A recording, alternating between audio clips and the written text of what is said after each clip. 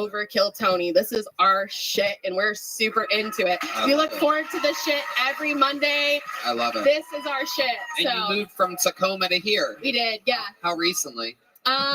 In March. So we did 10 years in Tacoma, and then we're originally from Southern California. And this is the first one you've been to live? We came last June when Theo Vaughn was on. Nice. I don't know what date. Yep. Did you sign up then?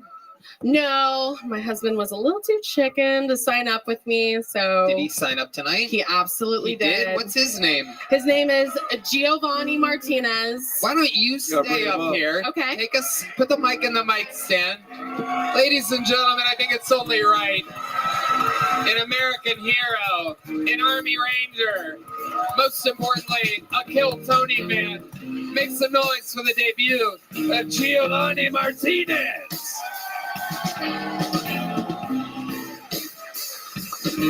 Here he is, everybody. Make some noise for him.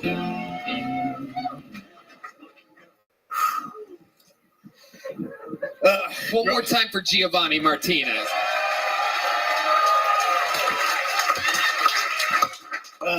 Growing up brown, I've unfortunately dealt with a lot of racism. And one of the things that pissed me off about racism was how black people get compared to monkeys all the time. I think it's horrible. I think it's bullshit. I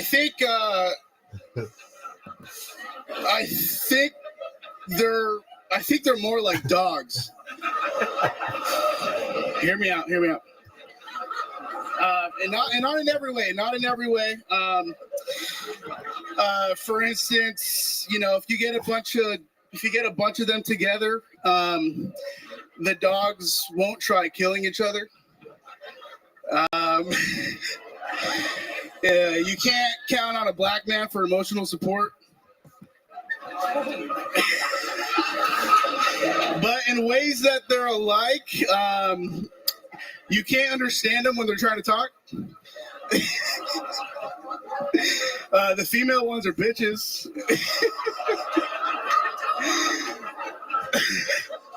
And it really sucks when you have to hit one. It's horrible. What a great shit.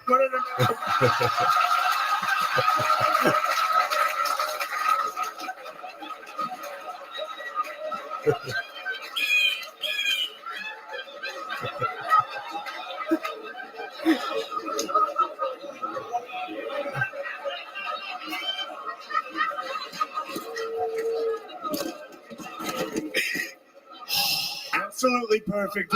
How long have you been doing this? It must be 20, 30 years at this point. That was some of the finest stand-up I've ever heard. Oh my God. Can you do that whole set again in Spanish? Tony, I think that's the first time that didn't work, bringing the husband up. Like, that was, I thought it was fucking unbelievably hilarious. For a first timer, he took massive risks. I was looking at... Hopefully he understood the risk and wasn't being totally honest.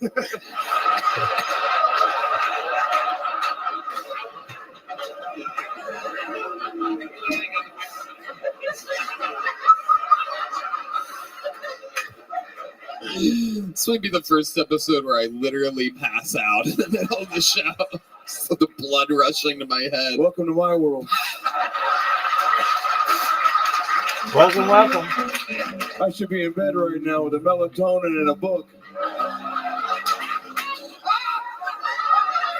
But I'm staying away for Kill Tony, baby. Oh my God. Giovanni Martinez, you got called up here. You look like a Mexican jelly roll.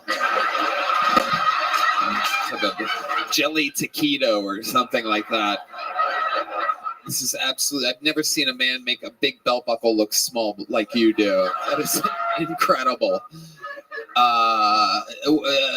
Giovanni, you have a teardrop tattoo. What is that? It's a nail. I got a tooth and a nail tattoo. You got a tooth and a nail, but they're both shaped like teardrops, which means that you killed somebody. Have you ever killed anybody? I plead the fifth. Oh, he pleads the fifth. President Trump, what do you think about a man? I also plead the fifth a lot, and What a witch hunt. Why are they attacking you? You look like the security guard for the Ninja Turtles. So now you own a tattoo shop. Is there anything you miss about Tacoma? They're coming up through the sewers as well.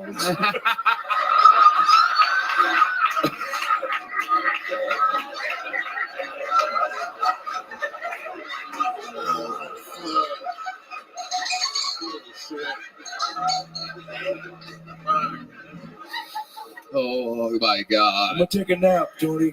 Don't take a nap. Don't take a nap, Joe. Don't take a nap.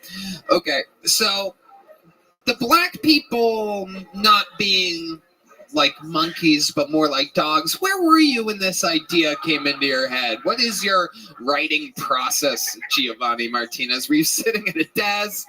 Were you driving? Were you in the shower? Like, what? Where exactly were you like this? Obviously, he was driving. You're at 24 Hour Fitness. Where were you? Where was it? LA Fitness, yeah. Was it really? Yeah, they just talk on their phone on speakerphone in the gym all the time. Is that true? That inspired me to like write that. Yeah. Okay, we were joking. We didn't know you had more.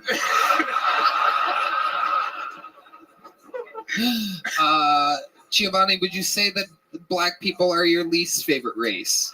Not at all. No. Okay, it sounds like you have a clear answer to who your least favorite race is. What is the answer to that question? If you had to pick one race to be your least favorite, Afghanistan people. oh, Afghanistan people. That is the great answer of a true Army Ranger. And you've been to Afghanistan? Yeah, 3 times. 3 times. Yep. And did you ever have to kill any of those people over there? Don't worry about it, dude. Oh, I love it. Okay. Yeah, you don't get done. Let's bring that up right now. Let's bring up some drama. Get this guy real fired up. Maybe he'll freak out. He was just racist. Why not bring up horrific things? Well, President Trump, I must say, no one gives you credit, but you're the one that got us out of Afghanistan. I wanted out of there, and then what Joe did. What an absolute disgrace this was. Horrible. Horrible So disgrace. You could say it, right? You It's so bad. My friends are pissed. Yeah. Your friends were mad. My friends were mad. Well, we killed Bin Laden. We killed Bin Laden. We went back there. We got all the weapons. We got all their Connect floorboards. We had a bunch of butt plug. Giovanni, you were born in America, right? Yeah. I was the first one born here. You're the first one in your family born here. Absolutely. And you vote? I probably will this year. Yeah, I did vote last time. Yeah, I did. And who are you voting for come this November? I voted for Trump. I'm going to vote for Trump again. Yeah, there you go. Wow. You're a sucker. That's your right, and I respect it, but you're a sucker.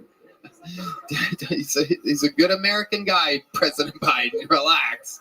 Yeah. And how about you, Brittany Martinez? Are you also voting? Trump giving her the Most likely. microphone. And who are you voting for? For this beautiful red-headed man right here. Wow, that would be president. Wait. Maybe I can change your mind with a back rub.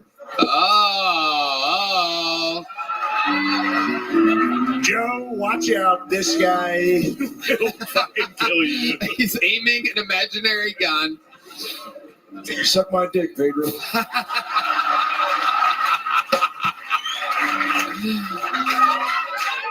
Giovanni and Brittany, even though you're both making your debut today, you said the magic words. You guys are diehard Kill Tony fans. Here's a couple big joke books for you guys, being fearless people. Put that mic back in that mic stand just like that. Absolutely perfect. Thank you. How about one more time for Giovanni and Brittany, everybody? Absolutely adorable.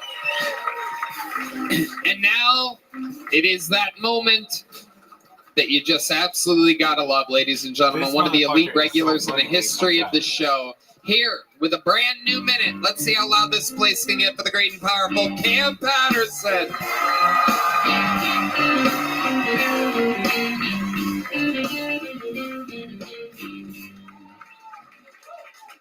What the fuck did that last guy say? Why did it keep getting worse? They not monkey, they dogs.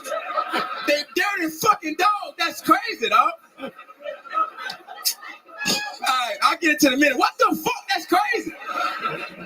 I went back home. I went back home this weekend, and I rode on Spirit to get home. I don't know if I noticed or not. It's not funny, bitch. I'm ethical with my money. I rode on Spirit to get home. I don't know if I noticed, but Spirit got like the two big seats like in the front, so you can feel like you're in first class, but in Spirit. And I did that. I rode on the big seat, but I think it's fucking stupid, dog. Cause like I rode on buying a big first class seat on Spirit is like buying a courtside seat to a WNBA game. It's like, nigga, I can see they dildos, nigga. They still erect. She just dropped hers on the floor. That's crazy. And I want to take my whole family to Universal because I'm getting a little money now. I'm still ethical, but I get a little money. You feel me? So I told my family Universal, and I wanted to get fast pass tickets for my whole family, right? So I went, hey, let me get 5 fast pass tickets. And lady was like, that's gonna be $872. I'm like, let me get 1 fast pass ticket. We'll patting that bitch around like a blunt, nigga. That shit. That's it. Fantastic minute by Cam Patterson. Incredible. Passing around the fast pass like a blunt. But let's talk about Giovanni calling you a dog. Yeah, that was fucking crazy. That wasn't crazy. That was crazy. Trump, you agree with this fucking nigga for that? There's good people on both sides of this, and we need to get to the bottom of this. You said it was a great set. I heard you say it was a great set. You enjoyed that set. Fake. And the liberals, they keep lying to the blacks, and they tell you I'm a bad guy. I'm not a bad guy. I'm a good guy. What's a liberal?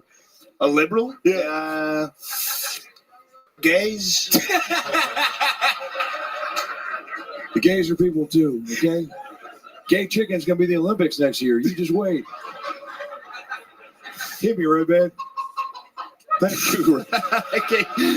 Little gay chicken noise for you. Absolutely incredible. Cam, you really went to Universal Studios with your family? Yeah. Amazing. What did you guys do? We just rode on roller coaster. I like roller coasters and shit. Roller coasters. I love roller That's coasters. You nigga, you 8 and 9 years old, right? You want to be the third fucking guy I punched tonight? I love the up and down. That's what America is. It's up and it's down. Yeah. Good talk. Yeah. The old ass nigga. Cam, you are up here with the 2 candidates for the president of the United States. Do you vote, Cam? My guess is absolutely fucking not. I be voting, bro. I be voting. What exactly are you voting for? American Idol, AGT? What are we talking about here? My mama tell me who to vote for, and I just do that.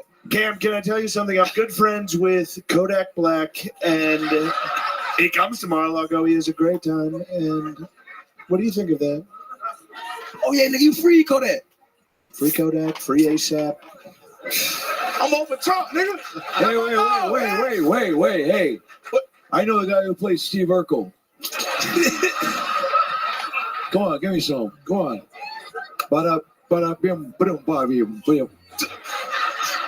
Absolutely. This nigga for the die. You are, a little fun fact, I've done the road with Cam.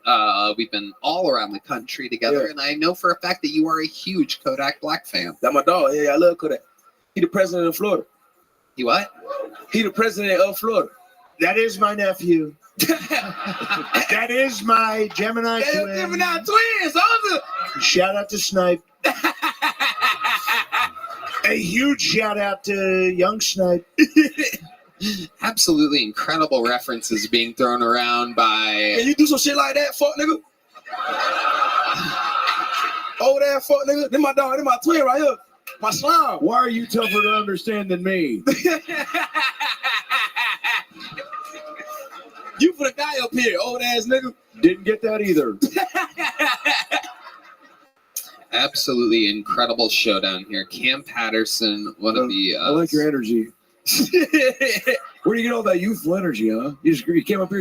You're a young guy, right? Yeah. How old are you? 25. What do you wake up? You attack the day. What do you do? How do you do it?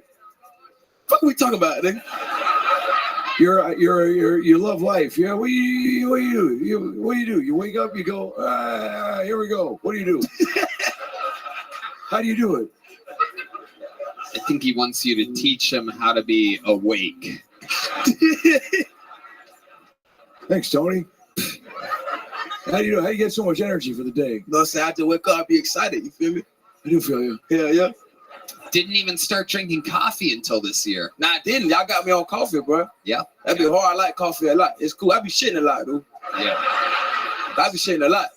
I ain't know it made you shit like that. It's true. Why coffee make you shit like that?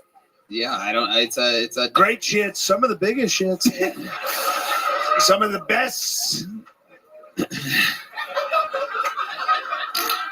Red Band. Oh my God, absolutely incredible. His one fart noise per episode. Cam, you did it again. Another fantastic minute from your life this weekend. Cam Patterson, ladies and gentlemen.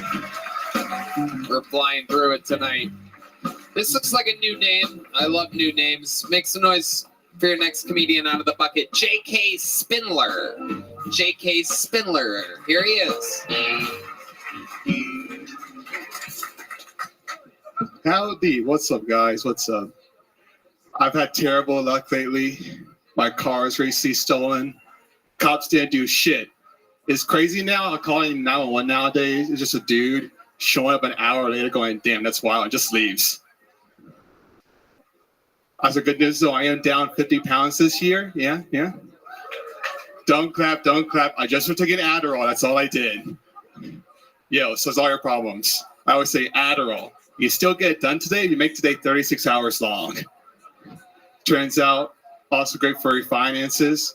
I'm making 30% more money each year. It's really easy. Anyone can do it. All I got to do is just take Adderall, then I'll pay taxes. That's it. Yeah, fuck the IRS. Yeah, we don't like them. You're with them. We don't want you around here, bro. We don't. We are done absolutely with the IRS.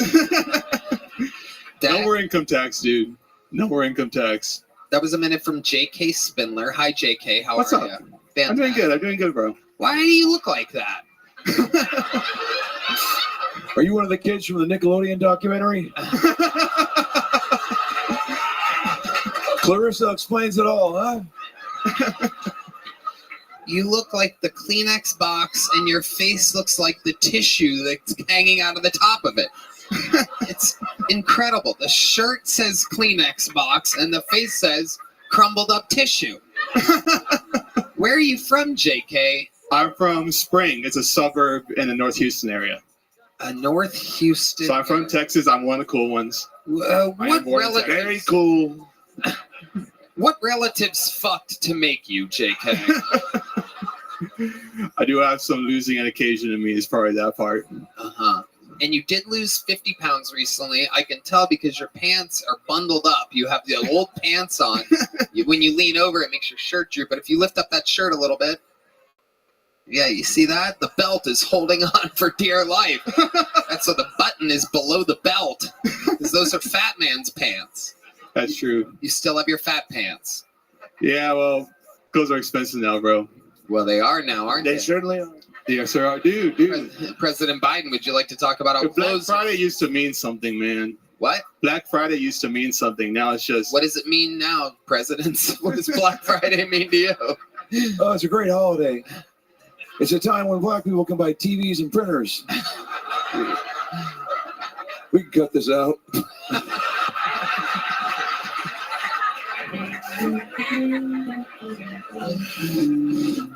Hey, why do you look like the guy who hired all the midgets for Wonka's factory?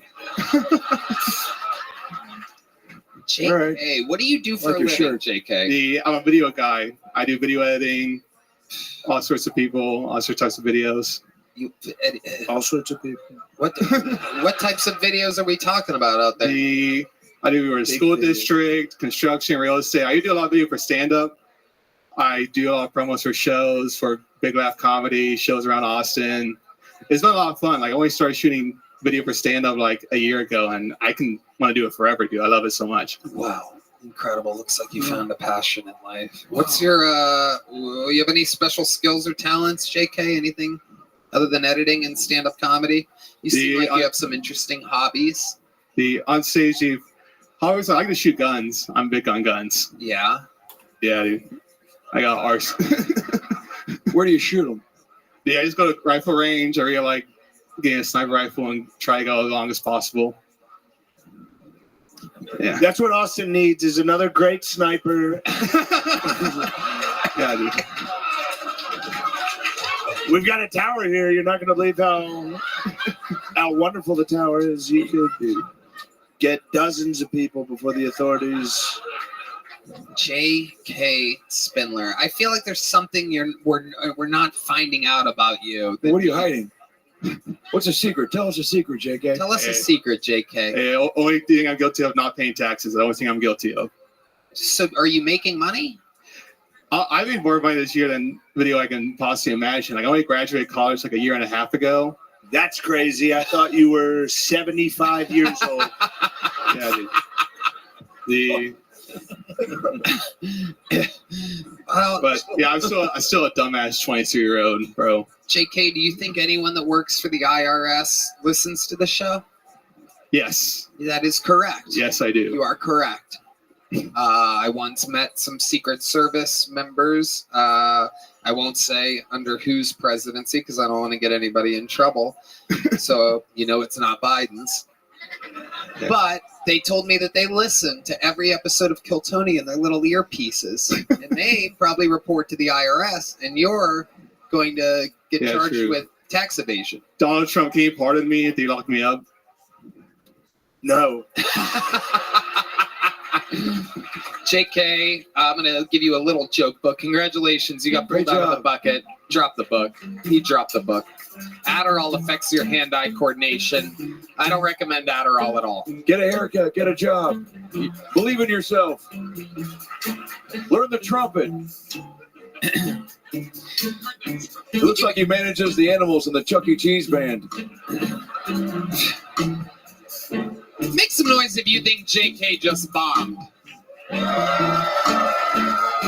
You know what? We have a special guy that we bring out sometimes when somebody bombs on the show. Ladies and gentlemen, make some noise. This is a brand new minute from Drew Nickens.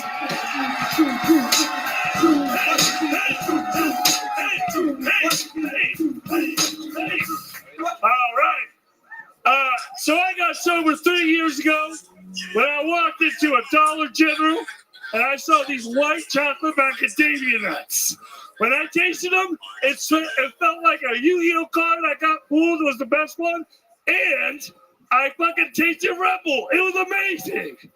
But then I realized I had one package, and I got so productive. It was like I was on meth. I came in, I ran a 5K in blue jeans, I mowed my lawn, I even did all 12 steps of AA.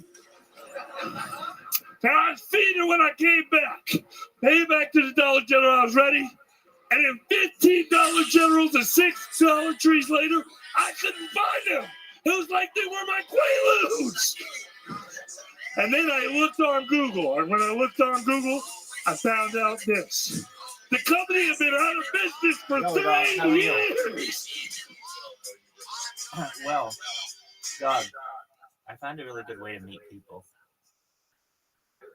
Yeah, so I go to the English tutoring section of Discord, and I just go in there and start using phrases that are relevant to future technology, and I just go through a glossary of future technology words like de-extinction and cryonics and all that other shit, and people learn. So anyway, one guy's like, "Why do you do this?" I'm like, "Oh, I'm just making friends." He's like, "You're so nice." I'm like, "Oh, thanks, buddy." No, perfect, because that's the stuff you talk about. So reaching out to the audiences that look for that. Exactly. I mean, like, once I'm done with the discussion, like everything, like it grows. It's like, oh, this is the first room that I ever go into, and it's not everybody just fucking runs away. They actually are here and they're listening to me. And one guy stayed the whole time and was like, I was like, all right, well, I'm going to send you a friend request. He already sent me one. And I'm like, all right, well, if you ever want to learn, just come to the Discord. But it was like, oh, this is such a better way. instead of me going in and being like, hey guys, let's talk about video games or let's talk about your favorite streamer. It's like if I just use English there and explain what I'm stating and especially give alternative definitions for words, the people there, that's what they want. And then it's very easy for me to be like, oh, okay, well, if you want this all the time, well, then just come to my Discord. But yeah, that worked well. What else happened while you were gone? Damn. L was there? Fucking L. We played fucking poker with my friend Zoot from Australia for like 5 fucking hours. And then what happened? About what time I passed out, Sue popped in. I heard a game start up, and that was lights out for you. Then I adjusted the volume because of that. I adjusted the volume so that I would have my. I was listening to a Manly P Hall lecture. There you go. There you It's go. actually unironically really love Manly P Hall. There you go. And what else? I mean, I slept myself. Yeah, I want to say something else happened. Somebody else came in, did something. A bunch of naked chicks came here, flashed me, and it was amazing. Aside from that, yeah, I just got these bots. Keep on keeping on.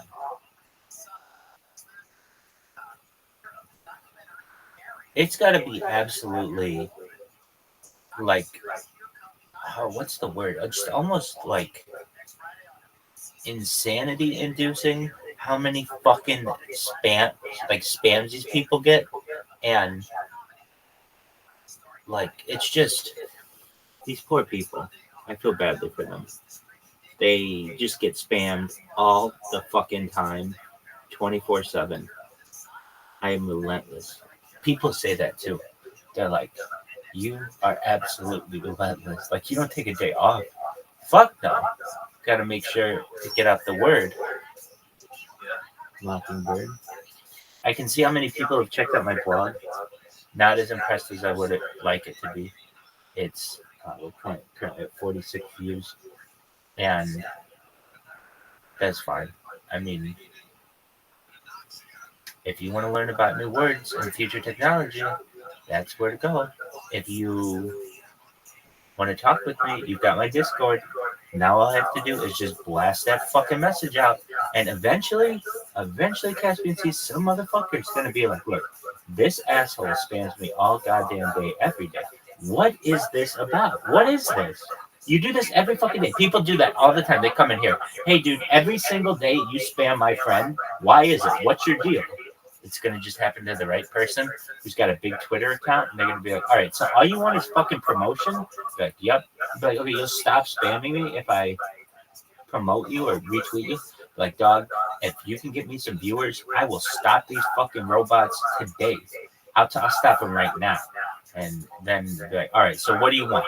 Be like, dude, just take any of my content, anything you want, and just retweet it. That's all I ask. You have a big account.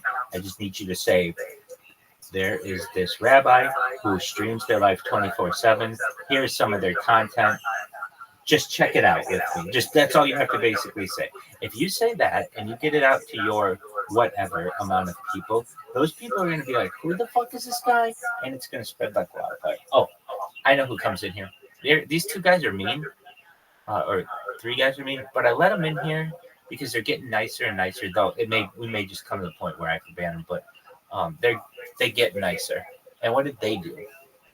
They developed video games. They're like video game developers from France, and they're very talented if they have really developed the video game they're showing me. Now, it looks like Grand Theft Auto, and it's based off Grand Theft Auto, but it's their own custom game. They made a custom Grand Theft Auto, and they made a custom Counter-Strike. And so They needed like Counter-Strike? they made 2 games. One is like Grand Theft Auto, and one is like Counter-Strike. And what they do is I thought they matched them up. Sorry. yeah, that would be really cool. And what they do is they have 10,000 users who play these games, at least their modifications of them. And I mean, like, as I said to them, all you have to do is make your fucking friends aware of this game going on, and with the people who you have in your game, and it's game over. I'm able to fucking bankroll every project you want for the rest of the time. So are they nice? They're like annoying people who give me shit all the time, but then I know it, like in the end they do like me, or at least I don't want to say it. If I'm like, hey, you're gonna get banned, do you want to not? Do you not want to be here? Some people just be like, fuck you, and then it's like, all right, you're done. Other people be like, all right, we'll be good. So that's kind of how they were. So we're allowing them a little bit more freedom. Then additionally, I'm live in Aiden Ross's stream. And what's amazing about Aiden Ross's stream, firstly, is he hasn't kicked me out. Secondly, I've got 2 videos going on in there.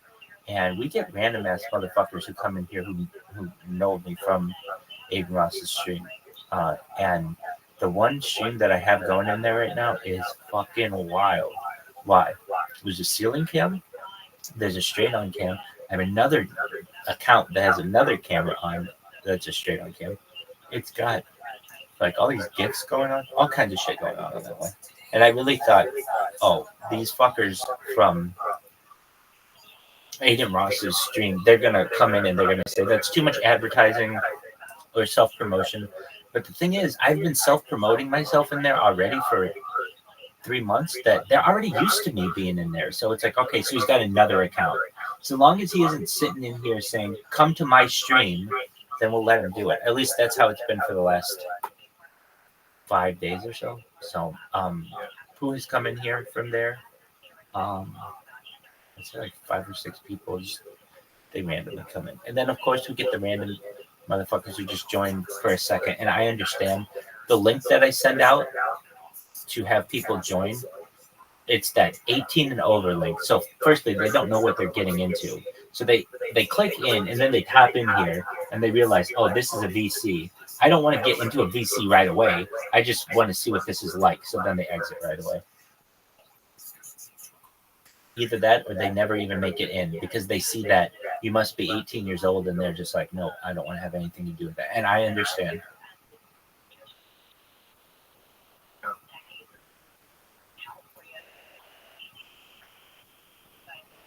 Are you streaming? No, I need to get the space to set up my computer and everything. Is your goal to stream today? Yeah, I hope to, yeah. Excellent. I'm going to stream myself through this computer while I'm doing all that. You're going to stream while you do all that cleaning and stuff? I probably both should for some reasons, but I shouldn't because my brain is not on the proper line. I'm going to end up just having like a boring ass fucking stream if I do that. But you would think that, but it's kind of actually really cool because you can literally just watch the beginning of the stream and see where you started. And then at the end, you see the end result and like, wow, look at that. Exactly. That doesn't make sense. Yeah, I'm going to end up streaming pretty soon. There's this new platform. It's not new. It's called BitChute. Have you ever heard of BitChute? BitChute's been around for a while. It's the UK company. Yeah, so if you know anything about it, it hosts some pretty, I would say, controversial content. And but since it's a streaming platform, I want to be on it. And so I saw the other day that they had live streaming on there. I was like, what the fuck is this? Live streaming? Because before it was just uploads. And if you're a website that's just uploads, we're not going to get along. Why? Because I don't have time to fucking upload manually. It just takes too long. I need it to be live streaming. So I see that there's this live button.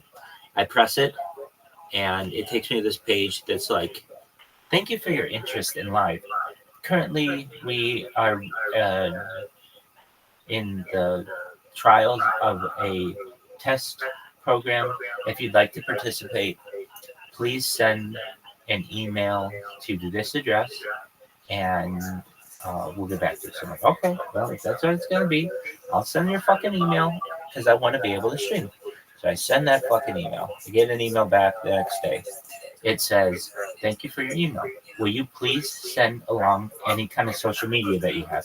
Now, the second that I hear that, I'm like, okay, they are, they're trying to be like the profile, the platform that doesn't censor. In fact, that was in their email footer. It's like BitChute, the email or the web host, the video host that doesn't censor, free speech video host. So I'm like, okay.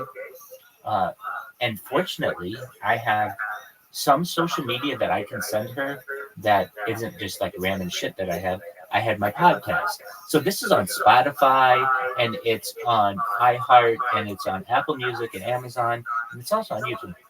But it allows me to have like it's more organized than most of my stuff. So I'm able to provide her with my social media that way. So I send it to her. Already thinking to myself, they're just going to come up with some reason not to put me on. I don't know what it is, but I'm already negative about the situation. So they then send me a follow-up email saying, "Thank you so much for the information. We've passed it along to the appropriate party. Please know that we're very busy here and approval can take an indefinite amount of time. Please know that we're a small team that's doing our best to keep this corner of the internet a free speech bastion," something like that. Thank you for your consideration, whatever it was. So already I'm like, either they're not real serious about this, or they don't want me to be on there, or they don't want anyone to be on there. But obviously they want some people to be on there because they have live streamers, but it's almost like this vetting process is so vague. It's like, okay, what more do you need from me? What more do you need from me? Anyway, I thought I was going to get on another platform, which would have been that one, which would have been cool because it's a new one, new eyeballs and stuff. But I still haven't heard back from their vetting team, quote unquote. So there isn't that one. And then I think this happened while you were gone. There was a streaming platform. I thought a really nice one called Caffeine.tv. It was a gaming platform, and it went out of business. Really? Yeah. That has happened with a few companies I've used. The other one that comes to mind was called Omelette.gg, and I honestly thought Omelette.gg was better than Kick, or better than Kick and better than Twitch. It had more features. What happened to it?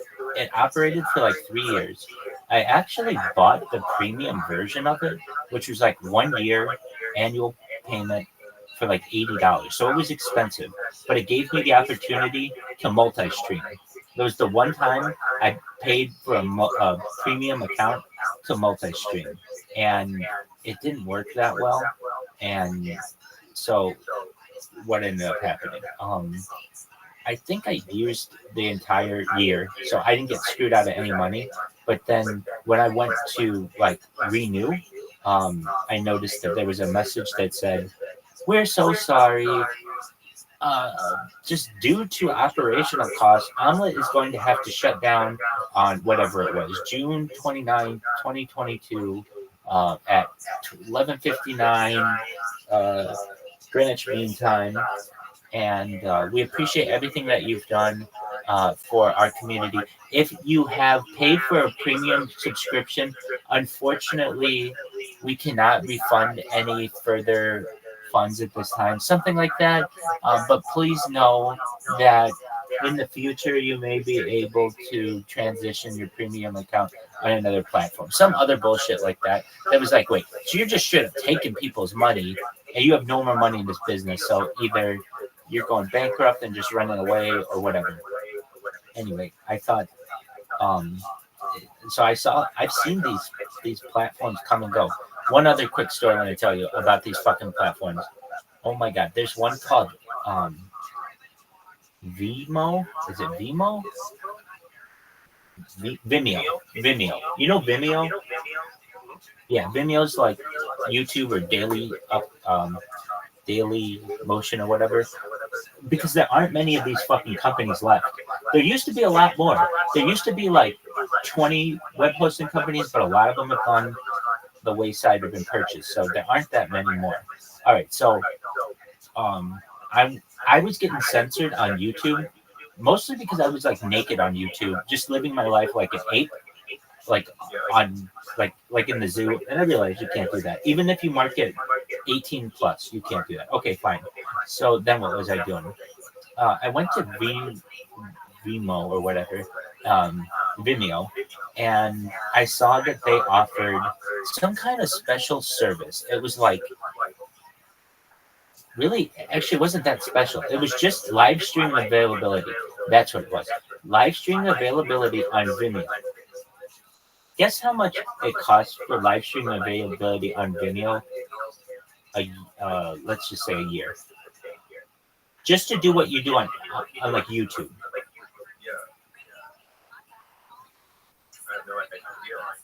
So I would expect it to be like, okay, there's like YouTube, which is free, and Rumble that's free, and Kick that's free, and Twitch that's free.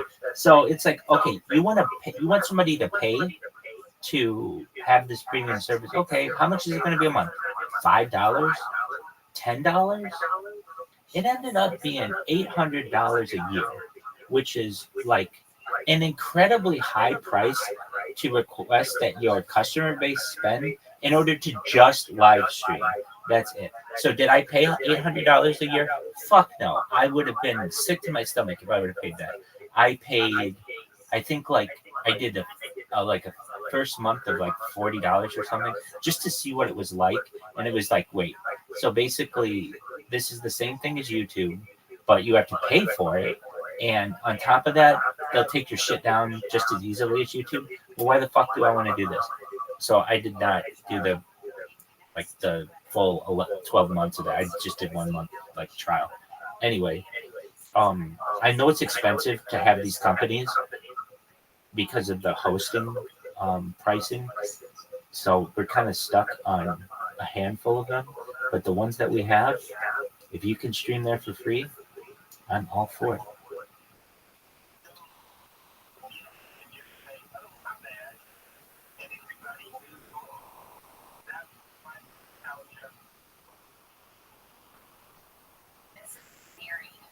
That is a really big price. Yeah, it was very expensive, and for nothing of value. It's like literally all your competition. You can do this for free already. I really feel like there was some kind of discussion that happened years ago behind closed doors, where these companies were like, almost like what happens in fast food. There's some kind of unspoken agreement between the major fast food companies that, like, even though they do overlap this a little bit, it's something like this. KFC says, we're going to just sell chicken. Everybody else, stay out of chicken. Unless you're like Chick-fil-A or something. I get that. Okay. But like McDonald's, don't focus on chicken. Don't focus on chicken legs, and we won't focus on hamburgers. Taco Bell, don't focus on chicken legs, and we won't focus on chicken wraps or anything like that, or whatever, like burritos or whatever. Taco Bell comes over, they're not supposed to have burgers. In fact, they used to have something, I think, I don't know, I've never had it, but it was called like a hamburger Bel Grande or something. It was like they had their own hamburger at Burger King, supposedly. But I find it interesting that these companies agree to each other. Okay, we're not going to sell this. Like a big one is pizza. All the pizza companies are like, look, we have this part of the market and we don't need more competition. So whatever you do, McDonald's and all the other places do not purchase, do not be in this industry. Oh, another thing I heard about this, McDonald's is such a big buyer of supplies in the United States that if they add something to their menu, it significantly affects supply prices in the entire nation. So like, what's that? Like if they offer salads, the price of lettuce like doubles in the United States overnight, just because so much more lettuce is going to be needed for these extra salads and mass. It's going to be huge for McDonald's. All right. So then getting to the other companies, the tech companies, I feel like they have some kind of agreement. Like what? Like YouTube's like, look, we'll be the video hosting company, but we won't let you do any messaging. Okay. Twitter's like, we'll be the messaging company, but we're not going to be that convenient for web hosting. Then you have Twitch, which is like, we're going to be the live streaming company, but hosted videos aren't going to be a priority. We'll leave that for YouTube. So each one of them gets their own niche, and then they say, we're not going to compete with you until eventually we might have to buy you. But basically, so you don't have one platform that's really, really good, that has absolutely everything that you want. Even like Discord. Discord's got some great features. Okay, Discord. How do I upload my videos for everyone on Discord to see like on YouTube? Oh, you can't do that. Exactly. Hasn't anybody ever said, why don't I take the best parts of Discord and the best parts of Twitter and the best parts of YouTube and the best parts of Twitch and put them all together and I'll win the internet? I think they recognize that. If you just are the all-in-one company like Twitter's trying to become, you'll win the internet. At this point, there's some kind of agreement that they're saying to each other, like, look, we don't want to have that kind of conglomeration yet. Let's wait till all our competition is gone, and then eventually we'll have those combinations.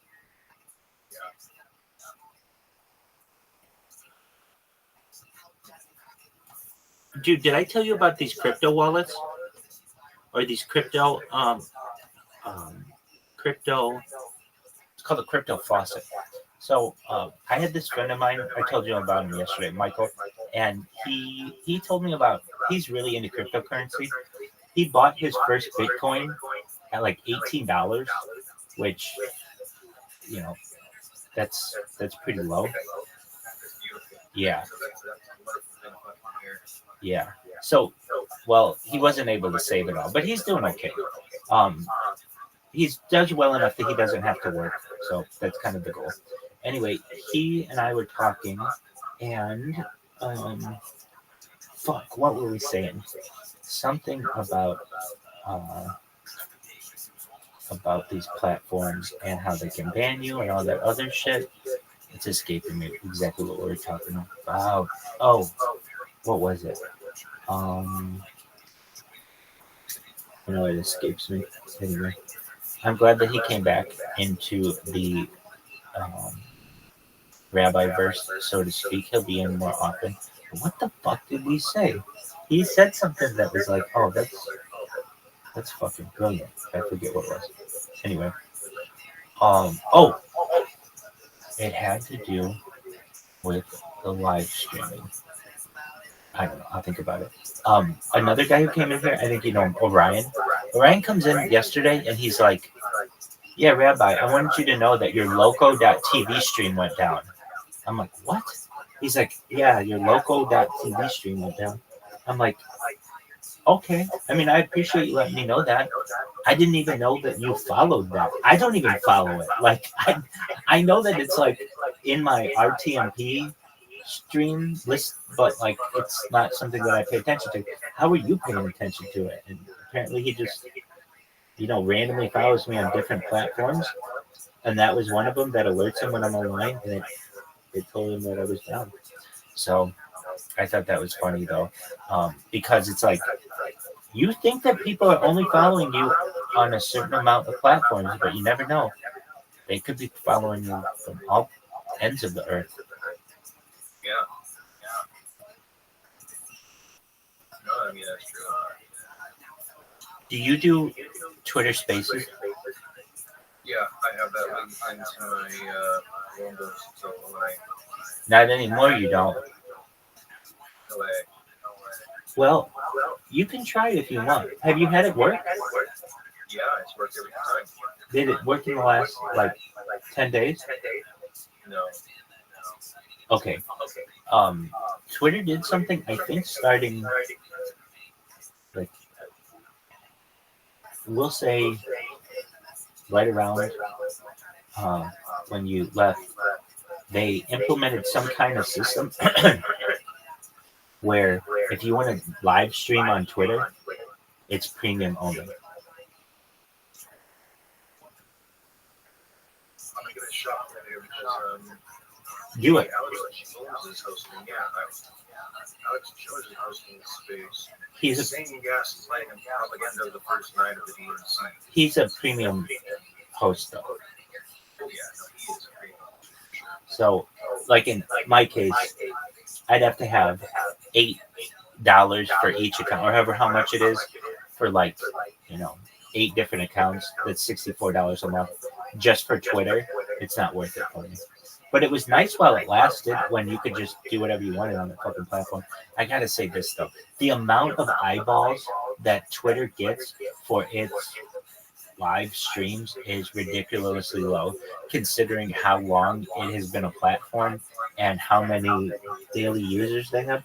The reason why Twitter was not successful, or hasn't been, and will be maybe in the future, but the reason why it was successful with video was because, well, a couple of reasons. They bought Periscope and they didn't do anything with it. They had the whole back end of Periscope, and it's like they initially didn't do anything with it. Now they're using some of the back end, but they basically took a viable application that people were using, bought it, and didn't do anything with it.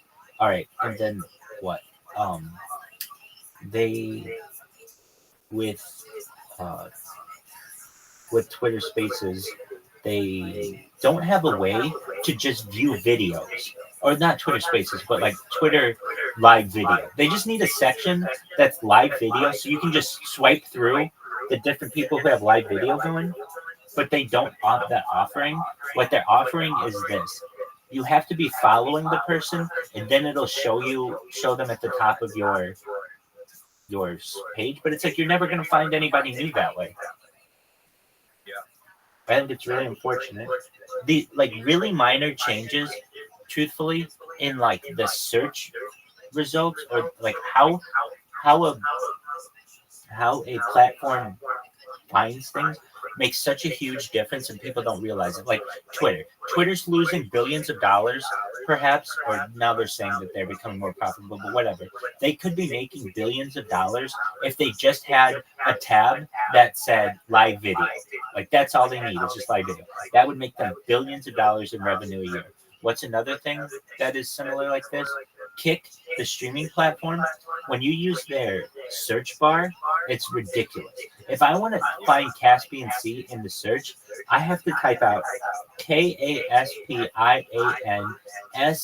and then it'll populate SEE. It's like, motherfucker, I just wrote out like 7/8 of your fucking name. You should start populating this thing right at the beginning. Now, what else does it do? If I put into your account, let's say, I don't know, the name of your stream is just, if the name of your stream is, let's just say, the sexiest kick stream in global history, something unique like that, and you type that into the search, you will find 0 results. You cannot search videos by name. You can only search users by name. So let's say, I don't know, like a good video that would have been good for the platform. Aiden Ross with Donald Trump. If you go to the search button of Kick and type like Aiden Ross, Donald Trump, nothing will show up. You have to go to Aiden Ross's page. You have to know which clip was the Donald Trump one, and you have to play that one. It's like, have you guys ever like used the search engine? If your search engine just worked a little well, you would have a huge amount more of the internet. You don't realize it though.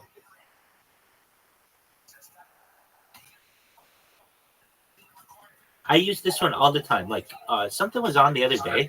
Searching all the metrics, or at least letting you know they're only searching for one metric.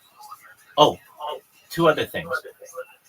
I wanted to see who was watching the DNC convention yesterday, and because usually when there's something like that, like a debate or something, like almost all of the streamers watch it, and it's kind of cool. So I wanted to see who was watching the DNC. So you should be able to go to the search and just type in DNC, and every single person who's streaming the DNC will show up.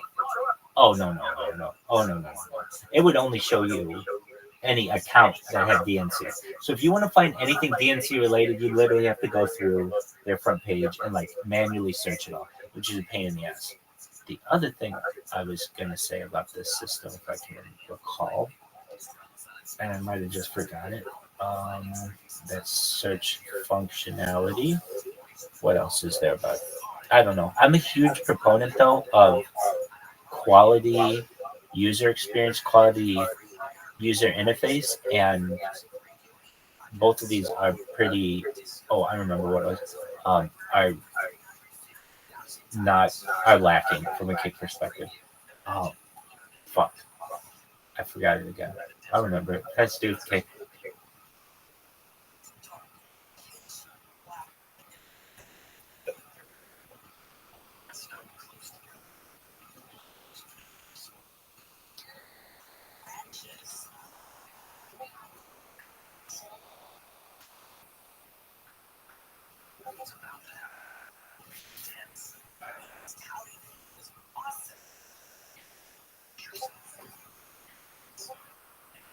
Oh, I know what I was going to say. Do you know what the Hunger Games is from Ice Poseidon? Okay.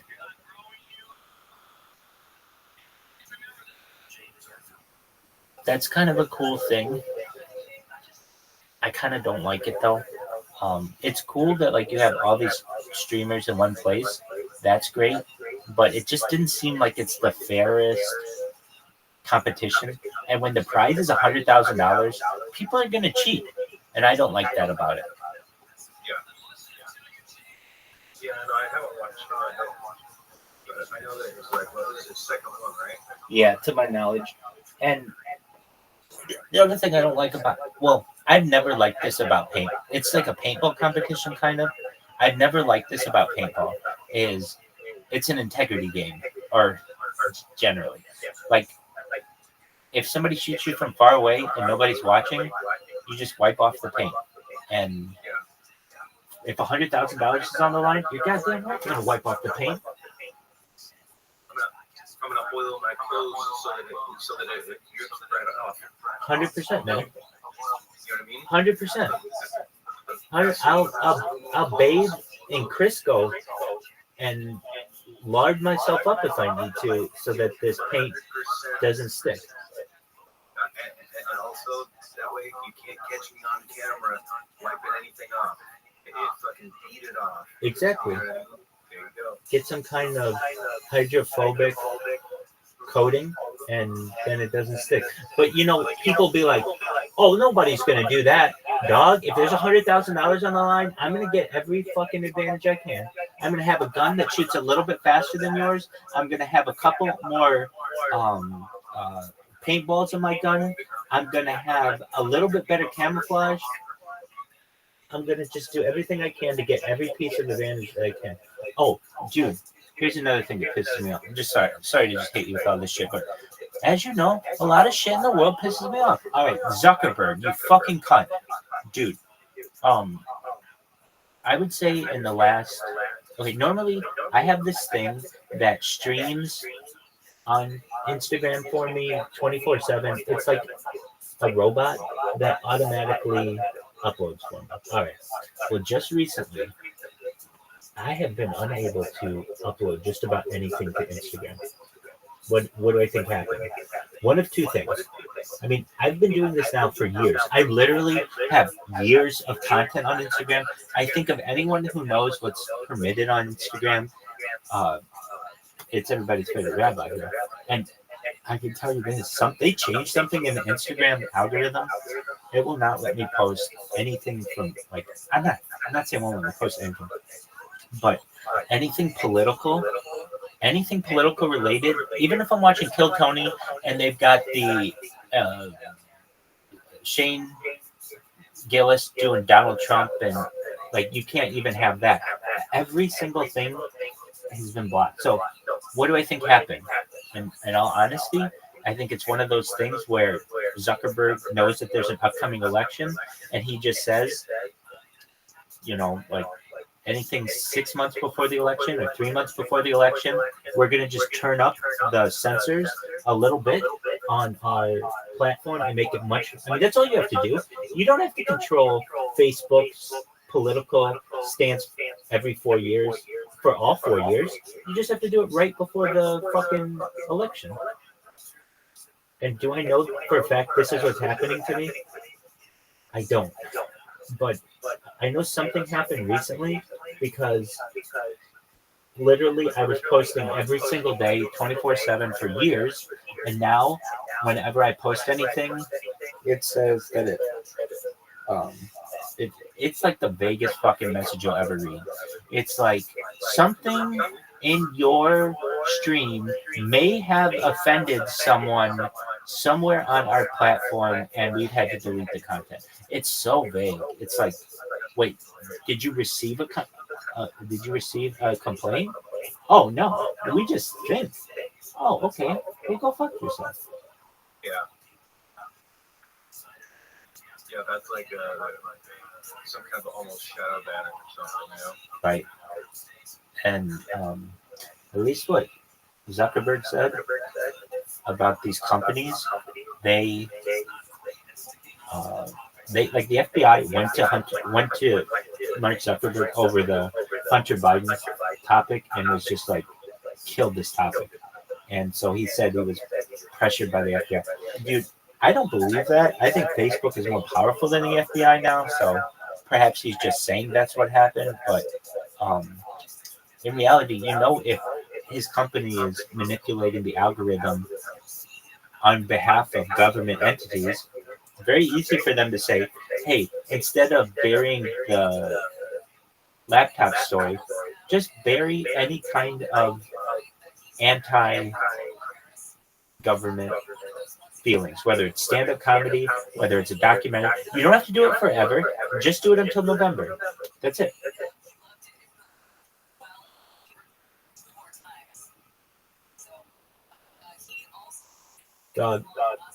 Some things that, well, I find it very interesting. The day that you left, there was an assassination attempt, and you didn't know about it, and it's not been a big thing since then, like I would have expected it to be, if it weren't like,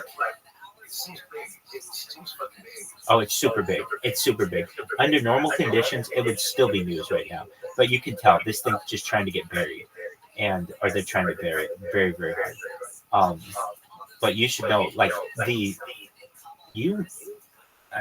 it's kind of a cool thing that while you were gone, it was one of the most. There was like 8 days from July 13th to July 21st where we had, well, really like the 2 weeks before that, we had the debate, then we had the assassination, then we had Biden stepping down, then Kamala Harris taking the nomination, all within like 8 days. That all happened very, very quickly.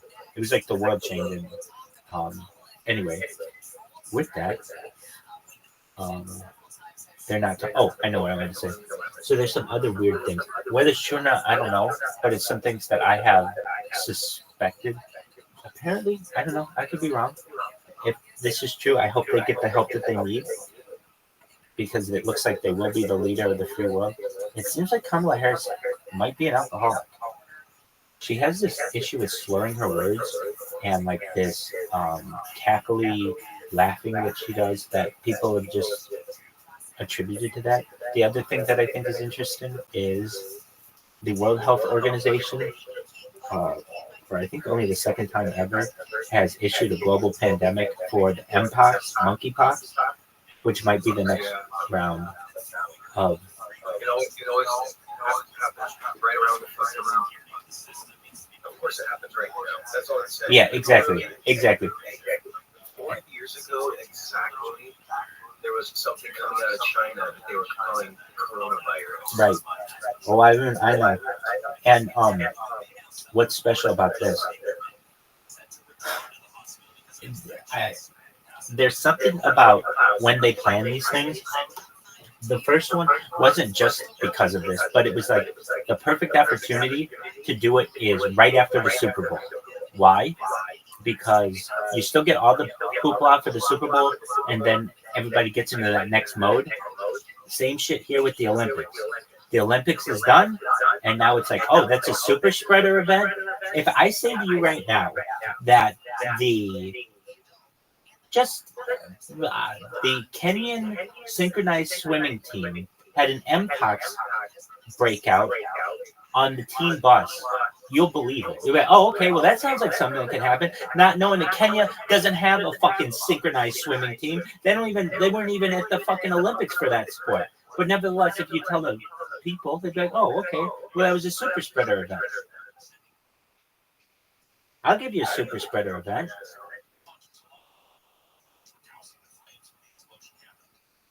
That's what it's like. Super spray too. Exactly. So, go for it. Cold and loud in your place. You're not doing anything to block the sound. You're on a low sugar cereal diet. What else is going on, William? Anything else that you're passionate about right now? God, stayed at the nicest hotel. There's some hotel called Hotel Cecilia. I had to stay there this past week. It was a wonderful pleasure. There's a table of women laughing at you. You seem mad at the laughter now. It seems like Seems like a weird place to laugh because obviously nobody else is laughing. I shouldn't have even started telling that story. And it's like, why would you start? Oh, look at those girls. Is that what it's coming from right there? God. How long have you two been together? Are you implying that they're lesbians?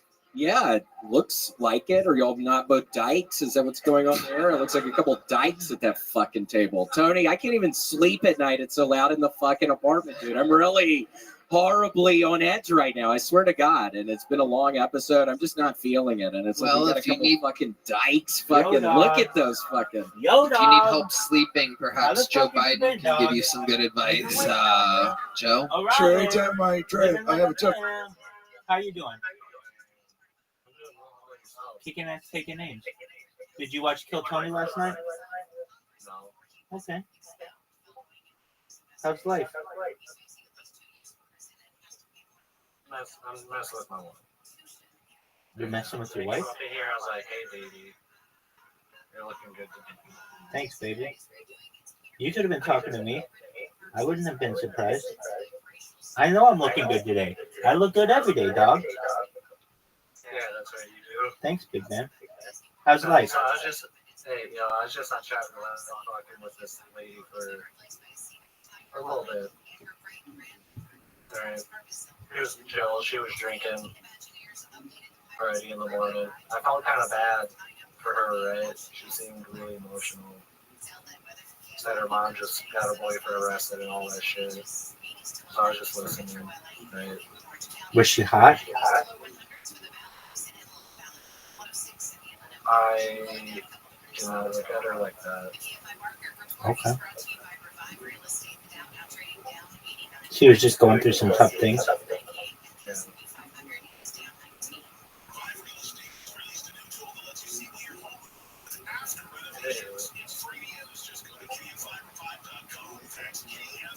And so we were just watching Kill Tony, and my friend Catherine C is here. He's gonna start streaming. He just went to the restroom or something. He'll be back. So feel free to chill. All the way. He said I could literally be on his cabinet, so that's who I'm voting for. Wow, that is incredible. That's who I'm voting for. So, and I'm probably never gonna vote. There you go. Okay, we're gonna put a ribbon on it. One of the longest episodes ever. My bad. What a great show. What an amazing show.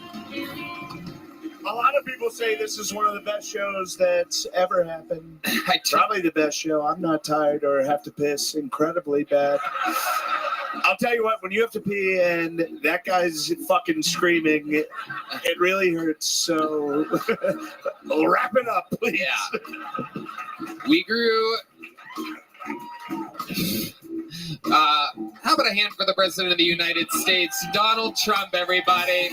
Watch Tires on Netflix, Shane and Matt's Secret Pod, Patreon, all of it. One more time for Joe Biden, ladies and gentlemen.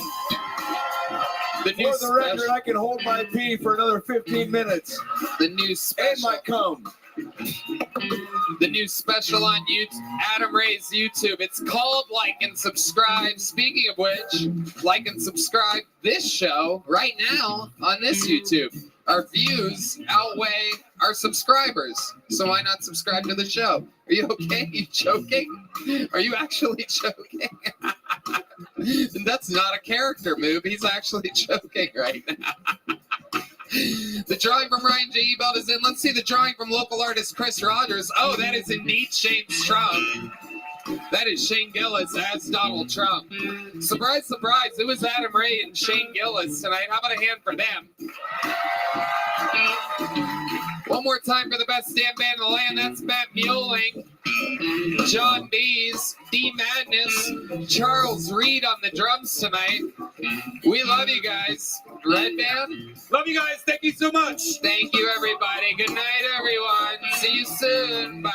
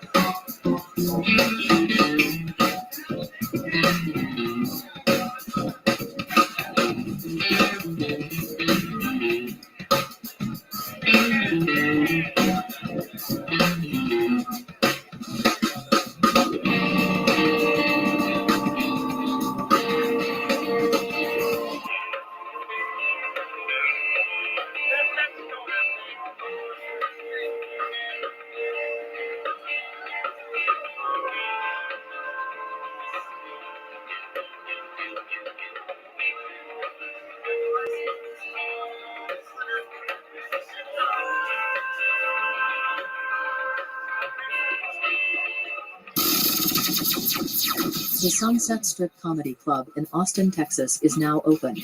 Check out Red Band's secret show every Thursday. Go to sunsetstripatx.com for tickets.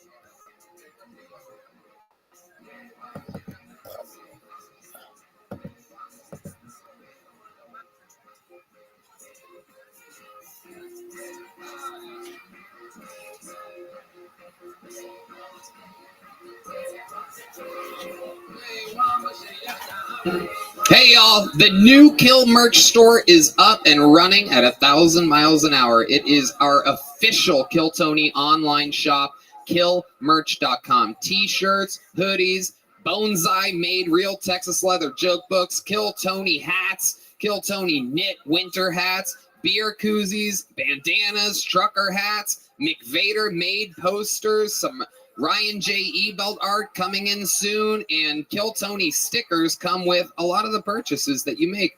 I personally love the Kill Tony NASCAR shirt, the Kill Tony hoodie with the established 2013 along the sleeve. Super cool stuff. We tested all of this out ourselves and made sure that it's very high quality. There's a cool KT tag on it with a knife and the logo on everything. Anyway, go to killmerch.com. You know what to do. Support the show. Buy some stuff. Look cool. Tell your friends. You know what's up.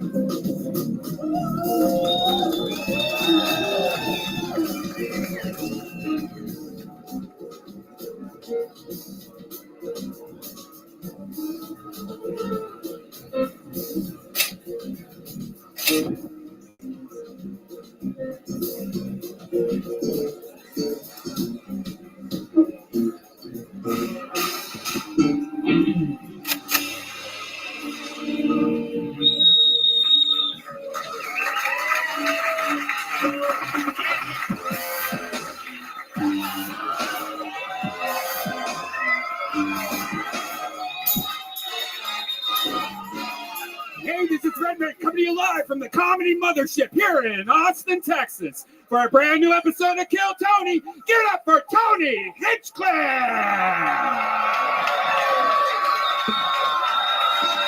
You guys ready to fuck some shit up tonight or what?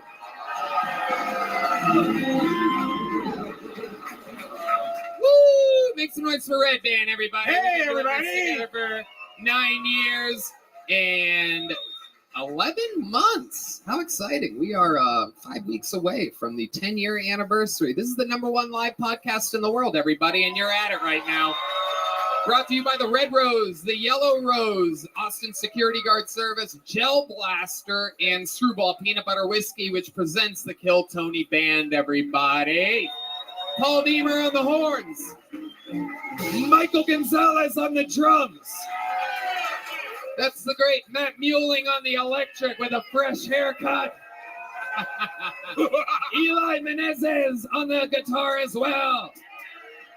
And this guy right here behind me is the one and only D Madness, everybody.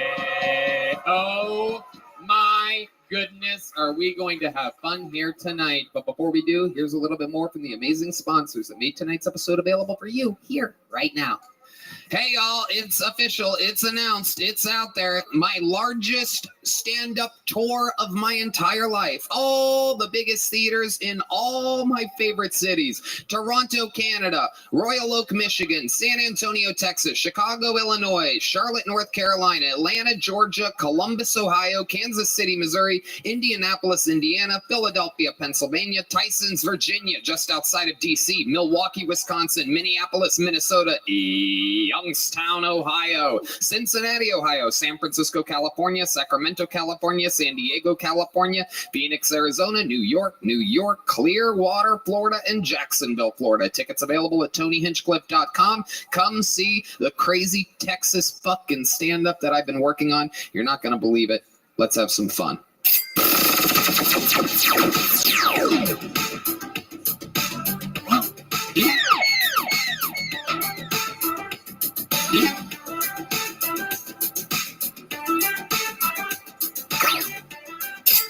Hey y'all, we're having fun out here in Texas. It is springtime and it is warm. We're having a lot of fun and there's a lot of active days happening here. Not so much for Red Band, but you know I stay healthy. And that's why I stay on track reaching my goals with Factor, America's #1 ready-to-eat meal kit. It can help fuel you up fast with ready-to-eat meals delivered straight to your door. You'll save time, eat well, and tackle everything on your to-do list. Too busy to cook this May? With Factor, skip the trip to the grocery store and skip the chopping, prepping, and cleaning up too. Factor's fresh, never frozen meals are ready in just 2 minutes. So all you have to do is heat up and enjoy. Then get back outside and soak up the warm weather. Red Band? I've been a subscriber for a few months. I love Factor. Looking for calorie-conscious options ahead of summer? Try delicious dietitian-approved Calorie Start meals with around or less than 550 calories per serving. Need an extra boost of energy to support your wellness goals this spring? Try Protein Plus meals with 30 grams of protein or more per serving. We offer delicious flavor-packed options on the menu each week to fit a variety of lifestyles, from keto to Calorie Starts to vegan to veggie to Protein Plus, prepared by chefs and approved by dietitians. Each meal has all the ingredients you need to feel satisfied satisfied all day long while meeting your goals.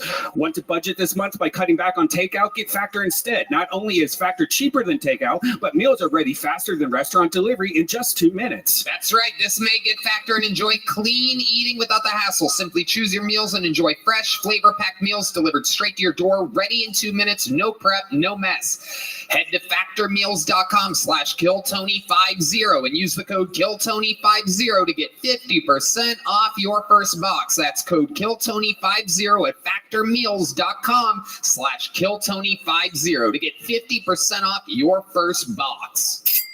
Hey y'all, one of my favorite things about getting a box of awesome from Bespoke Post every month is how it sneaks up on you. You forget that it's even coming, and then one day, boom, on your front door. The best box you'll open all month, filled with carefully chosen gear from the best small brands around the world. Let's see what I got this month. Ooh, I got the Weekender. The Weekender features metal hardware, reinforced frame, and quality leather straps. It is a bag that I take all around the country with me, doing sold-out shows on my massive new theater tour. Right, bam. I just got the gadget. This multi-tool comes from SOG, a company with deep roots in the U.S. military, whose products are regularly field-proven by the U.S. Special Forces. It's amazing. No matter what you have going on this spring, Box of Awesome has you covered. From camping gear essentials, cookout must-haves, and drink game upgrades, Box of Awesome has collections for every part of your life. To get started, take the quiz at boxofawesome.com. Your answers will help them pick the right Box of Awesome for you. They release new boxes every month across a ton of different categories. Each box is valued at around $70, but you only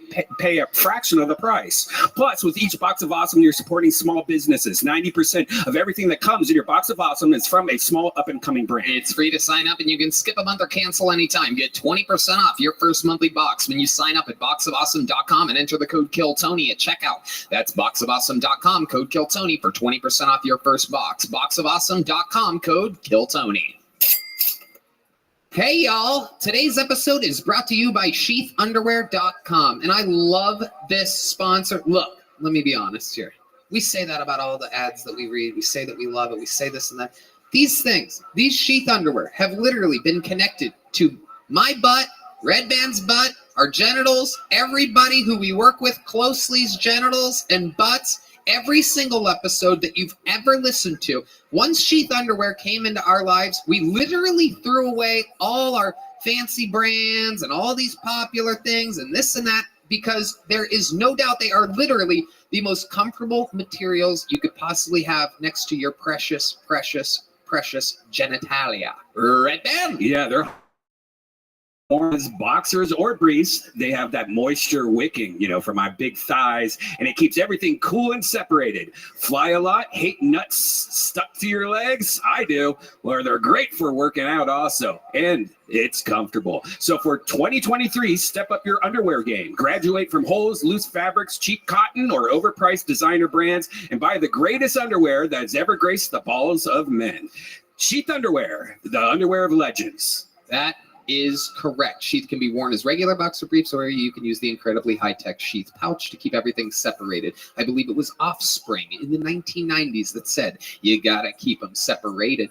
Personally, I don't keep them separated. There's just an extra pouch in front of my Italian stallion that just acts as an extra guard, an extra layer of comfort. I swear to you, you have not seen me or heard me not wear these underwear for years. I wear them every day, and I swear to you, they are the most comfortable pair of briefs I've ever worn. So go to sheathunderwear.com and use the promo code Tony. You're going to get 20% off your next order. Once more, sheathunderwear.com, promo code Tony for 20% off. Let me be next to your stuff. You guys ready to start tonight's episode or what? You got to do better than that. Are you ready to start this fucking show? Every single week, two of the funniest comedians in the world joins us. It just so happens that these are two of my favorite guests ever. Both hilarious, both very, very smart, good advice giving. Fucking these guys know everything. Comedy Store royalty here tonight in Austin, Texas.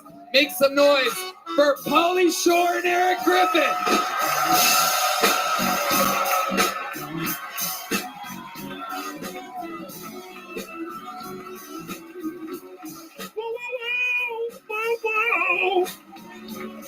The son of Mitzi Shore, Pauly Shore. Pauly Shore.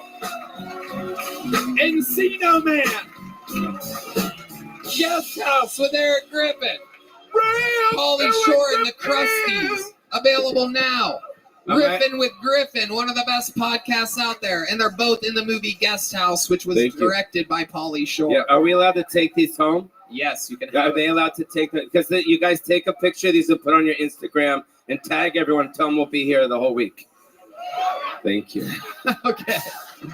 Everything's sold out already, Pauly.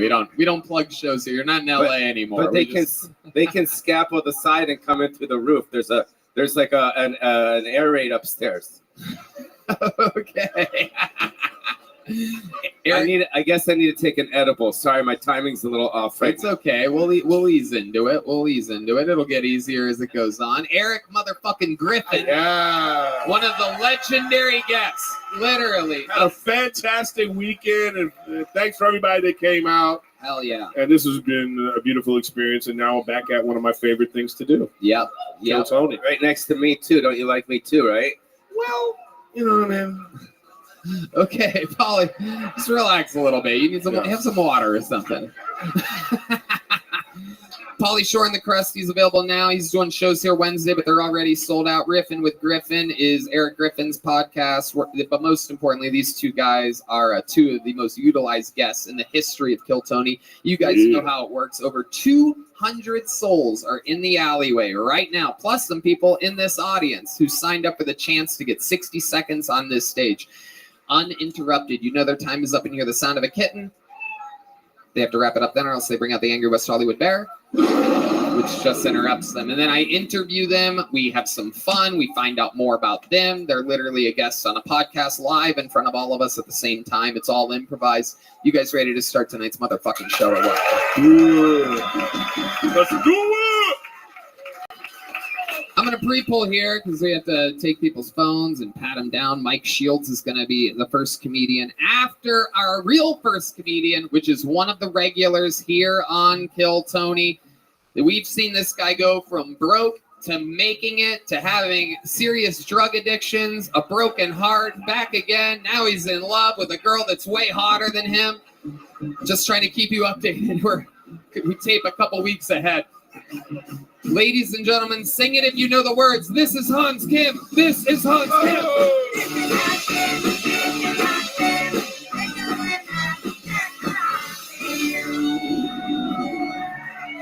Hell yeah.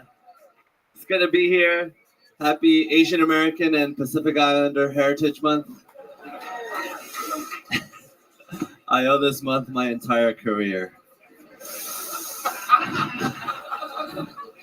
A little less than 2 years ago, Tony plucked me from obscurity and gave me the career of my dreams. At this rate, the entire Asian population will be on his side in 2 billion years. But yeah, good to be here.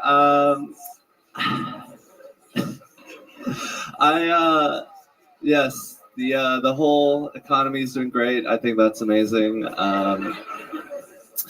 I think that it's sad that all the kids nowadays care about is transphobia. Back in my day, we could entertain ourselves for hours with just a little bit of homophobia.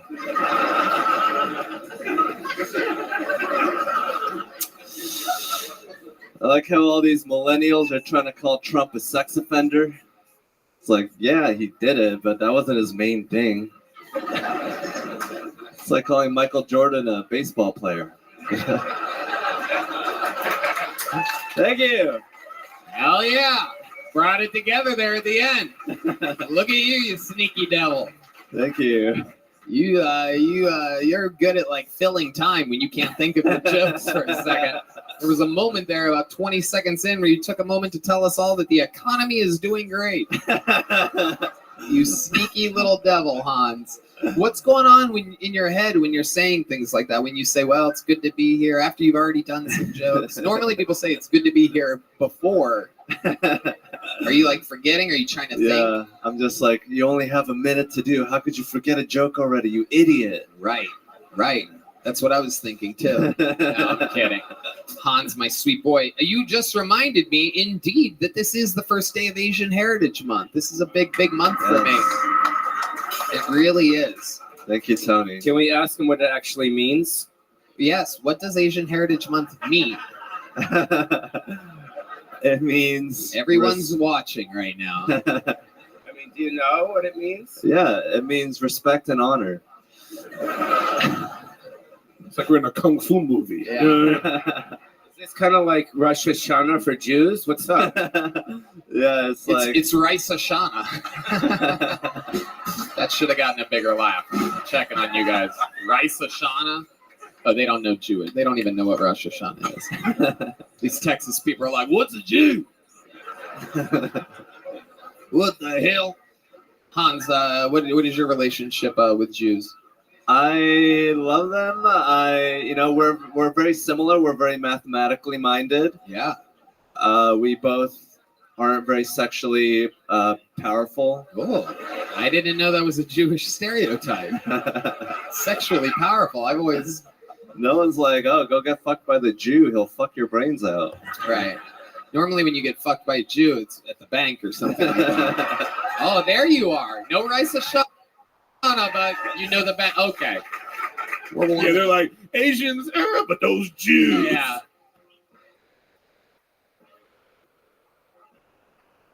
Who's ready to start the best episode of Kill Tony of all time? Ladies and gentlemen, introducing Shane Gillis, Joe Rogan, Andrew Schultz, David Allen, Jeffrey Ross, what's in the boat, man? Joey Diaz. I want to see you do coke and open those eyes up. I owe you a blowjob. I don't care. I'm going to do it. We got pizza in USA.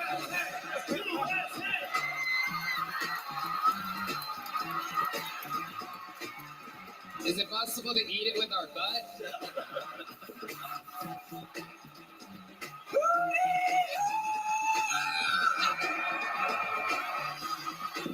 What are you gonna do now?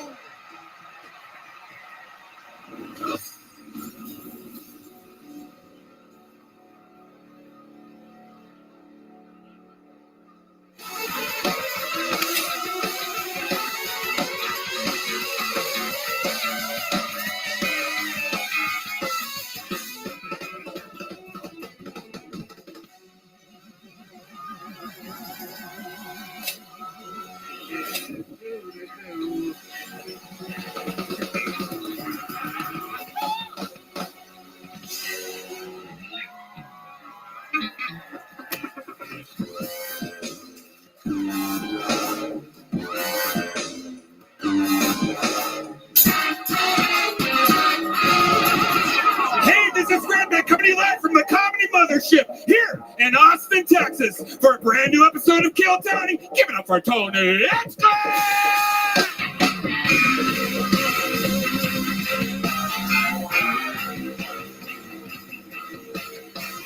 Who's ready for the best fucking night of their lives tonight, huh?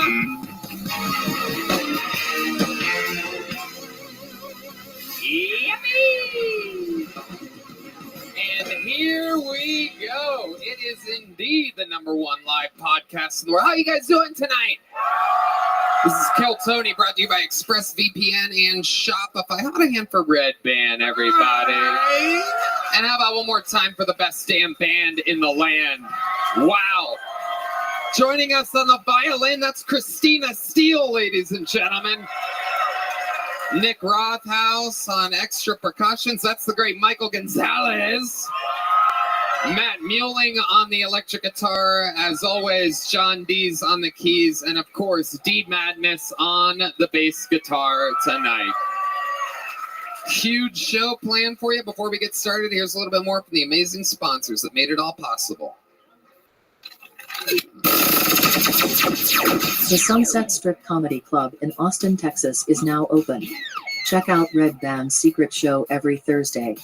Go to sunsetstripatx.com for tickets.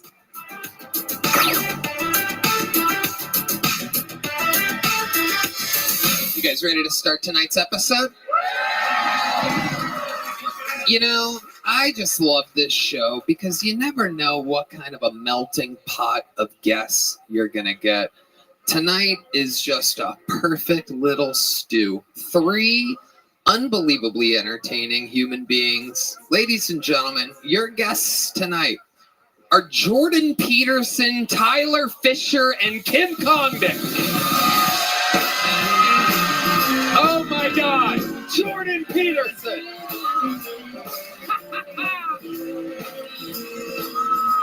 Tyler Fisher, Kim Congdon. Make some noise for our guests tonight. Oh yeah.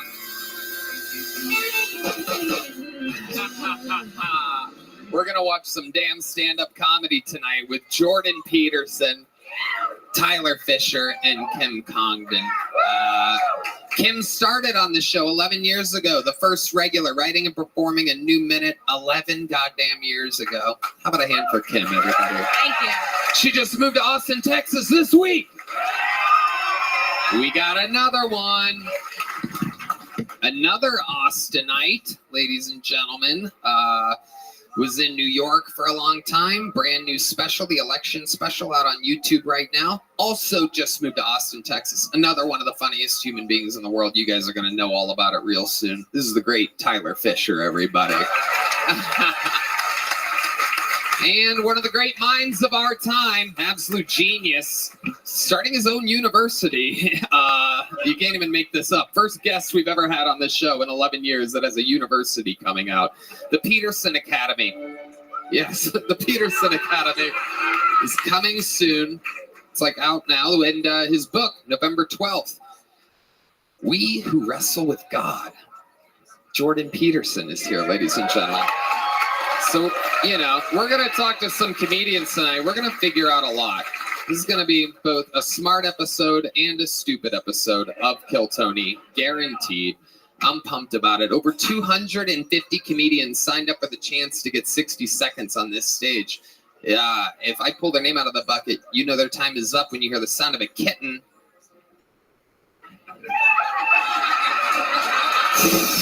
Unbelievable. There you go. Yeah, good. That means they have to wrap it up then, or else they bring out the Angry West Hollywood Bear. And then I interview them. We find out more about them, and with my esteemed panel, maybe they get some advice. We find out something interesting about them that they could talk about. Anything in the world can happen. The whole show is improvised. Are you guys ready to start tonight's show? Well, we have a regular that performs every single, we have a rotating regularship right now, and this guy is taking the world by storm. Ladies and gentlemen, the Estonian assassin is here. This is a brand new minute from Ari Maddie.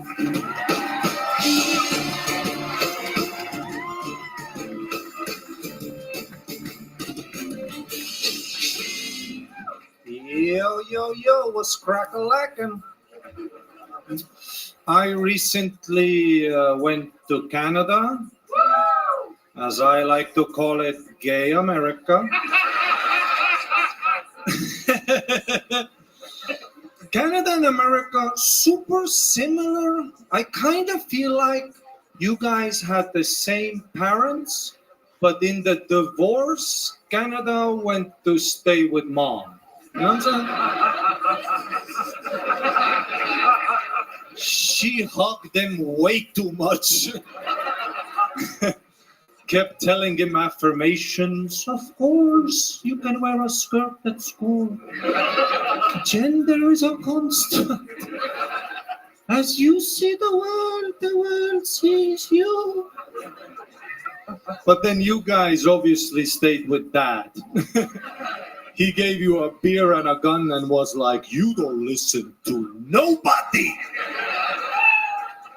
And I was in Canada. I was watching the news. I was flipping between American and Canadian news. American news, so fucking intense. Every time you watch American news, it's always like multiple assailants, semi-automatic. You turn over to Canadian news, they're like, local town beaver has gone missing. Back to American, Donald Trump tries to legalize rape. Thank you very much, guys. Ari Matty. The Jewel of Estonia has arrived again with another brand new minute. We're in a hurry to get you your American pass or American, what is it, citizenship. Well, I'm happy with a visa. What? Visa. Okay. Yeah. You'd be happy with the Be visa. happy with a visa. Absolutely. Yeah. So how's that process going? Good? Well, you've been helping a little bit, but otherwise it's a bit of shot in the dark. Maybe I need to join a university. One thing's for sure, you're not Jordan, getting... do you have some degree where you don't need to be smart? All degrees are like that now.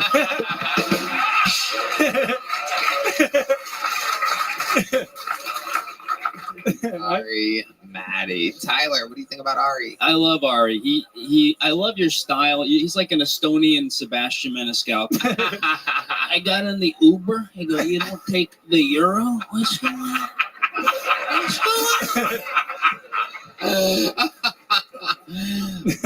Ari's so much fun. We had fun in Florida. I took you to do some sold out theaters with me. Florida people are fucking crazy, huh? Jeez. That was your first time in Florida? First time in Florida, yes. We talked to some porn stars after the show. Holy shit. Okie dokie. Thank you. Is there anything else you'd like to tell the fucking world that we did after I paid you to live your dreams on the road? I wasn't available. You take this illegal immigrant or finish the wall. You gotta finish the wall. They're taking our jobs. You don't usually talk to porn stars. Right, yeah. That's all we did. Just some good old conversation. Nothing better than conversing only. Yes. With porn stars. I wore a condom just in case. All right. I don't have any weird spots on my dick. Not at all.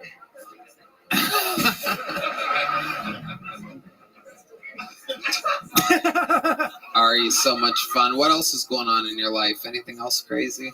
I don't know. I've just been chilling out, trying to integrate, smile more. Otherwise, pretty cool. Cool club. Everybody's so funny. Tyler, you're so fucking Estonians don't smile a lot? No, it means you're up to something, Oh. That is kind of It is, right? When you meet someone. Right. They're like that in Europe, huh? Yeah. Yeah. Well, Eastern Europe, we've been fucked over a bit.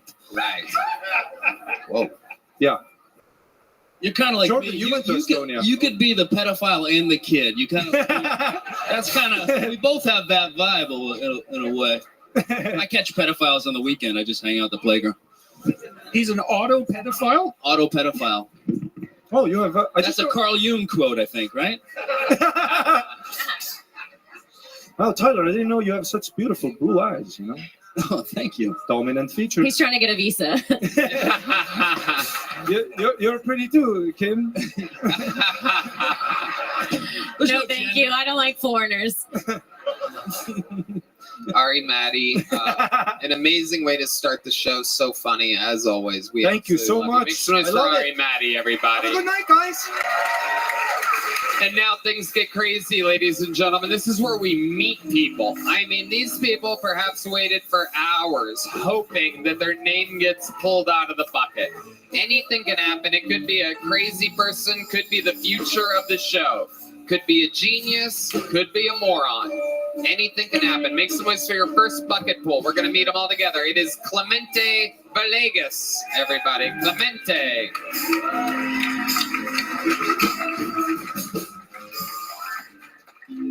So I got told recently that I have a prison body. Yeah, someone was like, "You're prison big." And I didn't know if that was a compliment or an insult. Like, does it look like I do push-ups, or can you tell that I've been molested? Bad at handling soap. No, but I heard that, and I was like, I should do more cardio. So I went and got an Apple Watch, counts my steps. I thought it would motivate me to go run. It hasn't. But I have learned a lot about myself. Like I just recently discovered I can masturbate for 3 miles. So that's pretty good stamina, you guys. It's a whole 5K. I got an athletic dick. A lot of vegan food. Big push for vegan food. I feel like eating a vegan burger for the first time is a lot like eating a trans vagina for the first time. I'll explain. Because first taste, you're like, oh, this is new. This is exciting, you know? But then you get halfway through and you're not sure if you're eating new pussy or just some old leftover dick, you know? But then you finish and you feel better about yourself and the environment. It's a joke, you guys. I've never had a vegan burger. There you go. Clemente Villegas getting it started here. Kim Congdon. I feel like you just got declined from Jordan's University. I can't afford it. You've never eaten a vegan burger, but have you eaten a trans pussy? Not yet. Oh, okay. Would you? You know, if the time is right. Yes. They're getting better. Maybe in like 4 years, you know. How do you know they're getting better? Are you looking them up? Are you researching them? Well, there's plenty out here, you know. Are you seeing them? Are you tasting them? What do you mean they're getting better? I mean, like they look like the first one, you know, like Bruce. That one is kind of rough, but like lately. How do you know? Have you seen it? No, just in person. I mean, not in person, just on TV, you know. Like they look. I'm talking about specifically the vagina. Oh no, I have not seen a vagina in person. No. A trans. How about a trans vagina? I've seen regular vagina. A couple. But no, I don't know if I believe you. Clemente, how long have you been doing stand-up? 7 years. Where at? I started up in Amarillo, Texas, but I've been here 3 years. What do you do for work? I work for a credit union. Okay, so you're like a bank teller. Yeah, I do like in the loan department. So a lot of paperwork stuff. Uh-huh. And so you want to work in a business where there's no money. You want to switch that. Just give up all the money. Stay where the money is. It kind of looks like Nate Bargatze fucked Andrew Schultz a little bit. I can see that. A little bit. I can see that. Two funny comments. You look like you'd wear a monocle well. You ever thought about it? I would try doing an accent like the last guy, and you'll be famous for fucking touring with this guy in no time. Okay. I'll let you eat my trans pussy. It's like a veggie burger. If it works. Oh, yeah. Veggie burger is disgusting. You can get those installed for free in Canada, by the way. Somebody break out Bill C-16. We'll get to the bottom of it. Clemente, what made you want to start stand-up comedy? Every time I would make someone laugh, I would just feel really good about myself. So how would you do that? You know, like when I was a young child and I would say something stupid and people would laugh at me and I'd be like, oh, hell yeah. You know? And it made you feel good. Yeah. Right. Spreading joy. Do you have any other hobbies other than stand-up comedy? I go to the gym. I read books. I like hiking, swimming, you know, outdoor shit. Cool. Mushrooms are fun. Jeez, how exciting. Wow. He really does look like he's been in prison, though, right? He has like. Have you ever been arrested? No. You look like you make ramen noodles in a grocery bag. Like. Well, I've done that. What's the closest to getting arrested you think you've ever been? That's a good question. Closest to getting arrested. I got busted with weed in like high school, and I had like a gas mask, and the cops took it. But one of my friends took the blame, and I was like, cool. So he went to jail. Have any special skills or talents of any kind? You good at anything? That's a good question. Saying all his ex-girlfriends are crazy. You just keep saying that these are good questions, and then you give bad answers. I know. Okay. Here's a little joke book. We'll keep it moving along. Oh, yeah. There he goes. Clemente Villegas. We're going to get someone else up here. It's a little shell-shocked. How about a hand for the violinist? Isn't that amazing tonight? So lovely. I love it. This podcast is sponsored by Talkspace. Guys, it can be challenging to find and meet with a therapist that's the right fit. Talkspace is so accessible, from personalized treatment to meeting online from anywhere. the ability to text your therapist at any time. Talkspace, the leading virtual therapy provider, makes getting the help you need easy, accessible, and affordable. It's like having a really, really good friend that's really, really tiny, that's really good to talk to, and gives you therapy just by talking to him. Red Dan. Talkspace therapy and psychiatry are covered by many insurance plans and employers. Most insured members pay a copay of $30 or less. You can easily sign up online and get paired with the licensed provider that's right for you and the fit that you need, typically within 48 hours. You can also switch providers at no extra cost. Talkspace makes getting help convenient because you can take your appointments from the comfort and privacy of your own home. You can even talk it out between sessions by sending messages to your therapist. As a listener of this podcast, you'll get $80 off your first month with Talkspace when you go to Talkspace.com/Tony and enter promo code SPACE80. To match with a licensed therapist today, go to Talkspace.com/Tony and enter promo code SPACE80 to get $80 off your first month and show your support for the show. That's Talkspace.com/Tony, promo code SPACE80 right now. Oh yeah. Your next comedian, 60 seconds, going to Alex Barboza, everybody. Alex Barboza, okay. My tits are so small. When me and my husband fuck, he grabs his own tits.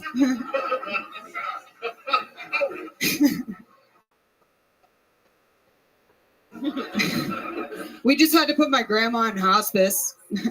Sorry to ruin your fucking day. But it really just came down to the fact that we didn't want to spend all of our inheritance money on her dialysis. Fucking bitch was stealing all my Diet Coke. I told her, I'm like, karma is a real thing. And she said, you want to know what's real, Alex? Is sucking a Nazi's dick to save your family.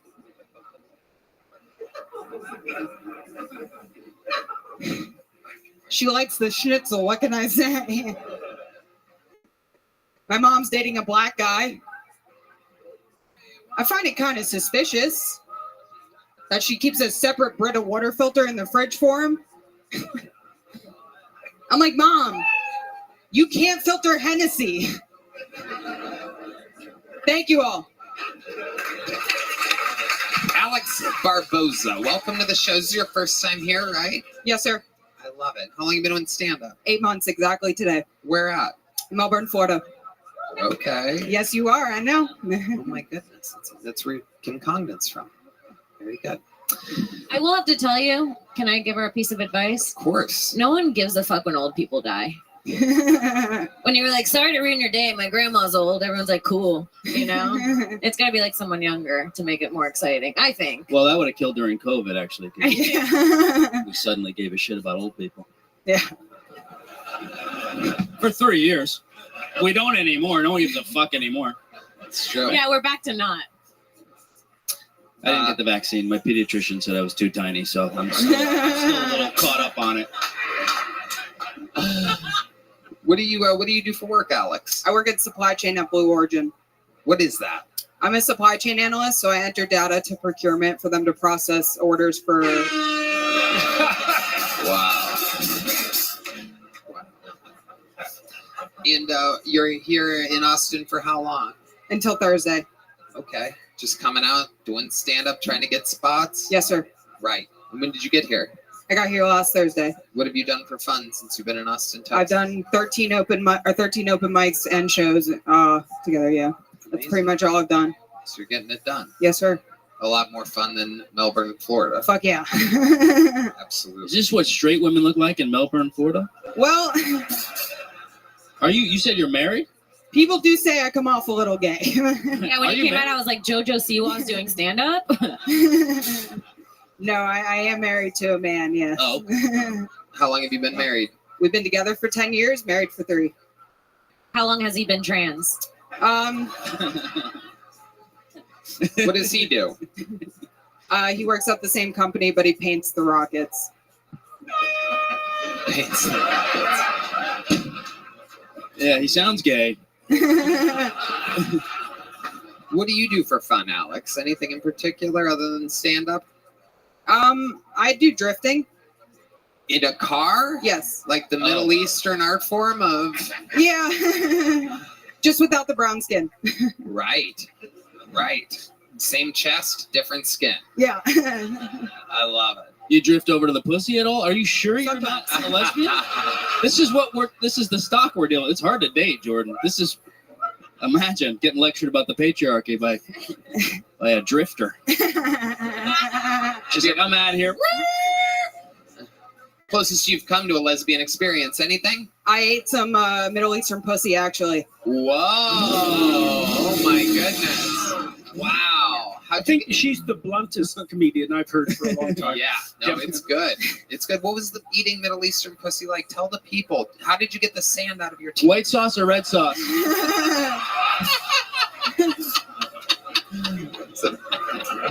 A water pick or floss? What was it like? What was your experience eating a Middle Eastern pussy? If I'm being honest, guys, it tasted like shrimp curry. So that's why I'm straight. That's scarier than it was funny. Unbelievable. My goodness. Your mom is with a black guy? Yes. How long have they been together? About 5 years. Was she only with white men before that, as far as you know? Pretty much my father and a British black guy, but yeah, that's it. A British black guy? Yeah. Doesn't count. Now she's with an American black guy? Yes, he's right. Yeah. Different than the British black guy. Yeah. From super hot tea to Hennessy. That's what we call that right there.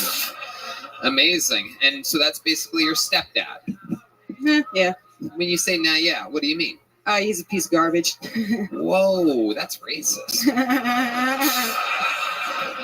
Why is he a piece of garbage to you? Because he cheats on my mom and he's a fucking asshole. Yeah. How do you know that he cheats on your mom? How do you guys know? Well, me and my mom are She's really fucking. close. Yeah. What? Good thing you're canceled already, Jordan. Huh? That's what I've been thinking of the whole time. How do you know that he's cheating on her? Well, me and my mom have discussions about. I'm very close with her. How So does she know that he's cheating on her? she had some girl come to her house and vandalize her car and try to break into the house and a lot of stuff like that. And they saw her on video or something? Yeah, she had to get a camera and report it to the police. Was I'm secretly scared it's my mom.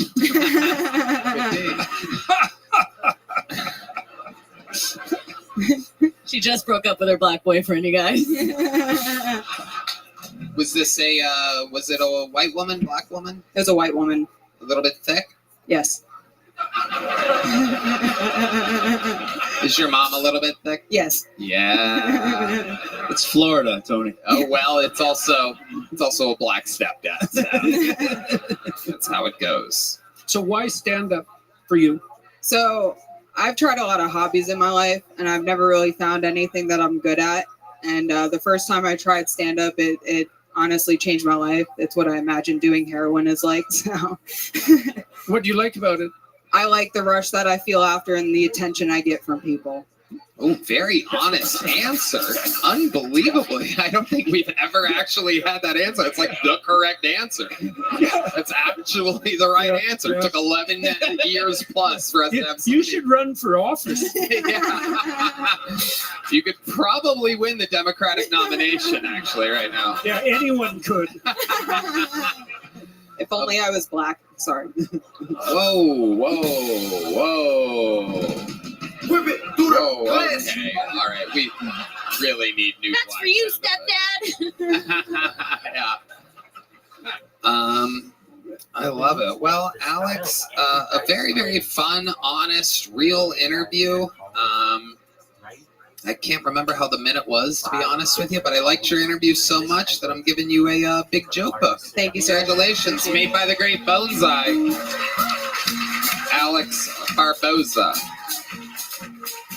All right, let's do something fun here, ladies and gentlemen. We have a golden ticket winner here, everybody. And what's exciting about this golden ticket winner is that this is his first time ever cashing in on his golden ticket. He was made one just 3 or 4 weeks ago, and this is his first appearance, his first new minute. He's only been on once before. This is the first ever golden ticket cash-in from Jack Shaw, everybody. Here he is. Oh, yeah. Recently, a homeless man called me a bitch. How did he know that about me? I'll tell you what happened. I was walking and I saw this homeless man in a wheelchair sweeping in front of his tent. And I was thinking to myself, oh, I guess he cares about his curb appeal.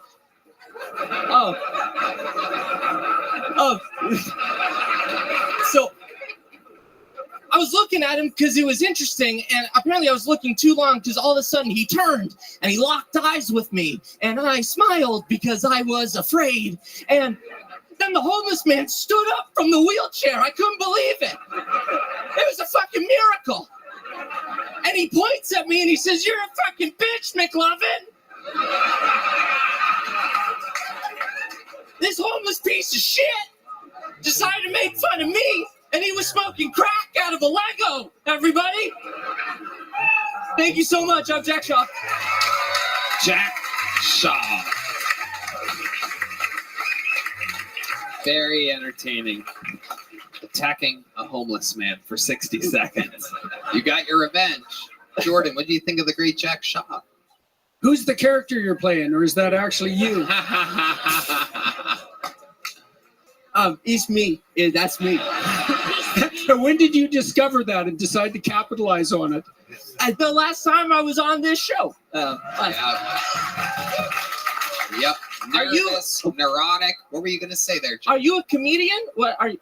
What's?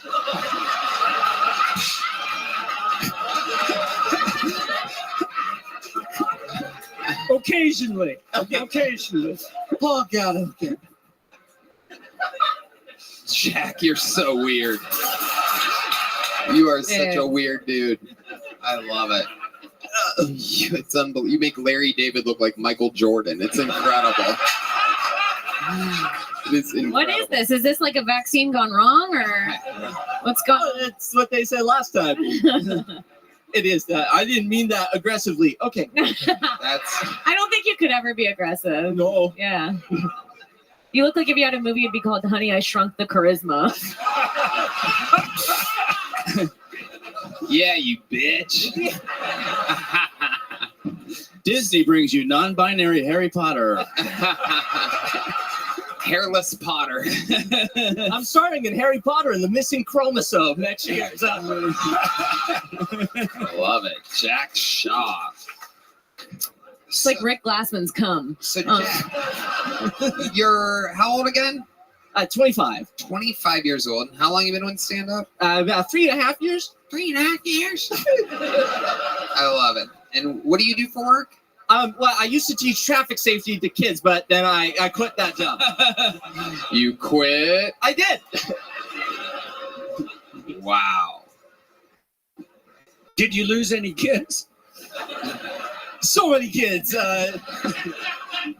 We did this last episode. How old were the kids? How old were the kids? About like 5 to 13. We lose everybody, dude. Everybody in between. Why would traffic school apply to little children? Is this your own business? A startup? Power Wheels or something like that? Yeah. No, it's a family and friends business. Uh-oh. But what explain to us the process of a children's traffic school? So there's cars in the road, and sometimes kids walk in front of those, and you need to tell them not to do that. Oh, you're that like the elevator pitch for the business? Yeah. There's red lights and green lights and yellow lights. I like all three of them. He seems good at his job. Unbelievable. Seems like one of the kids. So it's just for bad parents, I guess. That is correct. Amazing. Did you get hit by a car? Is it like a personal thing? You're just trying to pass the torch? Huh. Yes. Dude, you would make a killing live streaming. They love autistic kids like this on Twitch. He is twitching. Do you have like a neurological thing, or you're just about to come all the time? A lot of people tell me I have a cummy vibe. Yeah, I love it, dude. I love it. I'm into it. Oh, yes, man.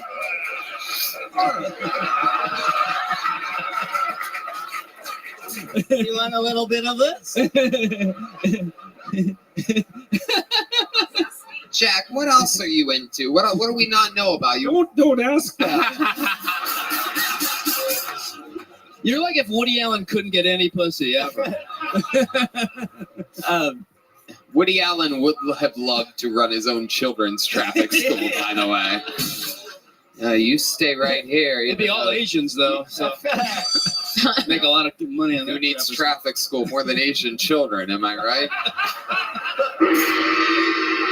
Jack, tell us something we don't know about you that we didn't find out last time you were on the show. I masturbate a lot. Well, No, he said something we didn't know about you. what's your masturbation process like, Jack? Well, I make sure nobody is around, first of all. And then you pull out what? What do you jerk off to? A tax form? You racist son of a bitch. Because I'm Jewish. Okay. He's like, it's a coin, actually. Yeah. I use lotion and. Oh yeah, I bet you do. My neighbors hate it, dude. They hate when I masturbate because they're always like, close the window, and I'm like, what am I supposed to masturbate to, dude? And so.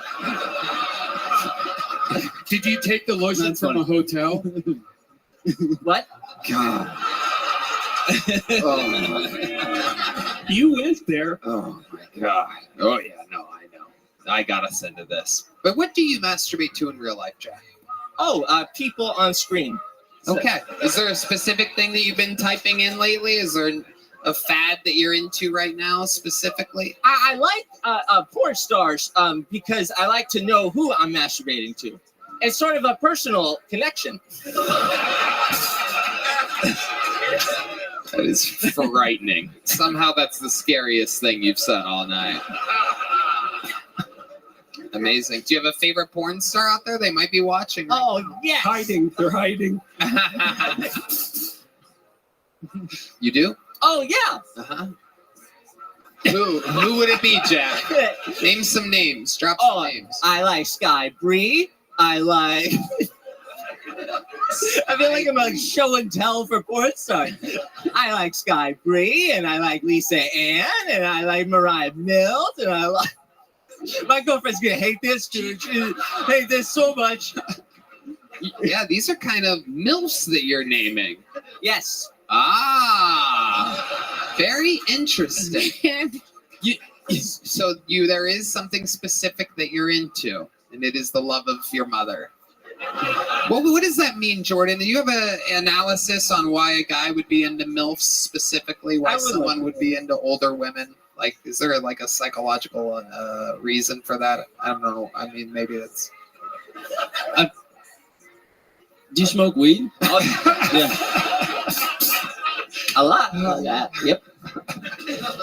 Are you attracted to your mom at all when you're high? No, just when I'm sober. Okay. Amazing. Jack, you are a wild boy. So how's LA treating you? LA's been amazing, man. This show changed my life, everybody. Give it up for Kill Tony. This is the best show on the planet. They don't have to give it up. Really? What changed? Someone asked me to sign their tits. That guy was so fat.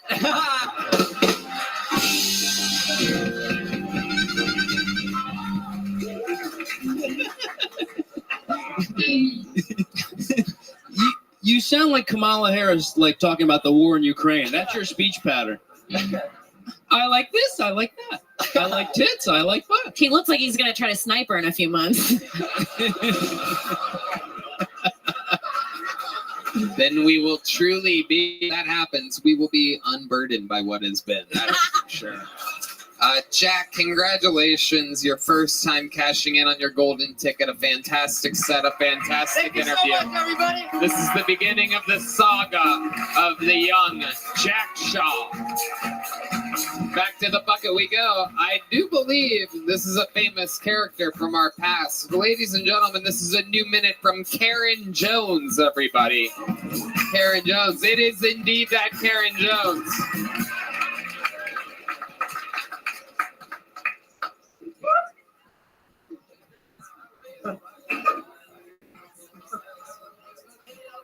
How crazy was that? Watching Trump almost get killed. That was so insane. But I was distracted watching it by how stupid the Secret Service girls looked. I watched it and thought, they are so worthless. They're doing nothing.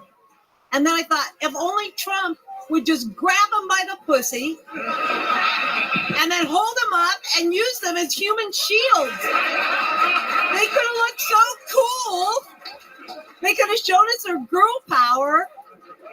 But don't think that the government is feeling bad and is going to back down on going after Trump and the people who support him.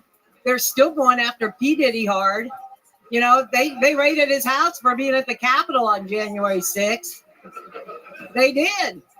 They said that he was calling for an insurrection, going in and out of congressional offices. I was there. They're wrong. He was going in and out of congressional orifices saying, insert erection. He was framed. The return of Karen Jones, ladies and gentlemen.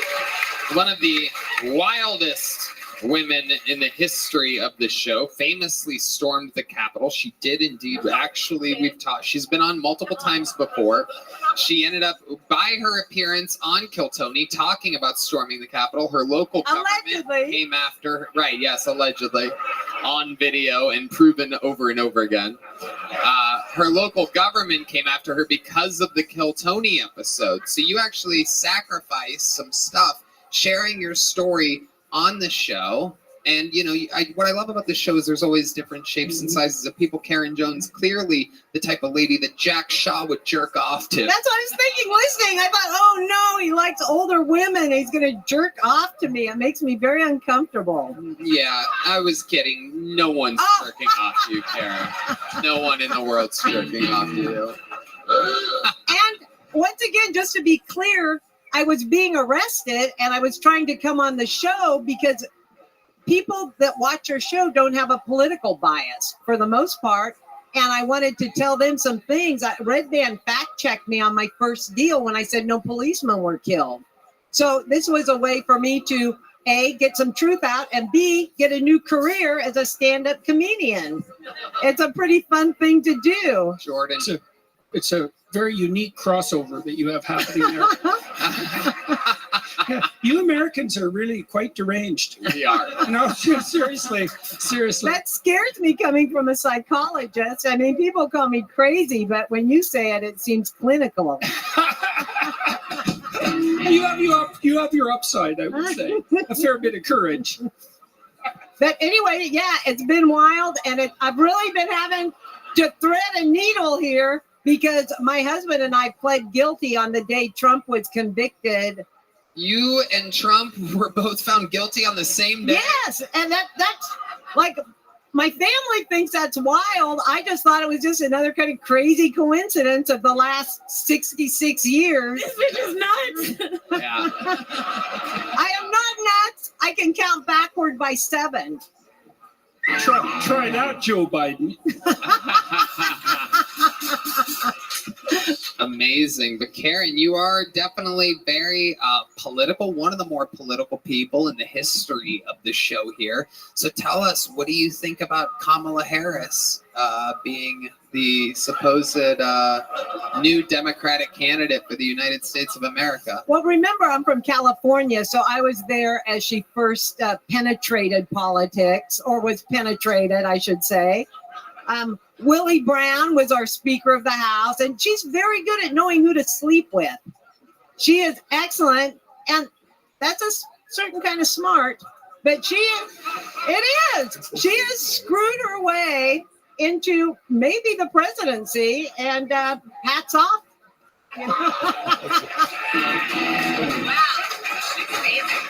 What a patriot. What a strong patriot. Now she's a great storm the Capitol, right? Look at that. And I didn't storm. I walked in, and I'm really a rule-abiding person. Before we went to the Capitol, we were at the Blue rallies every Saturday in front of the Vet Hall. You know, we're squares. Right. So a lot more is going to come out.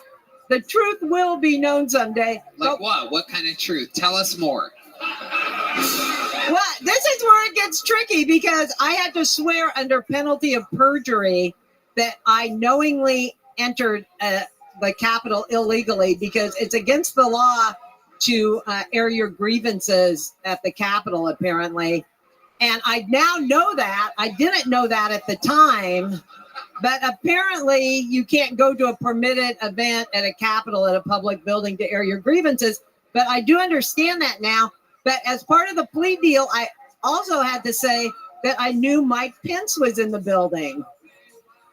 And, yeah, I could care less about that guy. And I went in at 3:02, and according to news reports, you know, they had all like went out a tunnel or something. But I just went in to show my husband the rotunda. He had really never been in the Capitol before. You were just given a little tour. I was. We were tourists. And I have been so many times. I've been there a few times, including as a chaperone. I'm a very popular chaperone with my kids of other parents. And my husband was just such an eager beaver. He was like, I was seeing all the other tourists come out, was so happy. I said, do you want to go in, honey? And he's like, yeah. And we went in there, and then next thing you know, we were trapped, gassed, hit, all this stuff. But me rioting is this. What is going on over there? It is. I didn't want to be hurt. Making Karens great again. That's what we're doing. Karens. How did you get so tough? Oh, that's actually a good question. No, it is. Your husband was trying to have you killed that day. No, my husband's a sweetie pie. We are opposites. He grew up on a flower ranch. I grew up on an oil field. I had a tough upbringing, a lot of violence. I was sexually molested by a relative. Then sexually yes, molested? and when I told, they said I was a liar. And then 10 years never later, the fucking- guy gets arrested for molesting the whole dang neighborhood and goes to jail. I'm like, I told you. And they're like, you didn't tell us. Nobody would molest somebody this chatty. I'd say that. Well, that's what they thought. That's probably why they didn't believe me. Did he really try to molest you, or was he just No, trying he to said find your rotunda? No. If I told you about the molestation, it involved comedy. He pinned me in a corner, stuck his hand down my pants, and started using words I had never heard before because this is like 1960. No, I heard shut up a lot. No, he was telling me a thing called the Johnny Fucker Faster joke. And I'm like, this is creepy. I do not like my grandma's new husband. And so anyway, Wow. I squirmed away and walked to Aunt's house and told. You squirted away. Never let a psychologist ask a question. Oh, yeah. This is wild. Karen, you're always such an amazing interview. I didn't get to the tough part yet, though. Oh, okay. Let's go. So then I find myself what would now be called a gang sexual assault, but back when it happened to me, it was called getting drunk in the wrong place. And I was pregnant, 15, and had my first child in the Salvation Army. So Wait. When you say you had a child in the South Asian Army, what exactly does that mean? That means I was in that outfit in the Salvation Army. No, at that time, Salvation Army, and we had officers that worked there. I lived in a group home, a Booth Memorial Home run by the Salvation Army in Oakland, California. I got my GED. I went to school. I got my shit together, met the greatest guy, got married, had 2 more kids, blah, blah, blah. You know, my life is wonderful. Everything that's ever happened in my life has made me a better person. I'm optimistic. I love my life. Isn't that the real American way? Karen, you did it again. You already have a big joke book. I do. I treasure it. Thank you. Absolutely. And forever, how exciting to get to see Jordan Peterson on the nightstand next to my bed. 12 Rules for Life. I go over it with my grandchildren that I'm helping to raise. You're a wonderful man. This is great. You're all great. I love you all. Karen Jones, everybody. Isn't that special?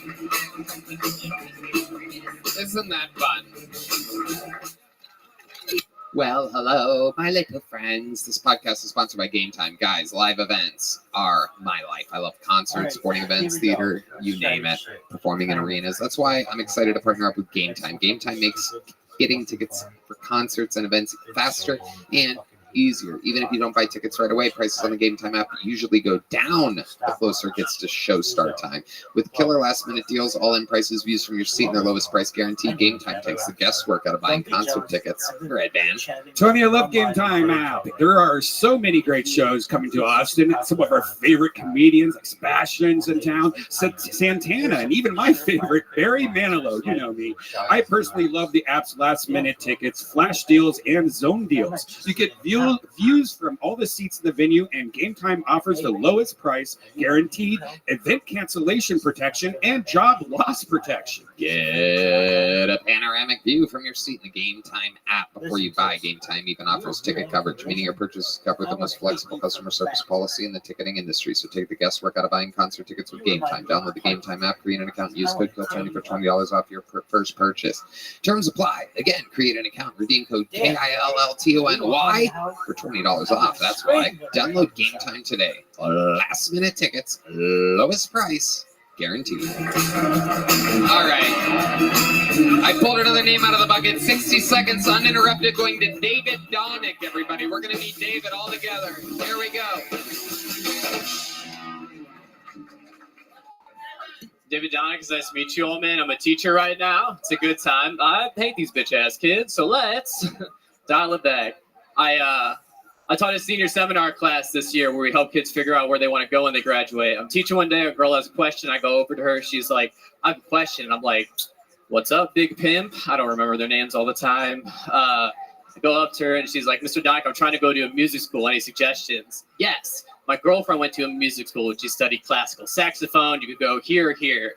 As soon as I said my girlfriend, her and all the other kids at the table just squinted their eyes and tilted their heads at me. I was like, what the fuck are we looking at right now, team? Finally, one kid broke, and he goes, I'm sorry, Mr. Donick. We thought your ass was gay this whole time. I walk away out of the corner of my eye. One kid just slides another kid a $5 bill at the table. I was like, dude, betting on my sexuality is a lot like betting on the Texans right now because it's a risk, but I'll cover the spread. Okay, so you're not gay. You're not gay. You are gay. Not gay. Not gay. Thank you. Don't worry. I deal with the same problem all the time. I love it. You owe me $5. David, welcome to the show. How long have you been on stand-up? Thank you. It's nice to meet you all. I've been doing it for about 5 years. 5 years. Where at? Chicago. Chicago, Illinois. And what brings you to Austin, Texas? Professional development for work. So what is it? Professional development for work. What does that mean exactly? I sit in a room with a bunch of teachers and they just be yapping and I'm on my phone. It's really what it is. Wow. Yeah. Amazing. That's why our schools are learning.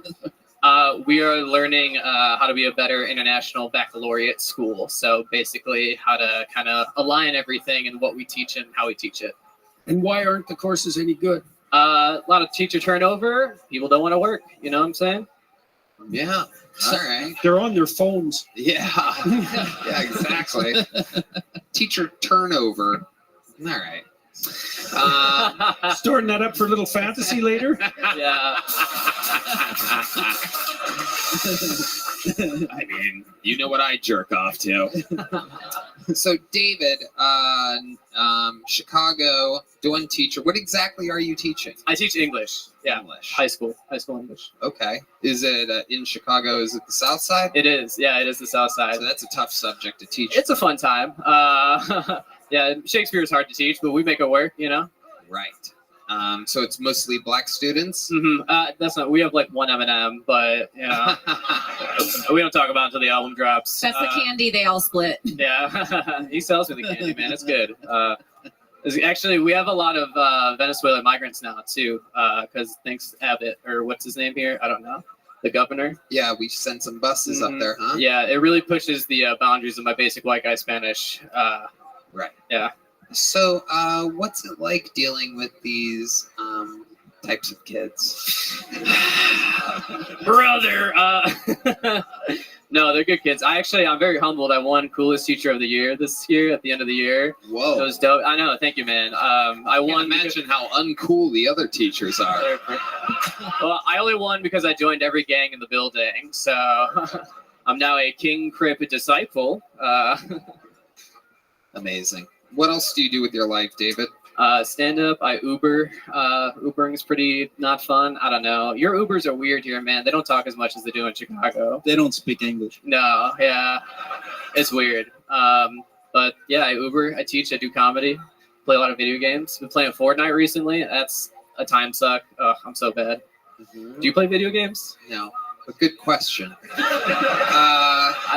I don't know. You could have had a crazy system set up, you know? No, I don't let myself play video games. But my friends did buy me a Mario Kart setup for my 40th birthday because Congrats! I love playing. How come you don't let yourself play video games? Because I would just end up being mediocre at comedy if I did that. Thank you. I would play them all the time, and I would never professionally develop. Yeah, you know, I'd be. It's the equivalent of being on your phone when you could be developing. You're an inspiration, Tony. David, give us a tidbit about your life that we would find surprising, something that makes you different than everybody else. Something that makes me different. I'm a little bit of the breadwinner in my family. My dad passed away when I was 12. Fred, I know. How did he pass away? Yeah, he had a sudden heart attack. Yeah. He saw his act. Yeah, he did. He was funnier than me, and he was like, "I can't be in this world." Yeah, he passed away, so I take care of my mom, my younger brother. So. Wow. Yep. Amazing. So you're supporting everybody. Have to. That's why you're Ubering, teaching, and doing stand-up and playing video games. Got to fit it in there, you know? You pick 4 jobs that pay the equivalent of half a job. It is incredible. Yeah. The 4 lowest paying jobs imaginable.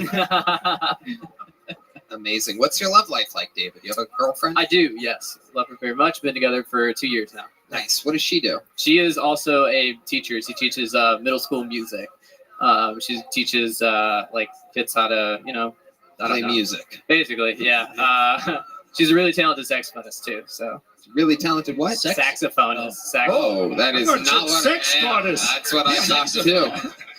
It was almost exciting there. Yeah, my bad. Sorry, team. So why stand up? Why stand up? I did performance for a long time. Part of the way I kind of dealt with my dad dying in high school, I did speech and debate. That was a really cool outlet. I had a lot of, male teachers who were kind of there for me. Maybe I was groomed. I don't know. But they, kind of put me in the performance direction, which was cool. So I like it. I like making people When you laugh. go down on your girlfriend, does she make you put a reed in her pussy? She does. She does, yeah. That's my special move. That's the finisher, actually. Amazing. Do you have any special moves in the bedroom? Get there and hope. That's really it. You look like you play EDM music while you fuck. EDM, whoa. I don't know. Maybe on Christmas I would, but when he's talking to the clit, where are you? I'm so low. Cannot dream. I cannot sleep tonight. David, congratulations. You made it on Kill Tony. Here's a little joke book. We'll see you next time. Come back again. Appreciate it. David Donick, ladies and gentlemen. We've made it to another one of our regulars, everybody. The boy is a fucking sensation, an absolute superstar. Doing it, living the American dream. Ladies and gentlemen, make some noise for the one and only Cam Patterson, everybody.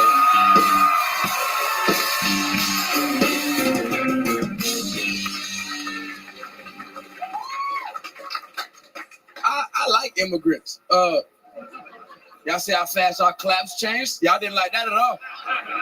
Don't you say that, Cam? That's fuck. I like them. I like them a lot. I like them. If you leave your country to come here for a better life, I think that's cool. It don't bother me. It don't really bother me at all. I don't even care if you don't speak English. Real shit. It doesn't bother me until it does. Now, I was in Walmart a couple days ago, and I was looking for candles. I seen a lady working at Walmart, and I said, "How you doing, ma'am? I would like to find these candles." And she went, "Me no speak no English." That's how I do the accent. Fuck y'all, right? Me no speak English. And I said, "Oh, that's okay." And then she went, say it into my phone. Now, y'all don't know what the fuck I'm saying right now anyway. So, Siri has no idea what the fuck I say anytime. So I went candles, and the phone went what? And I went candles, and the phone went what, nigga? So she took the phone back and was like, just spell it. And then I just went, fuck, god damn it. How do we get here? I can't thank y'all so much. Bing, bong. You've done it again. Absolutely electric from the very beginning all the way through. Energetic, smiling, contagious laughter, keeping the momentum throughout your entire 60-second set. Somehow you managed to do it every single week. That was fun. Yeah. I liked it that one. That was cool. That was cool as fuck. Yep. Hell yeah. We just had your old teacher on a second ago. He taught you well. You speak good English. I do speak great English. I speak really good English. Not good enough for Siri to know what you're saying, but good enough to get by. Most people don't get what I've been saying this whole time. It's perfect. All they hear, router. How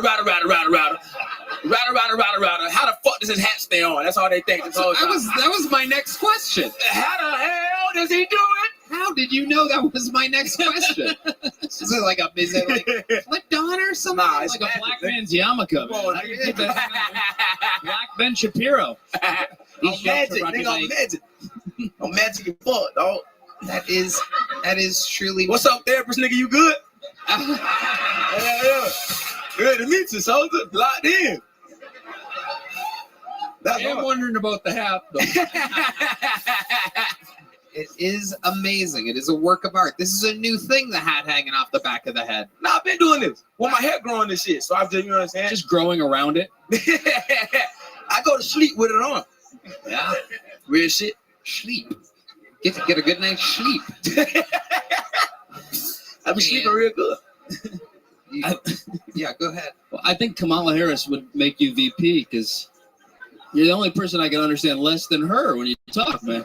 For real? She don't speak good? She doesn't speak English. No. For real? No. I ain't never heard her speak before. I don't pay too much attention to politics. Recently, the Trump shit did good, and then Donald Trump Jr. Reposted me on Instagram. Yeah. And my mama called me and said, "Do not vote for that nigga." Yeah. She called a meeting. Do not do it. Right. No, you're going to. I don't have my ballot, brother. It's at her house.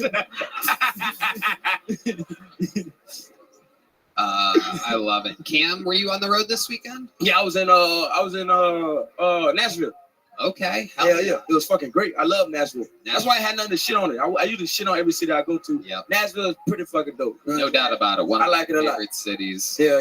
Absolutely. Wait, we went there together, right? We Yeah, the Ryman and shit. auditorium. Yeah. Crazy night. Yeah, so That much shit was fun. fun. Have you done the Ryman, Jordan? Yeah. Yeah, Amazing. yeah. Perfectly built venue. It's one of the oldest American treasures. It's And fucking beautiful. Acoustically perfect. Built kind of like a church around. It's perfect. Yeah. The audience sang me happy birthday there. Oh my goodness. Yeah, that was How a good deal. And it was like my birthday and everything. So his voice kind of scares me a little bit. it has that effect on a lot of people. I don't know why it terrifies me. It seems like a horror movie voice. That's terrifying. It's like too soothing. That's not cool, man. Too soothing. It's crazy. I love it. Cam, what else is going on? Anything else? Man, I just bought a new car today. Whoa. Yeah. Oh my goodness. Hell yeah. What did you say? Who understood what that? I got a new car. Oh, congrats. What kind of car did you get? A brand new 2003 Acura. 2003.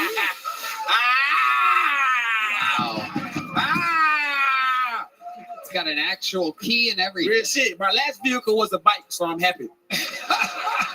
Having a good time. But he learned from that autistic comic how to drive, so heads up, dude. I didn't see that nigga, but okay. Amazing. A 2003. What made you go so? You're doing so well. Doing great. You are selling out everywhere. You're adding shows. You're hitting bonuses. Yes. You're wildly successful. Yes. You have a great manager, great agent. You're at a part of a promotional machine. Yep. You're a theater act. You're selling out comedy clubs. 100%. You're far ahead of the curve. What made you go with a 2003? By the way, if you didn't notice, he started to say 20. when he was mentioning the year, but you can't say 2003. So we had to go back 20. It's a 2003. What made you go 2003 Acura? Only one with the windows down. You said what? It was the only one with the windows down. I don't steal cars no money. I'm doing great. You can make fun of a black guy when you have resting January 6th face. Nah, it was I mean, I'm never really here, and I want some shit to like ride around there. Plus, like, if I get that bitch scratched up or something, it's already fucked up already. So I don't care. You know what I'm saying? So how much was it though? $4,000. Oh my oh, shit.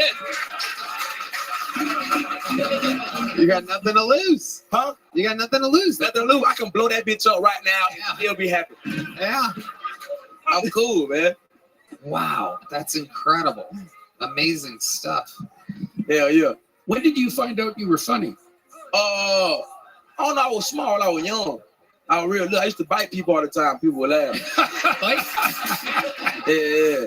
I wasn't even talking. I was just biting the shit out of my cousin. They're like, that nigga retarded. He better find something quick. Do you have an Audi belly button? No, I got any. I want one of them. I'm not that bad, all right? Kids that bite, they have Audis. Yeah, niggas don't make out the hood with Audi belly buttons, all right? Them niggas still there, brother. It's true. Anything with Audi belly button, that nigga is in prison, brother. Doesn't have an Audi. It's not an Audi. It's an Acura 2003. Cam, you did it again. Somehow you do it every week. I think it's one of the most interesting things to see in all of stand-up comedy. No other show do you get to watch somebody's growth or their fucking sustainability other than Kill Tony, and you are just a perfect specimen every week. You're doing it with energy, with writing, performing. Cam Patterson, ladies and gentlemen. We found him out of the bucket. Just like we're about to do right now. Anything can happen. This is a brand new minute. We're going to meet them all together. Make some noise for Brandon Ferris, everyone. Brandon Ferris.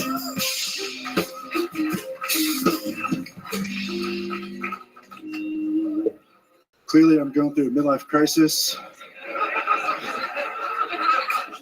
because I matched everything purple.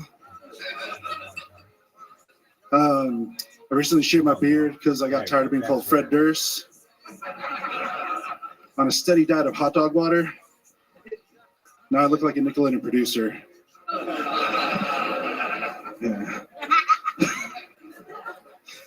The shaved tint, now I have a mustache, so every time I go near a park, I get reported on like a Facebook neighborhood page.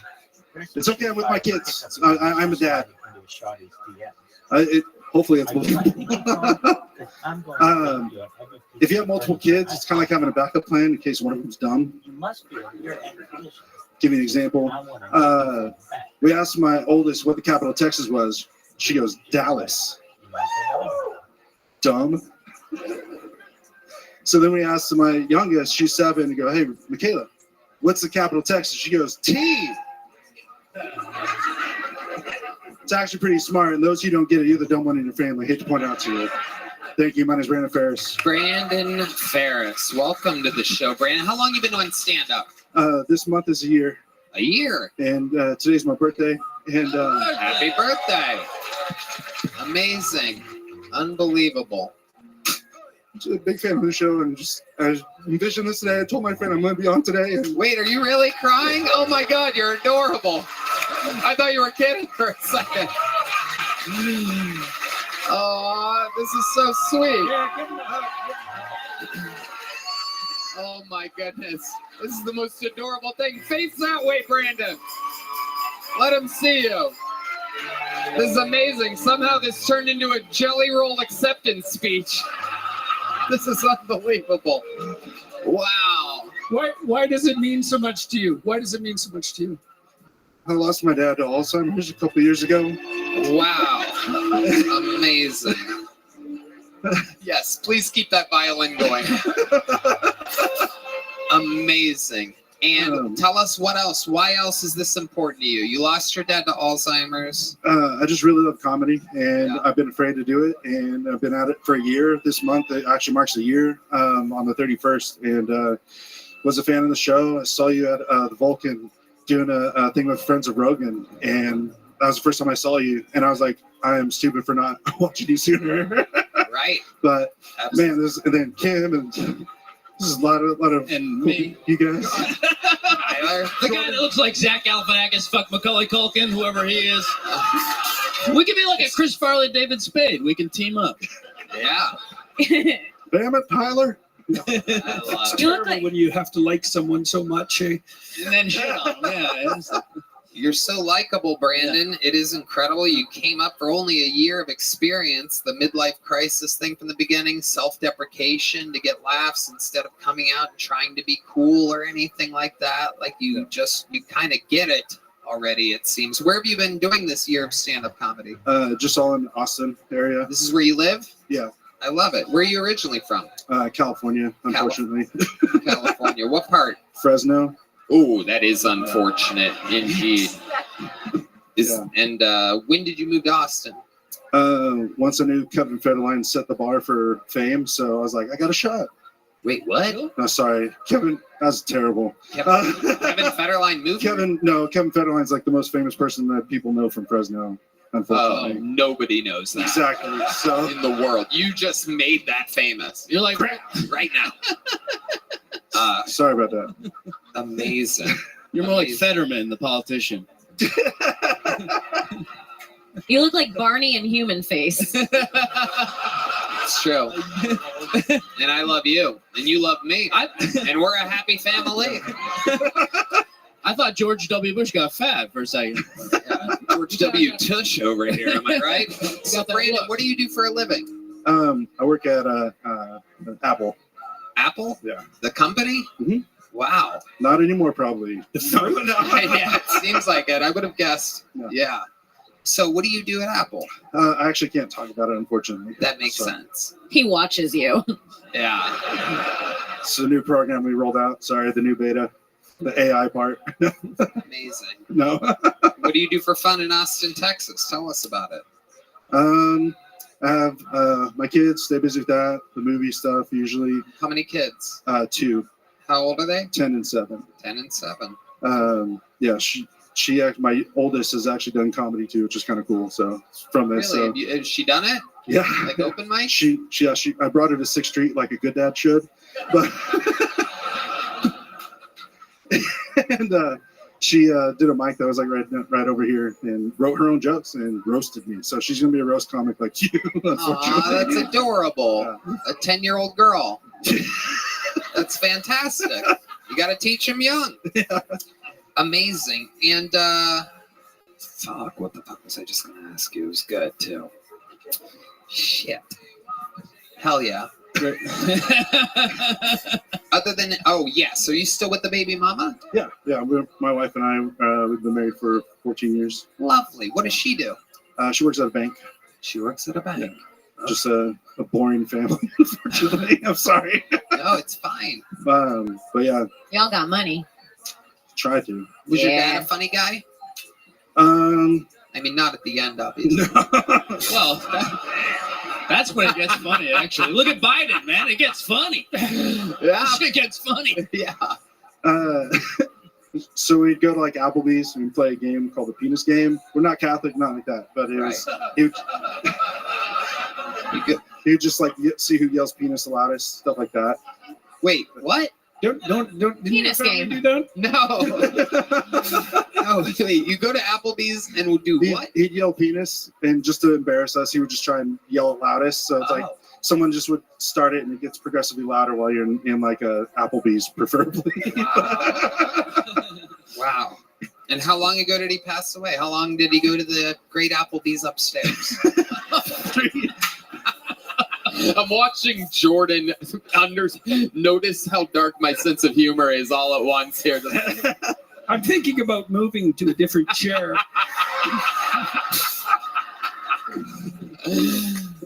My dad's here in spirit. He loves it. Jordan's rethinking his free speech stance altogether right now. Was that hard though? I mean, Alzheimer's is a terrible. Yeah, it sucks because you lose them before they're gone. And I did like a charity show last month on the longest day, which is June 20th. every year. So I was able to put on a comedy show for the first time and had some people that were here on the show. It was really fun. It was a good time to raise awareness and just have a night to celebrate terrible disease. Yeah. Oh yeah. Awesome. Never forget. That's what I always. I mean, if we forget about Alzheimer's, imagine. What am I doing here again? No. Right. Brandon, you're only a year in. I just love your likable fucking energy. Here's a big joke book, buddy. You fucking did it. A true Kill Tony debut for Brandon Ferris, everyone. Sign up. Let's see another minute soon, Brandon. There he goes. Brandon Ferris. We're going to keep it moving along. You guys still having fun out there? All right, make some noise for your next comedian, Luke Everett, everyone. Here we go. Luke Everett with 60 seconds. Make some noise for Luke, everybody. Come on. Oh, thank you. Thank you. I appreciate it. Guys, I've been dating. I actually went on a date with a virgin, which is crazy. I didn't know whether I should try to have sex with her or sacrifice her. But I knew I was going to have blood on my hands either way. She actually gave me a nice compliment. She said that I had a nice penis, and she followed that up with, "You have a nice penis, but it's not the biggest penis I've ever seen." And I'm all about reciprocity, so I gave her a compliment right back. I was like, "You have a very nice vagina." In fact, it's the biggest vagina I've ever seen. It's really big. I was nervous the first time we had sex because I thought it was going to fall into some type of bizarro world where I have a huge cock and you're not a bitch. Now, I hate when you're dating a girl and she brings up how badly her ex-boyfriend treated her. That really pisses me off because I'm like, I could have been treating you like shit this entire time. Let you meet my mom. My ex-girlfriend made me quit. Is that my time? All right, guys, that's my time. Thank you. I appreciate it. What the hell was that? Have you ever seen the show before? Have you? Briefly. So, I mean, but you kind of know how it works? That was an interesting thing. You very rarely said the cat noises go, how does this work? It was the alarm cat. Yeah, it's very, very interesting, your reaction there. You want to finish the joke? Yeah, I was going to say my ex-girlfriend made me quit drinking. She said it made me too honest. She would always ask me, "Does this dress make me look fat?" I'd be like, "No, but I do hate your mother." So we're on a permanent break now. That was your time. Yeah. Luke, how long have you been on stand-up? 4 years. Where at? Chicago. Oh, wow. A lot of Chicagoans coming to a real place. What do you do for work? I work in finance. Oh, God. So boring, these jobs today. What do you do exactly in finance? Basically just a low-level associate, push paper, get deals to the finish line, that type of thing. Oh, God, you're so white. Yeah. Thank you. It's incredible. Surprisingly, out of all the bucket pulls, this is not the one that stormed the Capitol. Amazing. Luke, what? Yeah. Looks like you're understudying for Tucker Carlson. Yeah. What do you do for fun, Luke? What are you into? I like to go out on the weekends. I try to stay fit. When you say go out on the weekends, what exactly do you mean? Like, what types of things do you do? Go to bars, have a good time, check out the city. What do you do at the bars? Get drunk. Yeah? What do you like to drink? I've been drinking a lot of beer lately, but I used to be more of like a martini man back in Chicago. A martini man? Yeah. Okay. All right. I'm teeny. Hey, Dr. Peterson. How you doing? I'm doing well. I'm sitting here thinking, just how much can you drink? A lot. How much? Come on, tell me. I'll compare it to Northern Albertan standards. Like how many double martinis? I probably could put away 6. Wow. Yeah, I could do that when I was 14.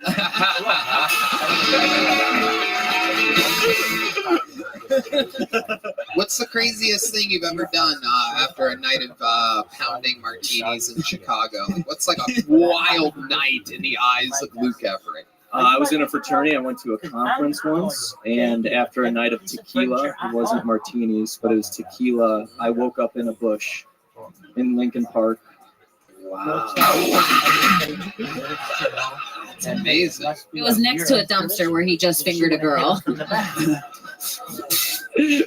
Is that joke What? true that you went out with a virgin? Was that a made-up premise? Or No, I have had sex with 2 virgins. wow, that's just creepy. Where are you finding these virgins at? Did they know it was happening?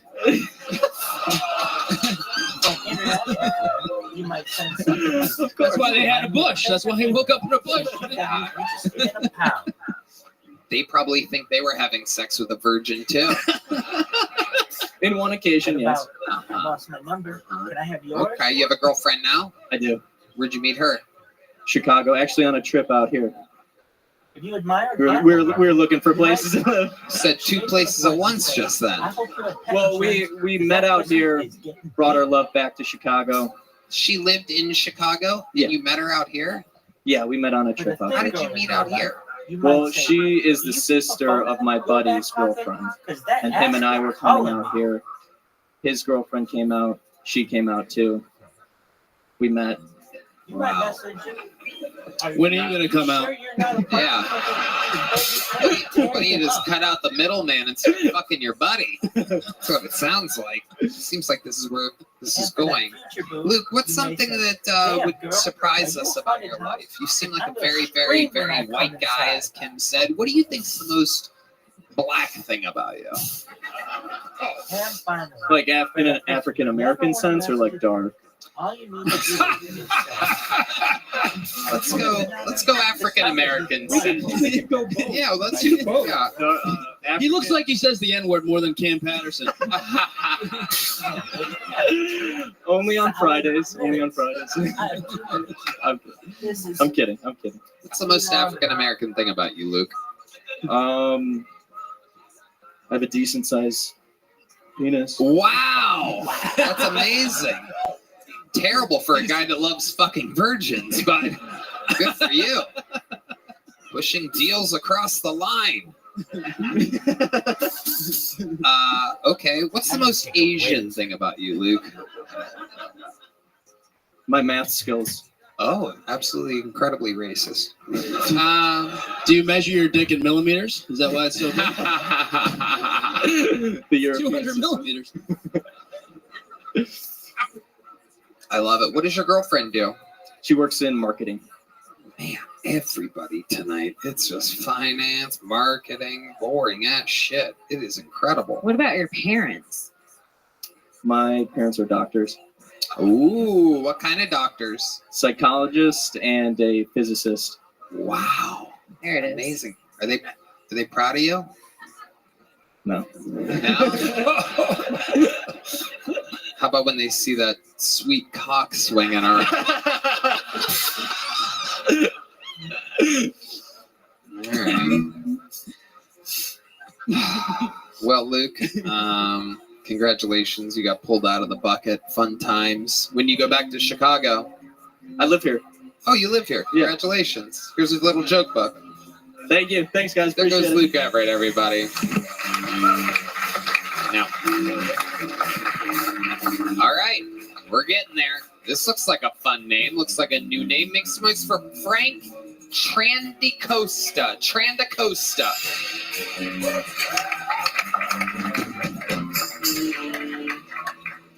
How you guys doing? Yeah? Cool. I just like asking that question, like, how you doing? Because most people will answer and they'll be like, I'm doing good, man. How are you? And I get to tell them, like, I'm doing great. So they like, no, I'm a better person than that. Just, right? I'm not. I'm not a better person. I'm just Asian. My mom's from Korea. She was adopted here when she was a baby. She was adopted because she was abandoned. She was abandoned because she sucks. Yeah. But I don't know what you know about Asians. We don't waste time on babies that suck or anything. We just throw them away or turn them into soup or something. I don't know. People ask me all the time, too. They're like, are you North Korean or South Korean? I'm like, you know how you know I'm South Korean? I look like I just ate 3 North Koreans, man. Packing heat. All right, thank you. Okay, there you go. 50 seconds from Frank Trandacosta. Thank you, Oh sir. yeah, Jordan, what do you think about this guy?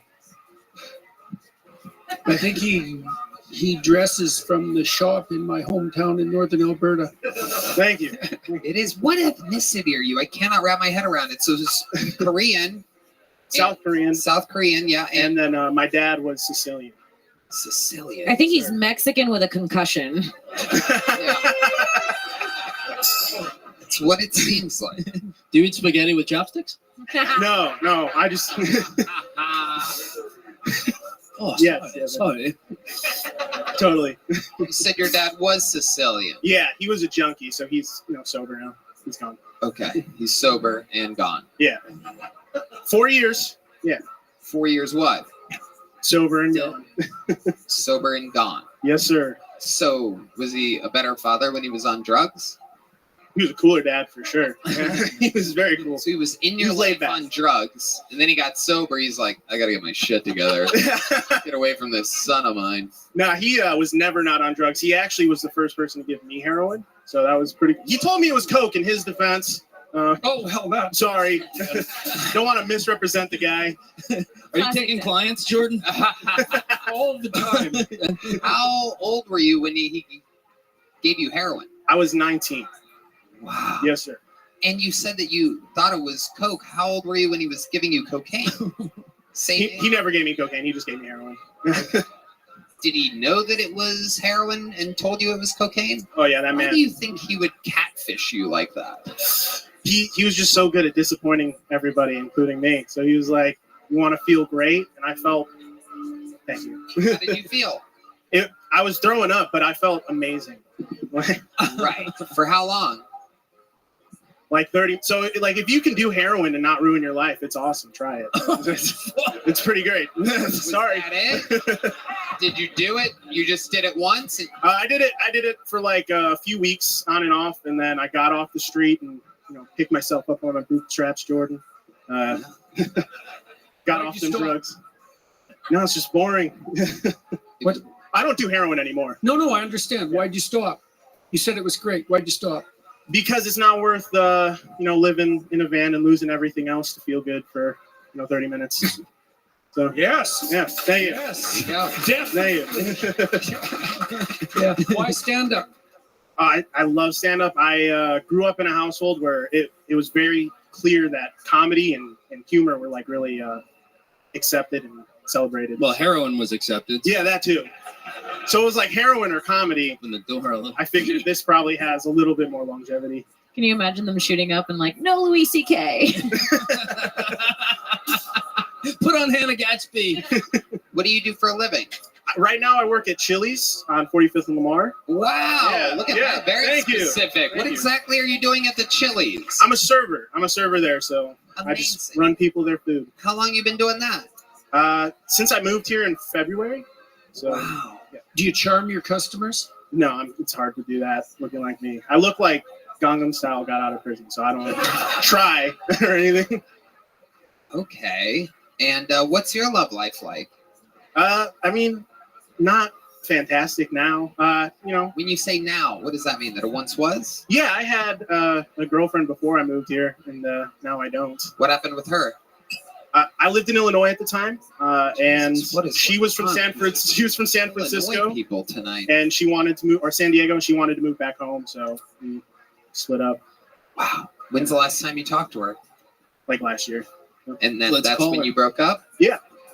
Let's call her. No, that's okay. We don't have to do that. Every black strippers aren't fun. Huh? Why'd you move to Austin? Because I love comedy. I just wanted to be around it, be somewhere. Because I'm from Peoria, so there's nothing. So like maybe jukebox, but there's not a lot I think Peoria is famous for nothing, isn't it? Yeah. It is famous for great stand-up comedians. Richard Pryor, Kinnison. Yeah. Richard Pryor, Sam Kinison. Not you. Not me. So Frank, what are some like goals? What are you looking forward to here? I want to be able to someday at least live off of doing what I love. So I'll be serving tables for a while, but You making good money at Chili's? Yeah, sure. not crazy amounts, but I'm getting by. All right. How do you work on your comedy? What do you do to like? I try to dedicate time every day to writing. How much time? At least like 10, 20 minutes. Even if I can't do that, I'll try and jot something down. If I can't, I at least go over old material and find stuff that I can work on at least. Think you're dedicated enough, or should you do more than that? You know what? Probably not enough. I work at Chili's. I should quit my job. Well, not necessarily, but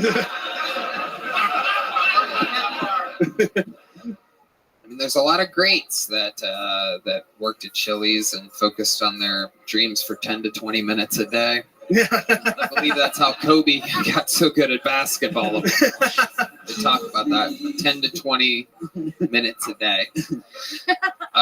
Frank, have you ever performed other things on a stage? You a performer? Yeah. Yeah. I was a musical theater major the first time I went to school, and then I had done theater throughout high school. I Okay. do a lot of What's music. anything that we would recognize? Like any plays that are famous or anything? The last musical I got a part in was School of Rock, but I ended up dropping out of that musical because I couldn't maintain the rehearsals and everything. Longer than 20 minutes. You could be in Cats without the costume. You just show up. That is true. I see some whiskers there. Mr. Mistopheles. Do you remember any of your big lines or anything like that from any of those? No. I remember songs, but that's about it. Okay. All right. Thank you, sir. What song do you remember?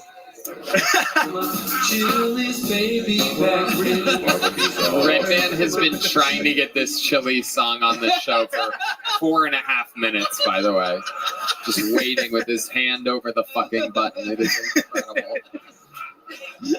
You know that song? Oh, I love that song. You're goddamn right. That's your national anthem. Yes, sir. You want to sing it with the band? Sure. Go right ahead. The Chili's baby back ribs. I want my baby back, baby back, baby back. I want my baby back, baby back, baby back. I want my Chili's baby back ribs. Wow, this is Hill Pony. Somehow, we're one of the biggest shows in the world. There's a big joke book. There goes Frank Trandacosta, ladies and gentlemen. All right. Back to the bucket we go. A one-word name. Historically, these are always interesting. Make some noise for your next comedian, Helena, everybody. A one-word name, Helena.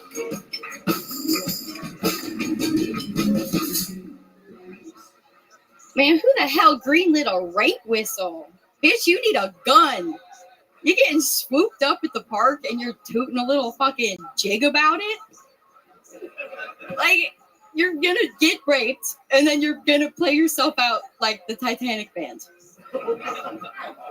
Any man capable of saving you has tinnitus and cannot register that frequency. You need a little device that sounds like a 24 valve cranking and then not starting. A man who was just hit by a bus is going to just reassemble his limbs like the Avengers and get there faster than Jimmy John's. Like, there in 15 minutes are the rapes on him.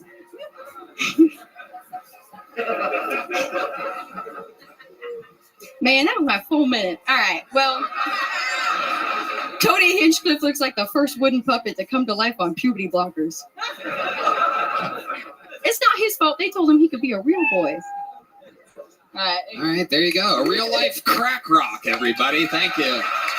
Yeah, maybe. Way to take shots at the throne while bombing your entire set. Amazing. Normally, That's what I do. Normally, people that go for me at least have some momentum or something like that. Welcome, Helena. How are you? You've been on this show once before, correct? I have. I remember. It didn't go well. I remember. Yeah. I remember very clearly. Oh, yeah. I was just a wooden boy back then. I remember. I remember you said the N-word on stage. I didn't quite. I was close, but I didn't quite. Yeah. Oh, what did you say that was so close? I don't remember. I basically praised slavery. It was fine. Yeah, it wasn't the vibe. I was doing satire that a lot of people didn't recognize as satire. So Okay. it was not. Yeah, I got a lot of death threats in my DMs. A lot of poorly spelled death threats. Wow.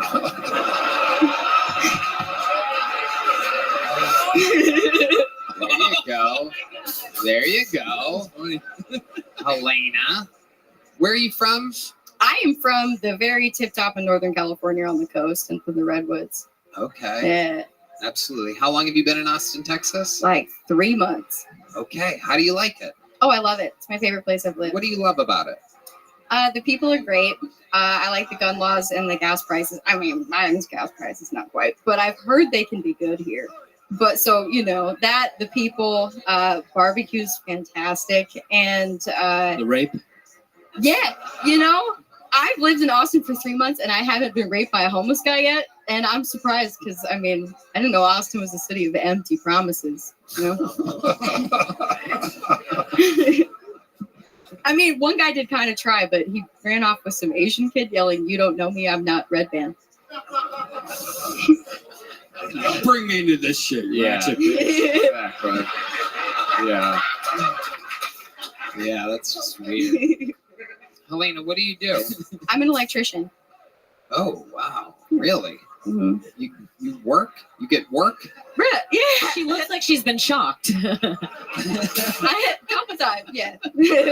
Not too bad, but yeah, I've been bit. How long have you been an electrician for? 3 years. Wow. You good at it? I like to think so, yeah. My work's clean and it works properly. Yeah. Mm-hmm. What keeps you doing stand-up? I like it. I think it's fun. I don't know. I identify as funny. I don't know if that means I actually am. That counts nowadays. Yeah, exactly. If you can identify as whatever you want, I'm identifying as funny. So, yeah. But yeah, I just get a kick out of it. I like it. I want to do it. Yeah. Does anyone else identify you as funny? Not that many. There's a couple of them out there. Yeah. But how's the circuit going for you? How many spots are you doing? You working hard? Not that many. I was recently discouraged by a show that I was on. Tell us about that. I was racist on Kill Tony, and I got a lot of We talked about that. Perhaps there was another. That didn't go over well. Yeah. Right. I thought. No, yeah. So I took a little break after that and had a little existential crisis. But I'm back, out of spite mostly, but I'm back. Oh, absolutely. Most of the shows that you do are like open mics in front of small crowds, right? Not a lot in front of big ones, yeah. Yeah, mostly people that don't want to be there. Yeah. Right. Like tonight. What else do you do for fun, Helena? That's a good question. I like shooting guns. I like smoking stogies. I like watching Jordan Peterson. There you go. Ben Shapiro. I don't know. I just vibe most of the time. Interesting. Not doing good for your non-racist reputation. No. How did you conjure enough courage to come back after your existential crisis? Do you see me? I'm shaking up a storm. I'm terrified. Yeah, but you do it anyhow. How come? Because I have a personal drive to do it, and I'm not going to let one person on a podcast or a panel on a podcast of highly respectable comedians tell me that I'm not good enough to do it. I decided in my heart that I wanted to do it, so I'm going to do it. Woo! Well, no one on the panel told you not to do it, right? No, but you made me feel like I shouldn't. At a deeper soul Welcome to the entertainment business. Yeah. But that's the thing is the reason I wanted to do it, because the last time I was up here was my first time on stage. And the reason I wanted to do it is it was either going to go well or it was going to go really badly. And I wanted either extreme. Because I honestly kind of expected it to go really badly.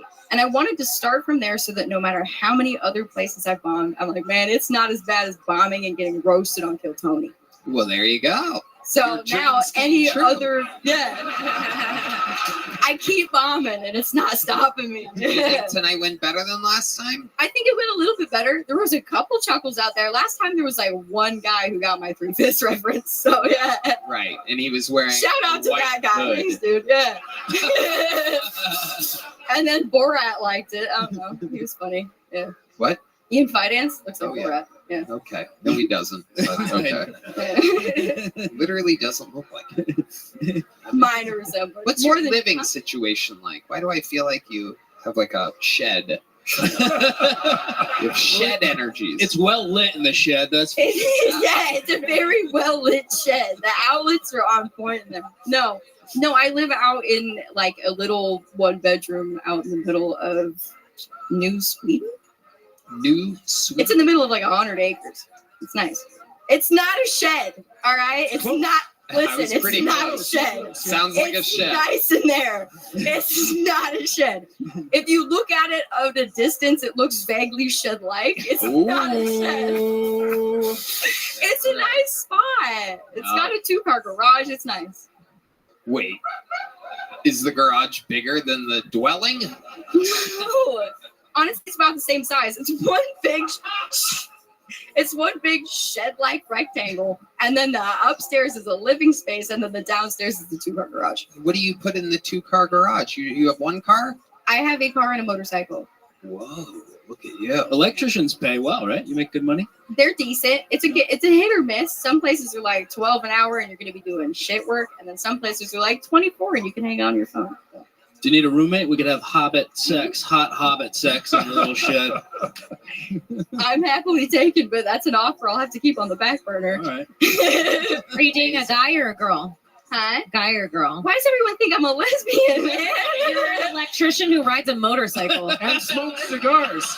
The eyebrows. There's a lot of hints there. I know. So even my dad thought I was playing for the other team. But no, I say that God made me a non-practicing lesbian. Like he made me a full-blown dyke and didn't flip the gay switch on the way out. Gave me the old reverse Hinchcliffe, you know? Right. Yeah. It's amazing. You're not a lesbian, but you ate it on stage tonight. Oh, wow, man. You got a little joke book last time you were on? I did get a little one. Well, there you go. You should fill it up with material. No, I actually dropped that shit on the way out, and then I felt bad, so I didn't go yet. I was like, I'll get a big one day. So. There you go. Today is not that day. I figured. There goes Helena, ladies I'll be and back. gentlemen. Helena. Okay. Yeah, we filled up the one last bucket pull tonight. Let's see what happens here. This is interesting. This doesn't make sense because you're here. It says Jordan Peterson. What does this mean? Jordan Peterson. Wait a second. What is going on here? Ladies and gentlemen, some funny business going on. The old switcheroo? Wait a second. Ladies and gentlemen, make some noise. I do believe this is Jordan Peterson, everybody. Well, you know, it's like, it's been a comical evening, you know, and it's like, well, I was going to try to be funny, but it's like, well, it depends what the meaning of funny is. It's like, I forgot to clean my damn room, you know, it's like, well, on the way here, I fingered a cat, you know, it's like, so anyways, well, I'm single, you know, it's like, I'm a tiny guy, height challenged, you know. The damn feminists make you put your height on Tinder. I had to change my damn height to millimeters to trick them. It's like, well, you know, I look like I'm damn 37 from the front. From the back, I could be 12. It's like I'm what's known as a pedophile's worst nightmare. It's like, yeah. It's like Nietzsche warned about that, you know. It's like catching pedophiles all day in the playground, just playing around, you know. Wait, you know, gotcha, you know, gotcha. Just like Kathy Newman. I got that feminist cunt. I got her. It's like, so, well, I work for the Daily Wire now, so I'm required to say that this impression was brought to you by ExpressVPN. Use code LOBSTER for 10% off. All right, everybody. Thanks so much. Jordan Peterson, one of my fucking heroes. I cleaned my room. Jordan, what did you think about Jordan Peterson? I don't listen to him.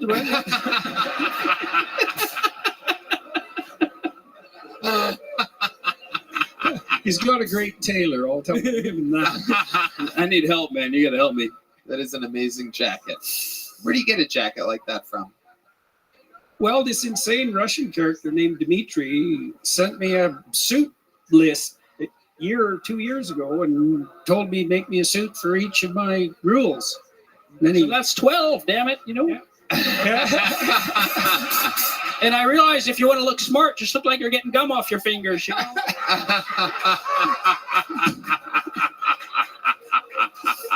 That's how you conjure ideas out of nothingness. Yeah. How do I get pussy? Do I just... How about a hand for the great Tyler Fisher, everybody? Jordan Peterson, everybody. And with that, there's only one place to go from here. We have one final comedian. He is an absolute thunderstorm of chaos. You know him as the Memphis Strangler, the Vanilla Gorilla, the Tijuana Tarantula, the Detroit Dingleberry, This is indeed the big red machine, the one and only William Montgomery, everybody.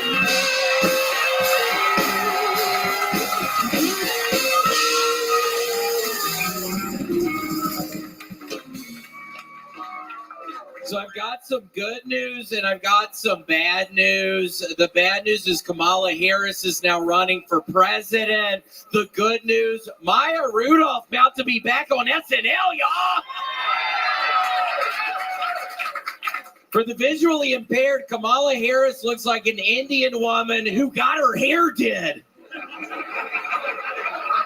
That's a pretty good one, I think. Okay. But seriously, Joe Biden is abandoning the race just like he abandoned his granddaughter Hunter fathered with the stripper. Kamala Harris and Donald Trump have a lot in common. For one, they both taken shots to the face. Okay, that's my time. I was wondering how all of those would go. Okay, so I have a lot of fucking material. I mean, not that I'm gonna fucking do this, but I can just fucking do it when people come in here. Okay, so I'm gonna time it right now, and I'm gonna allow myself 5 seconds for each laugh. Why? Because I don't fucking know. Okay, here we go. Shalom, y'all. My name's Rabbi Rothschild. If you want to be super popular with the ladies on TikTok like I am, here are some surefire pickup lines for sliding into shorty's DMs. For that hottie in your feed, you might message, "Are you my pinky toe? Because I'm going to bang you on every piece of furniture I own." 1,000, 2, 1,000, 3, 1,000, 4, 1,000, 5, 1,000. How about, "Girl, you got my head light because you so thick." That's a different one. Forget that one. Perhaps that new person on your page deserves to know that they must be a rear end collision since you want to hit them from the back. 1,000, 2, 1,000, 3, 1,000. That was mine. 5, 1,000. You can always use the tried and true. "Is there a mirror in your pocket? Because I can see myself in your pants." 1,000, 2, 1,000, 3, 1,000, 4, 1,000, 5, 1,000. For an international flair, you might send something like, "You remind me of the Bank of England since you've got me interested in a pound." 1,000, 2, 1,000, 3, 1,000, 4, 1,000, 5, 1,000. Keep it simple. "I lost my number. Can I have yours?" 1,000, 2, 1,000, 3, 1,000, 4, 1,000, 5, 1,000. If you admire an animal lover, you might say that you hope they have pet insurance because that pussy is getting beaten. 1,000, 2, 1,000, 3, 1,000, 4, 1,000, 5, 1,000. For the thick girl in your life, you might say, "Do you keep a phone in your back pocket? Because that ass be calling me." 1,000, 2, 1,000, 3, 1,000, 4, 1,000. 5, 1,000. Maybe message, "Are you sure you're on a parking ticket? Because baby, I'm gonna tear you up." 1,000, 2, 1,000, 3, 1,000, 4, 1,000, 5, 1,000. For that future boo, you may send, "Damn girl, are you a haunted house? Because I'm gonna scream when I come inside." 1,000, 2, 1,000, 3, 1,000, 4, 1,000, 5, 1,000. And finally, for that person you never want to message again, all you need to do is ask, "Are you a piñata? Because I'm going to need a blindfold to hit that." My name is Rabbi Rothschild. Thank you. Okay, now hold on. I have more. Okay, here we go. Does anyone remember back in the day how popular Yo Mama jokes were? Well, I do. And here are some of Rabbi Rothschild's traditional favorites for sharing at your next favorite holiday. "Yo mama's so fat, she went to McDonald's and they had to call Wendy's for backup." 1,000, 2, 1,000, 3, 1,000, 4, 1,000, 5, 1,000. "Yo mama's so ugly, her birth certificate is an apology letter." 1,000, 2, 1,000, 3, 1,000, 4, 1,000, 5, 1,000. "Your mama's so fat, she had a threesome and neither guy knew about it." 1,000, 2, 1,000, 3, 1,000, 4, 1,000, 5, 1,000. "Your mama's so slow, she took 9 months to deliver a joke." 1, 1,000, 2, 1,000, 3, 1,000, 4, 1,000, 5, 1,000. Yo mama's so stupid, she takes a ruler to bed to see how long she slept. 1, 1,000, 2, 1,000, 3, 1,000, 4, 1,000, 5, 1,000. Yo mama's so ugly, the cops pulled her over for not tinting her windows. 1, 1,000, 2, 1,000, 3, 1,000, 4, 1,000, 5, 1,000. Yo mama's so fat, when she dumped for joy, she got stuck. 1, 1,000, 2, 1,000, 3, 1,000, 4, 1,000, 5, 1,000. Your mama's so fat, men are only attracted to her because of gravity. 1, 1,000, 2, 1,000, 3, 1,000, 4, 1,000, 5, 1,000. And my favorite, your mama's so ugly, her portraits hang themselves. 1, 1,000, 2, 1,000, 3, 1,000, 4, 1,000, 5, 1,000. I've got one more, just one moment.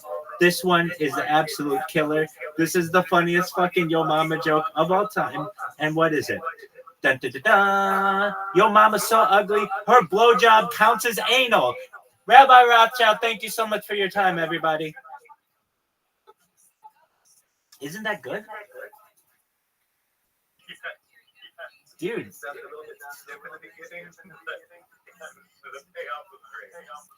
I mean, it's the first time I've ever delivered it, and I even like just had words in there that weren't correct, and I didn't even fucking write it out. Barely. But exactly. There's no way you remember this shit at first. Right. But I can alter some things, see what's funnier than others. But that's 5 minutes. And that's what the comics are always saying. Now, it's a lot easier to say, oh, I've got 5 minutes.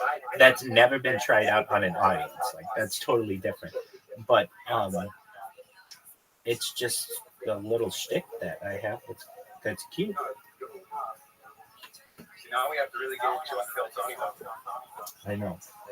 If anything, I might try the Irvine Spectrum Improv. If I were gonna do, they have an open mic on Monday, I think. But we'll see. I mean, if anything, I'd want to work it out with people in here and get it down so I had it memorized, and then it's just a tight little. Now, here's what I like about these jokes. They aren't topical. The Yo Mama joke is like, it's funny enough that it's not offensive, really. I do get like a southern twang when I'm sometimes doing like, hey, shawty, and all this other shit, just because that's just kind of more, what do I want to call it? That's how people pick up people nowadays, as opposed to, hello, madam, the whole deal. All right. What else? Oh, there's nothing real specific in it. Like, probably, like, the most specific is the Bank of England. I could probably change that one. But basically, like, everything, you could use these fucking jokes in 50 years. The term haunted house isn't going to change. The term, like, parking ticket. I mean, people might not know what a parking ticket is, but the idea is, like, it's not like saying, hey, are you Napster? Because I want to download you illegally. Like, it's not a dated reference where people would be like, what the fuck are you talking about? Like, I almost had one of those. What was I going to have? I almost put in an AOL joke. I'm like, no one's going to fucking understand that. Anyway. Yeah, basically. Okay, but how funny is Your Mama's So Ugly, her blowjob counts as anal? Did you come up with that, or did you find that? That's the top Yo Mama joke I've read. That absolutely earned its place on top. Dog, why work hard when you can think smart? If they've already put all the best shit up there and everybody's commented on it, you put your own little take on it, and it's fucking hilarious. But that one, I read that one. Yo Mama's So Ugly, her blowjob counts as anal? That's so filthy. That's a slap in the face. I mean, like, it's a great way to end it. So anyway, one other thing about that joke, the top comment about it was pretty funny. It just says, actual audible laughter sounds while on the phone with the customer. Take my upvote. It was just, I mean, they're like, that one has It's literally the top Yo Mama joke, and I think deservedly so.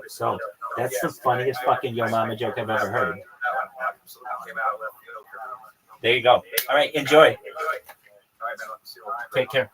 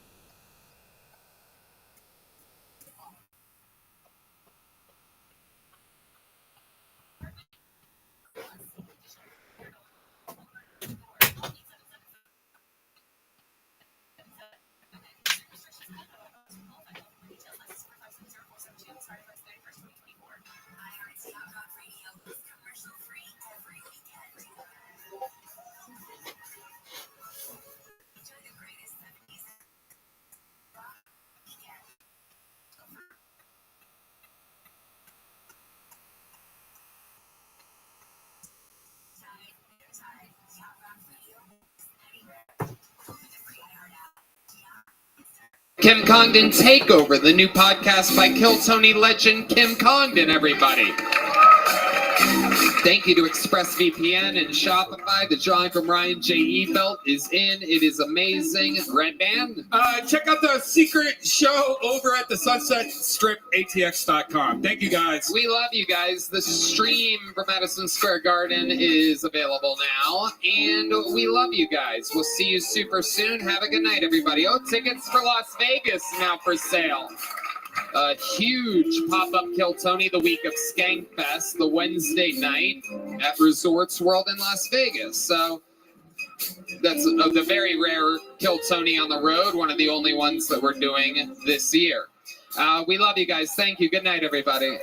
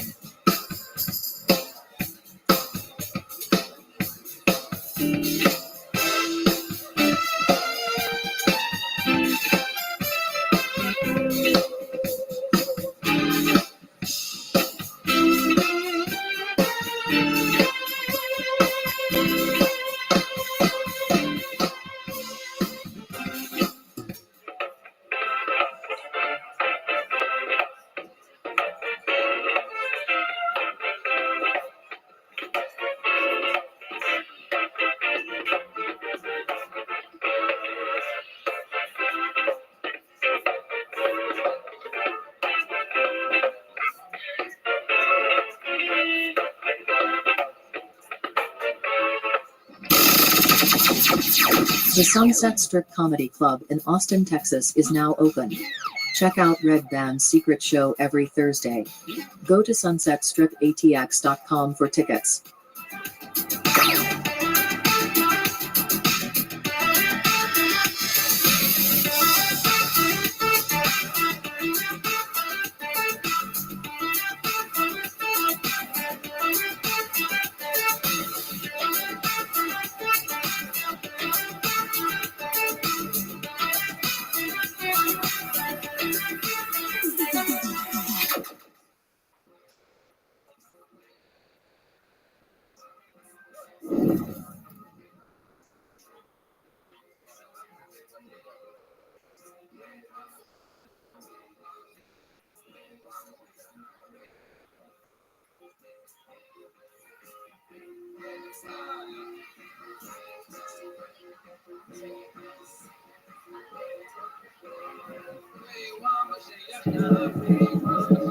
Joe Rogan Podcast. Check it out. The Joe Rogan Experience. Train by day, Joe Rogan Podcast by night, all day.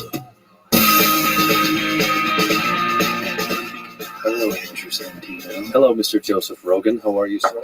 What's crack-a-lackin'? Nothing, man. Had so much fun last night. Thank you. Appreciate it. Had a fun show. Welcome to God's country. It was wonderful. Me, you, Brian Simpson, Tony.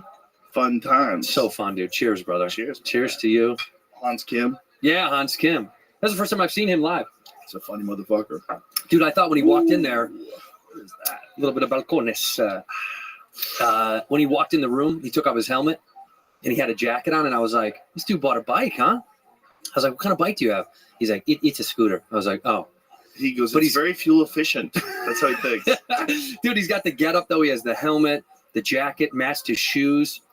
I was like, for sure. A motorcycle. He's got to get a bike. Well, there was a bike out back, and I was like, oh, is that Hans' bike? That's a nice bike. You know what? He should have a Harley. Mm-hmm.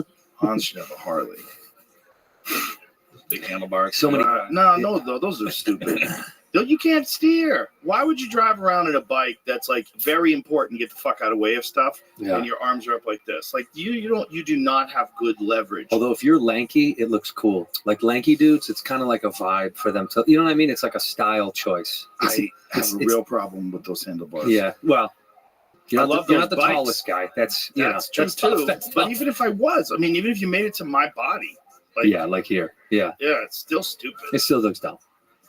Like this you could steer right there. Like the race car, the racing bike guys, why do they have their handlebars down there? Why? Because that's the best way to steer. Yeah, it's efficient. Look at that. Come on, son. That's fucking preposterous. Yeah, but dude, the style is like there's something about it that makes me go, that's fucking wild. There's something about, well, that's not terrible. No. Like what that guy's got in that fucking, the front of that thing is sick. Yeah, that is sick. Hans on that'd be sweet. Oh, Hans on one with a skull. And look at the back end of it. Look at all that metal and shit. Look, I like Hans. He's putting that thing down in 3 hours. No, Hans can handle things. Hans is a black belt in Taekwondo. Is he? Yeah. What is that skull one? Show me that skull. That is wild. They do some wild shit with bikes. Yeah, and I went for a period of time where I took motorcycle classes and I was ready to ride a bike, but then a dude that I worked with on Fear Factor crashed and fucked up his shoulder. And then Frank Mir, who worked for the UFC, he got hit by a car and broke his leg and took him out of action for he was really never the same again. He was like one of the best in the world. Well, he was one of the best in the world for a long time, even after that. But that was like in the prime of his life. Yeah. He got his femur shattered. To the point where it was when you get your femur shattered, it's touch and go whether or not you lose your leg. Yeah. And he wasn't the same guy after that like fighting. It took a long time before he really got his groove back. Did you have a bike? Did you ever own a bike? No. So then that happened. And then a friend of mine saw somebody get hit on a bike all within like 2 weeks while I was taking classes. And I was like, fuck this. And a bunch of the guys that I worked with on Fear Factor, we all went to the classes together. Yeah. And then, a couple guys that worked in production and one of the guys that was a stunt guy. And we all were like, hey, let's get bikes. And then one of them kept it. One takes his fucking bike everywhere now. I always envy him. Yeah. Like that rebel, that wild motherfucker. He just rides his bike. He's like, it's the best. He goes, I'm never in traffic. He goes, I ride my bike everywhere. He's a single guy. Yeah. He just gets around. I've thought about it, man, over the years, but I'm sketched out about other people. One of my closest childhood friends, him and his wife, both rode professionally. Like he would do motocross and all that shit and trick shows internationally. That's where he met his wife overseas. And they both gave it up because I don't know if she was with them or saw it happen. One of her good friends die on a bike. And she was like, that's it. Never again. And both of them. And dude, he was the whole time I knew this kid when we were teenagers, he was a fucking nutbag. I mean, he loved bikes, loved anything with 2 wheels that he could fly. He loved it. And then as soon as that happened, it was like, never again, ever. Fast cars, though.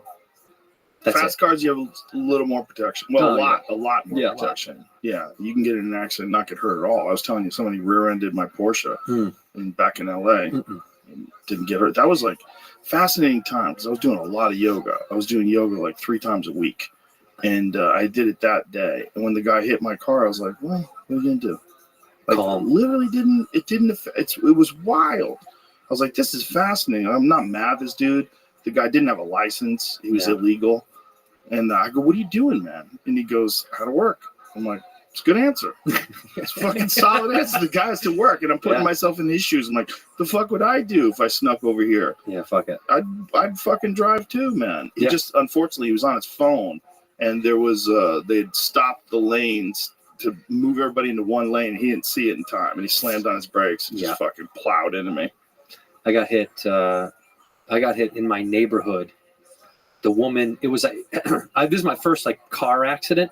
I've been like fender bender stuff, you know what I mean? But this was like, actually we got hit on our side, and time slowed down a little bit. Like it was creepy as shit because I hit the brakes. I had enough time to brake, horn, turn. I did it almost like simultaneously, like, and I started to slide away from her because I could see she wasn't looking. She came flying out of a driveway. Her head was the other way. And as soon as she turned, I swear to God, like out of a fucking movie, like I zoomed in on her eyes. Like I saw her fucking eyes, and then smoked us right in the side. Everybody was fine, but that was like the first time I got into like a real car accident, legitimate. Because I've been, nicked, bumped, whatever, but nothing like that. That was. I had my Land Cruiser built with rock sliders and metal bumpers just in case it got hit. Yeah. Because when you have a Land Cruiser and it's elevated, it's got like a 4-inch lift and like serious off-road. It's an apocalypse car. It's got a giant gas tank. I literally got it because I had like, I don't trust LA. Yeah. I'm like, if shit goes sideways, you got to be able to drive over these hills. Yeah. Like I need something that can get me the fuck out of here. Yeah. Like something like if you're on a road and then like did you hear about those people that died in California? This is not, I don't think you could have done anything in this circumstance, but they were trapped on a road during a wildfire. And the wildfire was moving so fast, it killed everybody that was on the road. No. Burned them alive in their cars. That's where you get the Land Cruiser. Yeah, but even then, it wouldn't have helped. It was a bad example. You're trapped. The evidence trapped there too. But the point is, like, if you have a car, you can't go that way or that way. Like, you're not going over hills. But if you have like a legitimate 4-wheel drive off-road vehicle, it opens up a lot of terrain to you. You can move around better. Yeah. And just a dumb thought, but I was like, okay, and also steel all around it. So like if someone plows into me from the side, they're going right into those giant steel rock sliders. Yeah. Everything's metal around you. So it's really good for side impacts. How much longer until you get a jetpack? I'm not getting a jetpack. Come on, dude. No, I will not be an early adopter. Oh, I jetpack. do. I don't skydive. If I had the money, I would jetpack the fuck everywhere. They only go for. I knew this dude back when I used to do the radio in Denver, and they had this fucking guy who's a jetpack guy. And this guy had been using these experimental jetpacks, and he had no knees. His knees were destroyed. Because you have to land. Because you have fucking blowing his knees out. Yeah. But this guy kept doing it. So, like, before the launch, this guy has to strap his knees in. So he has, like, these crazy braces and strapping his knees down and Velcroing this. I go, what are you doing? And he goes, dude, I've blown both my knees out. They're both useless. But he's still flying around in this fucking jetpack. I would do it. And it could only, back then, it could only go up in the air for 30 seconds. Yeah, but now they last a long time. I saw the dude doing it over you have to look it up how long I saw a guy doing it like over a body of water. Legitimately, it looked like 2 minutes. He was just chilling above the water. They have some with wings now. You seen the ones with wings? No. Yeah. See, dude, this they is what I caught want. some dude flying around near the airport with it. There was like reports of them. In restricted airspace. Yeah. Like the one like place you can't go. Near where jets go. This fucking crazy ass psycho. I want to be Doing near ecstasy. jets. Imagine doing ecstasy and flying around in a jetpack. Oh, fuck. LAX jetpack mystery. Pirates report seeing man with jetpack flying near planes above LA.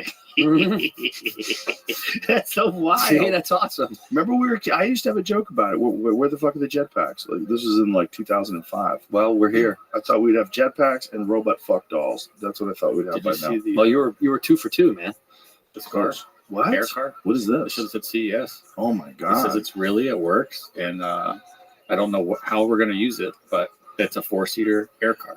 It's Wait, like a drone. Does it not have a video of it of a test of like a test run or some shit? It does, yeah. Fuck It says pre-order. I ain't pre-ordered shit, bro. I need to hear some reports. yeah, dude, test it out, man. Take it for a couple trial runs. It's like an Uber version of it. Like What? You could just get it? Oh, that's cool. This is the You remember video. that rental car company? Does that company still around? Where you had an app and you just rent a car and they would drive it right to you? Yeah, I think so. They're still around? That's cool Look how at it this fucking transforms. thing. Yeah, it's a drone. It's like a drone car. Oh my god! And drones today Have you seen those competitions where they have like drone competitions? It's unreal. Where they have cones and poles and holes you have to fly through, and they these things are incredible now. Get stoned and watch the ones where they go through the buildings. That dude, it's like you're on a ride. It'll go through building windows, sideways, flip upside down, go through different hallways. Like this shit is insane. That would be so dope in VR. Yeah, that's what I mean. He'll flip upside down, go through another little tiny holes. That's how they're controlling it. They have a headset on, like a VR headset, and they're watching it in first person. Oh my God, the control this guy has is incredible. Yeah, it's unreal. These things are amazingly agile. So see if you can find those competitions, Jamie. Like, because I was watching them on Instagram the other day, where these guys were flying through doorways and little, like they had made a doorway, and it's like they have an obstacle course. Oh, this one's all lit up with neon. That's so cool. Oh my God, I don't know how hard it'd be to memorize the course to know where the turns are. Well, you remember when we used to play Quake? Dudes would memorize maps. Yeah, I guess right. Same thing. Yeah, guys would. Well, this looks like he's following that light. You see that light in front of him? There's probably one in front. That's like a trail in front of him. So maybe that's. I know they also have they have this. I also saw someone doing a fishing sim. We had a real life fishing pole hooked up to a device that was tracking like a tuna he was pulling. But they have these also where you can just practice this with a real handset, and you're flying it like it would be, but it's all fake. It's all on a computer. The first question I'd be like, so when I crash this, what does it cost? Because I'm crashing that fucking thing immediately. Oh, yeah. That's so hard. Well, to get to this guy's level, you have to fuck around with regular drones for a long time. What do they cost? I literally don't know. A couple thousand. There's another thing I just saw. It looked like a very goofy video online. I'll try to find it real quick. It's like these, but they're attached to a cord like a kite, and it's a league where you're racing someone. They do dog fights. But it's literally like everything else. Like we were just practicing driving golf balls out there earlier. I can't even hit it. I'm missing. I'm whacking the ground. I can't. I don't know how to do it.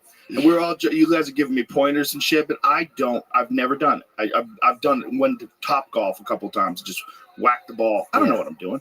But when I'm watching you guys, it's fascinating. I'm like, how are you doing it? Because you hit it so fucking hard. I was trying to show off for Jamie a little bit. Dude, you can drive a fucking golf ball. That shit is impressive as fuck. Your technique is amazing. I want you to come with me. So smooth. I would love for you to see it live. I want to see it live because Jamie talks a lot of shit. I want to see you, Jamie, and Hinchcliffe going at it. Fuck yeah. But I'm saying get baked and drive the car. Hell yeah. If you see pros live though, I don't know if you've ever seen pros in person, but it's the way that you're even this gap of you being like, I don't ever golf, and then you're like, wow, dude, you're good at that. When I watch those guys, it's the same feeling when you go to professional sports and you're like, that's unfucking real how good they are. It's shocking to watch live. And if you're really good yourself and you are really good at golf, then you can really appreciate it. Oh yeah, dude. Yeah. Whereas I can kind of appreciate it, but I don't know what's going on. It's sort of like with the UFC. Right. When dudes scramble on the ground and like someone's like an elite jiu-jitsu black belt, the people that are like practicing jiu-jitsu are like, holy shit, look at that guy. Yeah. Like Charles Oliveira, watch how he cinches this up. Holy shit. Right. When you see like golfing, or we had this guy, Fedor Gorst, came in. But how old's Fedor? 23? 22? 22? 22, 23 years old. If not the best pool player in the world, top 3 for sure. We came in here and we played him on that table. It was wild.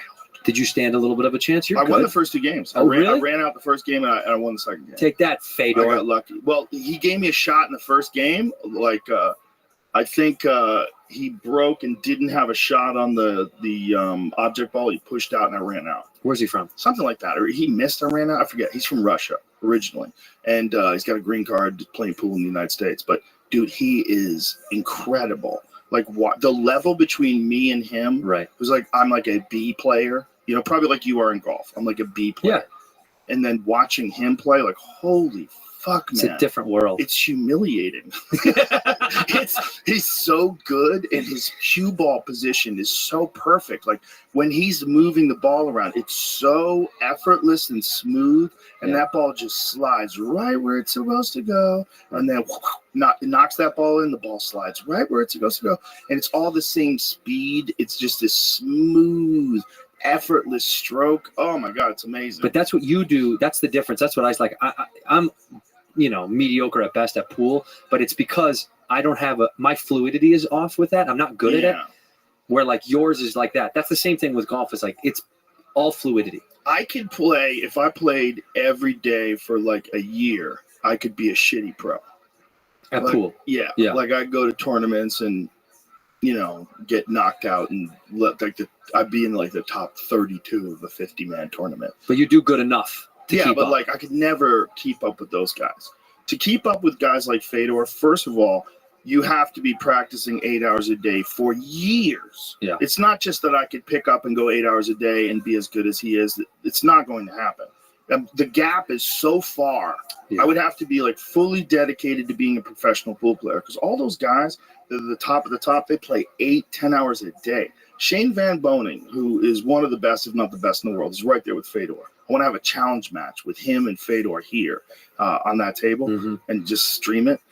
When he would practice his break for 5-6 hours in a row, just rack the balls like a robot, ba-blam, rack the balls like a robot, ba-blam, rack the balls, just over and over and over. And he has a hearing aid. He's deaf. He was born deaf. He just shuts his hearing aid off, so he can't hear anything. And all he does is like focus on the task. That's fucking wild. And he's a monster. He's the most evil breaker in the world because he'll play 10 ball and he'll break and make 6 balls in the break. So you're playing 10 ball, but he's playing 4 ball because he's not like a big giant guy either. It's just a smooth. It's the way you're driving the golf ball. That smooth, perfect technique. That's what he has when he drives the cue ball. It's amazing. Because you don't need to be. I've noticed some of those guys. I mean, I know almost nothing about pool, but anytime I've seen it, like either you've shown me, is they don't. Not all these guys are big boys, but they hit the fucking shit out of it, even if they're smaller guys. The cue ball do the cue stick rather do the work for them though. Yeah. When they're doing it, they're not like muscling it. It's like a acceleration of the arm, and there's a thing called a slip stroke where you actually let the cue go and you kind of catch it at the bottom of the cue. And a lot of these old-time, really smooth players, they would play with a slip stroke. And when you watch the guy with a slip stroke, you're like, oh, my God. Like, you have to be so advanced to be able to play smooth and effortless with a slip stroke. You let go of it for a fraction of a second? Fuck that. You let go of it. I've done that on accident. It slips out of your hand, you catch it, but it's because they're cradling that stick. They're not gripping it. Like, if you watch someone who doesn't know how to play, they grab it like a baseball bat. But if you watch like Fedor or you watch like Efren Reyes, like the best of the best, they cradle it in their hand. They just they're barely holding on to it. And they're letting their arm move and letting the stick do the work. I'm choking it out every time. Watch this. Google Shane Van Boening makes 6 balls in the break. You watch this dude break, and I know it's just breaking in pool, but it's perfection. It's like something. It's like you ever see Jiro Dreams of Sushi. I love. They made that dude work on the eggs for like a year. That's all he did was try to perfect. And the making one his son egg dish. did it forever. Still didn't give him didn't promote him. No, he was like not you good suck, enough. Bro. You suck. You suck at sushi. Yeah, you suck, man. Well, it's like that, but this guy's got that with the break shot. Yeah. So it's like there's a Japanese term for that when you practice this one thing over and over and over again in an attempt to achieve enlightenment. Watch this motherfucker. So this is 10 ball. There's 10 balls there. Watch this. Watch the perfection of this. Watch. Boom. See how smooth that shit is? Look at those balls just scattering, son. What the fuck? Exactly. That's what I'm saying. It's like perfection. Like he just knows where to hit it. He knows what speed to hit it. He knows what side. He's hitting not even flat on the one ball. He's hitting it slightly to the side. Well, that one you hit it pretty flat. Is this is the cat that was born deaf? Yep, he's deaf. Yeah, and when he plays, he shuts his hearing aid off. He doesn't hear shit. You can call him whatever the fuck you want. He's out there running out on you, son. So this is the opposite of that in golf, where they're going to play in a couple weeks in Phoenix. Yeah, that's right. It's called the Waste Management. Open. They built this giant arena around this hole. It's like 17,000 people. And they're all cheering while you It's a fucking party. It's like the opposite of golf. Oh, wow. And this guy hit a hole in one. But how many holes is it? That's just on the par 3. It's a normal tournament. And everybody goes, oh my God, that's incredible. That's incredible. People start throwing beer from the stands. That's incredible. See that? They see they're all throwing shit on the. See that? Adam, come on, that's incredible. With all that pressure to do that is pretty fucking amazing. Wild. This is what golf should be. That's a great idea. Who came up with this idea? These guys did in Phoenix. Waste Management, literally the trash company. This is they sponsor this. That's the best golf ever. Yeah, dude. That's real golf. Yeah. So pool has a thing that's not as grand as that, but it's called the Moscone Cup. And the difference between the Moscone Cup and everything else is the crowd cheers and they go nuts. And it's USA versus Europe. So it's teams. Yeah. So like if you and I were on Team USA, you would hit a ball, like you would have hit the 4 ball and give position for me to play the 5 ball, and then I'd give you the 6 ball. And we go back and forth like that. So you and I would be playing against 2 people from Europe.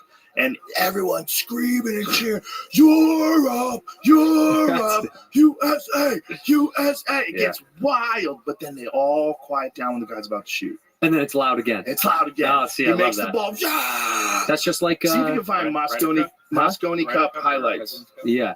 Find Moscone Cup highlights. Because now everybody kind of knows about it, and it's like the one pool tournament where everyone's going to scream. Yeah. Like there's no quiet in the crowd. There's no quiet. Nobody says. Everyone's screaming. But they all know the rhythm of it. Watch this.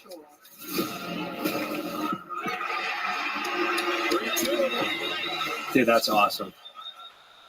So people are screaming and cheering while these guys are playing. That's pool, man. Yeah. That's what it should be. Yeah. Let's fucking go! Losing it. Look at this. That was the most awkward chest bump ever. You know why? Because they didn't want to bang up their cues. Right. They didn't want to put it to the side. They had their. So watch how he chest bumps. They're both like, "Don't touch my cue. Don't fuck my cue." Yeah. But see, I thought the cue, easy with the cue, easy with the cue. It's like that's Josh Filler. He's one of the best in the world, and he's got a wood shaft. So he's got hey, some guys have carbon fiber shafts. Yeah. They're a little more loosey goosey because you can kind of bang those around. But wood shafts get a little nick in it, and then you feel it when you're playing. It bothers the shit out of you. Just a little tiny. The tiniest thing, you can't even find it. You couldn't even find it by looking at it. You have to almost be playing. And then when you feel it, you stop. And you go, where's that little motherfucker? And then you got to spit on it. You get some water and you put it on the wood, and the wood will swell back up to where it is. And then you burnish it. You get it all hot. Yeah. And you put a little bit more water on. The wood swells a little bit more. I can't help it. Come on, dude. You got to spit on it, make it swell. You got to. Spit on that wood and make it swell. Spit on it. You know what that reminds me of? They just posted a clip of a dart championship. And when they lose it in the background, and it was like they call it like a 9s. 2 guys have 9s or something like only 9 darts. So 2 guys both had 9s, and then the first guy obviously won. But it was like, I guess this doesn't happen that often that it's only 9s. Do you know what I mean? And they posted it somewhere. Oh, right here. Look, watch this fucking clip, Joe. If he wants to level up the World Championship final, Michael Van Gerwen. That's insane.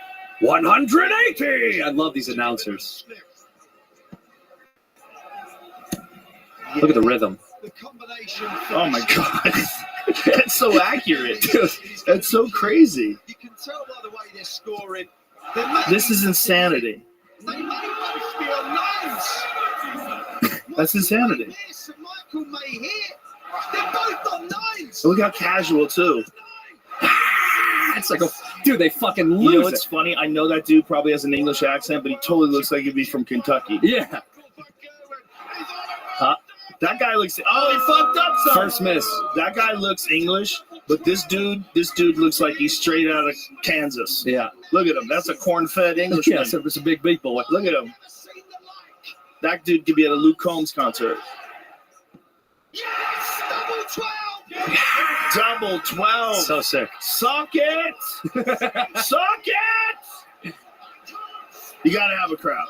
Dude, that's you gotta have a so crowd. fun. I want to go to one of these so bad. One time. Pool needs a fucking crowd. They have a league starting up in about a year that's going to be indoor golf like this. Monday nights, like Monday Night Football event, they're going to have 15,000 people watching golf. Like we just played on a simulator. Yeah.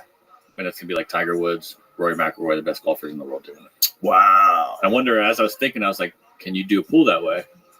You could 5,000 people. You could, but Why people. not? You could, but people, you'd have to have like the reason why the Moscone Cup is so good is because you have like this USA versus Europe rivalry, and it goes back and forth. And I think the Europeans have been winning more lately. No, can we recruit?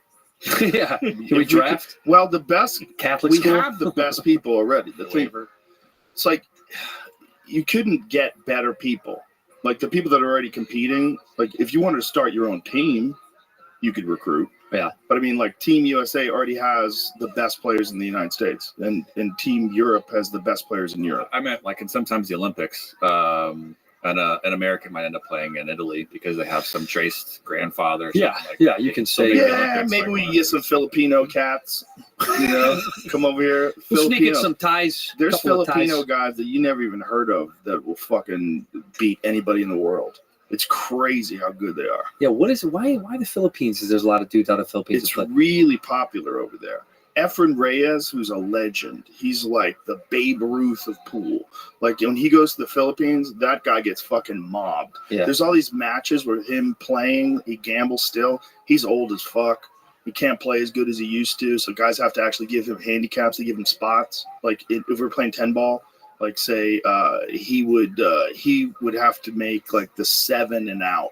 And these guys would have to make the 10, or he'd have to make the 8, and they'd have to make the 10. That's a lot of gives, right? It's a lot of gives. Yeah. But that's just because they can gamble. I wouldn't say the 7 and out, but maybe like the 8 ball out of 10, something like. But for like a guy like me, if I was going to play a pro, that's how you'd play him. They would have to give you some sort of a handicap, and that's Right. what they would do. Like guys that say you get the 7 in the breaks. That means you could break every game, and you could win with the 7 or the 9. Ooh. Yeah, it's a big spot. Well, what he's really saying is, I I'm can fuck so you much up. better than Yeah, you. he's saying I'm going Way to better lock than- you up. I'm going to run out on you. Right. I'm going to put you in a coma. Do people keep? Could you keep like in golf? You keep a handicap. Can you keep a handicap in pool? No, there's a thing called the Fargo scoring. And Fargo scoring, it calculates how often you miss, bad position play. It calculates scratching on the break, all these different things, and you get like a number. Right. That's your Fargo score. Bad safeties. If you have a bad safety and leave the ball out, that counts against your score. I think. What's your Fargo score? I don't know. But I was never good. I was always B level. I never got to. I've won tournaments before, like a local tournament. But that's against other B players. What would a good Fargo score be? I think it's in the 900s. Oh, the more is better. Yeah. Okay. It's like 100 is the perfect score, and some of these guys they'll win matches with like 937, which is just insanity. That's not just insanity. They're just not missing. They're just. We watched this match with that kid Fedor, where he ran out 7 racks in a row to win this set on this guy in this like high pressure tournament in a row. Just broke and ran out perfectly 7 games in a row. And you're like, what the fuck? He did that to me out here. Yeah. He did it multiple times. He broke and ran out like 4 or 5 racks in a row. We just sitting there watching this guy break and run out, break and run out, break and run out. A clinic. Yeah, see, that's great. It's like I love that with everything, man. I love when a guy can do that. I love when people can do that, especially in something that I don't even do.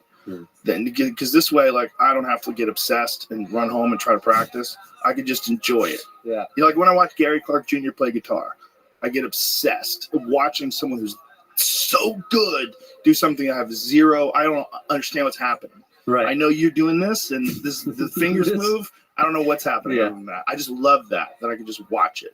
I like it if I know I don't have that much interest in it, because then I don't get jealous and I don't go, I want to pick one up so fucking bad. Oh yeah, that's a problem with golf. See, I can't get involved with golf because I know I would love it. You will. Everybody loves it.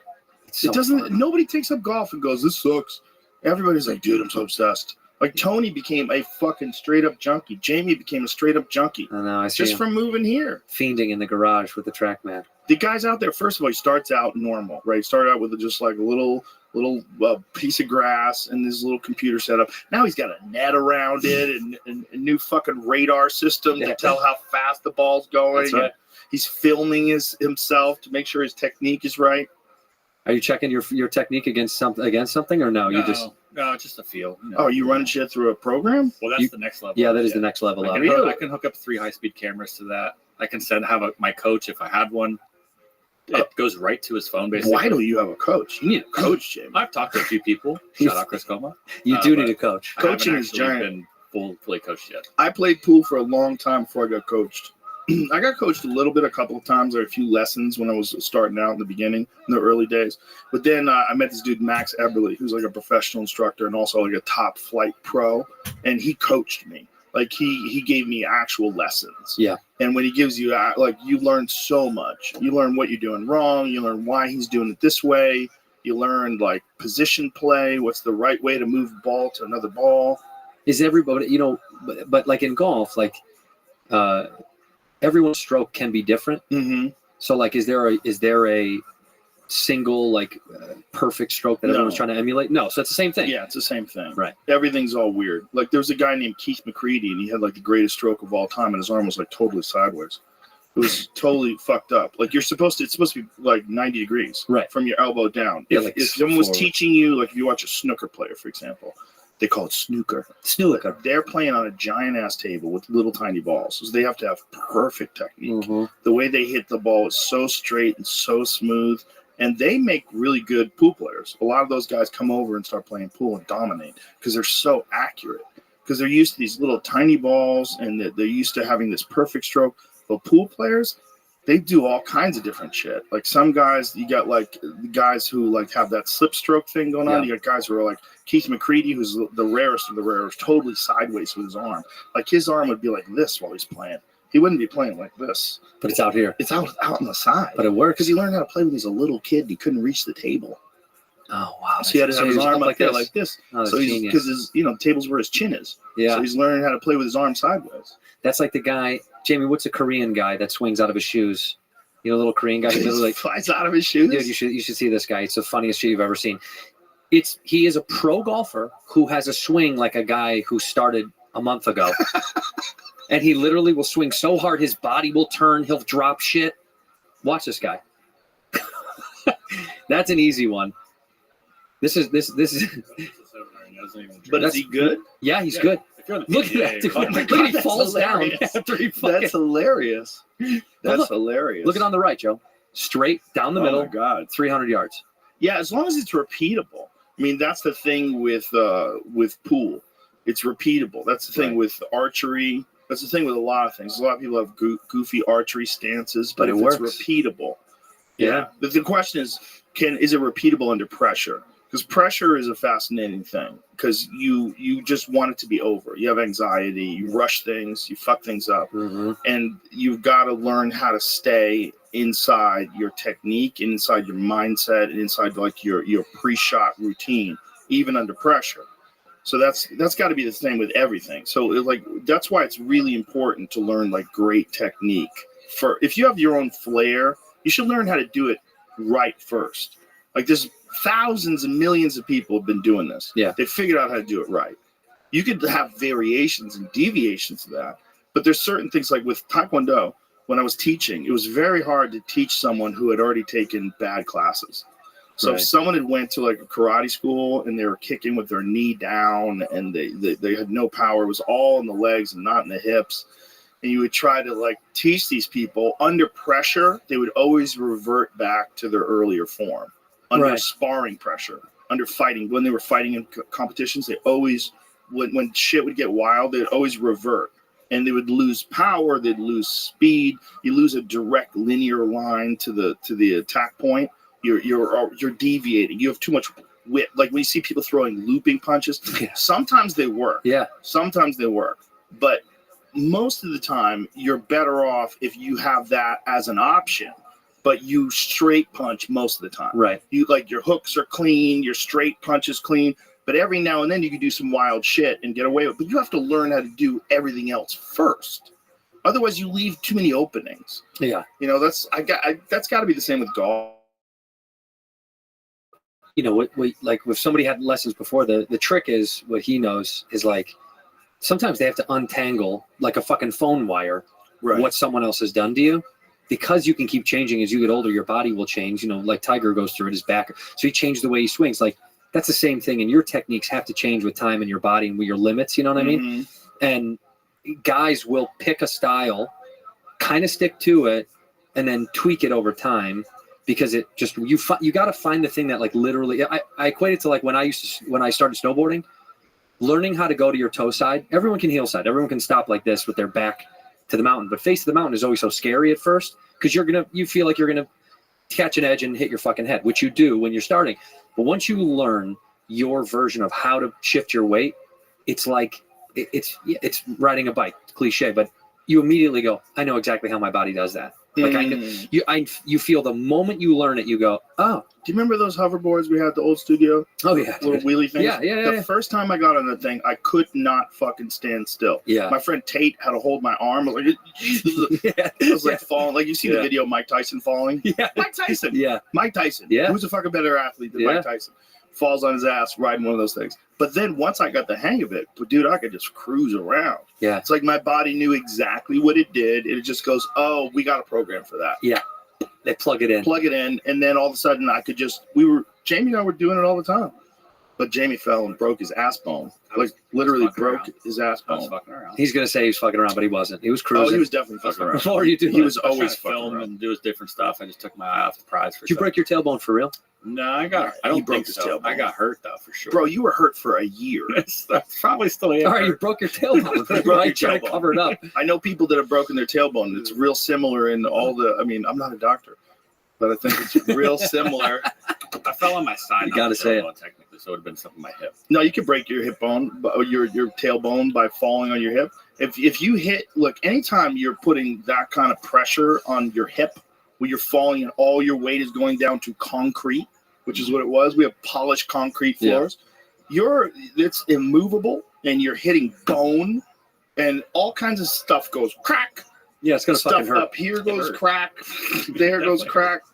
When I fell skiing the last time I skied, I fucking I got what's called an insufficiency fracture, where it fractured at the top where my shin meets my cartilage. Yeah, I was like, fuck skiing. Fuck that. Fuck this. Well, that's like the first time you snowboard, you fall on your ass, dude. It hurts so bad. Yeah. Because your body's not used to that kind of fall. Not since you were a baby learning how to walk, was your ass squishy enough to bounce. Now you get older, dude. You break. Yeah, it hurts. My boy Shane Dorian, he's a world champion big wave surfer. He was snowboarding a year and a half ago, two years ago actually, and just blew his fucking knee out, man. Slammed into a tree. And this is a guy who's a professional surfer. I think he tore his ACL and his MCL. He had to get surgery, and then we hooked him up with Ways to Well here in Austin. They stem celled him and fixed his knee. Fixed his shit fast. Yeah. Well, fixed it after he'd gone through a lot of rehabilitation. But that was the big thing that really helped him and pushed him over the edge and got him back to it. But yeah, it gets scary. You're a fucking pro surfer. Yeah. To be doing that seems so insane to me. Yeah, but snowboarding is. It must be so exciting. Riding down a fucking mountain is so fun. My buddy just broke a couple ribs. He was with his kids, and we got this weird text chain that was like, "Hey, did you hear what happened?" You know, and at first whenever you hear skiing shit, you're like, scary. What the fuck happened? Right. Luckily, all he did was break a few ribs, and I mean, he's fucked up, but he's fine. Bro, you know we what I mean? lost Sonny Bono. I know, dude. God bless. We miss you, man. Bono, we lost Sonny Bono to a Lost fucking him. tree. Got him. Tree got him. Tree got his ass, dude. Boom. Don't fuck with those trees, bro. That must be a horrible way to go. I do not see go the in tree, and you know there ain't a goddamn thing you can do to stop that motherfucker. No thanks. Boom. I'm sticking to where I'm supposed to. Woo! People are ballsy that go off. You know, if you're really good, people do it all the time. But I'm not. I don't need that shit. Yeah, I don't need to clip just a tree. So many people get hurt skiing. I mean, it's very fun, but boy, there's a lot of orthopedic surgeons in Aspen. Yeah, they're like, keep skiing, man. Yeah, we love it. Going. Get I up want there, to man. buy a Ferrari. I want to buy a Ferrari. Well, my 6th house, man. Get up to that. Get up to that mountain. Yeah, man. But fucking, you get a thrill. You get some juice out of it. The guy with the fucking jetpack. There's a reason why he had all those straps on his knees. I want that so bad, dude. Just get one for me, will you? So I can come use it. Find the jetpack with the wings. The guy flying a jetpack with wings. Because I saw one of those. I was like, oh, this is next level jetpack. Because this is like a movie. Yeah. And then does he tip forward with the wings? Or does he stay right upright? I'm not sure. This is a little different. This guy's got a wingsuit on with some jet-powered. Oh, fuck. Holy shit. Oh, my God. How fucking. Oh, my God. That's so insane. That's nuts. The wingsuit's insane, period. Period. My boy Andy Stumpf had the world record at one point for the longest wingsuit flight. How long was it? Oh, my God. Look at how high this dude is. They dropped him out of space, though. I know that. Oh, Red Bull did that. I saw that, right? No, that's a different one. Oh, okay. Maybe it was Red Bull. Who did the Andy Stumpf one? See, there was a big sponsor. So you can find Andy Stumpf. Because he was right. He was just outside of our world record jump wingsuit, squirrel suit. I call it a squirrel suit. Yeah, I think that was the one I saw. He jumps out of like a little cage. Yeah, that's it. That's Andy.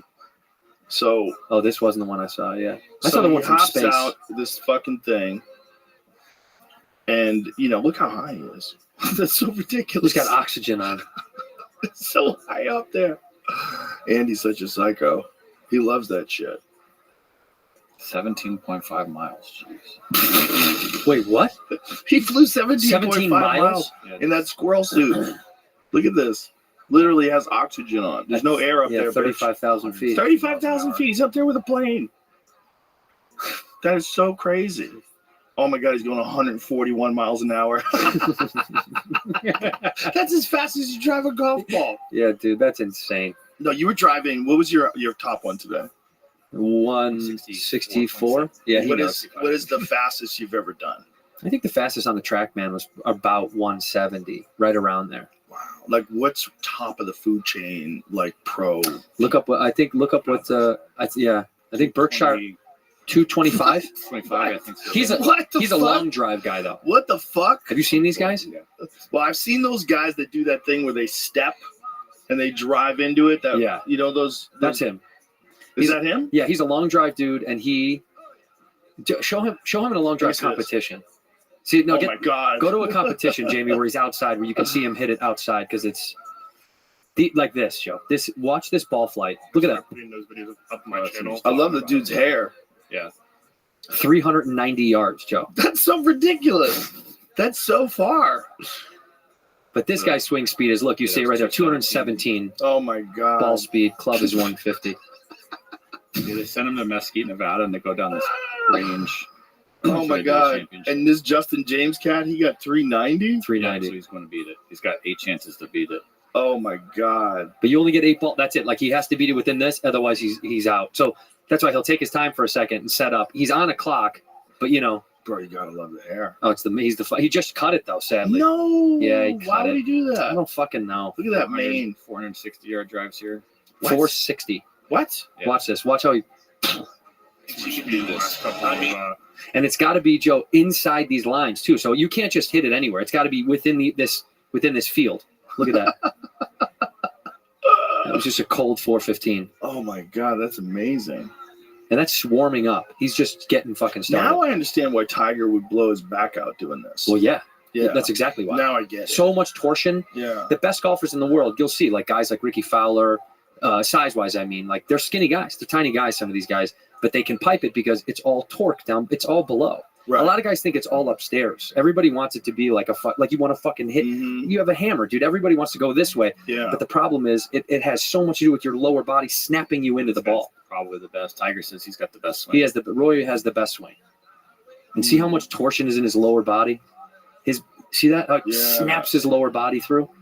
That's incredible. Look at his technique too. Look at the finish of it. It's funny that other guy's so wacky. I know. See, but when you see that, see that perfect technique. Rory's top in the world. That other guy is good, but he's nowhere near this. That guy's good, but he's not. This is different. Do you know what I mean? Like, yeah. That guy's gonna make money and do well for the rest of his life, but top shit, Rory's got to be. It's almost like a difference. Those dark guys. It's just if you throw a fastball, baseball up there to just throw against them, but they're throwing those little darts at the thing, and the other guy's just throwing fast as fuck. Right. Yeah. It is amazing watching people learn to do something that's really hard to do. Yeah. And getting really good at it. When you watch someone do acrobatics or you watch Cirque du Soleil, you're like, what the fuck? Absurd. How? Have you seen the one where they jump in the water? Which one? The Cirque du Soleil, Le Rêve. Did you ever heard of this? No. Bro, I don't even know if it's around anymore. But when I went to Vegas one time, I got fucking baked out of my mind and went to see them. And dude, I audibly, like an old lady, I'd be like, ah, because I got nervous. They would jump in these little tiny holes from like 70 feet up, just into a little tiny, but if they missed, they're dead. The floor moves underwater. Oh my God. So you'll watch it raise up underwater, shift heights. They'll climb up from one of and acrobatically climb to the other one, and then it'll drop into the water out of nowhere, and then it'll raise up a little tiny window they have to dive into. Dude, have you Le Rêve, I think is what it was called. It will, I don't know if it's around, but if it's still around, go see it, because that was the wildest shit I've ever seen. Oh, dude, every show to me has to be such a high level of precision. There is no like a band is like, dude, you missed that fucking. Right. You can't miss shit. You're not missing the chord. It's your neck in the water. I saw it years ago. The Beatles one at the Mirage. Oh yeah, I think I saw that. Yeah, it's fucking great. Dudes on rollerblades doing flips and shit too. But it's the music. You sort of rediscover the music of the Beatles. Like you forget how good their music was sometimes. So good. And when you hear it in that amazing arena where they have the Cirque du Soleil, and the sound is incredible, and the visuals are incredible. Yeah. They're like, these guys. Unreal. You watched the documentary, I'm sure, and it was like, what shocked me the most. Night? Yeah, what shocked me the most was how short of a time they were doing it. Yeah. This wasn't like a 30-year span where you're like, dude, the band made hits forever. No, this was a little baby window. They destroyed, and then poof, like that, it's gone. Yoko Ono came in and fucked it all up. I know, that's my Bobby Lee, dude. Came in and fucked it all up. Did you ever read the Did you ever read Malcolm Gladwell's Outliers? No, but I've heard you talk about it. It's a great book. Yeah. And one of the chapters in the book is about the Beatles. And it's about how the Beatles went to Hamburg, and they were playing in a strip club, and they were playing like 8 hours a day. So they were playing so much, and they were so like tightly tuned. They went back to Liverpool like a couple of years later, and everybody's like, "What the fuck happened?" Yeah. Like, what? They were just so tight and so smooth. Did they go to Hamburg just to like do a run to a work? residency? Yeah. They went to work, and so they're doing these shows, and they're performing together 8 hours a day. And so they're writing all these new songs, and they're performing, and I think they had to do covers too, and they're just fucking putting in their work, man. Yeah, just like tightly coordinated, like Cirque du Soleil with music. Watching Paul make like improv, so to speak, Get Back. Mm-hmm. Watching that was, I don't think I've ever seen any footage of something so magical happening that they were able to capture when he's like, when you hear him just humming out what he thinks the words might be, dude, I was like, we're witnessing like little magic go off in his brain. You're watching his synapses fire into being like, get back. What is that? Get back.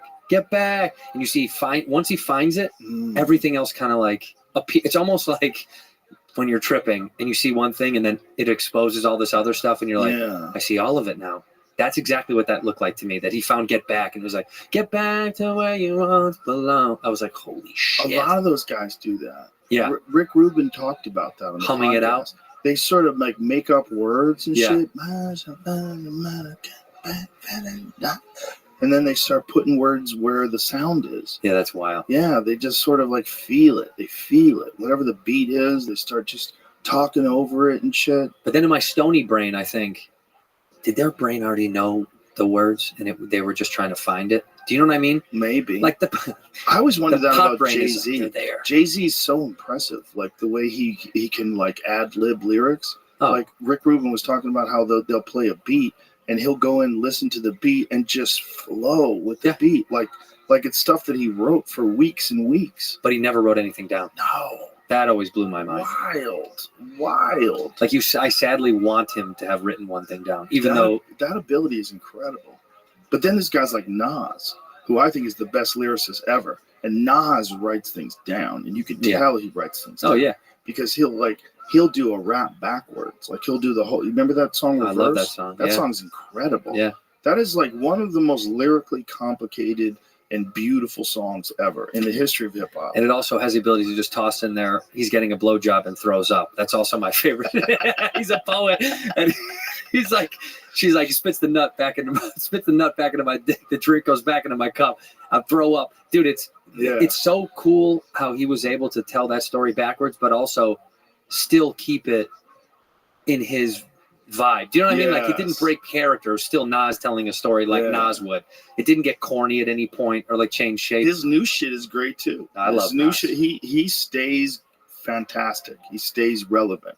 Like if you're like a Nas fan, you will not be disappointed. His new shit is just like his old shit. It's great.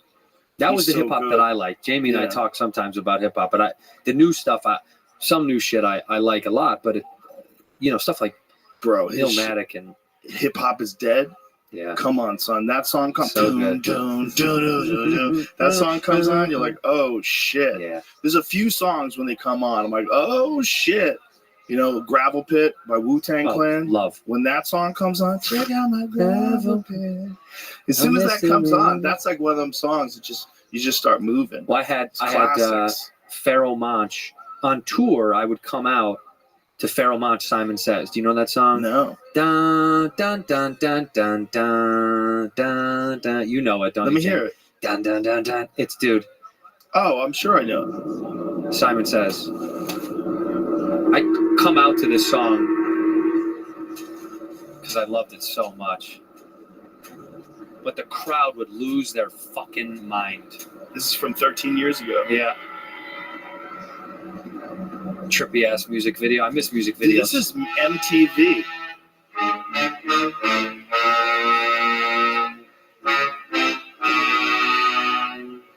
That's how I feel at shows.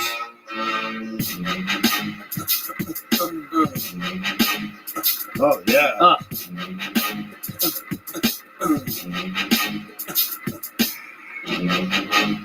Get the fuck up. Simon Says, get the fuck up. Throw your hands in the sky. Movies in the back, sipping yak, yo. Girls, rub on your titties. That's my favorite line. Yeah, fuck it. I said it. Rub on your titties. So I was coming out to this, and then for the special, I wanted to use it.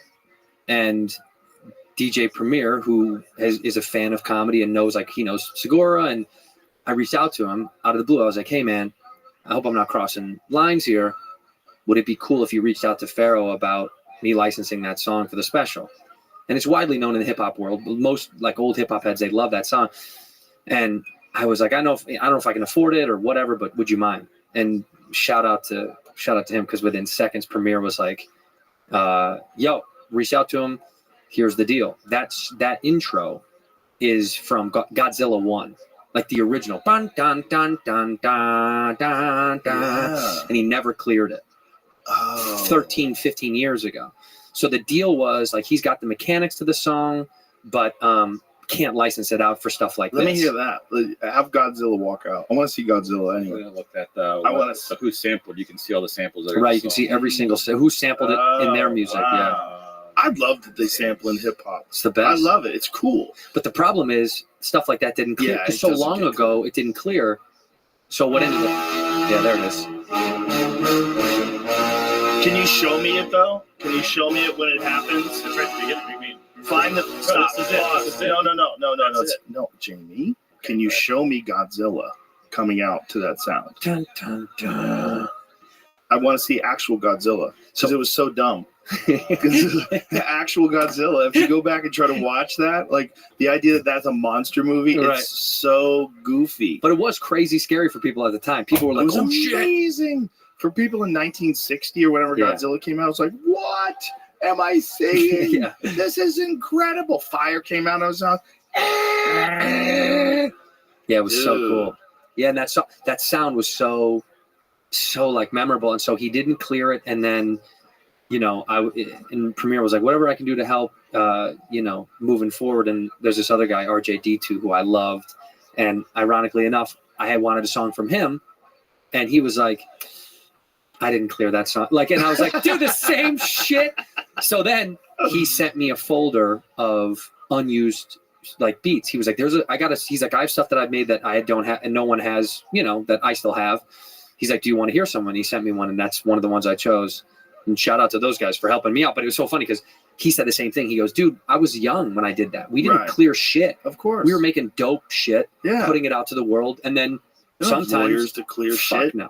He's like, those labels from back, they're all gone. They dissipated, or they got bought, or How many great songs in hip hop they sampled old music, like old oh yeah, James Brown tracks, and I talked all about kinds of shit. William Bell.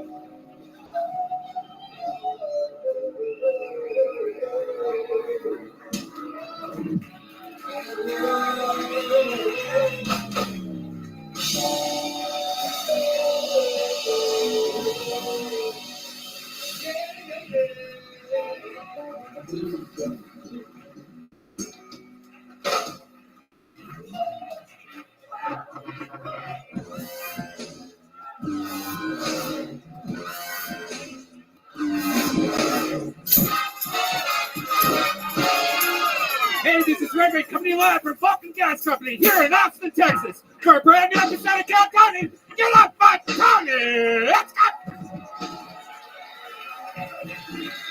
Are you guys ready to have the best goddamn Monday night of your lives right now?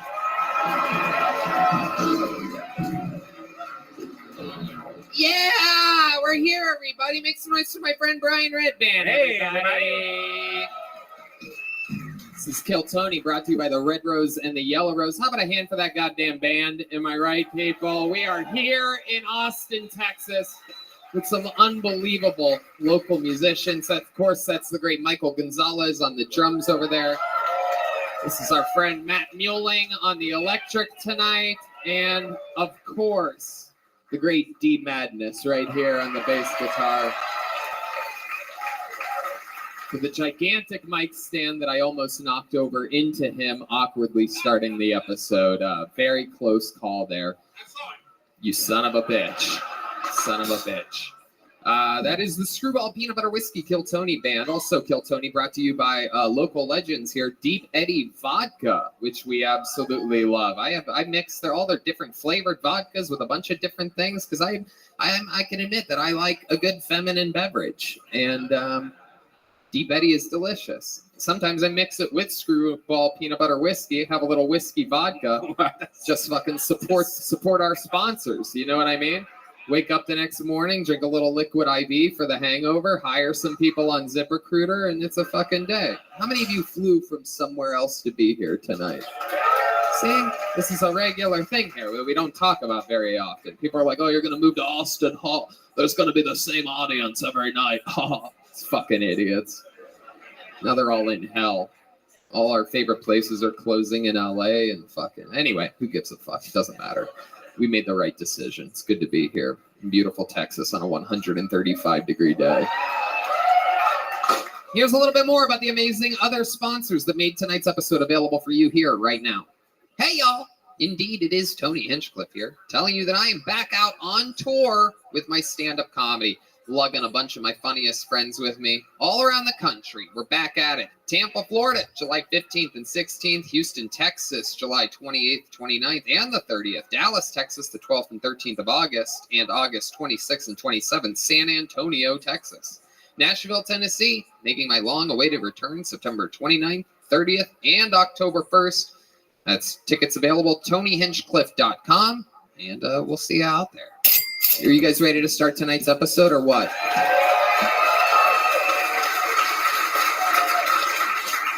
Ladies and gentlemen, two of the best comedians in the country, two return guests to Kill Tony. They are here from New York City. Ladies and gentlemen, I present to you Shane Gillis and Mark Norman. Oh my God. Oh shit. It's one of those nights. Mark Norman, one of the best in the world. And Shane Gillis, everybody. Holy shit. Hey, Just a random ass Monday in Austin, Texas. Oh, I got you there. All right. The city is wild, folks. These guys already taped an episode of the Joe Rogan Experience earlier today where Shane famously drank 18 beers. Yeah. And Ari died. Ari's dead. Mark had a bunch of whiskeys. And Ari Shafir, there's a slight chance that you were here the day that Ari was supposed to be on the show with these two and passed away. He was old. He was on his way out, that old Hebe. He told Shane that he could stick with them. He's in Jewish hell. Germany. Oh, yeah. We're doing this shit tonight. Absolutely. Yeah, we are. You guys know how it works. You guys have been guests on the show numerous times. There's a bunch of people that signed up to get their chance to do 60 seconds uninterrupted. And then I interview them afterwards, and we all talk to them. We find out more about them. You know, the 60 seconds is up when you hear the sound of a kitten. That means they have to wrap it up then, or else they bring out the Angry Best Hollywood Bear. And that's how that works. You guys ready to start tonight's episode, huh? Ladies and gentlemen, to start tonight's show, a man that has been kicking off every episode of the show for a year straight. One of the strongest Kill Tony regulars in the history of the show. This man writes and performs a brand new minute every week. It's the one and only Hans Kim.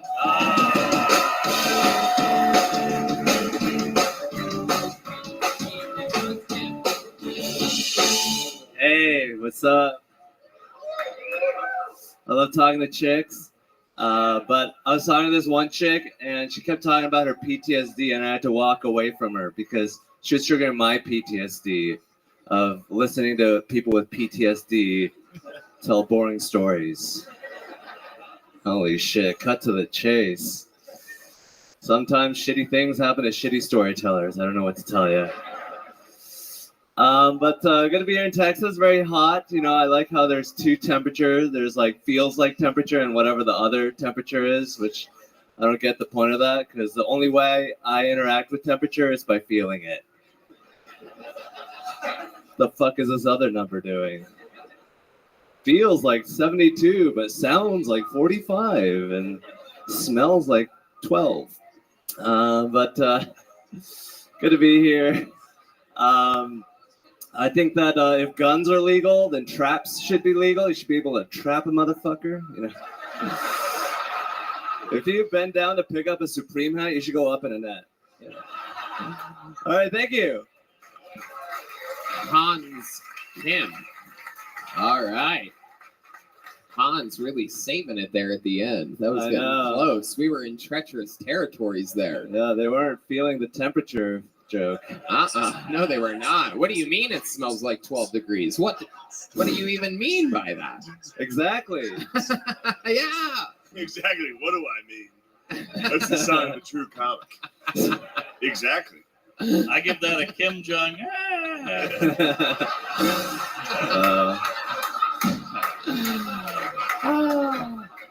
What are you, Korean? Yeah. Yeah, got it. Yep, nailed it.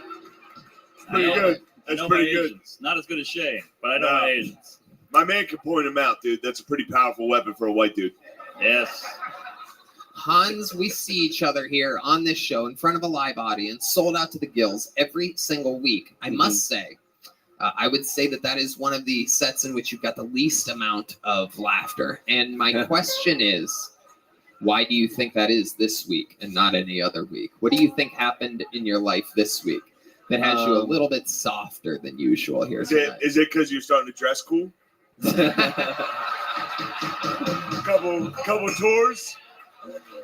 tours. You're starting to buy fucking whatever that fucking shirt is. A little fun fact, Shane, I was here last week. I noticed that. I knew he told me that he's been going on Amazon and getting new stuff. This is a brand new thing. You are absolutely in touch. Yeah. He has started shopping on Amazon. Is this more new Amazon stuff, Hans? Yeah, this is the thing I got last week. You know, this show's pretty important to me, Shane. I don't just show up in basketball shorts.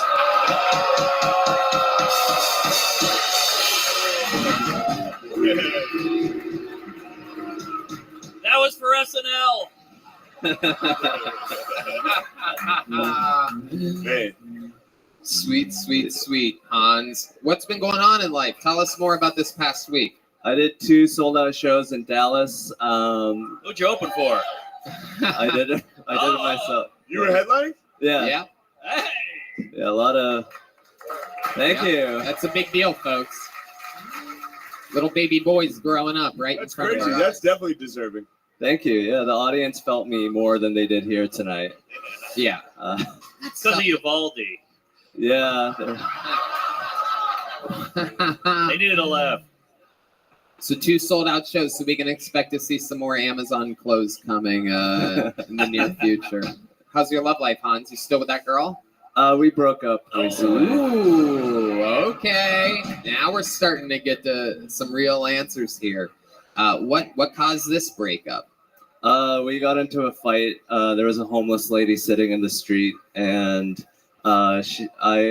she kind of got distracted. I was like, "Where did you park?" And she was just like, "Look at that homeless lady." I was like, "Okay, I don't want to keep looking. Where did you park? Let's go."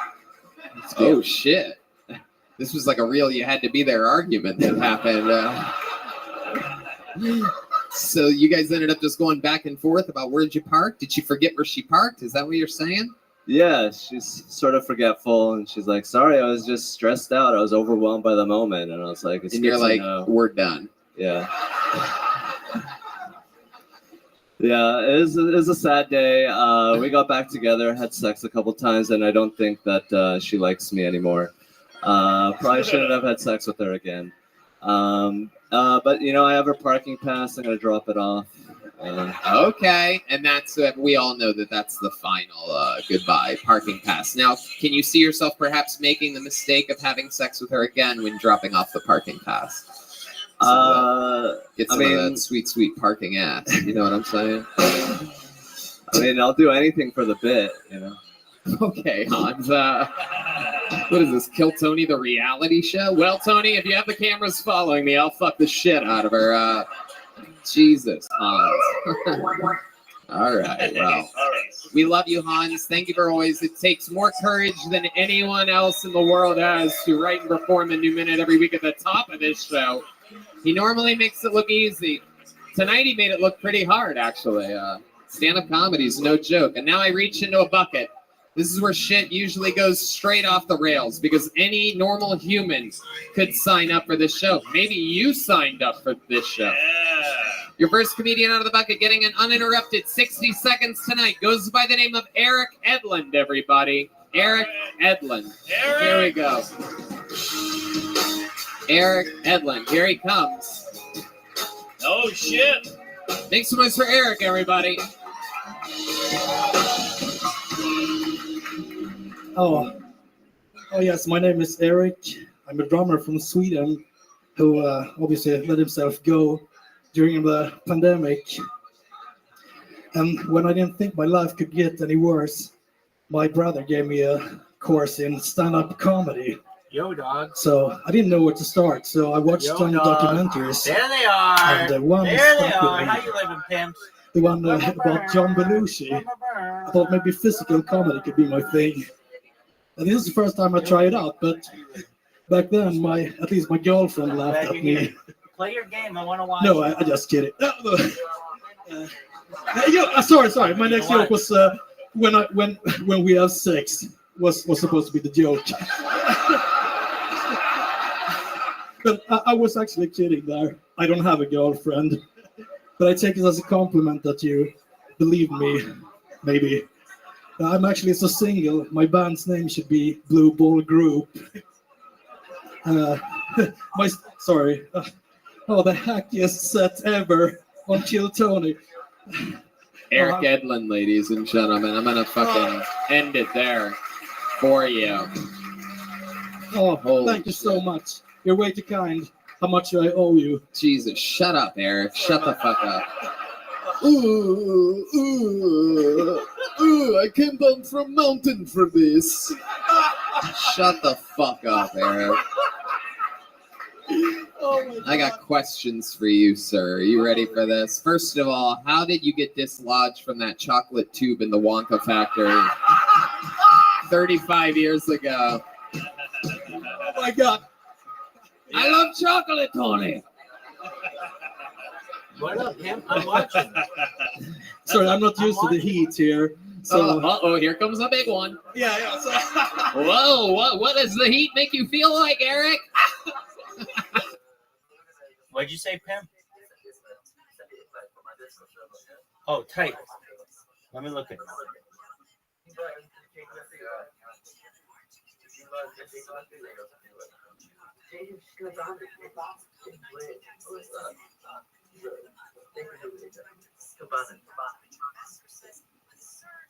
They're gonna ban me? No, they won't.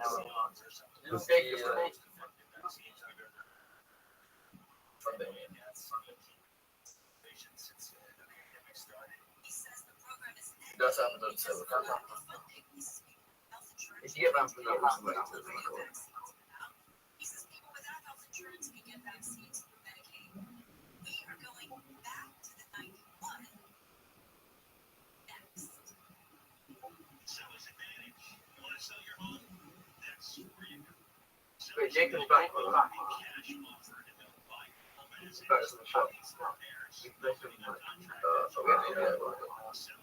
Can you respond to me?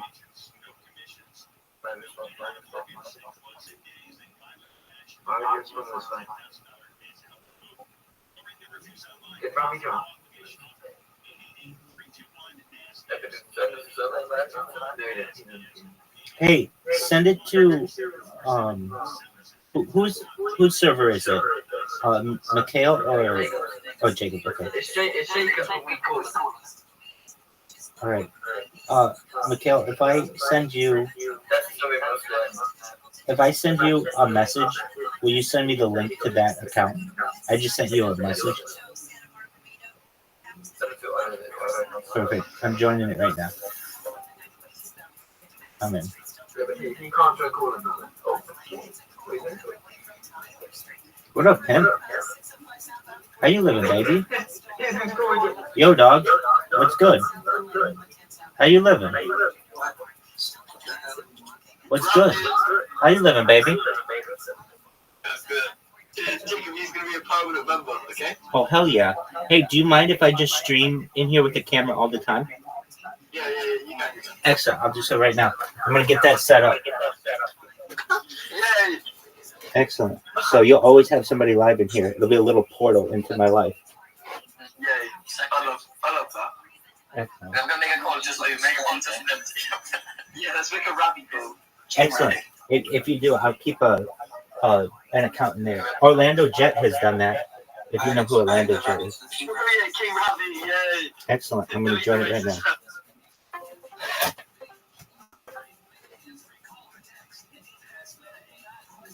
What's up? What's up? Hey-oh. Excellent. Excellent. We're going to make this the most popular call on the internet one of these days. You watch. Excellent. Okay. So what are we doing now?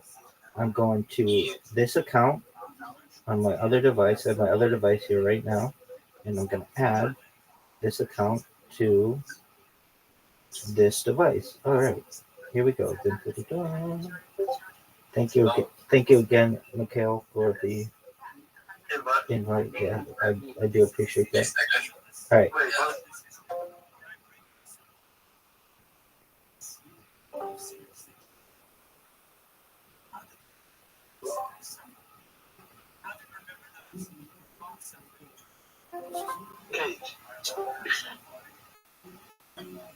Wait, no, don't try Rabbi, because every time you do it, his camera disconnects, and that's going to bother Rabbi. I'm making around it, it's weird. Try the accounts for Guinness as well. Yes, I don't want to skip with me, there's no one there.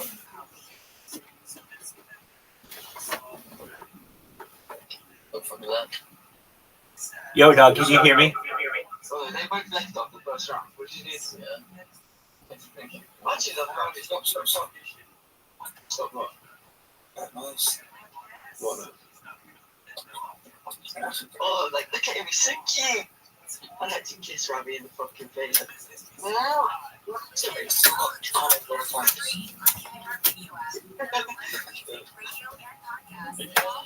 actually love Rabbi so much. He's really part of my life.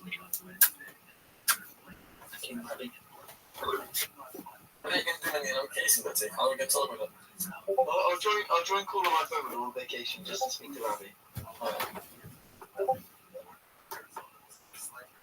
Is about to happen. You're about to witness a man defend his legacy, the throne of being the official Kill Tony drummer. We've been doing this for years. The resident drummer has never lost. This is Michael Gonzalez.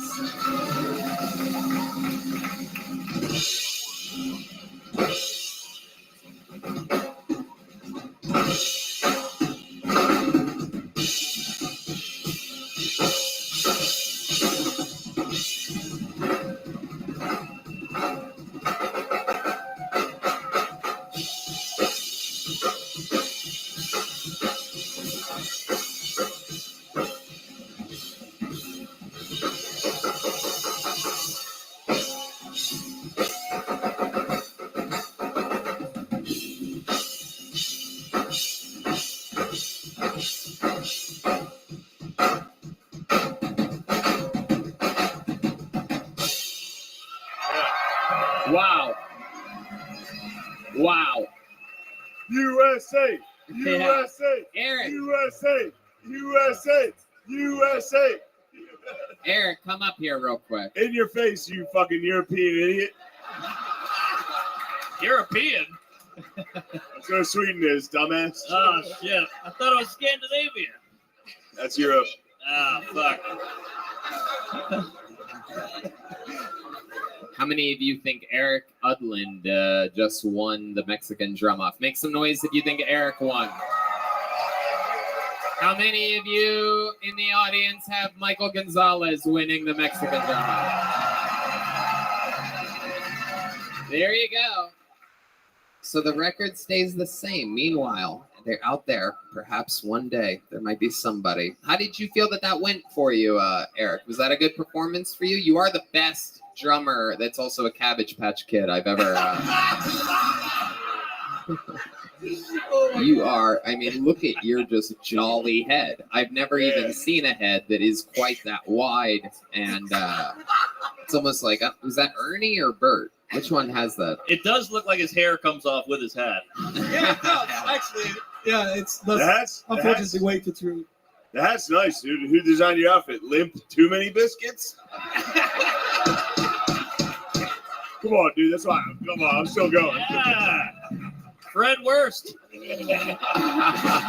That was way better. Eric, before I let you go, tell me one more interesting fun fact about your life or thing that you think would be interesting to tell an audience on a live podcast about your entire life. You ever do anything wacky? You ever have sex with one of those mountain animals? No, unfortunately not. I would have.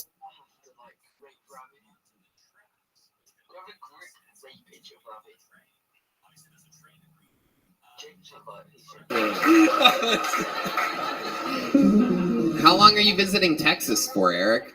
Until Friday, and then I come back and watch the show again next week. Oh, wow. What do you mean? You watch the show again next week? I will come back, but I can promise you not to sign up. Wait, you're coming back here next Monday? Yeah, I do. But why? Well, I mean, what? Like you're a fan of the show? Yeah, I'm a fan of the show. Yeah. And so this is all right. When was the last time you did stand up? It was a year ago. Right.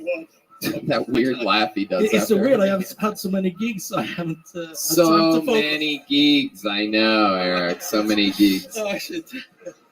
Interesting stuff. I feel like there's more that you're not. What's the age of consent over in Sweden? It's way too high. No, just kidding. No. There you go. Making his Kill Tony debut, everybody. Getting a little joke book all the way from Sweden. That is the Kill Tony debut of Eric Edlund, everyone. Thank you, Eric. Eric the Viking. All right. Back to the bucket we go. Your next comedian. As you've seen, anything can happen. Your next comedian goes by the name of Bear Badu. Bear Badu. Bear Badu. Here he comes, ladies and gentlemen. I see him. Oh, shit. Make some noise for Bear, everybody. Yeah. Let's get this out the way. I know I look like Joe Dirt Fuck the Tiger King.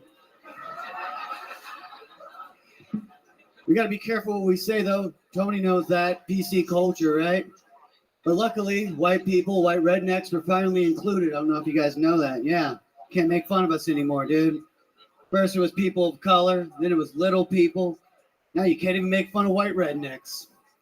You don't have to call us people of poor choices. Speaking of poor choices, I'm married.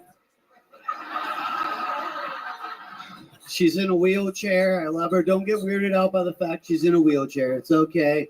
I got to tell you guys, there's no love like a love that can't run away. My biggest fear since we've been married has been a fear of stairs. Yeah, guys, stairs scare the shit out of me. Stairs are kind of like a dildo. They're long, hard, and they fuck my wife more than I do. All right, that's it, guys. Thank y'all so much. All right, Bear Bado. Am I saying that correct? Yeah. Bear. Welcome to the show. Is this your first time on Kill Tony? My first time on Kill Tony. I wanted to do it when it was in LA, but then you moved. Right. So yeah, you moved to this awesome place. Yeah, so you're still in Los Angeles? I am. I was just driving through and decided I was in New Orleans, going back to LA. I was like, yeah, who dat? Right. And I thought if I make it to Austin in time, I'm going to Kill Tony, and I did. All right. There you go. Absolutely. I love it. Okay, Bear. So how long you been doing stand-up? 6 years. Is Bear your real name? Yeah, it's my middle name, so it's Lloyd Bear Badu. Oh, Lloyd. I'm technically Lloyd the Second. Whoa. Yeah. All right, Lord Bado. Little Lloyd Bado. It was a solid set, much like your wife. You were on a roll. Oh, thank you. How do you make money, Bear? I am very blessed to make money doing a lot of commercial acting. Right. You get all the gigs that Theo Von doesn't want to do. Pretty much, yeah. And then when I'm not doing that, I work part-time at Flappers Comedy Club. Whoa! Wow, that is very interesting. A famous, barely a comedy club. Yeah, I was gonna say famous is very, very, very big word there. Famously like the bad comedy club in the Valley of Los Angeles. For those of you that don't know, like a bad spot to do comedy. Yeah, like that. That's what plays after all your jokes. So how are things up at Flappers? What's going on in LA? People still freaking out, wearing masks, getting fucking... Yeah. People still have panic attacks. Yeah. Yeah, it's amazing. Yeah, I saw a lady sneeze on a guy at a show, and he flipped out in the middle of the show, and then for some reason yelled at the comic. I have no idea why. Yeah, that's crazy. Yeah, it was bizarre. Yeah. See a lot of weird shit. Whoa. Why Flappers though? Like, why not like the Improv, the Comedy Store? I don't think they would have them, Red Band. I don't think anybody's choosing Flappers over the Comedy Store. Yeah. I don't think they're like, pick your favorite comedy club. Where do you want to work at? Yeah, why don't you work somewhere better? Good question. Sal's Comedy Hole. All right, Red Band. Thank you. Very good. So Bear, let's talk about your life. How old are you exactly? 35. 35 years old. I would have accepted a wide window around that age. I don't blame you. What do you do for fun, Bear? Oh, play a lot of poker. Really? I'm a big gambler. Gambler, just started playing golf. I also play a lot of paintball. I know it's weird, but I play a lot of You play paintball. a lot of paintball? Yep. That's cool as hell. Yeah, I love it. Thank you. It's very hard to take you seriously right now, but yes. Why? All I see is the inner thigh. It's freaking me out a little bit. Come on. Get up here. Some of those sweet varicose veins over here. Yeah. It's a beautiful shade of Emperor Palpatine, your thighs are. I must say. Nothing better than a New Yorker's fucking thighs. Dressed like a priest. Tony looks like he runs a gay funeral home. I do. I actually do. Male corpses only. We couldn't shut the casket. I like to put them in the coffin upside down. Pay me the final respect. Open casket, open mind. You know what I mean? All right. This is gay funeral director jokes, people. I wasn't prepared. We didn't say that body is stiff. Hey guys, the embalming fluid is cum. Yeah.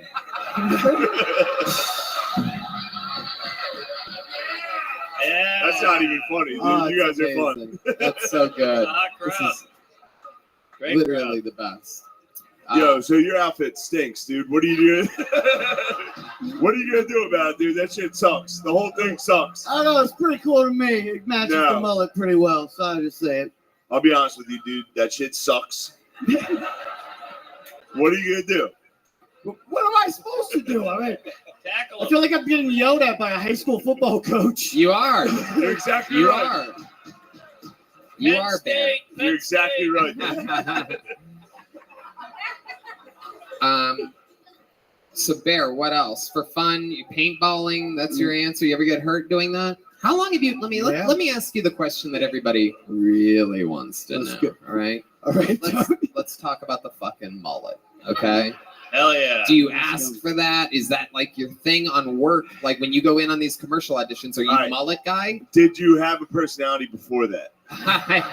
That is actually the question that I wanted to ask, but I was beating around the bush a little bit. You know what I'm saying? Hit me with it there. I did not always have the mullet. And things weren't going so good for you. No, I booked a commercial and they were on set and they said, "Do you mind if we cut your hair into a mullet?" I said, "You're paying me. You can do whatever the fuck you want." How long ago was that? Over 5 years ago. Wow. Yeah. Wow. Yeah. Wow. Yeah, my agent called me into the office like shortly after that, and I thought I was getting like dropped because it was you never have like a meeting that you get called in for that you don't ask for. Yeah. And he was just asking me if I would keep the mullet. Was this a commercial or a TV show? And what It was a the commercial. What was the commercial? Intel. Bling, bling. Something like that. Nothing says intelligent like mullet. Yeah. Very interesting. So you just kept it. You're like, I'm just going to ride this wave, and it's been profitable for you. I only cut it off for the wedding. We took wedding photos, and then my wife was like, "Absolutely not," because there was a photo with my mullet blowing in the wind, and it was hitting her in the face. It's an awesome photo too, but that was the moment. She goes, "Not for the wedding." Right. So yeah. Right. What a bitch. And then I What a stupid bitch, dude. Why can't she be more like the people at Intel? Yeah. Celeron. I'm gonna relay the message for you. Don't worry. I love it. Bear, what else? Any other special skills or talents other than stand-up comedy and being a mullet man? Mullet man. God, special skills. I feel like I have like no special skills. Look at me. I don't do this anymore. I used to be in like a rap rock group. Oh shit. How many of you want to hear a little bit of his rap rock, huh? I wish I'd never. Come on, give the band a beat. Like, tell them what to do. They'll just do whatever because they're actually talented. So you could just tell them whatever it is that you do. They'll figure it out right away. Why did you bring that up? You fucking idiot. That was a very stupid decision. I feel like Tony It's trapped okay. me there. So what is it? Like like what do you want right now? Let's get this fucking thing moving. Let's go for it, guys. I don't care. Let's go for it. It's definitely gonna go well. This is gonna be cool. Here's a little bit of Bear Bado improvising. Wait. Stop. You guys are so... Shut the fuck up, Bear. Piece of shit. You guys are so good that it literally makes it good no matter what. Like, he could do anything over that. He'll fuck it up. I want you to lead them into what they're going to play. So it starts... Like, you remember... Whitney Houston, I Will Always Love You. Doesn't that start with just her? Doesn't that just start with her singing? There's no instruments, right? I want your version of that. You sing what you sing, and then the band will come in behind you. This is cruel. Next June is 10 years of hosting this show. I know what the fuck I'm doing. Hopefully he dies in a tub too. Doubtful when you don't bathe. He's gonna die in one of those metal outdoor tubs. Anyway. All right. Here we go. I fucked it. All right. Did you guys hear something? Is that bass? Just give me a little bass, like a little bit of bass, just a dum dum dum. That's it. Yeah, that's it. All right, screw it. Let's go. All right, here he is, leading the band into something. D, that's too cool. I want him to struggle for a second.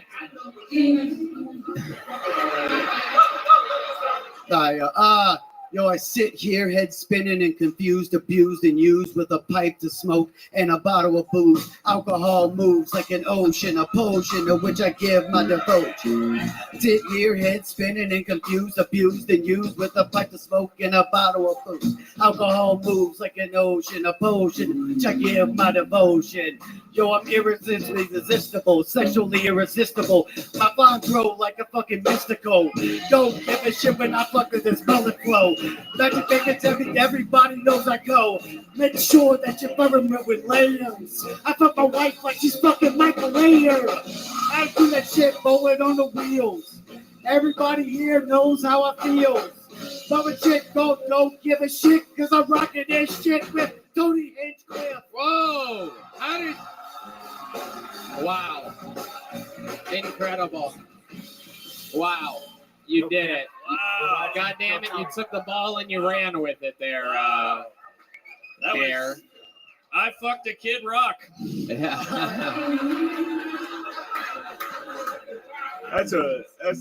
Your rap was really good. I'm more of a your rap guy versus your stand-up. Ladies and gentlemen, that was indeed the Kill Tony debut of Bear Bado. Bear, take a brand new handmade leather joke book, courtesy of the great Boneseye, who makes those all by hand here on Kill Tony. All right, this has been a fun episode so far. You guys ready for a special treat, huh? This is a very, very big one. I get the feeling there's a lot of longtime fans on the show that should be very excited about what's going to happen here. This is the return of one of the greatest regulars in the history of the show. He retired 7 months ago and has been making appearances here and there. This is one of those weeks where we get blessed with a brand new minute by the one and only Michael Lehrer, everyone.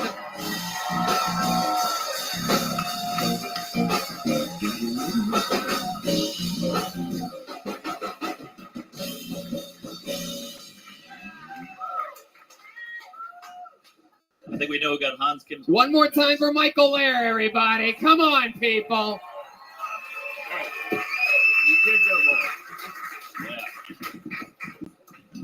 Warning, I can no longer control my farts. So I am now an active tutor. Hey, yo, what irony! Half of our live audience at Kill Tony Austin in Texas are professional wrestlers, but I look like this from what, 20 years of comedy? Do I have Luke Garris or Gilbert Gottfried's? I mean, there's only one explanation. I'm the reincarnation of Hitler. I tell you, I'm Hitler reincarnated. I keep getting skull fucked by karma. So, life is hard when there's inflation, but there's never been a better time, a cheaper time to buy a Russian wife. You know what? You know what? You know what? You know what? Even more, for the first time in history, it's easier to adopt a Russian wife than a black baby. Oh, all you laughing are so racist. And you know, there's a ton of black people here. I'm usually flanked by them. But I'm the only white dude who abandoned his baby. So fuck your stereotype. But it is Juneteenth, the celebration of the emancipation of the slaves.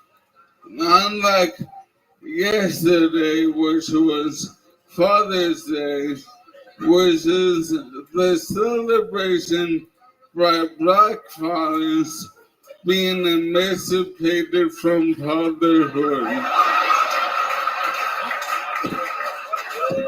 That's it, y'all. Hey! Wow. Hey! I'm Halen reincarnated. What do you expect?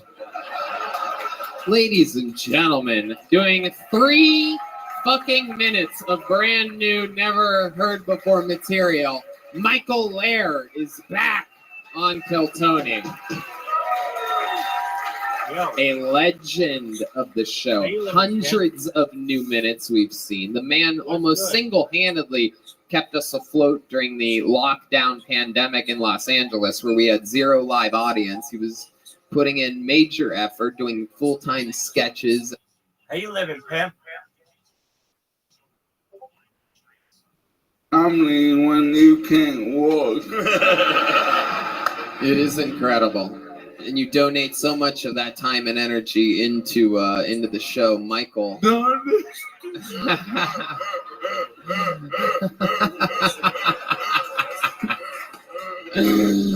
Michael, you are the best. Oh, boy, yeah, there's one of those farts, according to Red Band. There you go. There you go. Yeah. Tony. Yeah, Michael Lair. Pardon me. You know, we got to go to the UFC on Saturday. So much fun. Saturday night, the UFC was here in Austin. We were all there. Amazing. Yep. But I have a few complaints. Uh-oh. Here we go. All right. One, Austin, you're Moody Center. A good name. One, it was built like 6 months ago. And I've never seen such a scary, zigzagging Donkey Kong like ramp. Oh, it's got shitty ramps.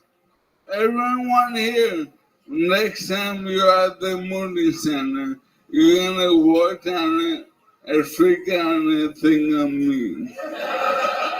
And 2, I go in the handicap entrance, only one, and I'm just sitting in there. I'm like, oh, a restroom. It says gender neutral. That is cool. I no problem with that. But literally, by the only door, people in wheelchairs can go in. Not only in my wheelchair, not fit in the bathroom. There was no place to grab. And lastly, I got my tickets from the charity, but they were still $2,000 a piece. Wait. Why is Jacob selling me a Rabbi? Why is he selling me a Jacob, I'm selling me a Rabbi. It's just playing some race.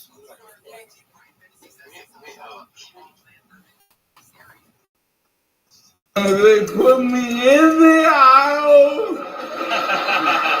No, it gets worse. It always gets worse. They put me in the aisle, 3 feet away from my usher, with sitting, facing me like my fucking therapist. I go, "Hey!" Oh, one more thing. I love it. You're the best interviewee of all time, I must say. You make it very easy. Well, I missed most of my fines because I was hiding from my girl. What?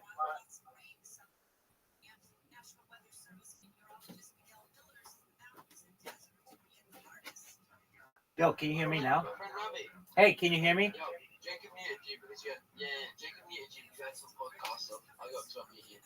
That's okay. I'll mute myself because I am listening to the podcast. But if you need me, just let me know.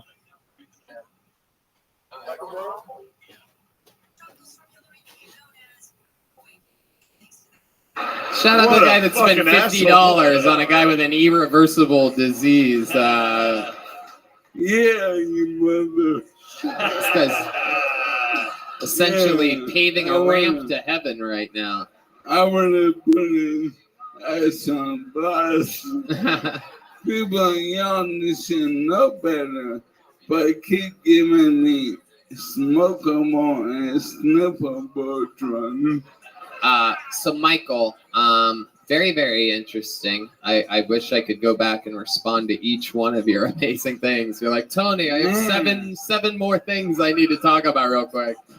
I love the ramp thing. It's interesting to know. I find out all these. Sometimes there'll be a place that I like or something like that, and I'll be like, Michael, you should go to this restaurant. They'll be like, no, fuck their ramp. Yeah. And like I find out that like some places that we take for granted, like they have shitty ramps. Like fucking, it's crazy. I'm like, Michael, you ever been to 5th Street? You're like, fuck that street. You know, with all the menus around here, I'm either been because of ramps or sexual assault. I don't know what he said that time. I'm the farthest. No, guys, don't feel bad. Michael's also a rapist. That's impressive. Michael, you're an absolute killer. Megan. Yes. You did it again. Is there anything else you want to say? Anybody you want to put on? No, I already ruined it. No, that was amazing. that was We great, love you. man. The great Michael Lair, everybody. There you go. All right. Back to the bucket we go. We're going to keep this thing moving along. How about a hand for the amazing staff here at Vulcan that helps out and fucking bunch of wild-ass comedians and shit. All right. Make some noise for your next comedian, Bud Galloway, everybody. Bud Galloway is next on Kill Tony. You guys having fun out there, huh? I know, right? Bud Galloway, here he is, everybody. Make some noise for Bud, everyone. Fellas, damn. How was everybody's Pandiddy? Yeah. There were some good things that came out of the Pandy. It was a phenomenal excuse to not have to kiss my mom on the lips anymore, you know?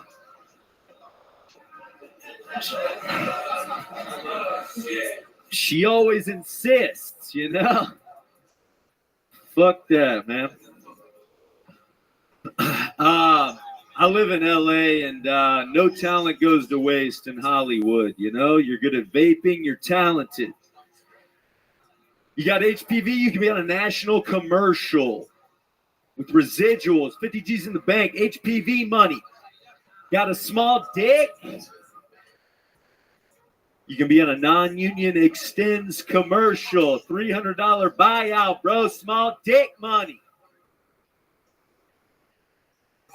That's my new rap name. Fuck Little Dicky, dude. Small dick money's in the house. Luckily for me, I've been typecast as a gay racist, so I'm good. Plenty of work out there in Hollywood for a young gay. Bud Galloway. This is his, I do believe, first time on Kill Tony, right, Bud? Hello. Fourth. Really? Oh, shit. It's never good when my brain makes me totally forget about someone. It was all in LA, though. It was all in LA. Okay, Bud. Very good. Very good. Okay, I love it. I held Red Band moves. Shut up, Bud. Shut up, Bud. Shut up, Bud. You bombed for a minute and a half, Bud. Shut the fuck up now. No, dude, keep talking. Talk over him. Show your dominance, dude. You suck at this. Dominate him. You walk the blind guy. Yeah. That's not easy. This is a mullet-heavy episode here tonight. Everybody looking like they're at an audition to be the new Obi-Wan Kenobi or something like that. Welcome back, Bud Galloway. Does it always go that bad? I don't remember your other times. If you're wondering, that was god fucking awful. The last time went pretty well was with Arquette. Arquette loves me for some reason. Yeah, that's when he was drinking, huh? That's Yeah. not sober. Dude, Arquette. I'm pretty fucked up, and that sucked. Literally, we've lost count. You're in the 20s of beers, though, right? He's had a couple since Yes. being here. So 18 earlier on Rogan. He's going through it. He's literally the Kobayashi of Bud Light. Just here, hard at work. What are you sipping on, Bud Galloway? What is that, fucking unfunny juice or something like that? Seems like it. Some good old gin or something? Oh man, it's good stuff, bud. Good stuff. Wisco. You're whiskey. on fire, dude. Judging by that set, it was a car bomb. Yeah. Bud, what do you do for a living? So, I'm an actress. Yeah? Have you been on anything that we might recognize? The new Roseanne, which is called The Connors, is after she wrote the tweet. You know, Okay, I hell played yeah. drunk guy at the bar hitting on Darlene. Was that once? That was like a one-time thing? Was that Yeah. did your character have a name? His name was Brad. Oh, Yeah. okay. You got better credits than me, though.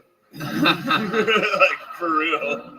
I mean, the Almost SNL, man. That's epic. That was the Pretty best good. thing, best career move ever, bro. Yeah. All right. Well, anyway.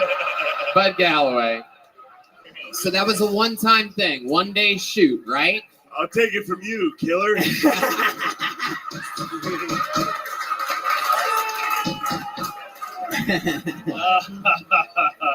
King and killer. Bud Galloway, pay attention to me over here. Okay, for okay, a okay, second. okay, So okay, that shoot with the Connors, that was one day of your life. am I One correct? day, John Goodman talked to me, man. Right.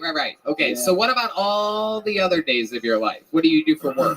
How do you actually survive? I move a lot of people's shit with my truck. I actually helped Red Band move down here, his studio. Oh, yeah. Truck and He's a Bud, great- he's you're a great moving mover. Holland, handyman of Hollywood. Great mover. And now you live here? No, I'm just here for 2 days, man. Oh, okay. And you're still out in Los Angeles. Yeah. I just came from Florida for 2 weeks. I'm from Florida. Okay. I could feel those energies for sure. Yeah. Florida, man. Tampa? Tallahassee? Born in Tallahassee, There you go. Pensacola. Thank you. Yeah. I can feel it. It's a real dog shit energy. you're giving off. Yeah. Bottom of the barrel. People from Jacksonville are actually amazing. Fuck Jacksonville, No, it's a great dude. town, great people, great energy. Fuck Jacksonville. Yeah, I bet. I bet you don't like those better people. I don't. I'd imagine you have a lot of hate in your blood. But what's your love life like? Are there women that like to be with you for like a couple hours and then? It's kind of wild. I've been with my girl 5 years. Whoa. Yeah. Wow, what does she do? She's an actress as well. Oh, so you guys just live in your fantasies. Man. How does she actually make it? She work at the moving business as well? She works at a Venice bar, a little hot spot. What's it called? The It's Venezuela? it's called Great Racist. The name of the bar is The Great Racist? It's called Gran Blanco, Great White. It's Australian. Oh, so you're doing like bar jokes about that bar right now. Yeah. Thinking that maybe, no one in the room maybe would it'll get hit. Well, they want to have a farm out in Malibu that's like farm to table, and they want to call it Great White Land. It's kind of weird. It's only racist if you think of it that way. You think a great white shark is in like the Klan or something like that? Like, I'm confused. White cake, no thank you. It's 2023. What the fuck are you talking about, dude? I don't know, man. That's just what she says. I don't work there. I True, just throw get her under kicked the out of bus. there all the time. Hey, my jokes suck. Guess what? They're not mine. They're my dumb bitch girlfriends. But I wish I could trade you and Michael for who has ALS. I would love to give you Michael Lair's Lou Gehrig's disease. He deserves your perfectly operational body. Oh, I hate you. 4th time on the show. Well, bud, congratulations on getting pulled out of the bucket. Much like a lot of the artists from LA that we've seen since the pandemic, you, I do believe, are worse than ever. I mean, just the level of talent, it is horrendous. Tony, knock it off, dude. That's mean. You gay bitch. Tony's being a bitch. That's harsh. Trust me. He's not wrong. You did suck, but he shouldn't be mean. That's true. It's all right. I had just smoked a J, and I just knew I was gonna be next. Yeah, that's cool as hell. Man, yeah, I smoked this J, dude. Fuck yeah, now I'm gonna go eat it on stage. That J gave me the munchies, dude. I'm about to fucking eat it, bro. I got my fucking New York jersey on, even though I'm from Florida and live in LA. Oh, look at that Little League bullshit. Oh my God. Little League jersey, Little League joke. It was my 8th grade jersey. They got us the away jerseys. We were the Perdido, Florida Yankees, but they got us the away. Wow. Wow. You got a jersey. How many do you think Bud should hang himself right now on the show? Live. It could be the first ever live hanging. All right, there he goes. Bud Galloway, everybody. We're going to go back to this bucket. Here you go, Bud. Take a little joke, Buck. There he goes. Bud Galloway, everybody. Somehow taking longer than Michael Lehrer to leave the stage. Jesus Christ, bro. Get the fuck out of here. You guys having fun out there, huh? There he goes. Oh, we know this young man. He's an employee here. He may have sat here tonight. Make some noise for Trey Pack, everybody. Trey Pack is back for Mass Destruction. We know this young man very well. Here he is. Woo. Guys, my name is Trey. I think it's very cool that my mom decided to name me after my serving size. That's pretty cool, right? Fucking bitch, right? Now, Trey is actually my middle name. My first name is Cafeteria.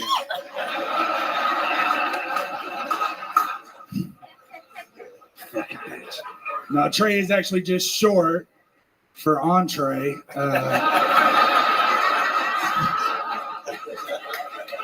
I have a girlfriend, we call her Appetizer. Because she always comes before me. You know what I'm talking about, brother? Hell yeah, dude.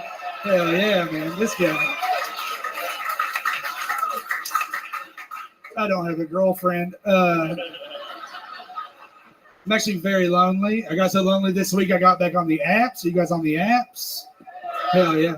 How you doing? It's actually 2 for 1 apps at Chili's. I eat. My French friends who have the game or whatever, they invited me to their Discord, and so I'm streaming in there now as well. They made their own little call for me, which is tight. So I'm happy about that.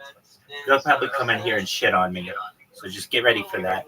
If ever anybody comes in here and shits on me and I don't want to ban them, sometimes I'll just get up and either walk around, I'll just go do something, but basically my strategy is to just let them run out of steam. So if you're ever like, Rabbi, they're talking to you. Dog, I know they're talking to me. I'm just letting them fucking tire themselves out before I start coming in hot. How are you?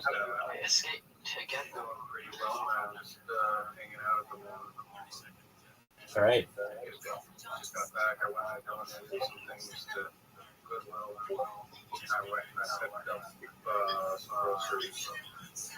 Did you get approved for food stamps? All better now? Yeah, you know. Sometimes we wake up on the wrong side.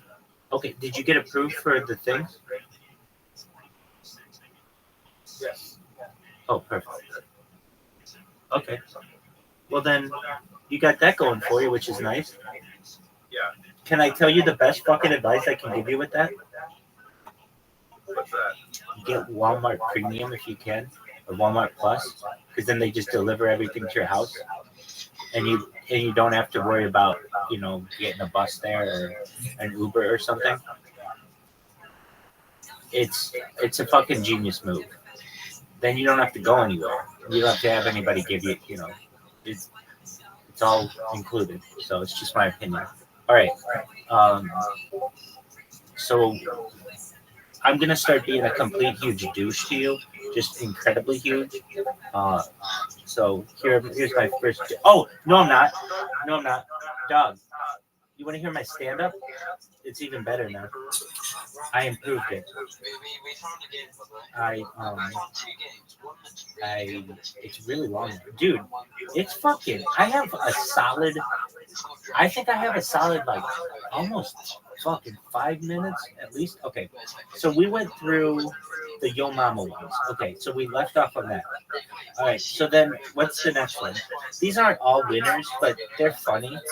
All right, so some of them are funnier than others. All right, so.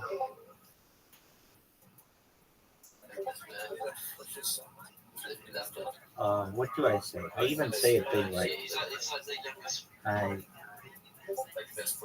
I say it's like I'm a fan of simplicity and simple jokes. Okay, here we go. I don't know about you, but I really like simple jokes.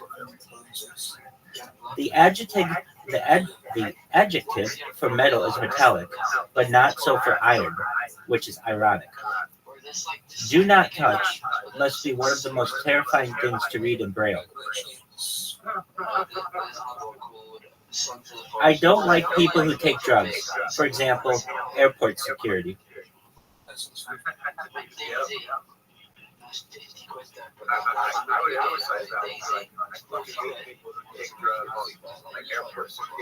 Cops. Sure, absolutely. Just the way you reflected everything, a little bit of that would be it. Because that would be really fun. I agree. Okay, I was gonna tell a time traveling joke, but you guys didn't get it. I think that that's actually a really kind of creative joke that people might get, people might not get. That's fine. I think that the Discovery Channel. I think the Discovery Channel should be on a different channel every day. I think it's fine. All right, here we go. Bear with me. Are the preferred pronouns of a chocolate bar her and she? My email password was hacked again, and that's the third time I've had to rename my dog.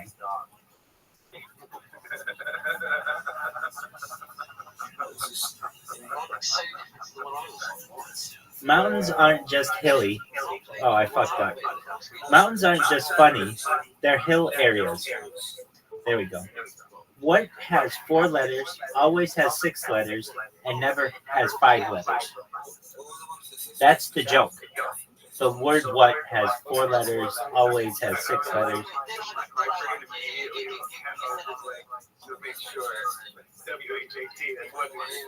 That's exactly right. I saw a microbiologist today, and they were much bigger than I expected. A dolphin can swim faster than I can, but I can run faster than a dolphin. So in a triathlon, it would all come down to who's the better cyclist. Sorry, I love that joke because I'm laughing before the end. Because you're already thinking about so much like so in a triathlon, you continue on. I love that you're continuing on, and I already am missing part of the joke. You know what I mean? Like that. Yes, it is. When the joke, you know, it takes a little while to think about. Is a two-part. Exactly. You're right. The people who laugh at the first part, which is sometimes a sleeper. Exactly. I met a guy. What's the end of it? So in a triathlon, it would all come down to who's the better cyclist.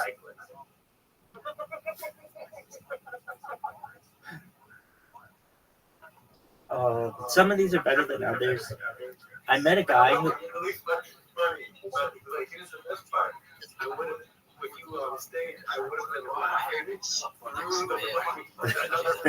Exactly. Right? So like that makes it gives me FOMO, fear of missing out. There you go. With no anticipation, which makes you a funnier. That is a perfect fucking joke. If we can figure out how to emulate that structure, the structure of that punchline, so that it's got that two or three part punchline. Oh yeah, definitely. That's big. Right there. Like the double entendre is good, but the two-part spaces it out and creates fear of missing out. I got you. All right. Some of these are better than others. Some of them you have to think about. I met a guy who was convinced that there were no words in the English language with more syllables than vowels. So I tried to explain to him that he was wrong, but he refused to accept criticism. Like, what in the fuck is this joke? The word criticism has 3 I's in it and 4 syllables. It's like something you really have to think about. All right, that's for the professors out there. For everybody else, maybe this one's for them too. Socrates literally only wants one thing, and it's fucking disgusting. I think that's cute. So you get that that's off that meme. Guys only want one thing, and it's fucking disgusting. Exactly. Okay. Does bisexual mean? I agree. Okay. Does bisexual mean twice as sexual or once every other sexual? That's funny. I always get that fucked up. Bi, monthly, and semi-monthly. All right. If your Tesla gets stolen, is it called an Edison? I've heard so much about the eye of the tiger, but how come no one ever talks about the other 4 letters? Water is heavier than butane because butane is a lighter fluid. Do you think back in the day? Today we have fuck, marry, kill. Back in the day, do you think they had wed, bed, behead? That's funny. That's good. Like all people my age, I'm 38. All right, here we go.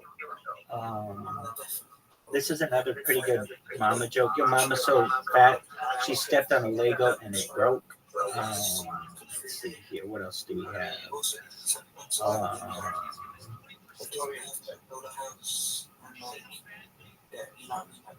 I think that is all I have right now.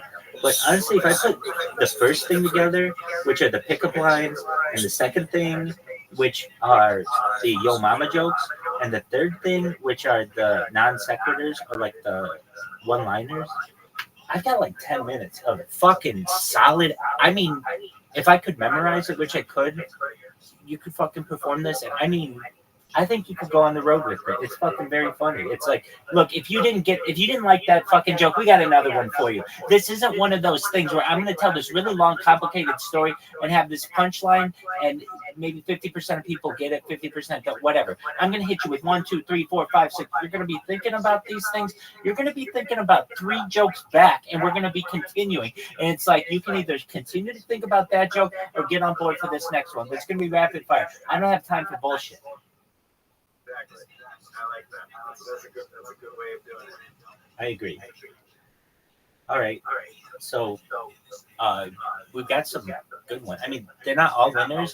What I did, though, which is pretty fucking simple to me, is I went through Reddit's best pickup lines, Reddit's best yo mama jokes, and Reddit's best one-liners. And just, why wouldn't you? Why the fuck wouldn't you? Why isn't it that, like, I don't know every single one of these jokes because that's the first thing that anyone who goes on Kill Tony would do.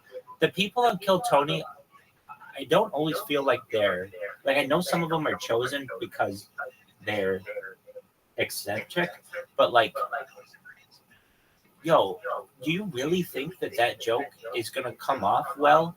Like, it's like 40 seconds long, it has one punchline, and it's racist. Like, that's how you want to come off? Dude, there was this one guy who came on. This was on this past week's episode, I think. Oh my God, it was so funny. This girl comes up, she does her spiel, then her husband comes up, who was like an army ranger who was like super racist. Like his phrase, he was super racist. I didn't want to say what he said, but then the next guy came out who was like Cameron Hayes or whatever, Cameron guy, and he's like, "What in the fuck was that?" It just kept getting worse. He just kept digging himself deeper. It was like, oh, it was outrageous, dude. Have you watched the Shane Gillis Kill Tony episode? No, I haven't. Oh my god, it's so funny. It'll make you cry. Shane Gillis's fucking Trump is so spot on that it's like, it's I've just, seen him do it. It's extremely good. yeah. And he does it off the cuff on this one, where it's just like, I don't want to give away his punchlines, but his timing is excellent, and it's just phenomenal. If SNL was smart at all, they would have him on and have him debate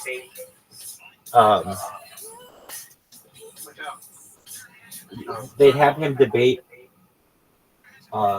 what's her name? Oh, Minnie Riperton's daughter, Maya Rudolph. They'd have Shane Gillis's Trump debate Maya Rudolph as Kamala. And that would be the fucking ratings for that would be through the fucking roof. They gotta be working on that. Someone's gotta be working on that. Well, they already got Maya Rudolph, but it's one of those things. SNL really fucked up with Shane Gillis because normally they think that they got him by canceling him, but he turned out to be really fucking popular. He still uses the FAGGOT word. He still uses the GAY word. He still uses like all these words, and he's gotten to be so popular. He has his own show on Netflix. He's dating like the hottest fucking Instagram model out there, and he's already hosted SNL and gave it record ratings. And now SNL has really no choice if they want to make SNL back to being what SNL should be and have like a really good election season. They have to get Shane Gillis. In fact, if they get anybody else, everybody will just watch it and be like, yeah, Shane Gillis could have done a better job. Because he's the best person doing it now. It would be like when George W. Bush was president. If you couldn't get Will Ferrell to do George W. Bush, and then somebody else, and then Will Ferrell was doing it on some other show, everybody would be like, oh, yeah, Saturday Night Live was great, but they don't even have the best impersonator on their show.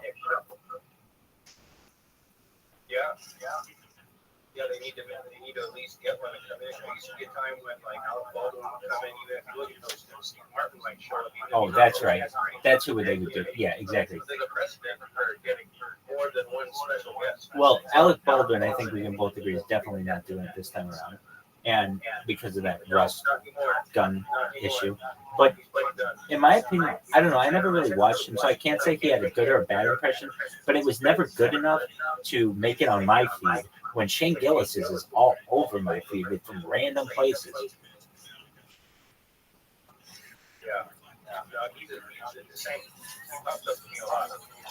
Do you know who Theo Vaughn is? Do you know who Theo Vaughn is? Yeah, I know. I think he just had Donald Trump on his podcast today, and it's just going to be released, which is a big deal. Why? I think the podcast that'll make the internet explode is the Joe Rogan Donald Trump podcast. And from what I've heard, Donald Trump has wanted to do it for years. Joe Rogan has always been the person saying no.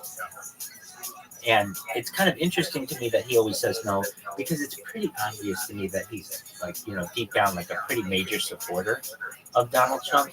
Maybe not, but like Dana White is, and a bunch of his other. Though he did say he, kind of held out for RFK Jr.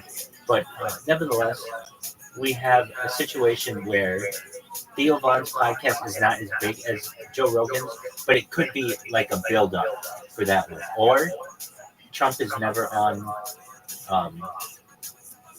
Trump ends up never being on the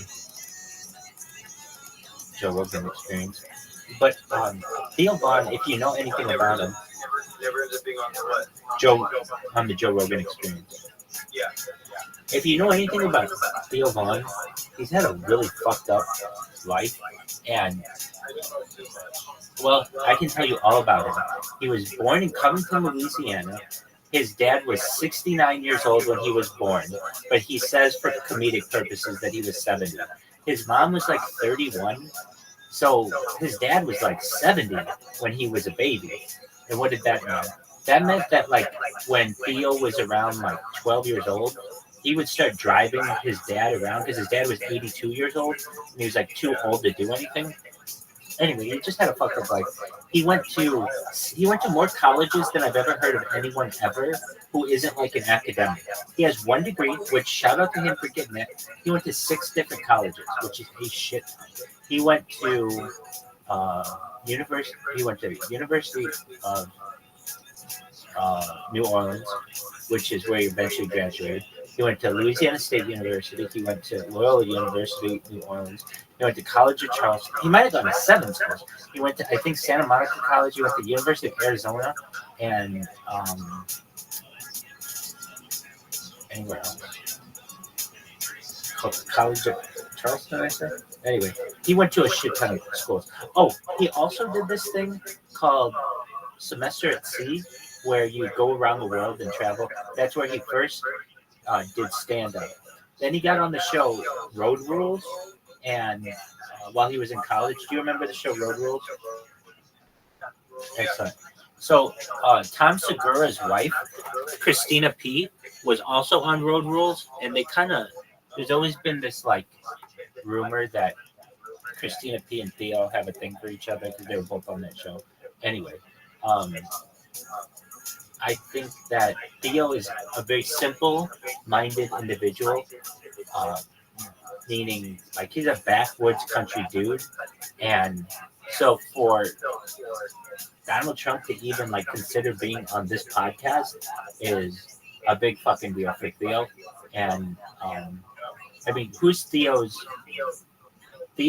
audience is poor, rural Southerners. And that's not really something that Donald Trump normally reflects toward. I mean, like, yeah, he knows he has that group pretty locked up, so he doesn't really lean into it as much. But apparently he's going to in this interview.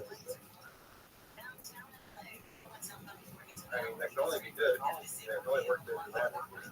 Right. Well, I just think it's good for everyone, really, in the world, whether you're on the left or the right, because it is more people coming on podcasts, and it just makes online content stronger and stronger.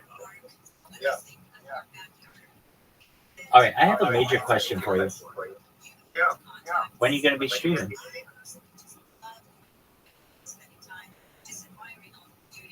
I don't know right now, but I'm going to start working on that. Hey, I won't bother you anymore. Okay. That's a great answer. You have to be in a mental spot to do it, too. It's a lot of work.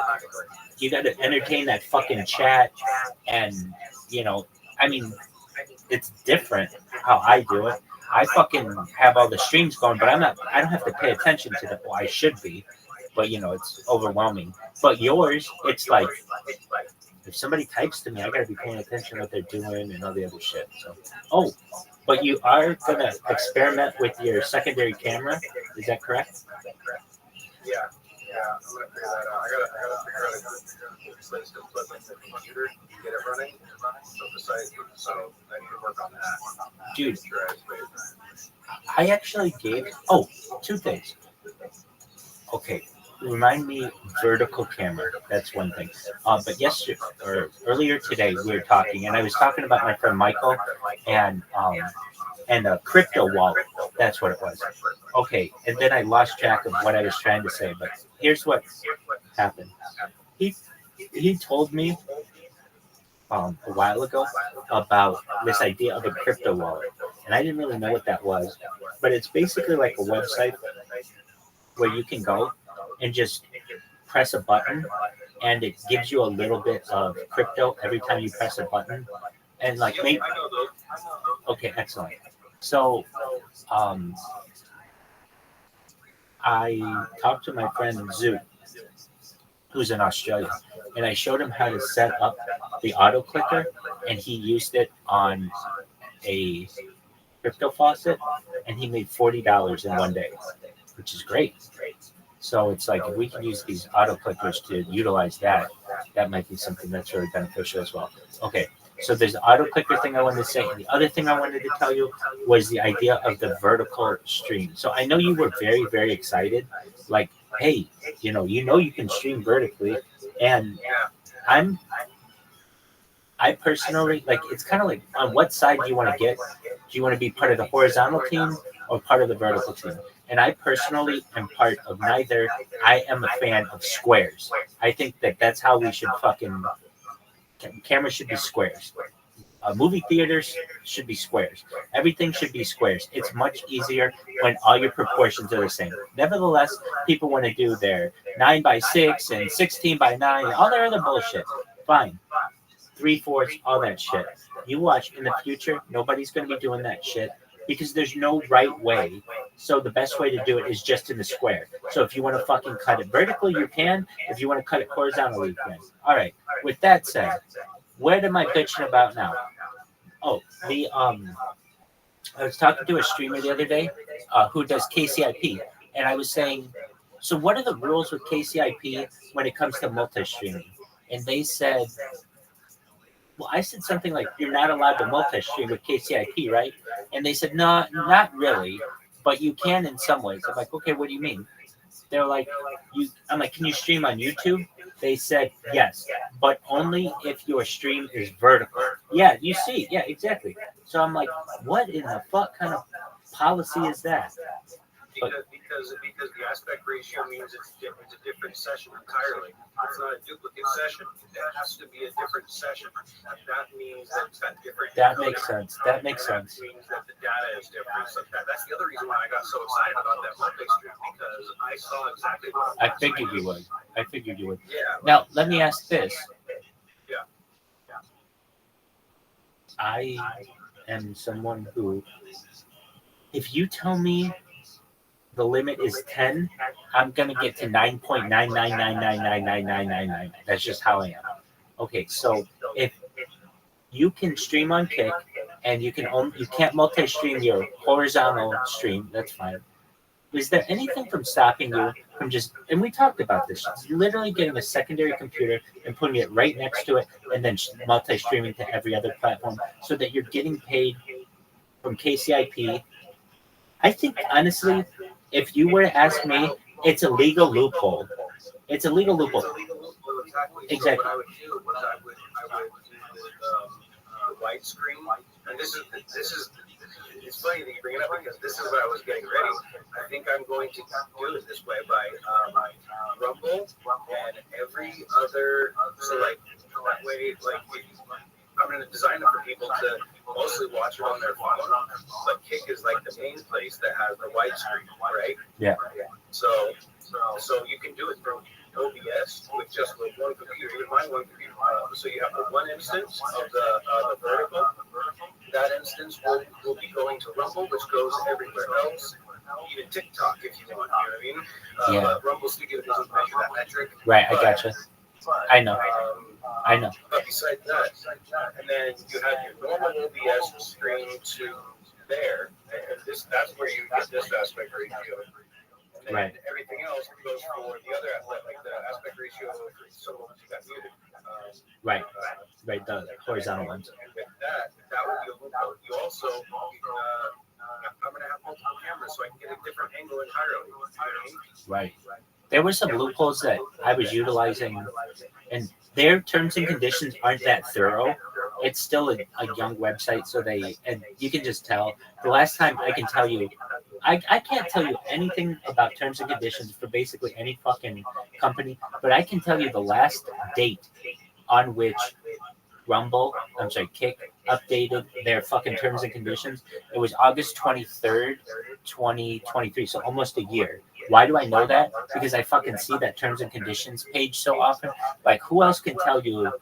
I know the fucking date that your shit was last updated. So, with that said, some of the other loopholes we were utilizing were me being banned, but just streaming on other people's streams, and there wasn't anything that they could do about it. I mean, they could just ban that person, but what am I saying? There was a guy in here. He's the guy who had the gun, and I had to end up banning. Not because he had a gun. You can have a gun. That's not an issue. But when you're getting wild, then, making stuff up. Exactly. So this guy, though, what he was doing was just taking my stream and putting it on his screen and then just restreaming what I was doing.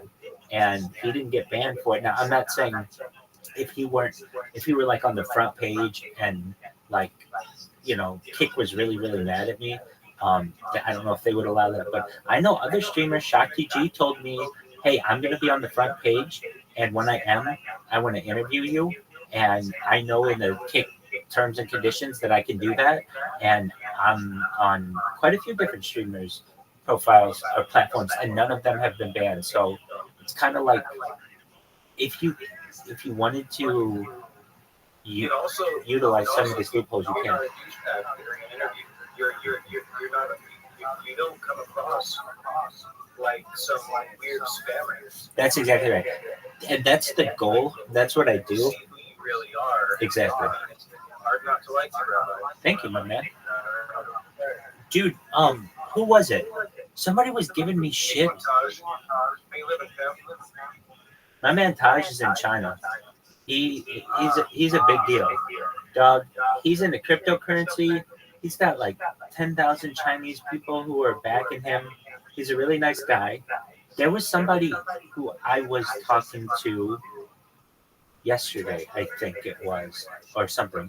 You were in here, and these guys started giving me some serious shit. Not anything crazy, but they were kind of being mean.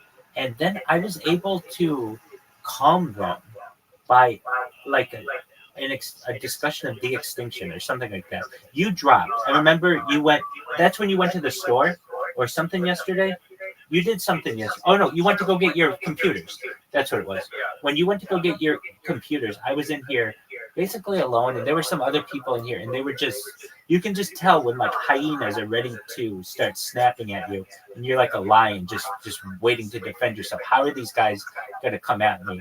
And I was able to just start having these discussions with them, and they were really, really nice and really kind. And I just remember being like, wow, I was able to take some really mean people. Like they were just coming in with all kinds of terrible words and such. And one thing that I don't do, and it's a reminder myself, if somebody comes in here and they're just like, N-word, N-word, N-word, N-word, N-word, N-word, N-word, like literally that's what they're doing the whole time, I will ban you for that, because that's just like being incredibly annoying. And you're like, or you come in here with like a bullhorn, like anything that is supposed to be like a shock or a surprise or something like that, do that somewhere else. But the people who come in here and legitimately want to have conversations, maybe they're not always nice, but they are respectful all day long. We can do that. But once you get into disrespect and you start getting mean, I'm going to warn you, and then eventually I'm going to let you go. But I don't want to do it right at the beginning. I at least want to give you a chance for you to hear from me, you're being mean. When somebody says that to you, it's like, dog, we're on the fucking playground right now, and I'm saying you're being mean. Like, there's not a whole lot that you can say to that. You can shit on me some more. That's fine. But I've already claimed that you're being mean now, like almost like this isn't fun. Nobody says that word. They'll say, yeah, exactly. They'll say you're being hateful. Why are you being mean to me right now? Right, exactly. Think about this. They'll say you're being hateful right now, because the term hate has lost a lot of its impact because of this. But if you say, why are you being so mean? Like, that to me is like a really simple way of saying, quit using your hate phrases or whatever. Why are you being so mean? And if you can answer that, It's the most non-confrontational. exactly. It's the most non-confrontational way. Exactly. And it's basically in my own way. It's not a white flag, but it's my communication to you that you are pushing my limits, and I need to know what it is that's hurting you, who hurt you, what's going on here. If you're like, oh man, I'm just messing around, Like, okay, that's fine. You should know that there's a respectful way to mess around in a disrespectful way, and you'll learn that here. But just know, in the meantime, don't say anything that's insulting to anyone until you learn some of our rapport. And they'll be, oh, okay, whatever. Does it always work? No, but I feel like if people just come in here and they're like, yo, N-word, how you doing? How you doing? They're not being offensive. Maybe that kind of language might offend someone, but in my opinion, I can live with many things that people want to say. You can even be really mean to me, and I kind of see that as an opportunity. My favorite people with whom I've made friends on the internet are those who were my biggest critics. Yeah. There's a guy, his name's Exodus Apollo, and when I did that AMA, he actually saw my AMA organically, and he wrote, why do you, he's like one of like two people that actually asked me a question. He wrote, why do you promote your shit on Kick when no one cares? And my answer to him was, because I've got that dog in me. And he wrote, I don't think you do. And then I wrote back to him, yes, I do. I stream live 24/7, 365.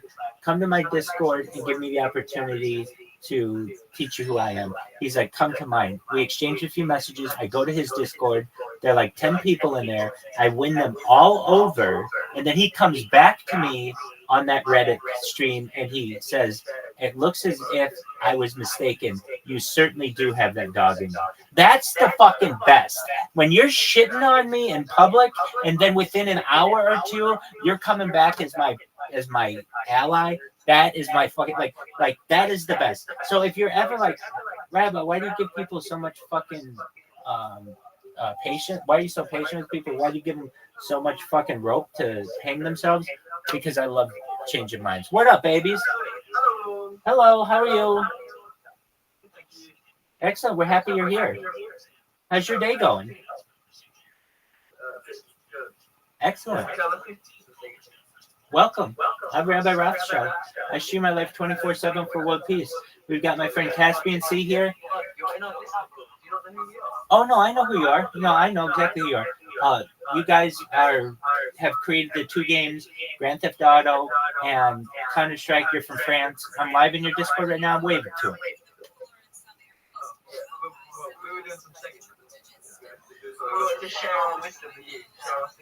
That's beautiful. Hey, do you want to hear some stand-up comedy?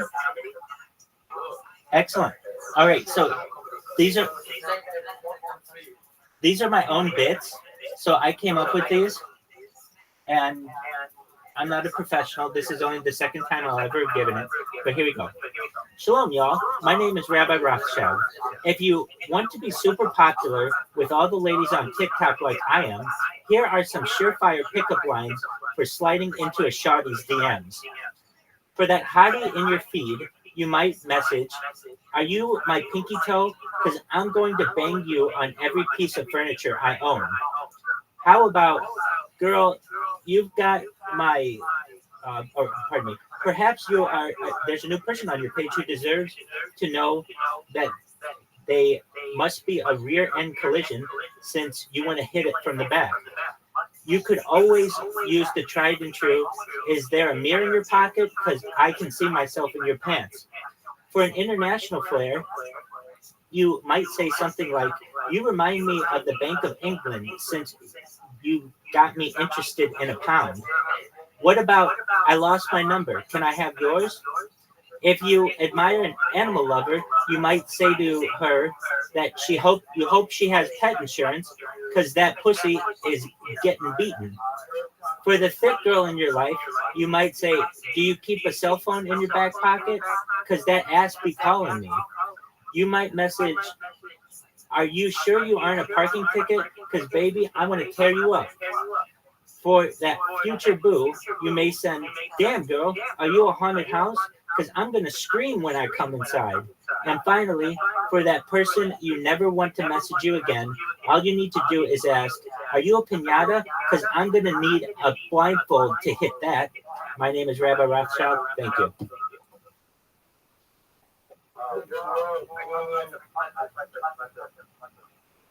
W's. Hey, put your game on. Put your game on when you can. I want to show Caspian too.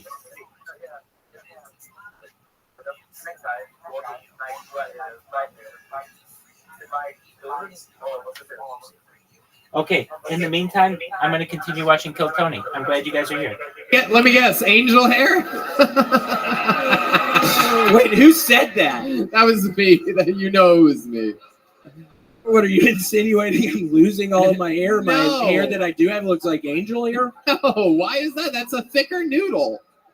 If angel hair famously up there with the thickle noodle.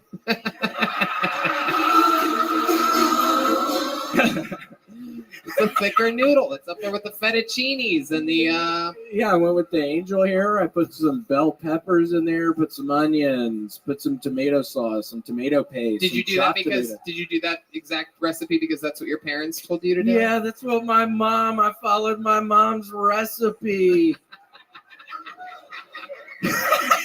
Okay. Now, we famously plugged your Cameo recently, and the rumor on the streets is that you've been making hundreds of thousands of dollars a week on Cameo. I made literally last week. Everybody keep getting my cameos. They're $5,000. I made $250K last week on Cameo. Wow. This is literally the #1 most profitable Cameo, man. He went high starting number, thinking that people would not buy any. Turns out it's a sensation. It is the new Gucci, if you will. Yeah, It's, 450 people got him. It's literally taken over my life. I'm just sending these dumbass videos. Okay, Red Man, why do you fucking interrupt me? It is a thing. So, all right, William, we did it again. How do you feel? What do you think? What adjustments do you think we're going to see of you in the future? You've been doing this show longer than anybody else. A lot of people, love you. A lot of people like you. Shut the fuck up! Where do you see this all going? Where do you see this all going, William? There is a remake of what is that kid show called with the little dog? Blue's Clues? No, with the little Jack Russell Terrier. Wishbone. Yeah, no, I'm actually being cast for the little boy who has a wishbone, and it's a WKNO PBS. Okay. Oh my God. All right. William Montgomery, ladies and gentlemen. There he goes. William Montgomery doing it again. And we did it again. How about a hand for my guests, Shane Gillis and Mark Norman, huh?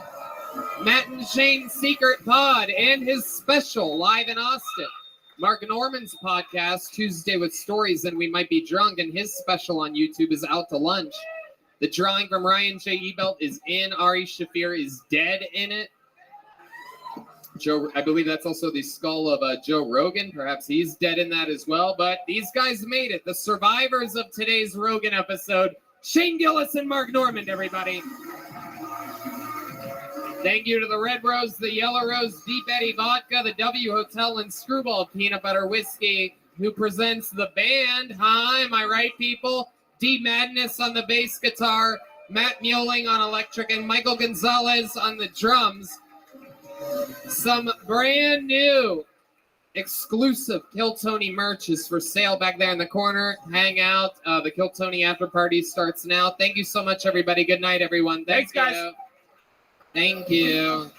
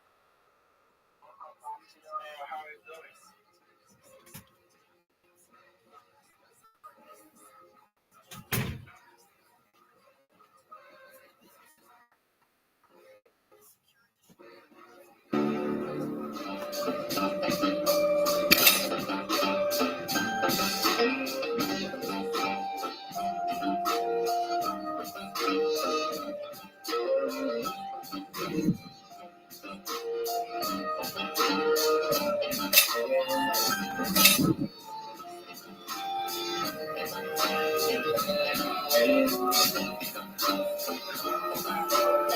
you, baby. How are you?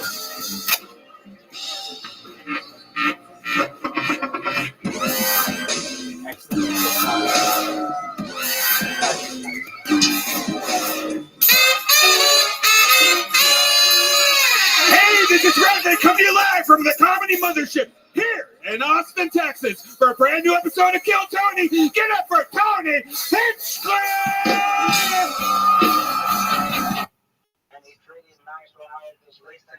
Excellent, man. Enjoy. Who's ready for the best fucking night of their lives, huh?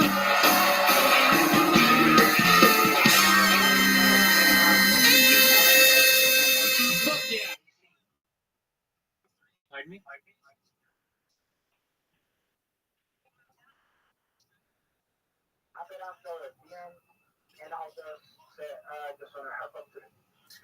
Absolutely. You never know what's going to happen in here, my man.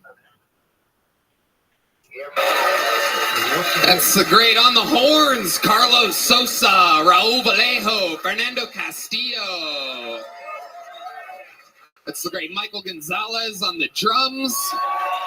Matt Muelling on the electric guitar. John B's on the keys right behind me. And of course, the great and powerful D Madness on the bass guitar, everybody. Before we get started tonight, here's a little bit more from the amazing sponsors that made it all possible for you.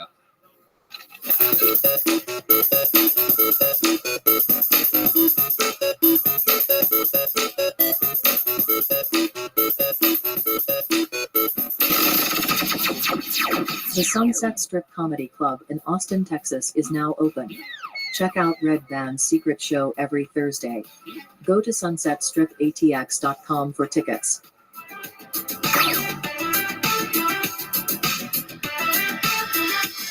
Who's ready to start tonight's fucking episode, huh?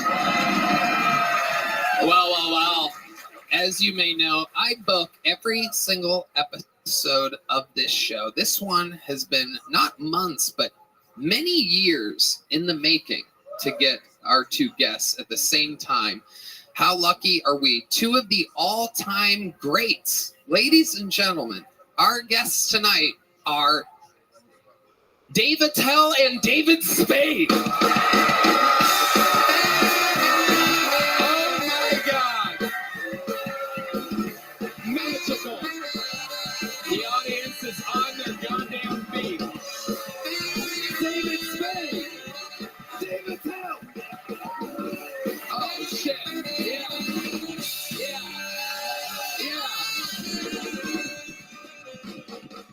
Fuck yeah. You're in it tonight, motherfuckers. Dave Attell, the new special Hot Cross Buns on Netflix. Thank you, Tony. Thank you, Tony. Welcome back, Dave. And there's no better place to pitch it than Austin, Texas. Am I right, guys? Yeah. Thank you very much. Hell yeah. You had an amazing weekend here. I came to your show last night. It was unfucking believable. Truly one of the best in the world. Well, you know what? Next time you stroke me, please use some lube. All right, here we go. Wow. First joke of the show. Boom. I love it. David Spade, your first time on the show. Welcome to Austin. Welcome to Kill Tony. The Superfly podcast with Dana Carvey, available everywhere. Yep. But tonight you're at Kill Tony. Right. I think I went in the wrong room, but it's supposed to be a traffic school. Now, thank you for having me, and this is going to be a great 7 hours. I cannot wait. Yes. We're going ready long to hear tonight. some jokes. We are going long tonight, and lucky for us, over 200 innocent souls have signed up for the opportunity. 200 plus, over 200. They're all piled in at a bar next door, the great Poor Choices here on 6th Street. And they've probably made some poor choices tonight because some of them are wild. Anything can happen. They get 60 seconds uninterrupted. You know their time is up and you hear the sound of a kitten. That means they have to wrap it up then, or else they bring out the angry West Hollywood bear. And that interrupts them, and then I interview them. We find out more about them and what they could be talking about or should be talking about. And that's how that goes. We're pre-pulling the first name. And while they go wrangle that person from across the street, we will start with one of our esteemed regulars, ladies and gentlemen. How many of you are fans of the show? Well, as you may know, Hans Kim is taking a little vacation right now, and we have had a thunderstorm of a new regular, absolutely force of nature, a cold-blooded assassin. Ladies and gentlemen, kicking off the show with an uninterrupted 60 seconds, I present to you the great and powerful Casey Rocket.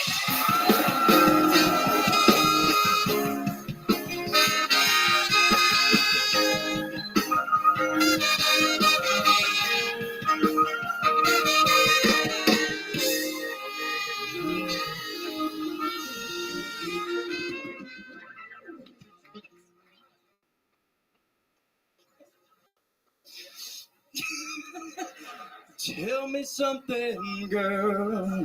Very cool. Hell yeah. All right. That was actually pretty good. Folks, a lot of people say my body, my choice, but I always say somebody should be on The Voice. I'm a very good singer. Okay, cool. Getting real. I'm starving. Can I get a People's Temple, please? Hell yeah. It's like a Shirley Temple, but Jonestown style, so it's pretty cool. It's where they crush up a bunch of Vicodin and put it in a cup of Flavor Aid. And instead of dying, I live for the first time in my entire life. Come on.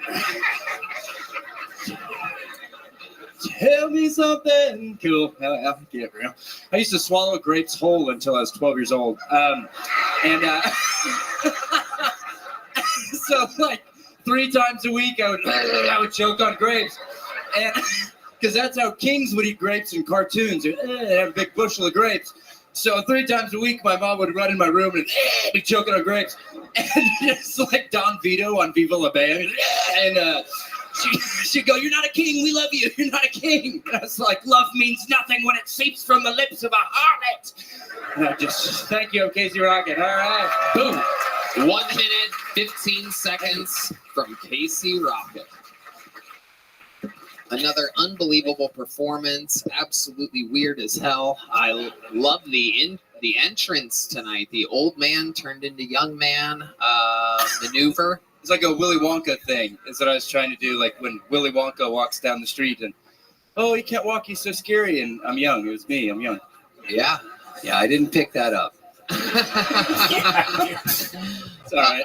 A force of nature. The grapes thing. I mean, what is your writing process exactly? Most of the time I'll just remember, oh yeah, I used to swallow grapes whole. I was like, I guess maybe that's funny, and it's kind of funny, yeah. No, it is. True. It's definitely funny. I've also noticed that you sing a part of a new song every week, and I love it. Is that a thing? Like, how do you decide what song you're going to kind of sing? Listening to my heart and trusting my managers and my agents, and down the grapevine, they kind of tell me what they want to pump up the charts. So it's a Nashville thing. It's part of the Nashville scene. So okay, big Nashville crowd. I love it. We're just on the road this weekend with the great William Montgomery. How'd that go? Where'd you guys go? We went to Tacoma, Washington. Yeah. Went to Tacoma. Yeah. Did some shows. Yeah, it was fun. Yeah, me and William, big riffs. It was cool. It's cool to meet these guys. I was going to say, it's really good to meet, but David, we've already met. Do you remember when we met? Yeah, I think you were my busboy tonight. No, I'm kidding. Go, yeah. I thought you might not remember, so I brought some pictures of times that we've hung out before. We've seen this before. Casey has a partnership with Kinko's or Walgreens print shop. It's me and David, we've been friends for years. That was us with the Mucinex guy at the LA Dodgers game. He was so weird. He was so weird. Got very slimy. Yeah, that was kind of cool. And he's wearing the same sunglasses tonight. The same look. That's my look, man. Just a couple guys taking in the ball game. Yeah. It's a good time. We called it an early night, and then we went home, and the Space Shuttle Challenger exploded. Oh, my God. That took me off guard. Something romantic about it, though. That's not how you want to end any night at the ballpark. No. And So we're watching it, and it's still happening. In the morning, we stayed all night. I love that sometimes Casey can't decide which one of two pictures he wants to use, so he uses both. Just pushing the story along. We're watching it, and then we're kind of taking it out. You loved it, Just, oh my God, we couldn't take our eyes off of it. Amazing. So we start. Oh, you faced the camera on that one, so everyone could really see that he was watching it. That is incredible. You don't remember any of this, David? No, it feels a little AI, but I don't know. I don't mind it. I didn't know. Yeah. Then we decided we were going to stop it from ever happening again. We suited up commando style, and we shut down NASA from the inside. Wow. Well, those were the days. Yeah. Anytime. Yeah. Well, it's good that you're used to doing this because when you're for your next gig where you're holding up a song, we'll sing for food. I think that. I thought this one was kind of fun because it's the ending of Fight Club. So we're holding hands and we're like, I met you at a very strange time in my life. Oh, the Mucinex guy is also in the corner of that one. Is he? Yeah. Yeah, he's down there. Couldn't shake that dude. That is absolutely incredible. Freeze a crowd, booger. David Tell, you ever seen anything quite like a Casey? I've never seen a guy so lonely with a laser printer. I never. Are we allowed to?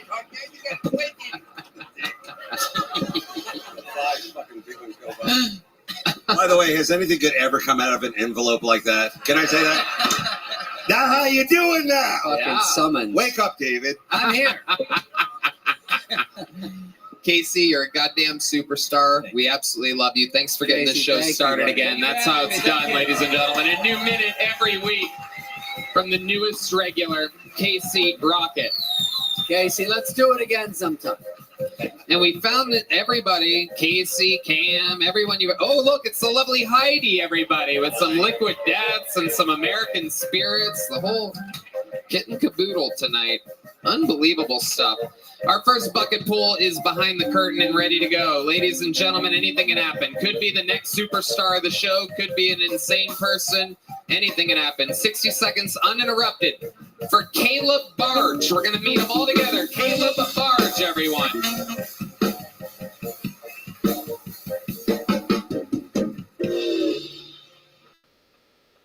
How's it going? Cool. I was raised really religious, and my parents put me in a private Christian school. And there they taught me that we were created by God and we did not evolve from monkeys. If anybody here believes we did not evolve from monkeys, I want you to go home and Google foot job porn. Have you seen that shit? Foot job porn? A girl jerking a dude off with her feet? That's the most monkey shit I've ever seen in my life. You freeze your hands up to eat bananas. I found this thing like it's footjobporn.com. My dad was a really religious one. He was. He did not like gay people at all. He told me this once. He was like, Caleb, the way that gay guys have sex is disgusting. They do each other in the butt. That's where poop comes from. I was like, dude, they're not doing each other while they're taking a shit, right? Every hole in the human body has a non-sexual function, and when it's not doing that function, that's when you're supposed to stick your penis in it, right? You don't try to get a blowjob from somebody eating a sandwich. You wait till eating the sandwich. Right. You guys are awesome. Thank you so much. Caleb Barge, solid minute. He came in a little under. Yeah. I didn't hear the meow. No, yeah, it was right there. 59 seconds. Yeah, nailed it. David Tell. I would say, what's your name again? Caleb. Of course it is. Now, yeah, I thought you were an Ezekiel, but Caleb, it was, first of all, it was calming and refreshing, kind of like a pile of burning books. And I think your dad will back me up on that. All right. I liked it. Yeah. I thought the energy was just right for the situation. Yeah, it was good. Really solid. Christian school, monkeys evolution, foot job porn. Dave, you ever watch foot job porn? Where I come from, we call it river dance. Now, come on, y'all. Sorry. I'm getting ready for the little room upstairs. Caleb, how long have you been doing comedy? 13 years. 13 years. And before that? Huh? I bet the under on that. Oh no, I'm kidding, Dave. Caleb. What do you do for a living, Caleb? I work from home. I'm a project coordinator. You would know this. What times does the Buc-ee's open? Now, Buc-ee's open? I don't know, 6 a.m.? No, it's 24 hours, right? That's right. 24 hours. No doubt about it. That's where you can watch all the foot job porn you want in the bathrooms. What kind of projects are you coordinating from home? So tech jobs and stuff like that, like big Fortune 100 client companies. Wow. Want to like update their mapping software and stuff. So they contract it out. So I just run it. Okay. Yeah. What do you do for fun? 13 years in stand-up comedy. Where did you do the 13 years at? New York City. Wow. Yeah. Do you live here now, or are you just visiting? visiting? I just moved here. How December. long ago? December. Yeah. What do you love about Austin? Anything stand out to you so far? Yeah, I mean, I got really tired of New York City. I mean, I like you can actually walk around and there's not a million fucking people. Mm-hmm. I really enjoy that, and the food's great. Yeah. You know, I really like it here. So, All right. yeah. Well, what do you do for fun, Caleb? Tell us something about your wild side when you're not doing stand-up. I did some traveling the past few years. So yeah, I went to Costa Rica. Okay. Nice. Yeah. I got a vasectomy there. Yeah. Was that your idea or the courts? Whose idea was that? Definitely mine. Yeah. Yeah. That's the place. The old Costa Rican vasectomy. It was $250. I put it on a credit card. I was just like, hell yeah. Wow. Yeah. And you weren't scared? It didn't seem like 250 was a little low? Well, I'll do anything not to have a kid, you know. Like, and also getting far away of using condoms. Condoms suck. I'd rather just do that. But yeah, it was actually a very pleasant experience. The doctor told me a joke before he did the operation. It was good. Were you awake during? Yeah, I was awake the whole time. Yeah. What was the joke that the doctor told you? Okay. So he said something. He said it in Spanish, and then the nurse translated it to me, and she was like, "He said you're now like the sugar that doesn't make women fat." And I was like, "That's a pretty good joke for a doctor, you know." Let's fly him in. So did you get the? Sounds like he's got a tight one joke. Nice. Yeah. So when you got back to the States and shot out that heroin, what was that like? Shot out the heroin? It was good. What happened back there? Madness. We good? It's okay. He's blind. You can I get thought away that with was it. the bonus round sound. I love it. Caleb, one last question. What's the thing that we would be most surprised to know about your entire life history? Other than a Costa Rican vasectomy from a guy telling you jokes for $250. I don't know. You have a weird childhood or anything like that? Yeah, Christian upbringing can do that. Yeah. Are your parents still super Christian? My mom is still, but she's cool. Like me and my dad don't really talk. When's the last time you talked to your dad? Like 4 years ago. And how did that conversation go and end? It was on Father's Day. It was weird. Tell us about it. Well, he's here now. So he's very conservative, and I went out and I marched for Black Lives Matter when I knew before it was bullshit, you know. And whoa, yeah, they scam people. Yeah. That's a YouTube channel over. Yeah.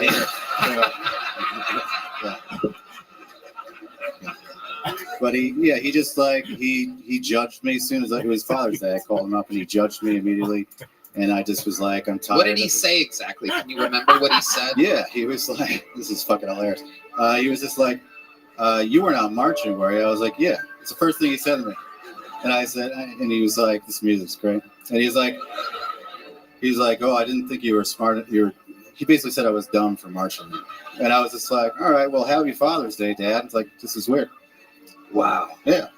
It's been 4 years since you called him? Yeah, I just was tired of that shit. Can we get a phone unlocker up here? We have this phone. Do you want to call your dad and tell?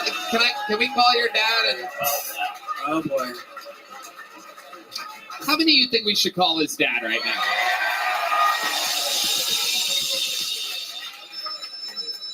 I've got his old number. Just when I don't have his number, but I'm gonna try. Yeah. Let's dialing. Yeah, let's just guess. Whoever picks up, call him Dad. All right.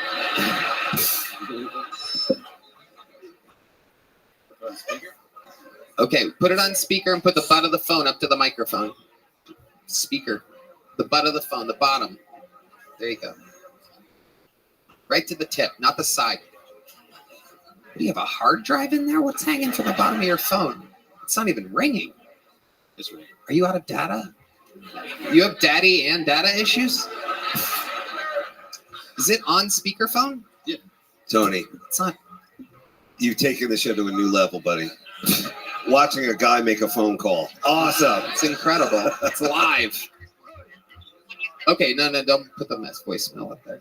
Okay, well, there you go. There you have it. Looks like he still hasn't forgiven I you. guess you'll have to connect with I guess you'll just have to connect with him through QAnon. You know?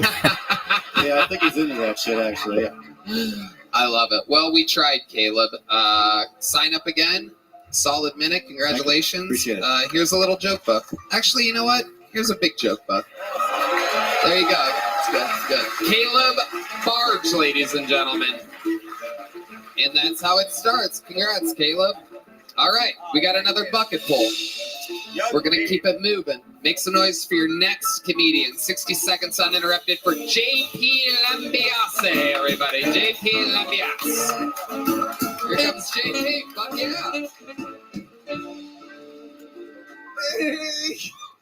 Yeah.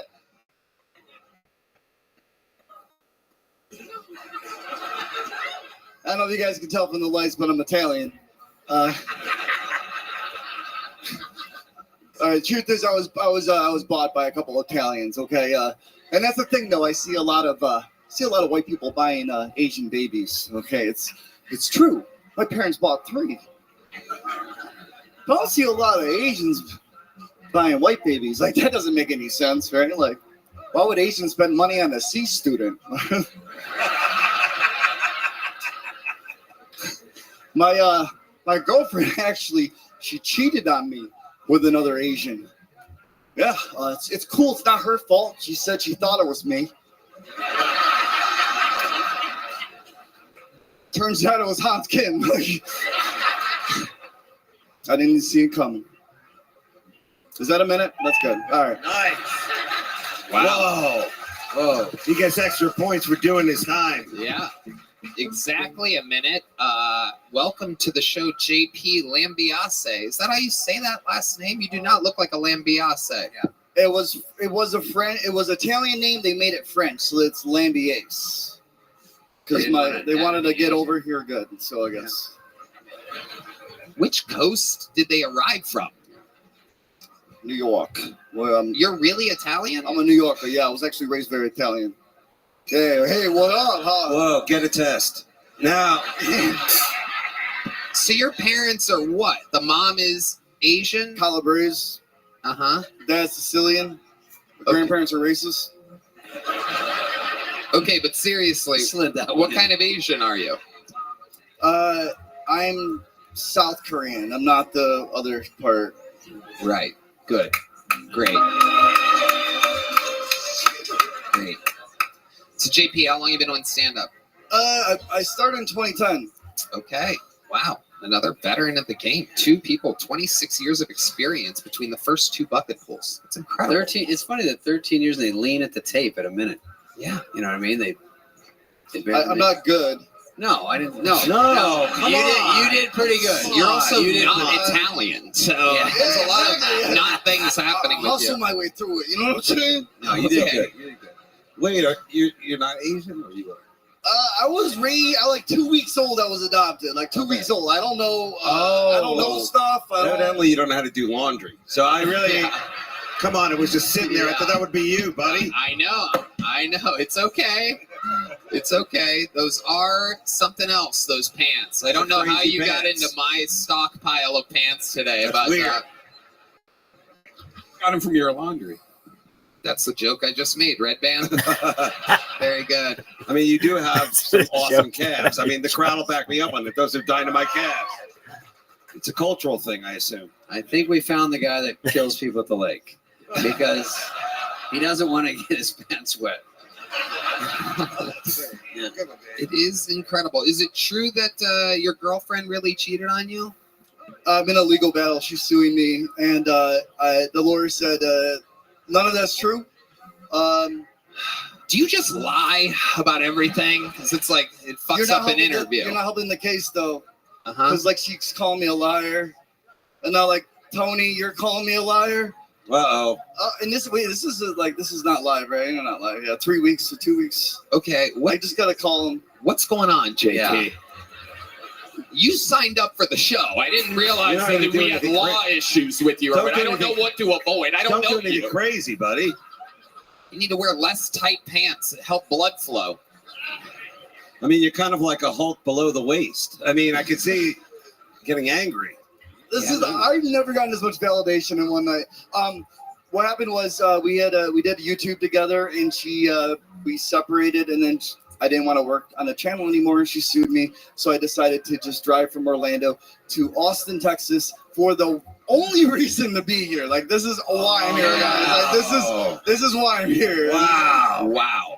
And here Not to be pandering, but like, right. This is why I'm here. But here you are, and you're in it right now. I'm in it. This is like incredible. I'm not going to sleep tonight, and I'm just so happy and fortunate to be here. I really am. Okay. Wow. So you've seen the show a lot. You know where you're at. So you're in the interview part right now. And last Wednesday, we locked eyes when you did your show with Joe Rogan. It was great. Okay. You asked me what Asian I was, and I'm just like, oh, you looked at me. And then today you walked by me. It was amazing. I didn't want to acknowledge it because I got to be Are cool. you gay? Like, a little bit. Okay. Yes. That was Maybe my a lot of it. Yeah. Okay. A lot. All right. Yeah. Was your girlfriend a girl? She's suing me because I'm gay. Like, that's actually part of it. Is that true?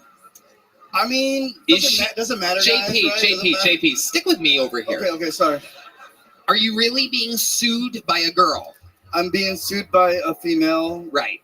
And you used to do a YouTube show with her. Did you guys really date? Did you We guys did for 10 sleep years. together? 10 for years. 10 years. 10 okay. years. So here we go. Fiance. Okay. We're getting closer. She was your low main squeeze. She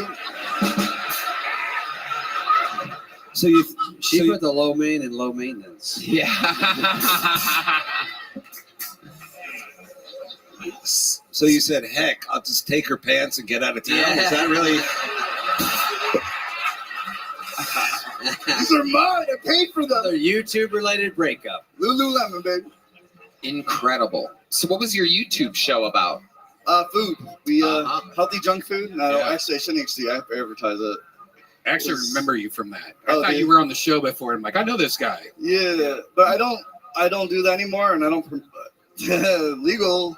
Hey, I love it how's when people going, sign man? up for the show that can't talk about anything. I will. Yes, I'll actually. Let's just fuck it. Let's just do it. Yeah, it's a food channel, and then I went rogue. Well, she went rogue, and then I went rogue, and then I lived in my car, which is really fun. Like, trust me, it's like I'm like, I like living in small spaces. I don't know what it is. And then I came here, and then that's it. Yeah. Okay. Good. It was a horrible story. Anyway. I can't believe you leaked that pertinent information. It was. Tony? Yeah. I think we found our new host of the Golden Globes right here. Welcome aboard, son. This is it. This is it. Either that or he's the new SNL fucking cast member after Shane gets canceled or whatever. JP, before I let you go, what is a special skill or talent that you have? I was professional laser tag. Really? You look more laser wax to me than the tag. You are very hairless. Do you shave your legs? I got that throughout all high school and middle school. I got bullied a lot because of this perfect dolphin feet I got. Like, I just don't. There's no hair. I just don't have the follicle growth on that. I do have like a big bush though. All right, let's look at a clip. So it all went there, I guess. I don't know. So when you say kind of gay,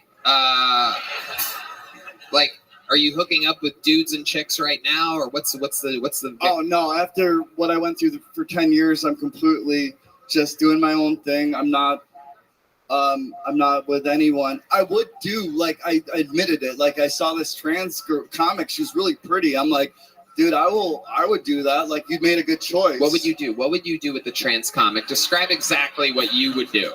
Well, Well, I mean, again, like I'm grinding. I'm out here trying to like rebuild myself. Yeah. And if she was just like, "Hey, if you were to like do something with me, what'd you do?" I'd be like, "Oh, you know, like get on Kill Tony." Like I would, like honestly, I would.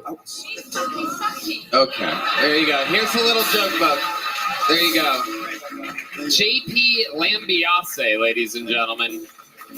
Amazing. There he goes, everyone. It's a long walk in those pants. There he goes. Well, howdy, y'all. This podcast is sponsored by Talkspace. Do you think seeing a therapist or psychiatrist would be helpful, but you don't have the time to actually find one to meet with them or afford them? Try Talkspace. By doing everything online, Talkspace has made getting the help you want easy, accessible, and affordable. Sometimes people wait until something bad happens to talk to a therapist. Why wait? You can get a therapist through Talkspace right now. Therapy can help you shift your perspective, find tools to cope in difficult times, and be a guiding light. Red band. I love therapy, and I find it so helpful, Tony. Talkspace makes it easy and affordable. With Talkspace, you can sign up online and get a personalized match with a provider that's right for you, typically within 48 hours. It's incredibly convenient to have virtual sessions with your licensed therapist from the comfort of your home. There's no need to commute to appointments, miss time at work, or line up childcare in order to attend sessions. It's mental health made easy. Talkspace lets you send messages to your therapist so you don't have to wait for your next session. Mental health care made easy. Incredible. And as a listener of this podcast, you'll get $80 off your first month with Talkspace when you go to Talkspace.com/Tony and enter promo code SPACE80 to match with a licensed therapist today. Go to Talkspace.com/Tony and enter promo code SPACE80 to get $80 off your first month and show your support for the show. That's Talkspace.com/Tony, promo code SPACE80 right now. Hey, y'all, this podcast is brought to you by Squarespace, the all-in-one website platform for entrepreneurs to stand out and succeed online. Whether you're just starting out or managing a growing brand, Squarespace makes it easy to create a beautiful website, engage with your audience, and sell anything from products to content to time, all in one place, all on your terms. Red band. I love Squarespace, Tony. When it comes to building a website, I trust no one else. Sell exclusive content on your site by adding a paywall to sell memberships or courses or sell files your customers can download like PDFs, music, ebooks. You can upload video content, organize your video library, and showcase your content on beautiful video pages. You can even sell access to your video library by adding a paywall to your content. Easily manage your clients and invoices from vetting leads. You got it. All right. From vetting leads to receiving payment via invoices in one streamlined, customizable workflow. One streamlined, unedited, easy to read workflow. That is incredible, Red Band. Head to squarespace.com for a free trial, and when you're ready to launch, go to squarespace.com/KillTony to save 10% off your first purchase of a website or domain right now. All right, we're going to keep it moving here. This guy's name is also Italian. Could be an Asian guy. Make some noise for Giovanni Vedana, ladies and gentlemen. Giovanni Vedana. Oh, here's Giovanni, ladies and gentlemen. What's up, guys? So I just got out of a long relationship. I've been trying to date more, and dating women in Austin is insane. I had a back problem the other day, and I go back to her place, and she's like, take your shirt off. I'll give you a massage. And usually, you know what that means. It's going to be, massage. Take my shirt off, and then she started doing this. She gave me a Reiki massage. Listen, just grab a rake my back. I don't know. Like, stick a finger up my ass. Do anything besides massage my energy, bitch. Like, damn, Reiki massage, man. It's wild. Dating's weird. Especially, I'm 30 now. And I know I'm 30 because every time I drive by a house, first thing that pops in my head, it's like, that's a nice yard. I like that. I'm a yard guy. Anyways, thank you. Ooh, you're welcome. Giovanni Vedana doing the Reiki version of stand-up comedy. Not really touching anyone in the room at all. Wow, that was incredible. How long you been doing stand-up, Giovanni? A year consistently. Here in Austin? Yeah. What do you do for work? I work next door at Shakespeare's. Okay. Yeah. Oh, you've been on this show before, right? A year ago, actually. Yeah. Like You had a towel on your waist. Yeah. Yeah, I Yeah. remember. You were in the middle of a shift. Yeah. Yeah. Okay, and here you are. You've been working hard at it for the past year? I really have. I've given up a lot for this, and What have you given up exactly? My truck got repoed. Ooh.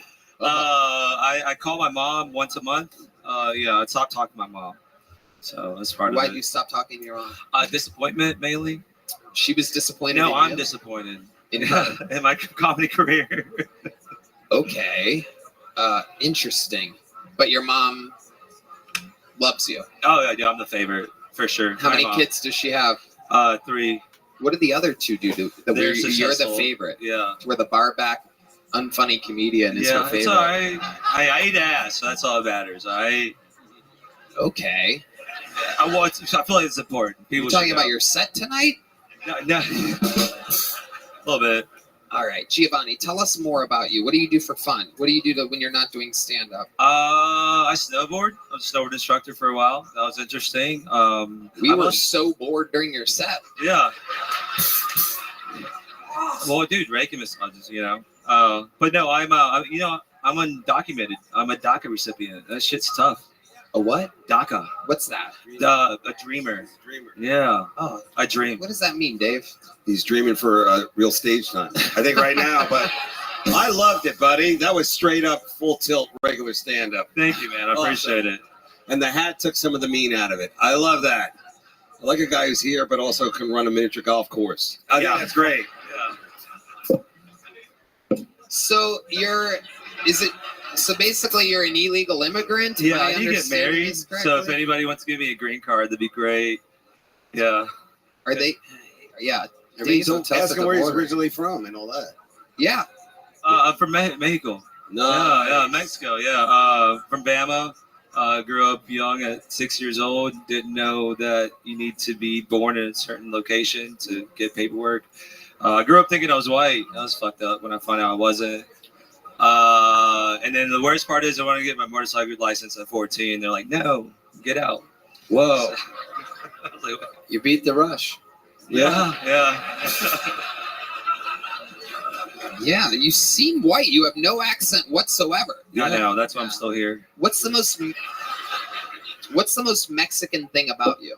I love tamales. Wow. Tamales are great. I can't make them. Good old tamale music there. This Okay. is pretty sweet, buddy. It's something you don't really see in Texas. Now, dude, oh, sorry. Yeah, go no, ahead. you go ahead, Dave. No, I was just gonna say, dude, have you ever been back that way to do stand-up? Yeah, right. No, have you? Honestly, might be a bummer. So DACA dreamers, they are allowed to leave the States, but I am not allowed back in. So I'm not fucking leaving. Are you sure you're not allowed back in right now? Seems like pretty much everybody's coming. True. You're right. You think you're going to be the one that they stop? They're like, no, let the bus loads through. That guy with the checkered hat and a motorcycle, no good. Oh, you have a towel on tonight as well. It's like the trademark. Yeah, it is. Hell yeah. I fucking hate my life. I don't think they let you back in. Once you're over, once you're here. Yeah. That's It it. seems They like you're close it up. safe. It's like you get on base, you call a timeout, the umpire's cool. Yeah, I don't know what that means, but okay. Baseball. You need to learn this for your test if you want to become an American. That's why I need a green card. I You need better someone to marry study. me. You better study. Okay, Giovanni Badana. Anything else crazy we should know about you before we let you go? No, I eat ass. I love. When you say you eat ass, I love black booty and white drugs. That's about it. You know. Give it up for your next mayor. Come on, guys. Is that true? Black booty and white drugs? Yeah. Okay. Yeah. Which one do you like sniffing the most? Dude, have you ever done both at the same time? No. It's pretty nice. You should try it. That's great. So when you say you eat ass, do you go straight for it right from the Yeah, get? you gotta spit on it first. Like, Oh, and then you lick your own loogie. yeah, for sure. I don't buy it. I don't buy any of this. Should we see if Leave. I'll do the white drugs. I want. First of all, a guy with your background would not dress like this, all right? He at least would iron his slacks. I mean, come on. Dude, that's so funny you say that. I'm so self-conscious about that. About what? It's wrinkles. All right, well, you know what? Interesting. I mean, I am. If it doesn't work out here, there's always Canada. You know what I mean? Come on, buddy. That's Live true. the dream. Yeah, they have Make it drugs there. happen. Let them stay. Last time you were on, you got a little joke book? Little joke book, yes, sir. There you go. We'll go fill it up with jokes, Yeah. Giovanni. Oh, wait. There he My goes. dog ate it. My dog ate it. Giovanni, but you have a dog? 2 dogs, blue nose pit bulls. You have 2 dogs right now. No, they're at home. Where's home? The ghetto, Riverside. Riverside? Yeah, it's ghetto. First time I moved in there, first thing I heard across the way, pop, pop, pop, let me in, bitch. And an hour later, across the other way, bang, bang. So yeah, gunshots. Your dogs talk? That's a good one. Wow. Giovanni Badana. There he goes, everybody. Giovanni. Right back to next story goes.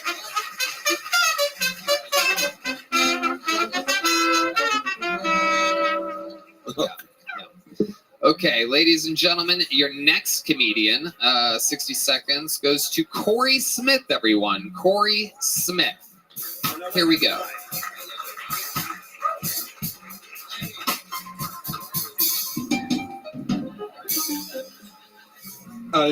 I'm bald, but I don't miss having hair. I miss taking chances with haircuts. I used to stop by like a random house business and just take a chance with a haircut. You know, they don't have an actual sign, just like the number 7 and the scissor logo. Break that down for the 7. That's how much the haircut costs. The scissor logo means they don't speak English. I walked into this place in Chicago. This lady knew I didn't speak Spanish, but she wasn't going to lose a customer. She grabbed me, marched me to a chair, sits me down, wants to do the whole thing without talking. Actual words, just picks up clippers, holds nets to my head, and goes, eh? I said, puts those down, picks up scissors, goes, eh? I don't think there's a third choice, so, And then she just proceeded to give me the haircut she assumes all white people get. Top 3 haircuts of my life. I hung out and had Kool-Aid with the kids. Support your local house business. All right, thank you. Well, wish you would have cut some of those jokes out of your set tonight. Yeah. Corey Smith? Absolutely. Was the first thing that you said, I'm Paul? No. What'd you say about bald? Bald. Got it. Yeah. I got really confused there. No, you're I good. heard Paul over here. Sometimes the audio ricochets a weird way, but indeed you are bald. I am. Why would you say that when it's obvious? It's like a butchered up old joke. I'm usually a storyteller, and that's like the only thing I can really fit in this. Okay. Dave. But as the new guardian of the galaxy, let me ask you. You do kind of have like a superhero with no power feel about you. Yeah. Thanks, Boo. Okay. How long you been doing stand-up, Corey Smith? Going on 11 years. Nice. 11 years. There's a lot of veterans here tonight. And that was your best minute, you said? No, that's the only minute I could fit. I've got like 7-minute bits and 5-minute bits, a couple 4-minute Storyteller, bits. right? Yeah. Sounds like a threat. Yeah. That is incredible. Maybe you should be on Ellen. This sucks getting roasted by my fucking hero right guy. One of them's named Dave, but holy shit, dude. Okay. All right, There you that's go. right. Way to bring down the mood even Swing and further. miss, yeah. Don't know. Digging yourself. I thought you did great, buddy. So what's next for you there, Corey? I'm gonna cry this off and finish my fucking bullet bourbon and chill. We were playing Yahtzee outside. Whoa. Yeah, dice on the street, 6th Street. I believe around here they call it CeeLo. Yahtzee. No wonder everyone's moving to Austin. That sounds fun.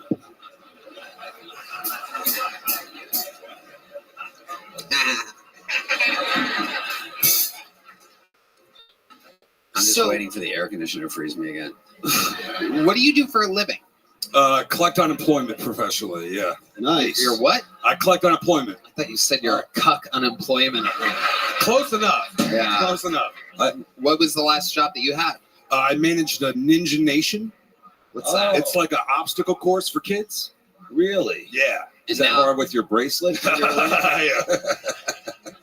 used to run an obstacle course for kids. Yeah, it's getting out of his basement. Yeah. All right, getting out of bed in the morning. It's called unlocking the door. How did that job end for you? I took the opportunity to get fired when they were basically. I knew I wanted to get fired from this job, and I mentioned a couple code violations, and then 2 weeks later, there it is. Whistleblower. Whistleblower. Yeah, dude, it's super easy to get fired from a job. What was the problems with the children's obstacle course that you blew the whistle on? No, I started as the assistant manager in sales, and I was just basically the front desk bitch the whole time. So, yeah, burn it all down. They didn't let you play with the kids. No, that was too much, actually. Too much. You know, you get a job, you get near the kids, and they put you right up front. I get it. Disappointing. Yep, that's how it works. What's your love life like, Corey? Honestly? No, not at all. Lie. All right. Shit. Way to go, buddy. I swear to God. All right. I actually had 2 threesomes this week. 2 different threesomes? 2 different threesomes, No back way. to back. Swear to God, man, I'm not playing. It took 2 cops to put you in the car? Is that what happened? Fucking amazing. Fucking Dave of hell. Oh my God. Unbelievable. 2 different threesomes this week. So where did this happen? The obstacle course? No, dude. Both at my place. Did the kids get put in timeout for that? So getting double Dave. So explain to some of these people that are out there. A lot of single, our fan base is a lot of single men. Explain to these young men how they could have their own threesome too. How does this happen twice in 1 week? I mean, you must be killing it at Yahtzee outside. Honesty kills the game. Just be honest. Okay. You know, hey, I'm talking to someone else. They're into chicks. They saw your profile, think you're hot. You want to come over? Okay. So they came over to your place, and then what happened? I'm sorry. Well, I mean, we did a little marijuana, did a little drinking. The one girl showed up first, so we had some sex before the other girl showed up because it took her like 45 minutes. Her husband sent her over. Whoa. One of those situations, Dave. What a day at the RV park. Wow. Is this LCJ 455 or 9er? No? Hail to the chief, dude. So you bang one girl and you finish. You sit around waiting for the other girl, and then the other girl comes, and then what happens? Take us through step by step. Step by step. I made the one girl answer my door and bring her in.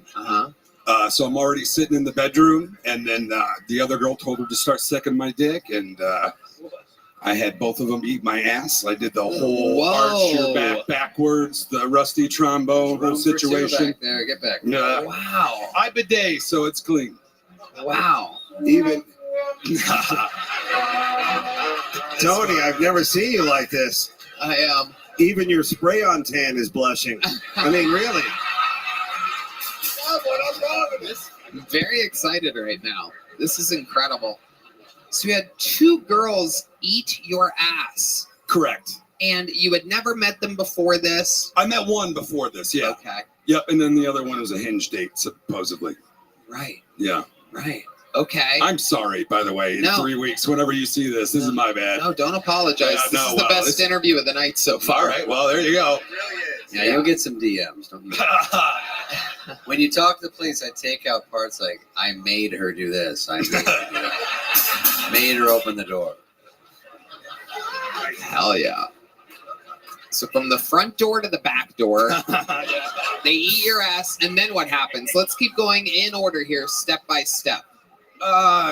Yeah, the new arrival was sitting on my face, and the old arrival was sitting on my crotch, and then they decided to switch places maybe 10 minutes in. Wow. And then my back, I mean, I'm old, so I had to switch positions, switched into doggy style, and the one girl continued to eat my ass while I fucked her doggy style. Wow. Yeah, I'm an animal. I'm really sorry, Mom. Mom's getting her ass ate right now, so it runs in the family. She is an animal too. There's Red Band's fart sound effect for the episode. 1 per episode, guaranteed, always. When you're in a threesome, it's always embarrassing to ask who's closer to the Tylenol. My back's acting up. Acetaminophen, if you will. Touche. So, how many times do you come during this night with 2 different women? I got a 4. Wow. I got a 4. I've been on a mad run. I can't keep. I like every day 4 or 5. Do you use any performance-enhancing drugs? Nothing. During this? Never have. Scared of it because of my heart. What's wrong with your heart? I don't know. Just fat all my life. How'd you lose the weight? Jiu-jitsu. Wow. I used to be 335 pounds. Look at that. Yeah. Wow. You went from awesome. rear naked choke to rear naked folk. Eating your ass. Okay. I got laid when I was a fatty too. It's just about honesty. I don't know what it is. That's But incredible. here you are now as a young Putin impersonator. I assume the women are throwing themselves at you. Well, Corey Smith, wildly horrible set, but an unbelievable interview. Your honesty during the interview is the same reason why this was a success and why you get threesomes all the time. Before I let you go, I only talked about 1 threesome. Let's cover the other one real quick. Is this the same main girl in the other threesome, or is it 2 different? So I tried 5 different girls. On the second girl, we kept trying because the one girl wanted to have a threesome really bad. We kept trying and trying and trying. 2 people said yes, but never showed up. The 2 people that said yes hit me up the next morning. So I said, come get it. And at 11 a.m., they came and got it. So let's go. All right, hang on a second. I didn't plan on talking about this, but I made the one girl suck the other girls off of me. Wait, no shower in between. Explain what that means. The night before's pussy got sucked off the next morning by new You didn't chicks. shower? They told me not to. Wow, this guy is single-handedly causing a super strain of an STD right now. This is how coronavirus started. It all comes back to Corey Smith. So, how many times do you think you came the next morning? Just twice. So a total of 6 we could guess in 24 hours. In 12, yeah. Wow. Yeah, 12 hours. Unbelievable. This guy is fucking incredible. You ever think about getting a Costa Rican vasectomy? I don't even know what that is. Well, there you go. Here's a little joke book. There he goes, Corey Smith, everybody. All right. Unfortunately, the great Cam Patterson could not make it here tonight. I know, very, very sad. His first Monday miss since he's become a regular. He's in Florida visiting family, taking care of business right now. However, in his place tonight, we do have one of the greatest golden ticket winners in the history of the show. Ladies and gentlemen, I present to you a new 60 seconds from the great and powerful Martin Phillips, everyone. Martin Phillips.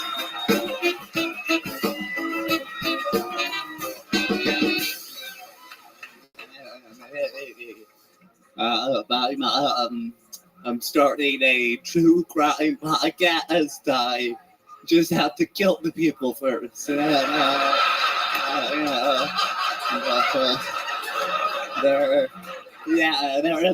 police will like confess and like subscribe and like where's the bodies? Like that's next episode, it's going good. We always see like Dalmatians at firehouses. I never understood why, but I think I figured it out. I think it's like they go to the scene like, hey, sorry your house burned down. Want to pet our dog? That thing fucked me up. Okay, what I think was okay. Well, bottom being okay. I'm not married. I'm too lot of a man. Can't hold me down. But my friend get me marriage advice. He was like, yeah, treat it like a job. And I was like, man, I've been pretty shitty at a lot of my, I've been fired, and that's why I came up with a better analogy. Treat it like a vacation, because you save up for it, you look forward to it, then we get there, it kind of sucks, but But we're here, and we're gonna have a good time, damn it. Okay. Taking the best of it. Okay. Martin Phillips with a brand new minute 35. That's how you do it. Yeah. Again, one of the greatest golden ticket winners in the history of the show. Always, 100% of the time, an unbelievable set. Incredible performance tonight. How many threesomes have you had this week? Oh, more than that guy. Whatever he said. You are an unbelievable fucking performer, Martin. Dave, what do you think about this guy? First of all, we got a picture before the show, but it's all a blur. And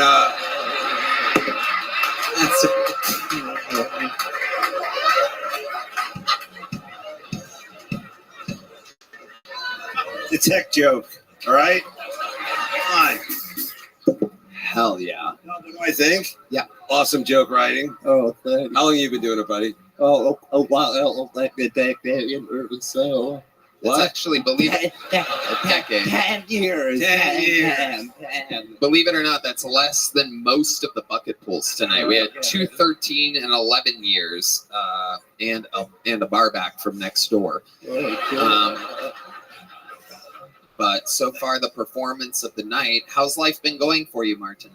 Good. You know, actually, I'm dressed up looking nicer tonight for a reason. Because everyone I've heard from millions of people that I sound like this one guy. So I'm officially becoming an RFK Jr. impersonator. That's how you do it. This guy killed it. Yeah. It's true. But it's it's interesting. You're like if RFK Jr. took the vaccine. Nice one, Tony. Oh, I love it. Wow. So I'm really excited. There's not too many people I can impersonate, so I'm really happy that. Incredible. Really. Incredible. You're running. He's running for president. You're waddling for president. It's amazing. What else have you been up to, Martin? You know, just hanging around, chilling. Yeah. So what was that joke that got stepped on? I didn't hear the end of it. What was Yeah, the what, joke? what, Oh, it was like the Dalmatian out of the firehouse, like the reason they're like, hey, sorry your house burned down. Want to pet our dog? That's all we can do. That's all we got. okay.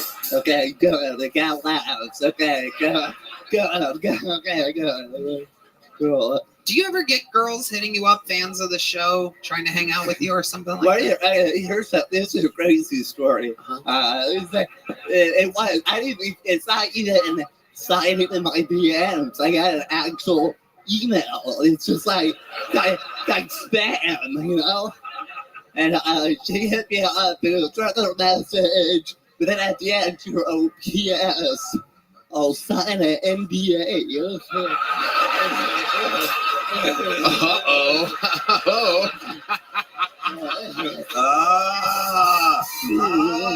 Wake up! Wake up! But then I messaged her back or whatever, and then she reveals she's in an open marriage. So, and she said she hadn't been with anybody for 5 years. So, barely an open marriage, but you know. Yeah, so. Now, after the show, when you go back to the laboratory, I was going to ask you, what projects are you working on?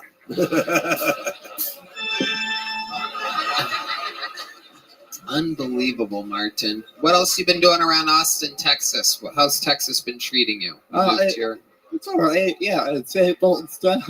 You know? Yeah. Yeah. I have a boring life. Like what? What does it seem like? What goes on? I get recognized a lot more. So that's pretty cool. Yeah. Not just in Austin. Like, I've been out of town. They're recognized, so it's worldwide, you know. I'm kind of pretty pitbull, you know. So, yeah. I love it, man. You absolutely did it again. You're unbelievable. We love you, Martin Phillips. Anything Great else jokes. we should know about Great before jokes. letting you go? I'm good. I don't want to change the tone or anything, but a friend of mine, a comedian I met in DC, he passed away. He's gone, but he left his special out there, so you can remember him. Good guy. Just search on YouTube, Jenny Agbon. It sounds the way I said it. So check it out. Rest in peace. Good guy. And RFK Jr. approves it. So Okay. That's it. Thank you. There he goes, Martin Phillips. Martin, great one, buddy.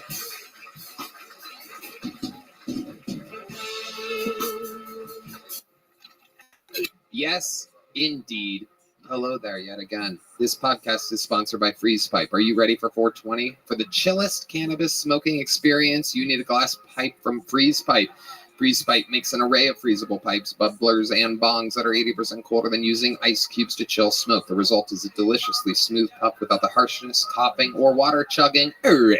Freeze Pipe's secret is the use of glycerin chambers on every piece. Pop the glycerin chamber in the freezer for 1 hour. As smoke passes through, it's instantly chilled by over 300 degrees. Tony, I'm no scientist, but I can say whoever invented the freeze pipe deserves the Nobel Prize in physics. I'm telling you, this puppy rips. Puppy rips indeed. Visit thefreezepipe.com from now until April 22nd to shop their biggest sales event of the year. That's thefreezepipe.com. And if you see something you like that's not on sale, use code KILLTONY for 10% off your entire order. America owned with over 100,000 happy customers. Shop Freeze Pipe today and say goodbye to harsh smoke forever.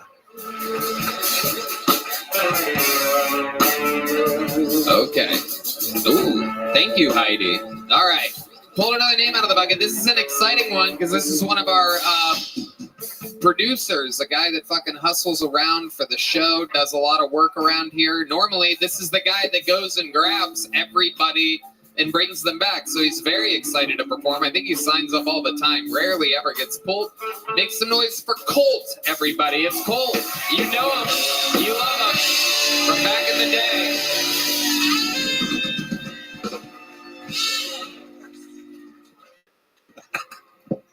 You either die Matt Rife, or you live long enough to see yourself become Dane Cook. Good. No, I'm an Austin local. I've been here in Austin 3 years now.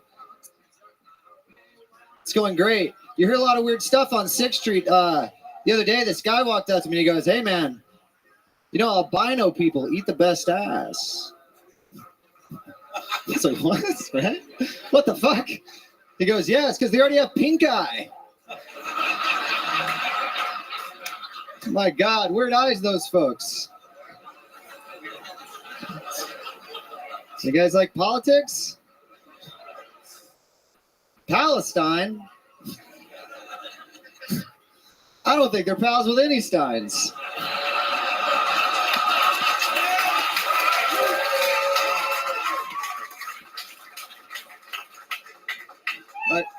Thank you. That's my time. That's a great show. Thank you, sir. Thank you, sir. That's funny. Good to be here.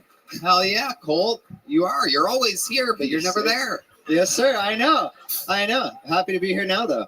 Incredible. David Spade, what'd you think about this young guy? I thought good stuff. I think I like Pink Guy. I like Palestine. It's like, that's a good one. And I think you had 3, right? So boom, boom, boom. Yeah. I think 2 out of 3 hit. That's pretty good. Those 2 were good. Thank you, sir. Appreciate you. Yeah, the Matt, right? Dave, you like that? I think I love how Tony is insourcing. This guy's a runner for the show. Yeah. Who's next? Your maid? What's going on here? Look, Colt became a part of the show many, many years ago. We found him on a road show in Dallas, Texas, and we found out he can kick really high. He's a kung fu. What are you? You were the kung fu champion or something? Cheng Hung style Taekwondo. I was a 4th degree black belt, and I competed internationally a lot. And I won a lot. Wow. Sorry, I'm getting nervous. I don't know. I don't do it anymore, really. I'm getting nervous. You're going to ask me to kick. Yeah, just kick real quick. Don't make a big deal about it. No big deal. Here he is, ladies and gentlemen. Whoa. Hell Holy yeah. man. Stretch out for a good one. Wow. What an insult to the last act. Wow. Look at that. Do it again. Dave didn't see. Do it again. Do it again. Whoa. Whoa. Wow, you would kill it at the children's obstacle course. That would kill. I do. I do. 80 pounds of bad news. 85. 85. So tell us more, Colt. What else is about your life? What's been going on? Oh my gosh, I love my life. I'm so blessed. You and Red Band have completely changed my life. I ran and operated a martial art academy for many years, and after COVID, of course, before that I got on your show, I closed my school down and I moved down here, started working at the Vulcan. Yep. Now proudly work at the Sunset Strip. I'm a sound guy. Yep. Yeah, and I'm loving life. And you're doing a lot of comedy. Absolutely, like 14 times a week. I love that. Tony, you know, I learned something about Colt recently. He is like a crazy yo-yo champion. He like a badass yo-yo. yo-yo. You have a yo-yo on you? I do backstage, I think. Oh, we got to get that yo-yo, everybody. Yo-yo. Oh, wow. Somebody knew it was coming. Look at that. Oh, yeah. This is some yo-yo music right here. Give me some cool music. Okay. And it's time to yo-yo, everybody. Here we go. Uh-oh. Oh, walking the dog. Walk the dog. Nice. Where's the trombone at? Give me some trombone on this. Wow. Rock the baby. Shit. Wow. Round the world. That's wow. awesome. Wow. Incredible. Hey, Tony. Yeah, David Tell. Tony, it's official. The comedy boom is over. I mean, it's over now. That's it. That's it. Get out while you can.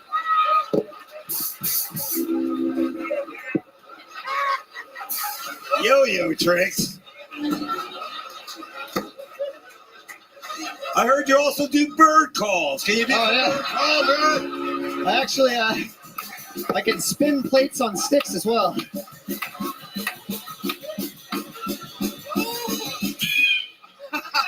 Very good.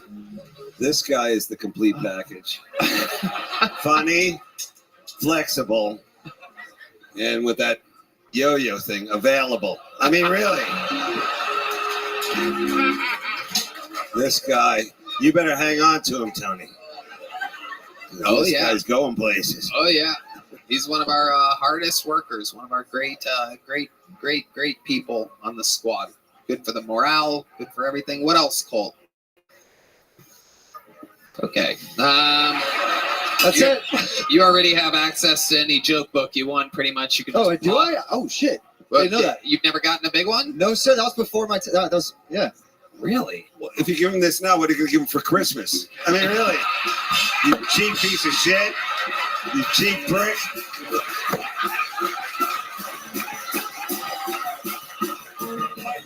Yeah, hopefully a raise.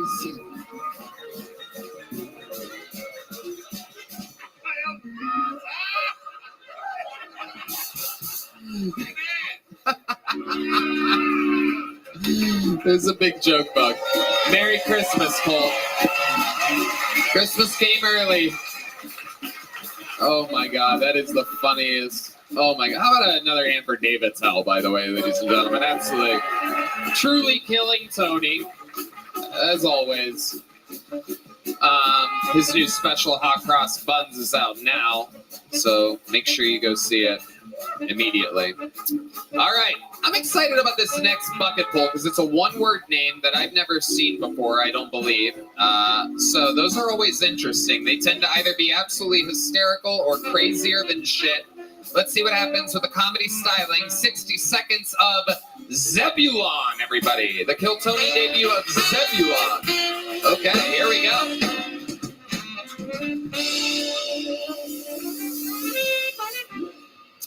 So I got a theme going on, which is heavy set.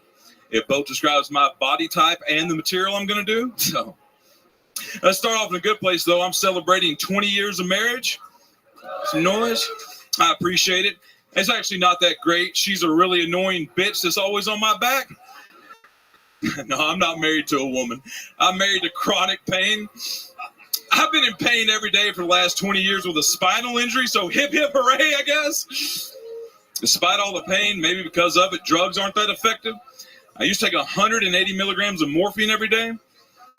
Never got me high. It kind of helped the pain. Most of it for me was getting me super constipated, so it definitely wasn't the shit. I'm be honest with y'all. Sadly, I'm thinking about divorcing Pain. She's just always on my nerves. I just haven't had the courage to pull that trigger yet. All right, that's my time. Thank y'all. I'm Zeb Green. All right, Zebulon. Yes, sir. Fuck yeah, welcome to the show, Appreciate Zebulon. What a cool name. Where does that come from? Yeah, it is a Hebrew name, but my mother got it from the 70s TV show How the West Was Won. Zebulon McCahan. I'm country as shit. Wow, how country? Where were you raised? Hot Springs, Arkansas. Okay. Yeah. I was on here about a year ago. I've lost like 130 pounds and grew a beard since then. So. Whoa, Yeah, that's fun. Did you go by the name Zebulon then? I went by Zeb Green, so recently I've changed my stage name to Zebulon. Okay. Yeah. All right. Wow, what made you change your name to Zebulon? He moved to Mars. Exactly. Yeah, I don't know. I just felt like it had a little more presence to it, something more unique. And to be honest with you, I felt like I've grown in my confidence over this last year, and it made me feel more confident on stage. Like it just, like Zebulon, like go up there and fucking kill this shit. So I love it. I love it. Is that your real first name? Zebulon? So my full name is Brian Michael Zebulon Green. I have way too many fucking names. Wow. Yeah, so it's my third name. I go by Zeb, and then on stage Zebulon. Amazing. What do you do for a living? So I was in the aerospace industry for a long time, but I'm disabled. My back's all fucked up. Like I was talking about my How set. did your back get fucked up? Car wreck. Somebody hit me from behind and it tore my nerve root and crushed my spine. So my spine's fused together and my nerve root's torn, and I have a spinal cord stimulator installed. You know what that is? No, tell us. So I have like wires in my spine and a battery in my back, and it basically interrupts the pain signal in my brain and tells my brain I'm not as much pain as I'm in. So instead of being a 10 out of 10 all the time, I'm usually a 5 to 6 out of 10 all the time. So I can function. Right now, you're in pain. Yeah, I can't feel my left leg hardly. And because I, do all these mics and waiting on mics and everything. But it's a lot better from 2007 to 2019. I was basically bedridden in pain before they put the stimulator in. So Okay, how high can you kick? I would not attempt that because I'd fall off stage and kill somebody. So Absolutely, no. give you- Definitely kidding. What do you do for fun, Zebulon? What takes the pain away? To be honest with you, and I know this is the cheap answer, is just comedy. Like I can't really do much other than that because grinding on mics, waiting around, which I love. That's all part of the game. People around town know me because I carry my own chair around with me. When you do open mics, you're in a club that's full of empty chairs, but I have my own chair. It looks ridiculous, but I have to have it for comfort. So usually during the day, I'm in so much pain from doing all the activities, I just recover and get ready to go grind again. Is there anything that could help this pain? Is there anything, an operation? Have you heard about anything? Well, they're scared to cut the nerves because you could lose mobility. So I've tried, I've tried morphine. They put me on fentanyl. That didn't work. I've tried like this year. I was raised kind of religious background. We can get into my whole life has been pain. It's very interesting. So I never tried a lot of substances, but I tried alcohol, weed, mushrooms, all at different times last year. None of that worked. Like nothing works. So Don't tell me there's something negative about fentanyl. What was fentanyl like? Can you describe it to us? What was that like? Yeah, so for me, which is ridiculous, I have a joke about it I can tell you in a minute if you'd like, but so for the fentanyl, y'all know it's supposed to be 100 times more powerful than morphine. So they gave it to me, and they give you like a transdermal patch, soaks in your skin. It's supposed to be very effective. They told me to put one on, and they said because you haven't had anything in your body in a long time, it'll probably put you right to sleep. I go home, nothing happens. I call them, and they're like, hey, take some hydrocodones with it. That didn't do anything. And they said, we'll put 2 patches on. I did that and took hydrocodones. It didn't do anything. I actually sent the patches to the manufacturer and had them tested. They're like, these are full of fentanyl. You should be like dead or something. And I was like, no, I'm good. So just nothing works. And so pain is kind of like the theme of my life. I've always been in pain, and it's like what pushes me forward, and it's just what it is. So right now, what are you on right now? Just I have the stimulator in my back, and that's it. Okay. Well, it's definitely not Ozempic. Absolutely.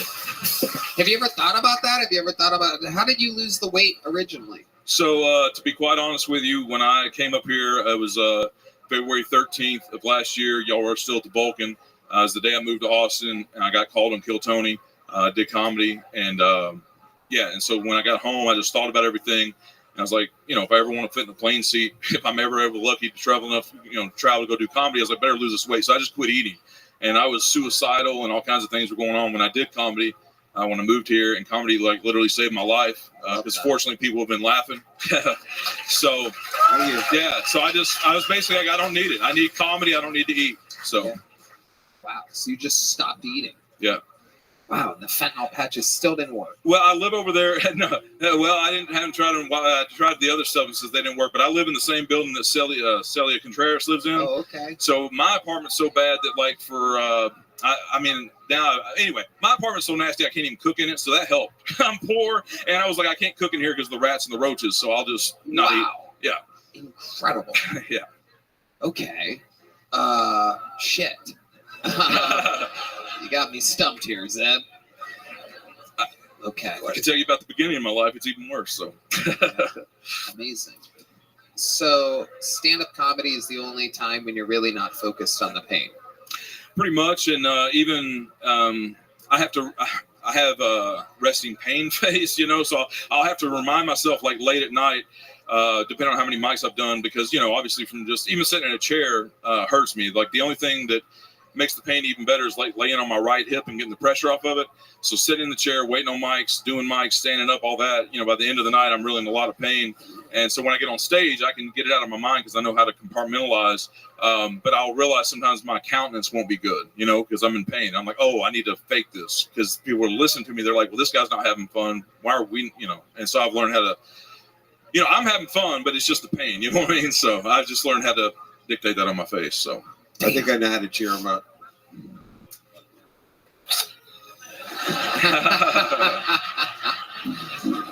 This is true. This is a real balloon from the great David Tell. Absolutely incredible. Why did he have a balloon? A true balloon. Absolutely amazing. Oh, you got it. What's that? It's a real balloon. It's a happy birthday balloon. Wow. How do you feel now? You feel better? 4 out of 10 on the pain. 0 out of 10 on pain. David Tell doing the Lord's work out here.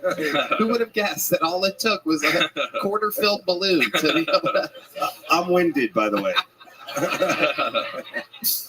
There you go. Anytime that pops, you can smell the sweet scent of American spirit. The breath of a dying man.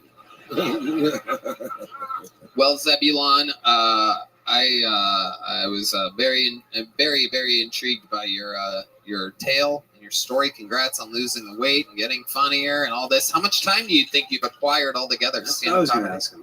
How long was your longest set? I say this very humbly because I'm just over a year, but I have 25 proven and then a lot of stories with it too. So I've been grinding hard as shit on it. So 6. Cool. Keep at it, brother. No. Keep at it. It gets better. Keep at it, dude. You're doing great. I'd love to have you on the Secret Show Thursday. Awesome. There you go. A book spot. Less pain.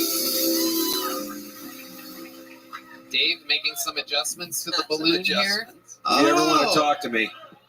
There you go. Turn that frown There you go, upside buddy. down. There's a happy face on that balloon now.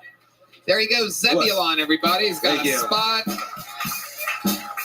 The fun train keeps moving along as I pull another name out of the bucket. How about a hand for the lovely Heidi, everybody? Gina with 3 A's, .hg on Instagram. An absolute charismatic sensation. We love her around here. And with that, your next bucket pull. Kent Hunter, everybody. 60 seconds uninterrupted for Kent Hunter. Here we go. Here's Kent, everybody.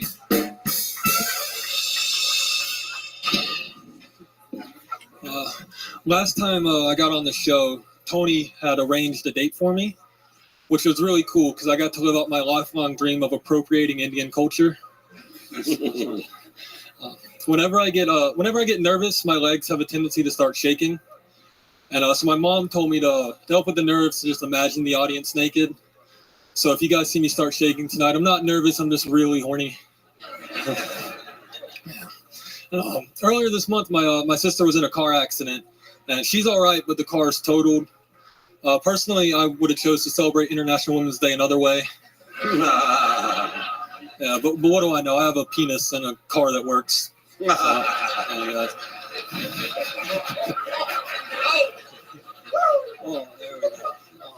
I was thinking the other day, I was like, if someone with Parkinson's has an orgasm, do they stop shaking? Whoa.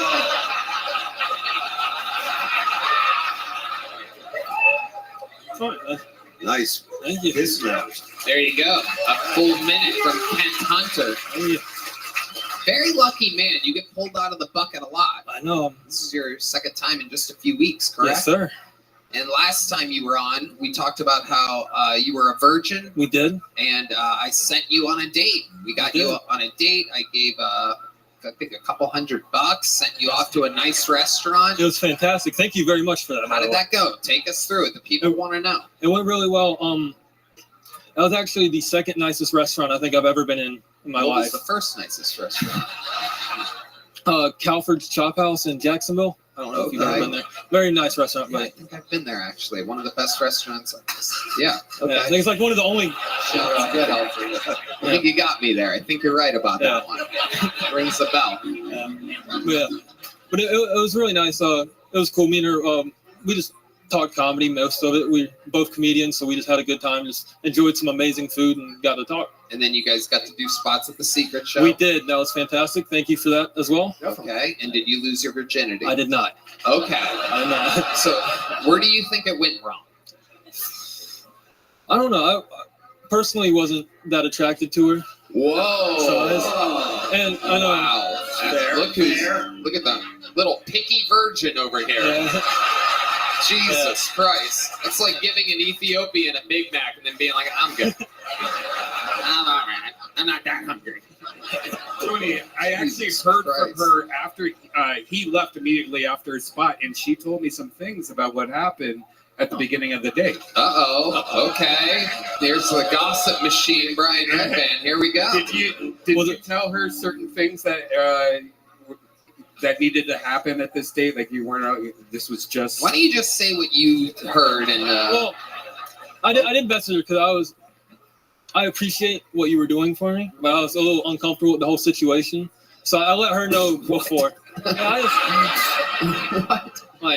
I don't know. I personally just wanted to do it on my own. Just figure out. How old are you again? 20. Oh, you're 20. Yes. Okay. Well, I mean, no rush. All right. How's it doing? Man, I knew I shouldn't have given away that balloon.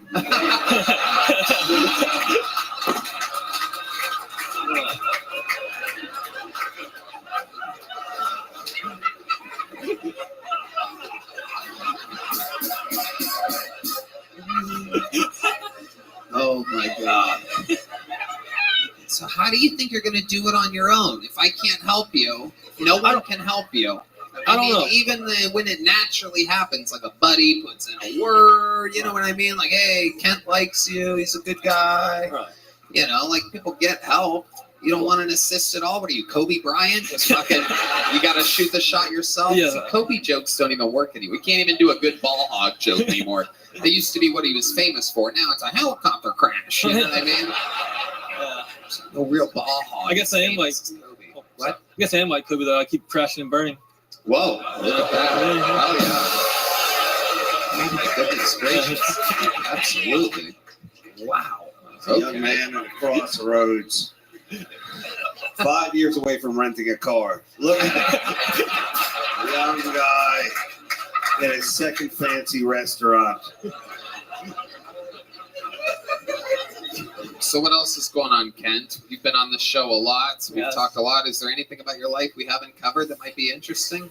You get pulled out of the bucket a lot. I don't know. This is always the part I'm worried about. I never know what to talk you about. in every way except for that whole fucking dry dick thing. You know what I mean? I wonder if that's why he loves me.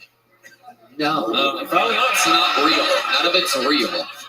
Maybe you could team up with the threesome guy and get some tips. Yeah.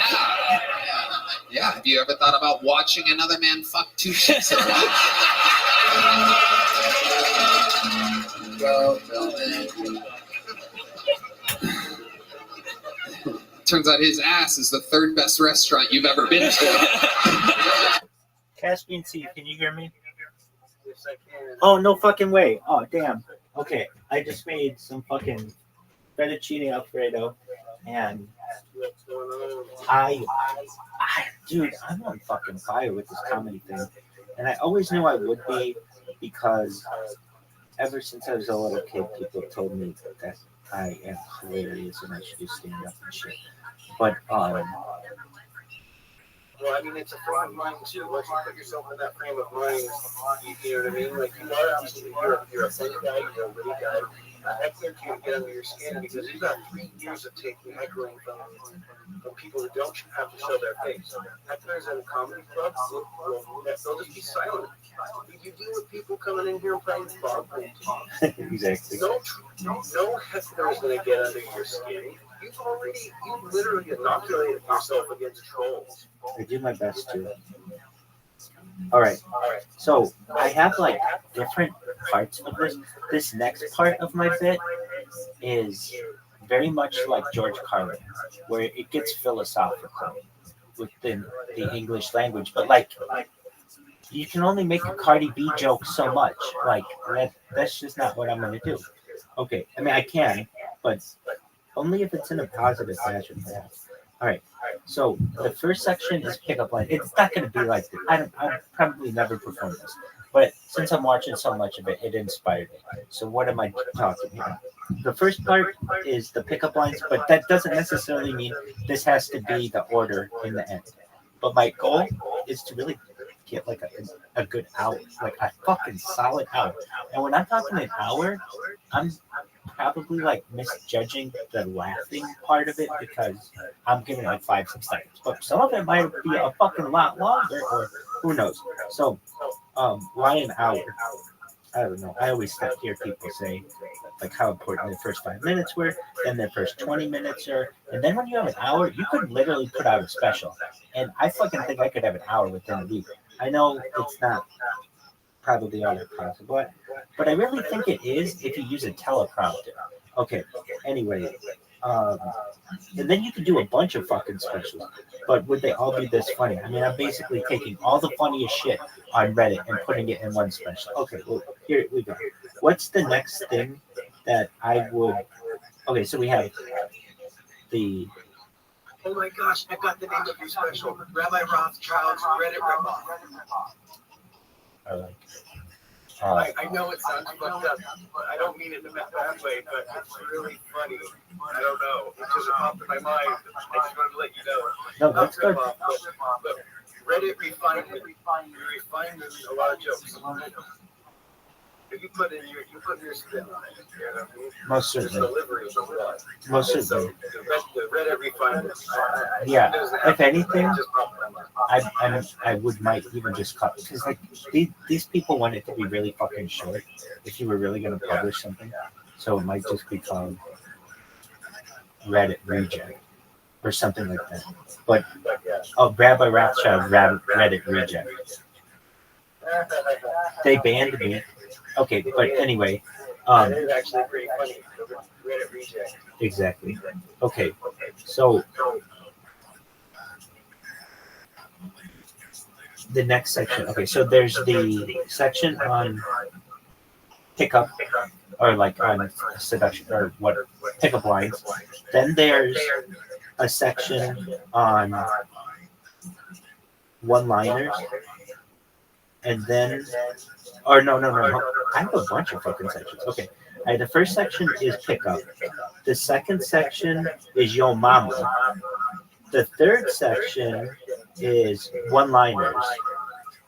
Then the fourth section, it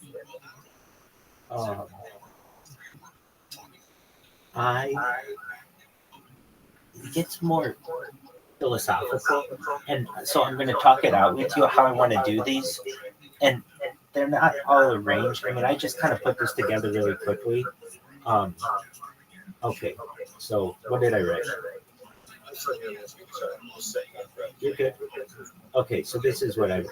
So especially like, I'm just kind of riffing here, but like, I could say something like, do we have any non-English speakers here, non-native speakers here? And people are like, whoa, yeah.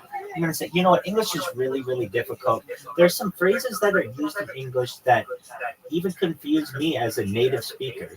They may be commonly used, but they're oxymoronic, or for one reason or another, just confusing. I'd like to just get some of them on the table here to help all of you out there and perhaps help myself in understanding how this all works. All right. And those of you who don't understand what oxymoronic means, that's all right. These are logical conflicts in a phrase. So some of the phrases that sometimes I use these phrases, I don't even know what they mean. Like what? New and improved. Okay. New means it's never been done before. Improved means that it's better than the previous one. You're going to see this on all the packaging within most any English-speaking country. New and improved. Which is it? Is it new or is it improved? So, right? Isn't that fucking brilliant? It's actually really terrible, because Well, that. I don't know, terrible in the way that we're marketed to, but it's very absurd. It's extremely absurd. Exactly. And it shocks me so much. All I can say is that's terrible. It's brilliant. It's for a higher level of humorous. I mean, I could sit here and make fucking fart jokes, but there's a certain philosophical aspect of George Carlin where he would get into these word turn of phrases. And I'm going to try to do this. All right. So another one out there that you'll hear nearly exactly. It's nearly exactly midnight. Well, which is it? Is it nearly midnight or exactly midnight? What fucking time is it? The truth is, not even I know. I've never actually heard nearly exactly. Another one that you may hear is usually always. I usually always remember time. Well, what fucking time can I expect you? Another that you may hear is something has completely fallen apart. Well, which is it? Is it completely or in parts? I don't know. I'm asking you. Is it predictably unpredictable or unpredictably predictable? Centralized decentralization or decentralized centralization? Possible impossible or impossibly possible? Perfectly imperfect or imperfectly perfect? I don't know. You tell me. That was literally metaphorical. Well, which was it? You know, you'll hear this a lot of times around eclipses. There's partial totality. Well, what about total impartiality? What is partial totality? Which is it? Was there a constant change or was there changing constantly? Is it constant or changing? Which is it? We have a new tradition. What is that? A new thing is something that's never been done before, and a tradition is something that we've been doing for a long time. Which is it? That this one and some of these that you'll hear in school or in the workplace, that was a real mock-up. Which was it?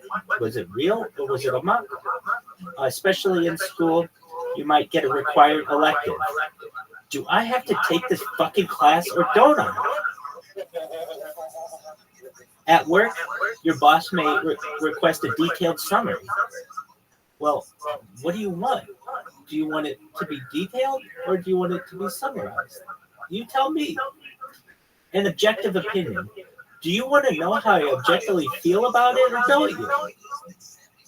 A definite maybe. Is that the same as maybe definitely? Sorta, I guess. Sometimes you'll get that though. In English, you never know what to do. A close distance. How fucking far away was it? Meteoric rise. Which way did it go? Responsible party. How was it? Current next generation technology. Is it this technology or is it the next generation's technology? You'll hear these in history class, kids. A civil war. Which is it? Was it civil or was it war? The Great Depression is supposed to be one of the worst times in the economy and the history of the world. And it doesn't sound so bad. In fact, it sounds pretty good. In fact, it sounds great. We get people who are averagely exceptional. We get people, I hear all the time, they talk in the news about weapons, fully semi-automatic weapons. What is that? I don't know. You'll hear a headline on the news. A chief deputy used the fully semi-automatic weapon on the assailant.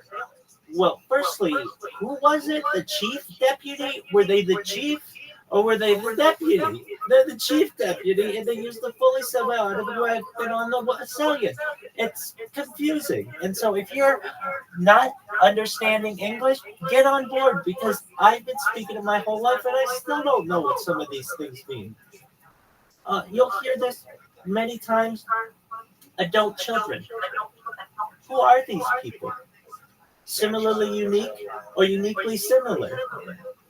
You know, when I was a kid, especially as a young adult, people would make fun of other people. You might hear one person say to another, "Boy, you're pretty ugly, you fucking virgin."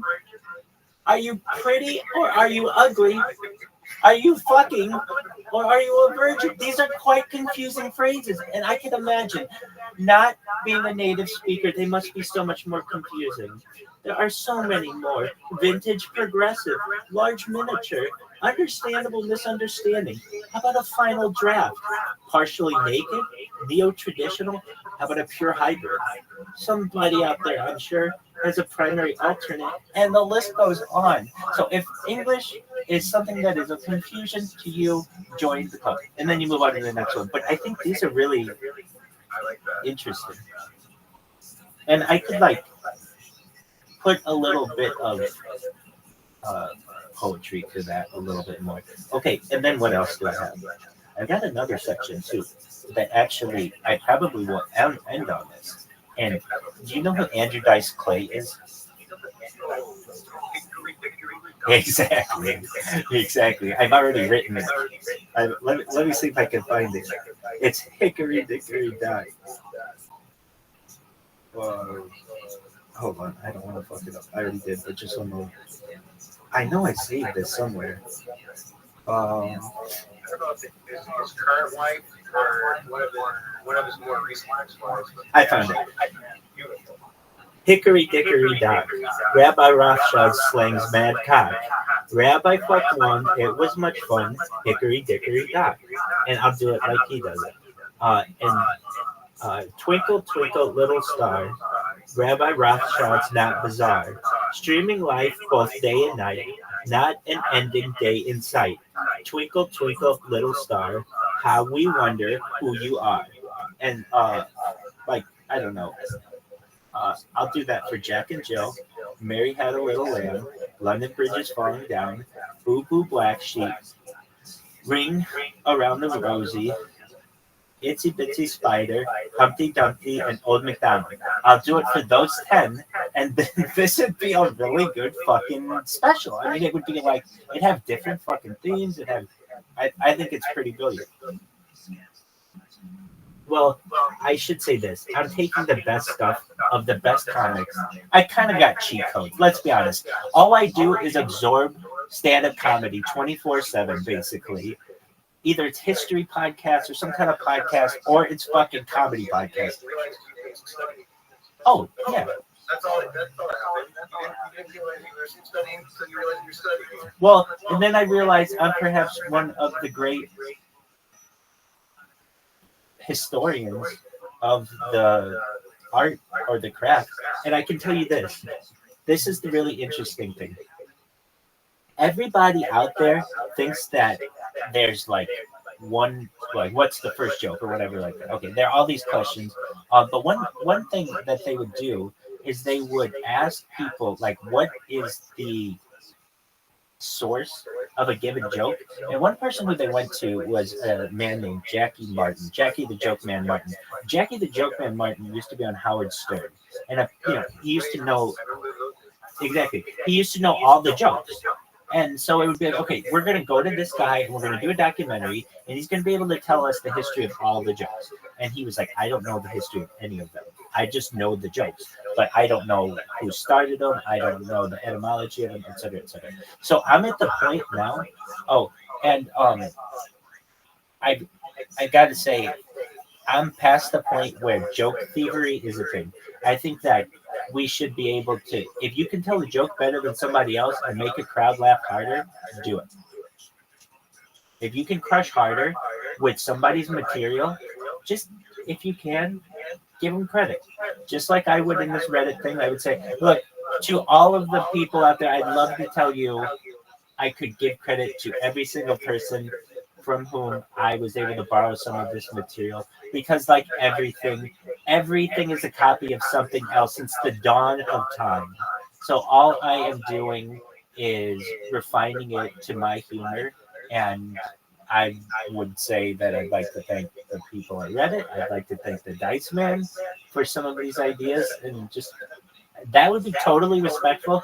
Every fucking comedian would think you were the fucking nicest person ever, and you would free comedians to be able to do some really old jokes that are really fucking funny that either they're afraid to do because they don't necessarily feel that they are appropriate to do because it's somebody else's material, and like how do you do that without being seen as a joke thief, or because it's just perhaps they only think that their own material is important and that they don't think other people's material is important. Sometimes I hear comedians do their other guys' material, and even though you're not supposed to do it, they give credit to the person. They'll be like, "Oh, so and so has this bit. If you haven't seen it, you gotta see it. It's been out for a long time. Everybody knows it. I'm gonna just give the premise away.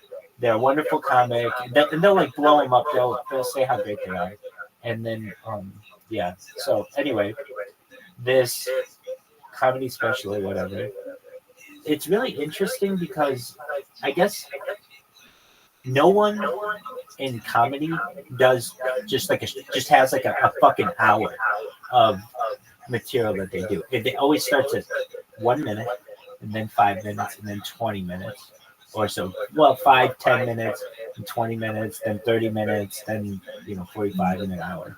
And I'm just like, oh, I could do an hour, but I haven't performed any of it, so I don't know if any of it fucking lands with the real crowd.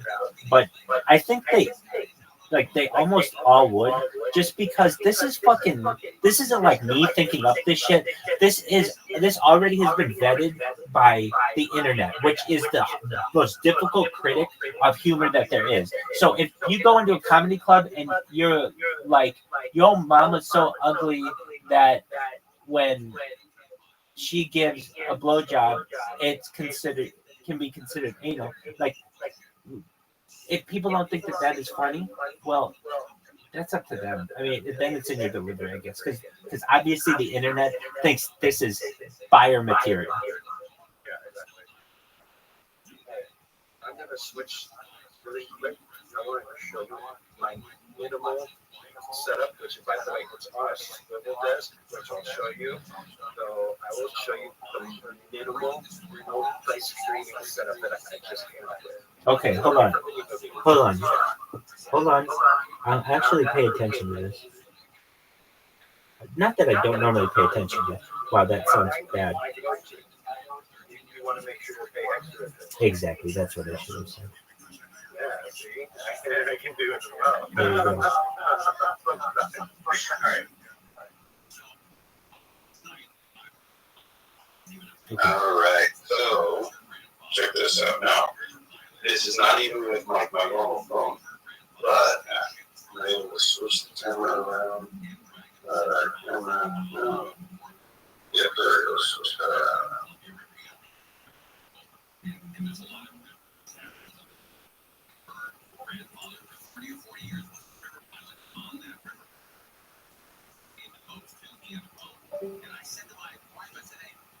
There we go. Okay. You hear me? Yep. It's very organized. All right. So it's on that swivel desk. Yeah. Got like, I won't be swiveling it much, but I've got the iPhone 5S. I've got another webcam right here, which is a different angle from this one right here. There's a microphone here, here, and here. And that's not even phone that I'm talking to you on. That still freed me up to be looking at my phone. Yeah. Okay, so how many cameras do you have total? What? How many cameras do you have total? Apologies. How many cameras do you have total? 1, 2, 3. That's very good. Dude, I'm gonna tell you this, Caspian Z. You are so fucking fortunate that everything worked out the way that it did. Like, I know, trust me. I dude, know. okay, so just appreciate the energy that is the world for all of us, because it's a beautiful thing. I'm looking at this and I'm thinking to myself, man, it could have been very easy that, well, he lost all of this. Very, very easy. Very, very. I know you're like, I got friends who will take care of me, but you and I both know at a certain point that erodes, and at a certain point you have to cut ties with it. And I'm so glad you didn't, because you have such really beautiful equipment. Your stuff is really nice, and you should know that like you have a new lease on life, or you should feel that way. One, two monitors that I'm not even using. That's the old studio. That's my main studio. Hold on, right? hold on. One thing at a time. Why aren't you using them? Just energy and space at the moment. I don't have a desk to set all this up. I'm going to use one of these monitors. I'm going to bring one of these monitors over because I still have the untapped HDMI output. Okay, let's talk about this. Does energy really matter to you? No. Okay. Unless, your parents are going to send you a bill for fucking energy. Okay. And well, I mean, at the moment, I kind of do because I don't want it to be so alarming. Yeah, I get that. I could try to make it incrementally grow. Brilliant. Okay, so what you can do, but dude, that's not that much. That's just like a couple things. It's not like you've got a washer, a dryer, or a Tesla supercharger. I mean, this is just nothing. Anyway, but I get what you're saying. What I'm saying to you is, I don't want to hear from you anymore. I need to set that up. I want you to have all your shit set up. I want you to have your extra fucking device, like a little robot doing its thing, fucking following you. You've got your VPN. You got the opportunity to just sit there and watch this fucking thing be your opportunity to get paid to just stream. I mean, that's your goal. That's what you told me. You told me, Rabbi, I want to be KCIP. And I'm like, oh, okay, you know what? Great. The brilliant thing is, I remember you didn't even know what KCIP was, and now that's your goal in your life. That's a beautiful thing, and that's what it should be. And so what are we going to do with that goal? We're going to make it so that you accomplish that. And the way that you can accomplish that is to get those 300 unique chatters, which I think you've already got. But then just keep turning it up with, oh, fuck, I know what I wanted to tell you. How hilarious is this? This is so fucking funny, Caspian C. So funny. I think you should do the same. In the Kick subreddit and the Kick streaming subreddit, because you learn about all kinds of stuff on the platform from there. And one thing somebody wrote, a question was, do I understand this correctly, that there's still not a way to see a list of who's following you? Can somebody please answer my question? And one of the people who worked at Kick, I believe, it was at least like a moderator, somebody important, said, that is correct. At this time, we do not have a way to view as a user a list of followers. So what does that mean? Basically, well, it hurts someone like me because I would think people would check and see who their followers are, and it'd be Rabbi, because that's what it is. But that's not going to happen until they implement that. So I'm doing fine. I fucking spam people and do all my other shit. That's great.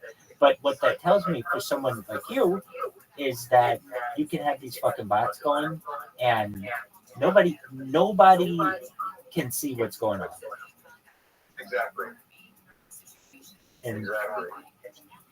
And it'll be really interesting someday when they do have the ability for people to see who's following them, and people can really see how many bots I have had. I mean, thousands of bots following people over the past 3 months. It'll be incredible. Because then can you imagine people are going to want to delete them all, and like, what I guess what they'll probably do is ask Kik to just do mass deletions. But even still, not all of my accounts have the word rabbi in them. So it's like, it can still pollute them in other ways. Anyway, these bots are going.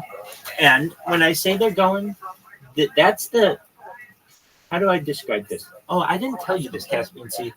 And I don't do this anymore as much as I once did.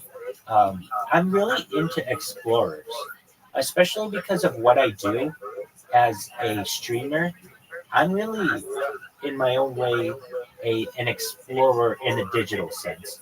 And especially as someone who is doing my best to archive so much content. In fact, this one girl told me this once, and she was absolutely right. I want to really quickly tell you a story about this girl. She had one of the best compliments I've received while doing this, but she's with this really bad guy, and they do a podcast. Anyway, she told me one time when I told her this, she said, "Wow, you're like a modern day diarist." And I'm like, "You're absolutely right. Someone who would have written a diary or a journal."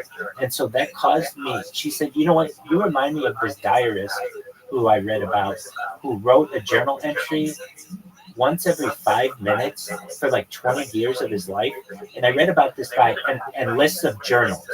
And it's like, these were people who had that same dog in them, that same drive 50, 100 years ago, before the ability to put your life, to stream your life here and archive it. And I always thought that was really interesting, that's what I am, as a modern day diarist or journalist.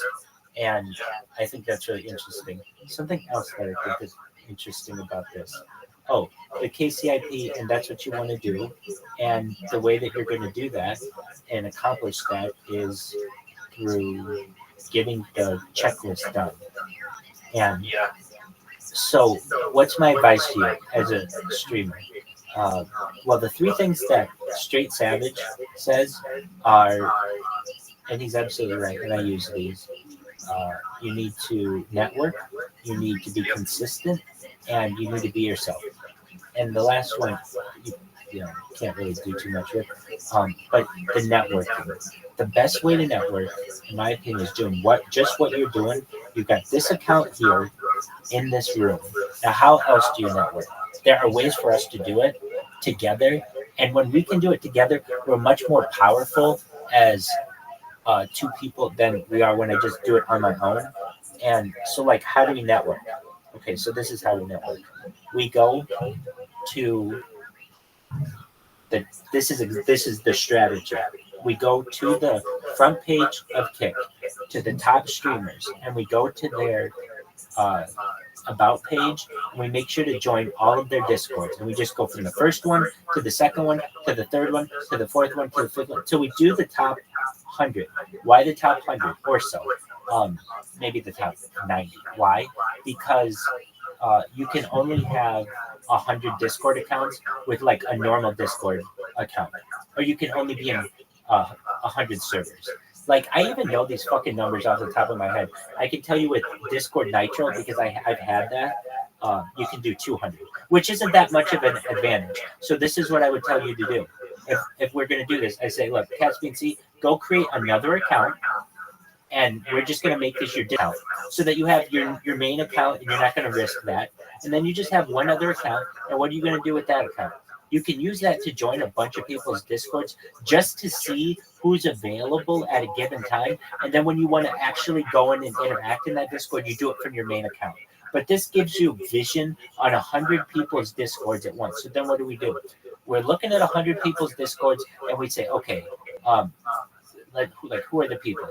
Action Man, he's not in his Discord stream. There are people in there, though, but Rabbi's not allowed in there. Let's not fuck around in there, okay? Amaranth, she used to let people stream in there, but not anymore, and so she's a no. Who else? Neon. Neon has a Discord, but he never streams in there. Rabbi's been okay. So we go down. Let's say the first person who's live streaming on Kik while they're live streaming in their Discord is number 11. So we go to number 11. Who's number 11? let's say it's my friend Straight Savage. You don't know who he is, but this is how it's going to go down. I'm like, oh, actually, I know this person. He usually streams Pacific like 5 a.m. to 8 a.m. or something like that. So it's pretty early in the morning, but he's consistent. And what's his deal? His claim to fame is I'll just tell you, he's the number one marijuana smoker on Kick, which is his claim to fame. That's really cool. He's got plants behind him. His cat's named Mary Jane. He's got a really nice setup. He's got a great community. He has a really nice Discord, and I compliment him on his Discord. If you ever had to build a Discord like the right way, it's the way he does it, not the way that I do it. Welcome. How are you? That's okay. Anyway, so we go into his chat. He's always available, or I shouldn't say he's always available. Whenever he's streaming, he's in there usually, and he comes in here a lot. Now, if you're like, well, why haven't I met him? Well, he was coming in here every single day, but I wasn't always that interesting because I'm like doing my fucking bots and sometimes I want to sleep and some other things. But then I go into his chat as well. Okay, so I get to meet his community. You get to meet his community. He talks to you. He finds out that you're a newer Kick streamer. He sees that you're in there. He's like, hey, if you need anything, let me know. If you need any advice, I'm here. Feel free to join. You can always be like, hey, would you mind if I send you my Discord? Would you join it? Or whatever. You don't have to do that in the first interaction with him, but just to get to know him. I mean, the stuff about 420. This guy's a fucking expert in this shit. And he'll show you. He has a camera that all you have to do is press like exclamation mark camera, and it'll switch the cameras to a live stream of his plants. So you see like all these blue lights within his tents. It's really fucking advanced. It is. So on Twitch, you said? That's on Kick. Okay, so then Kick is definitely advancing because before Twitch was Kick is doing great things. Kick is doing big things. It is. So it's doing what it can for free speech and marijuana usage. So it's allowing that publicly. And I remind Straight Savage all the time. I call him a cannabis trailblazer. That in the future, people will look to him and people like him who had the confidence to be able to use 420 and cannabis-related materials on camera publicly to remove the stigma, to remove the taboo. And he doesn't realize it. I mean, he does, but not really. Not the way I talk about it. The social impact of people who do that, yeah, absolutely. But in his own way, he doesn't realize it. And I almost want to say this for all marijuana people, but for anyone who's taken a stand out there, for whatever it's been, this is a way that people are doing it by publicly showing that they are not afraid of a stigma or anything like that. Okay. You know who's probably done the most in this area is Joe Rogan. Yeah, I'm in agreement with you. And he was anti-marijuana for a long time. That's why, because he was converted because of the benefits of it. Right. He does it for a medical and a health reason. And argue with that man's body. Argue with that man's physique. I dare you. Exactly. Man's 5'4" and he'd kick the ass of anybody. You know what I mean? He's a cool dude. Well, he's a beast. So it's like you can see that it's not harming his life. Well, whenever anybody ever makes an argument that it can cause harm, it can. I mean, like anything can. But look at Willie Nelson. Look at Keith Richards. They're both approaching. Willie Nelson's in his 90s. Keith Richards is approaching 100, hit 90. They always said that these guys were going to die 50 years ago.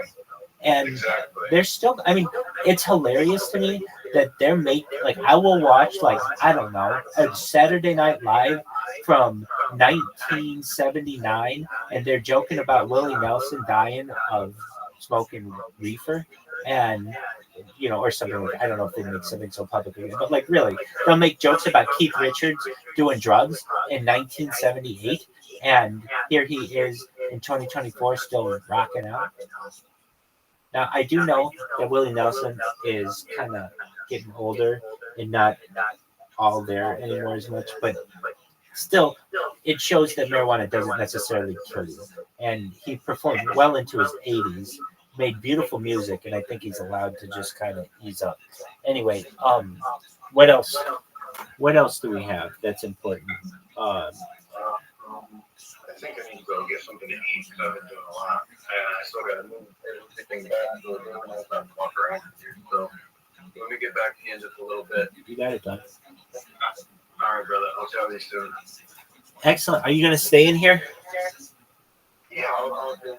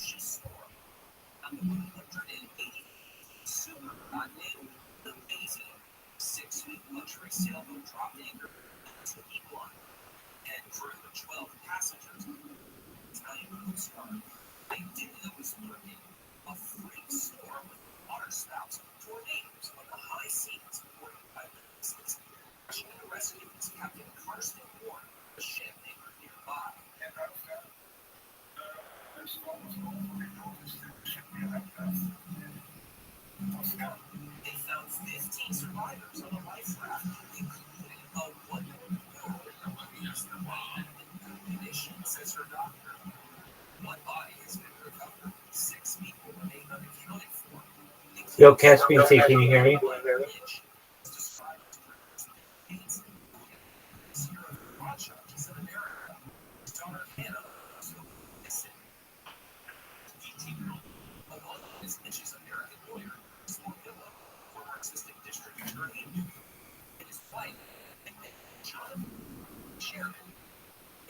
By the way, he's the number 3 creator on Cameo and has been for the past year. Yeah. Yeah, it's been great. I genuinely appreciate anybody who's ever got one. And also, at Tony, I started doing this thing where you collect your urine. Okay, that's it. It's pretty blatant where we're going with this. Yeah. Red Band here. Do you want to catch us with some apple juice? Oh, yeah? Okay, I just TT'd in a bottle. I thought it was going to be funnier than that. Ah, shit. Here, do you want it? Tell me if it's warm. Is it warm? Check the temperature, sir. You can feel Check the bottle. temperature. It's hot. Oh, wow. It just came out of my dick, dumbass. Holy shit. And I peed all over the fucking bottle, idiot. Holy shit. Oh, my God. Fuck. That's a real souvenir right there. But yeah, no, Tony, I was in Tacoma this past weekend. The shows were fun. I did 6 shows, and they didn't have a bathroom anywhere close to the green rooms. So you know how much liquid I drink. It is incredible. And at the time, the trash cans were filled up with bottles of urine after every night. So that was exciting. That's what made you So did you get homesick? Or no, with all that urine? You look like a guy who collects urine. You really do. I have had it before when I was living in Los Feliz in LA. I was living in this basement thing at one point, and I had 2-liter bottles everywhere. I was able to fill up 2 liters of urine at a time, and I'd just hang on to them. But wow! Save it for Cameo. Thank you. Yeah, it is incredible. You've been adding shows to every weekend that you do on the road, and every single thing that I hear about you on the road is ridiculously 100% positive. I mean, people's minds are completely blown. The people absolutely love you. They go in with high expectations and they leave wanting more and getting a full show. You're taking Casey Rocket with you. A lot of these weekends, I can't even get Casey Rocket because he's pre-booked with William Montgomery. Casey has been coming when I get him in him. Yeah, Casey does great. What a dynamic duo. Yeah. It's been a lot of fun, and I have you to thank for that. Sweet Tony, You're thank welcome. you so much. Not you so much, Red Band. Yeah, I thought I was going to get you to catch the bottle of urine, dumbass, but not tonight, I guess. I mean, I don't ever like to get too serious or deep with you, William, but it is absolutely incredible the length of sets that you're doing and the reviews that I've been getting from these sets from fans that have seen you and stuff. we watched you go from not being able to do, what was the length of time that you would be able to do without looking at a notebook or note cards when I first met you? 8 minutes? Yeah, Impossible. 7 or 8 minutes, impossible. And now you're doing 50 plus minutes and glancing at the notebook only at Yes. the very, very end of these sets. Yes, only glancing, Tony, at the very end. And when we first moved to Texas, and you gained sobriety, me and Joe Rogan were viciously on you about not looking at the notebook and using it less and connecting with the audience more. And you have flourished in that situation, correct? I am trying. Yeah, damn right I have. Yeah, you really have. It's Fuck absolutely yeah, I have. incredible. And it's not usual. We very rarely get a chance to get serious. And I especially hate doing it in front of Dave Attell, who's about to kill me right now. No, I was going to ask him. He's on the road now. What's his favorite town? What do you like? Yeah. Spokane was wonderful. Honestly, Tacoma, I think Chicago and Tacoma have been the best receipt. They all go well, but Really? Tacoma and Chicago were wonderful. I didn't know AirTran went there.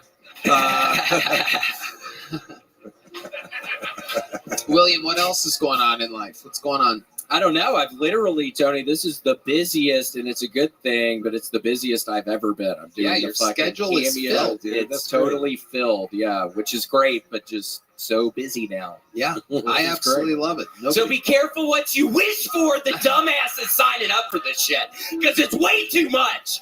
I'm way too busy right now. It is. Be careful what you wish for. It is kind of funny. I've been thinking that lately because I finally have life exactly how I've always wanted it, and now I have to go on the road, and that sucks. Yeah.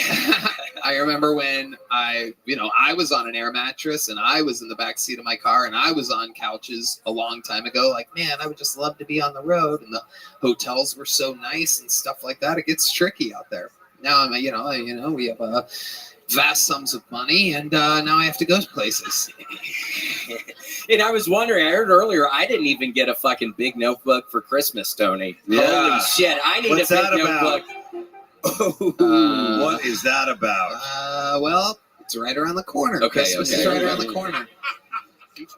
Oh, there is a Kiltony keychain. Would you like a Kiltony keychain? Yeah, I love. Yeah, keys? sure. Once you get a house, Look you at can that suit. You see how he caught that? I mean, it's unbelievable. You see these guys that get pulled out of the bucket. They have to fucking focus. They take it dead on. They get behind it like an infielder. That is such an insult. Yeah. Give him a keychain when he has no house or car. That really is a...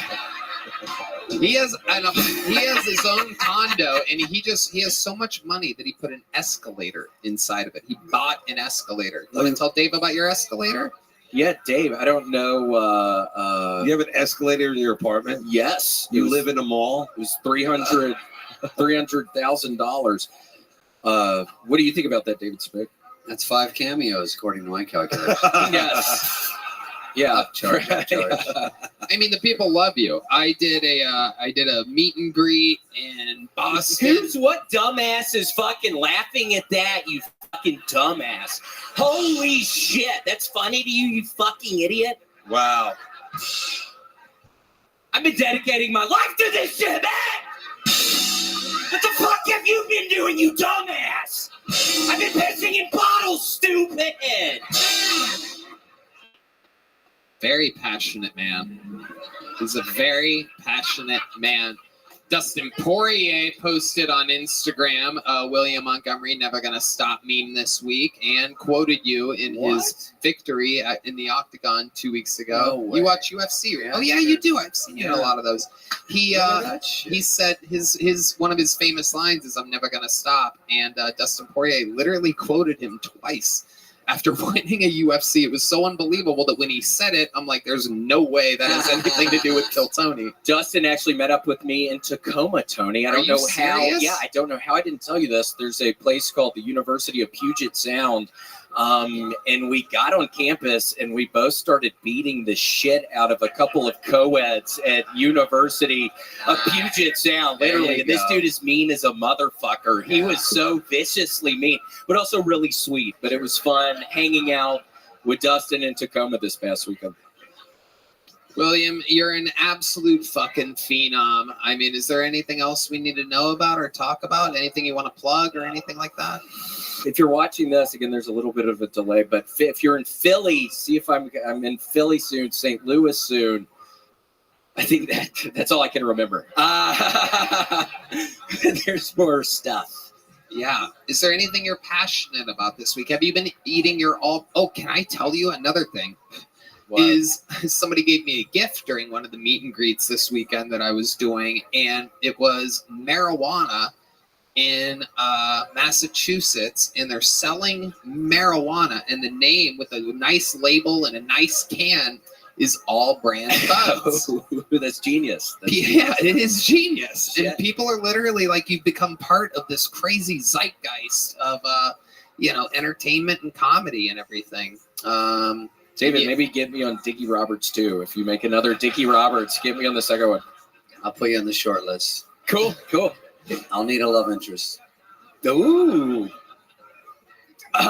Just brainstorming. I love it. William, we absolutely love you. You're a fucking freak. You're the best. Good job, William. Cool. You're the best Nice in the to meet history you. of the Thank show. you. Make some goddamn noise for William Montgomery, everybody. And we did it again. Another amazing drawing from the great Ryan J. Ebell. Let's see what Chris Rogers cooked up. Oh, look at that. William Montgomery over there.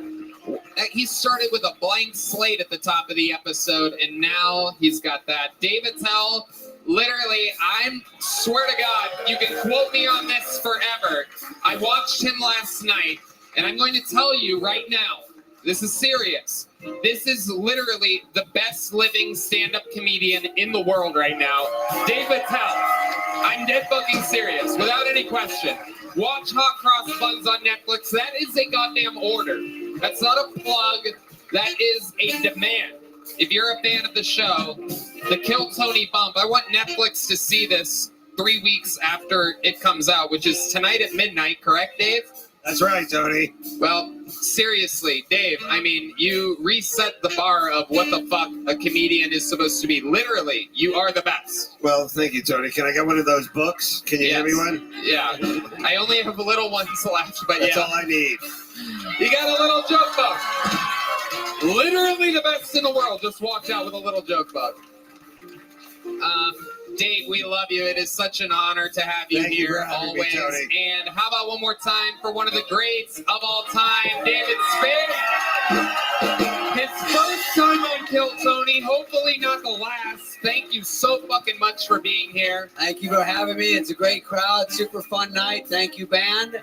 Thanks to all these Unbelievable time getting to have two people that I've always loved on this show. It's unreal.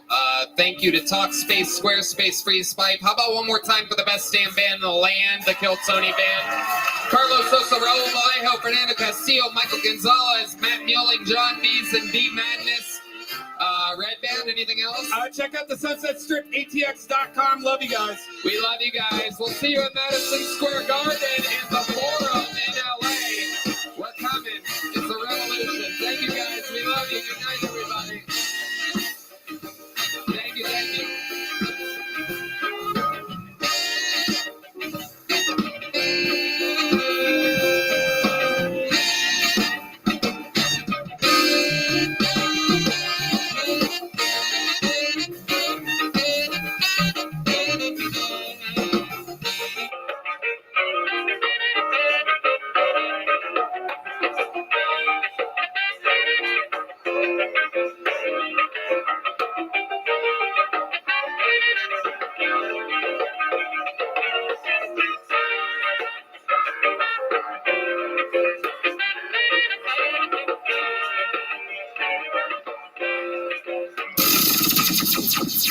The Sunset Strip Comedy Club in Austin, Texas is now open. Check out Red Band's secret show every Thursday. Go to sunsetstripatx.com for tickets.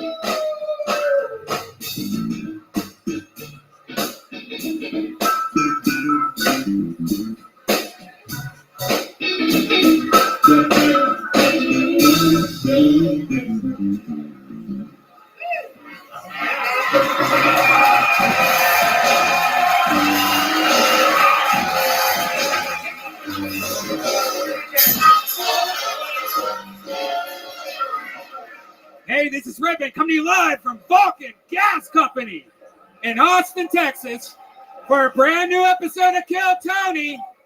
Give it up for Tony! Let's go!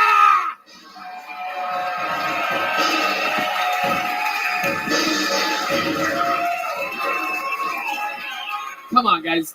Let the podcast listeners know what's up. Make some fucking noise. It's Monday night in Austin, Texas. Wow. And look who's joining me. It's Brian Redband, everybody. Hey, everybody. What's up? But my goodness, how about a hand for the fucking band? Am I right, guys? Jesus Christ. Deep That was Madness amazing. singing his heart out. The great John D's on the keys, everybody. Matt Muelling on guitar. Michael Gonzalez on the drums. And how about one more time for D Madness on bass guitar right behind me here. I mean, just unbelievable. What a fun evening we have ahead of us of this, the #1 live podcast in the world, taped here. Its home is here in Austin, motherfucking Texas, everybody. So much fun we've been having week after week after week. And this week is absolutely no different. So much fun stuff planned. But before we start tonight's episode, here's a little bit more about the amazing sponsors that made tonight's episode available for you here right now. Look, man, when you have a flat tire, what do? You fix it, right? When your car stinks, you get a little air freshener. When it's dirty, you wash it. However, when something's off in the bedroom, you just try to not think about it. Come on, man. What are you waiting for? Take care of it, dude. Go to GetRoman.com/Tony now. With Roman, you get a free online evaluation and ongoing care for ED, all from the comfort and privacy of your home. That's right. A U.S. licensed healthcare professional will work with you to find the best treatment plan. If medication is appropriate, it ships to you with free 2-day shipping. The whole process is straightforward and discreet. Getting started is simple. Just go to GetRoman.com/Tony and complete an online visit. Take care of your ED without leaving your home. Complete an online visit today to connect with a healthcare professional and take care of it. That's right. Let Tony help you with your bony. Go to GetRoman.com/Tony now and you'll get $15 off your first month. It is really time to take care of your erectile dysfunction. And remember, get started today and you'll save $15 on your first order of ED treatment. Go to GetRoman.com/Tony. You know, I was raised a poor little trash dummy. And, you know, my heart, I really still am. My mom, God bless her, great sense of humor. You can watch her do a spot on Kill Tony 5-year anniversary episode. She's a great lady, very funny, but let me tell you something. She didn't know shit about money growing up, and she never taught me anything about being smart with my money. What I learned was you get money, you spend it. Well, I ended up in my early 20s starting stand-up comedy with bad credit, and let me tell you something. You don't have to live that way. Credit Karma's game-changing technology shows you tailored offers for credit cards and personal loans that you're more likely to be approved for, so you can apply with more confidence. That's right, because a lot of times you apply for a credit card that it might be way out of your ballpark, and then it takes a hit on your credit. You ruin your credit score just because you applied for something you shouldn't have. They use your credit and other financial information to show you custom recommendations. Whether you want cash back, travel rewards, or to consolidate debt, Credit Karma can help you find the offers that fit your goals. With a selection of options and approval odds, you have the power to make informed decisions. You can look up credit card offers for college students or see personal loan recommendations for credit card refinancing. Credit Karma shows each credit card or personal loan offer, including details, rates, fees, and loan amounts. Credit Karma. Apply with confidence. Apply with confidence. And we know a lot about confidence on this show. Go to creditkarma.com/podcast to learn more and find offers tailored just for you. That's creditkarma.com/podcast, or you can see your offers on the Credit Karma app. Apply with confidence today. Go to creditkarma.com/podcast or the Credit Karma app now. Well, not right now, but after the podcast. So are you guys ready to start tonight's show or what? We have the great Ryan J. Ebelt drawing tonight's episode from Los Angeles, California. The new Kill Tony bingo cards and everything are available at RyanJebelt.com. All your favorite Kill Tony posters, the tour posters, the show posters. He's drawing this episode right now, and it's about to start when I bring up tonight's guest. Ladies and gentlemen, one of the most badass comedians ever, one of my favorite comedians. Ladies and gentlemen, make some noise for the bull himself, Shane Gillis, ladies and gentlemen. Oh, shit. Oh, it's a whole tub of Fun Life for the Stone Cold Steve Austin.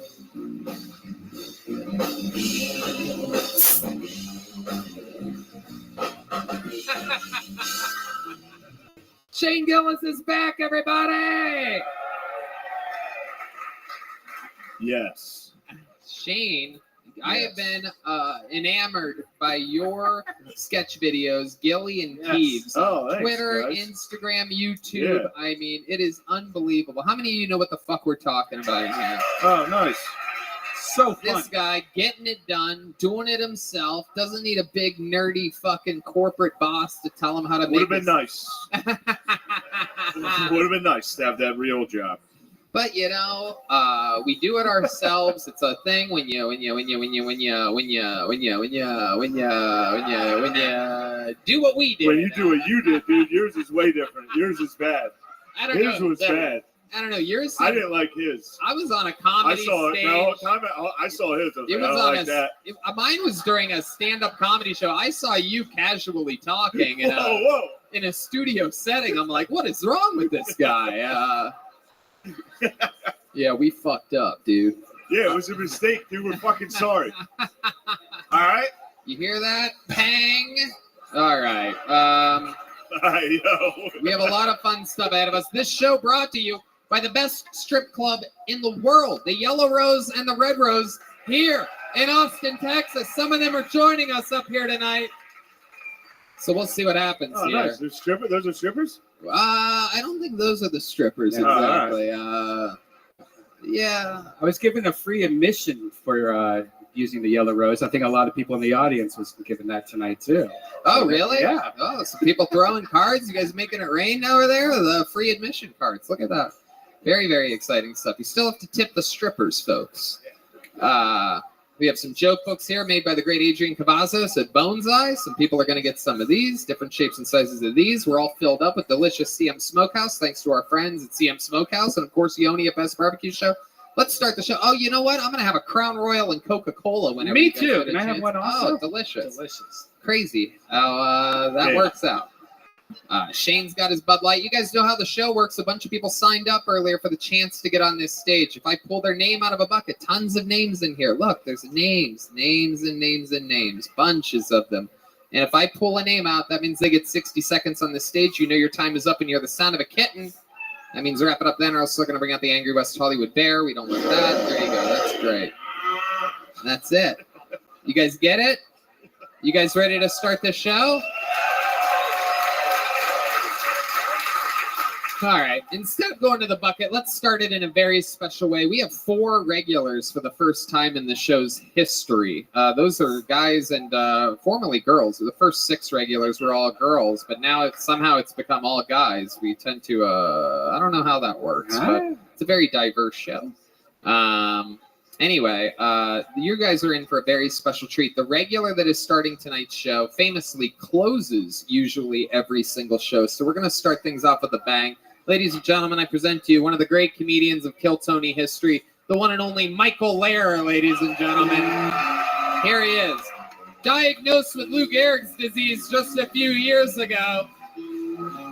Started doing stand-up comedy. Turns out he's fucking amazing at it. 60 seconds uninterrupted. One more time, ladies and gentlemen, for Michael Lair, everybody. Yeah! Oh, hell yeah! Yeah! Hey, yo, I'm going to the Paralympics. Yeah! I'm not competing. I'm just gonna hang out at Paralympic Village and scoop up all the pussy the deaf guys don't get. Being deaf should not qualify you for the Paralympics. It's not a disability enough. Having the gout is a worse disability than being deaf. Oh yeah, this is gout country for sure. A lot of me, man. You're hobbling to the bathroom like on broken glass, and you know what I mean. But like being deaf, that's not a disability. You know, a lot of people, they're like, Michael, you have such an amazing story to tell, but it's like Chinese water torture hearing you say it. Have you ever considered writing some shit down once in a while? But that's alright, because my disease has brought me back to my youth. And what I mean is, my hands don't work for masturbating anymore. So I'm back to fucking the couch cushions. But you know what? When you get this sick, you find out what really is important.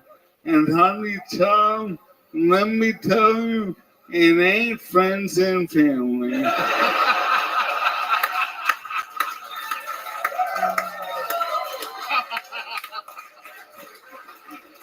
Yeah, it's winning.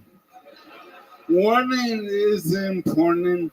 Is that every motherfucking comedian in that bucket standing in those hog pens in the back know that on my worst day they couldn't hold my motherfucking jock. Wow, look at that. Cold-blooded, 2 minutes and 30 seconds. He's the only guy we don't sound a cat for. Unbelievable. For no reason, just completely insulting the comedians in the corner. No reason at all, really. What do you mean for no reason? You talk to them every week. I give you 100 reasons. You had already won, and you're like threatening to kill them. You're like Conor McGregor on Saturday night. It's incredible. Yeah. Like definitely, exactly. You know? Except one worse leg than Conor McGregor. Yeah. Conor no legger. I make up with it with my third leg. Yeah. You make up for it with those couch cushions you were talking about. Man. You were also ridiculously mean to deaf people for no reason this set. Yeah, there was Oz in the audience. Like, Yeah, I mean, if they could hear what you said about them, they would be really mad. What bothers me is there's a movie that was nominated for an Oscar. It's called The Sound of Metal. It's about a drummer who is losing the sense of hearing, and he's freaking out, and he's really sad. But I'm like, that's the dying Michael Lair story. Thank you. Yeah. Yeah, your punchlines have to be strong, dude. Just such a long build-up. Like, it better be a good. It if really you have a mediocre joke that we all waited 10 minutes for, That shit stinks. That was a funny joke, but it just was so long that by the end, really. You know what? Don't talk shit, dude. I know you're about to start talking shit. No, for real. What is good from? Yeah, good. I'm glad you can't talk shit, dude. Yo, God's got my back on this one. Hey, you know what? I love from a fellow comedian when I'm doing my jokes, hearing their fucking beer open. You fucking. I know, my bad. Well, I had time, dude. I'm like 20 seconds in, and I hear.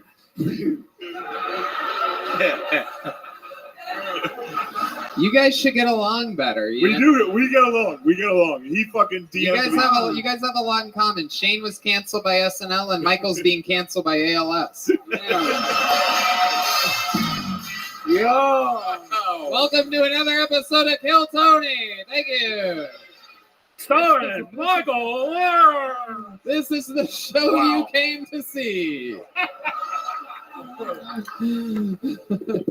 Michael Lair, what else, dude? You're an absolute fucking legend. You come up here killing. It's so exciting to have you leading off the show tonight. This is like having Frank Thomas be your leadoff hitter.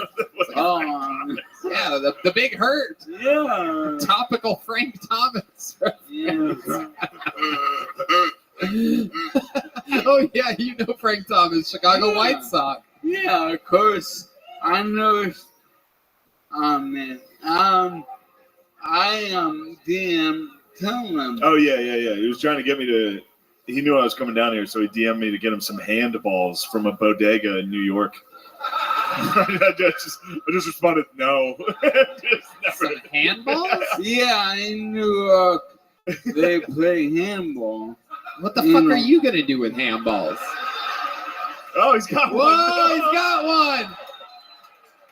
Oh my God, what are you about to do with that?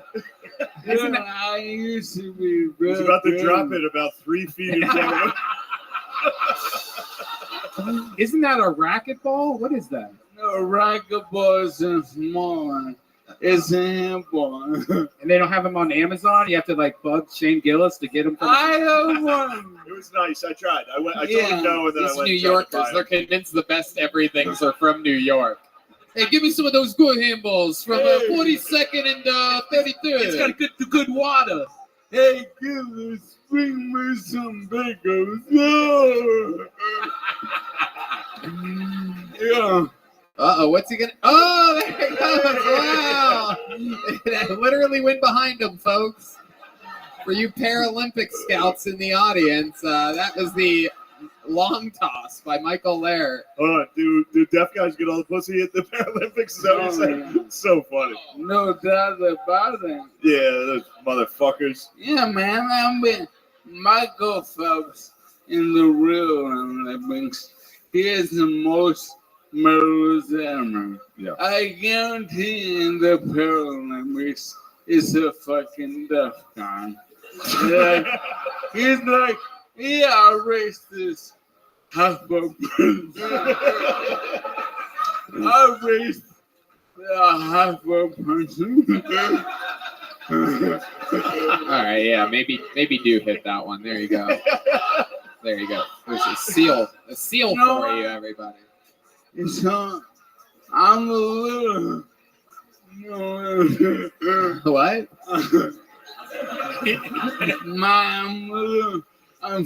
All those deaf motherfuckers get all that pussy, dude. It's driving me nuts. You and me both, bro. Are you putting the mic away? Are you done? You're just giving up? He's being tickled by Jesus or something right now. He just pointed to his nose and started to put the microphone away. So I'm guessing he's about to do cocaine off of I'm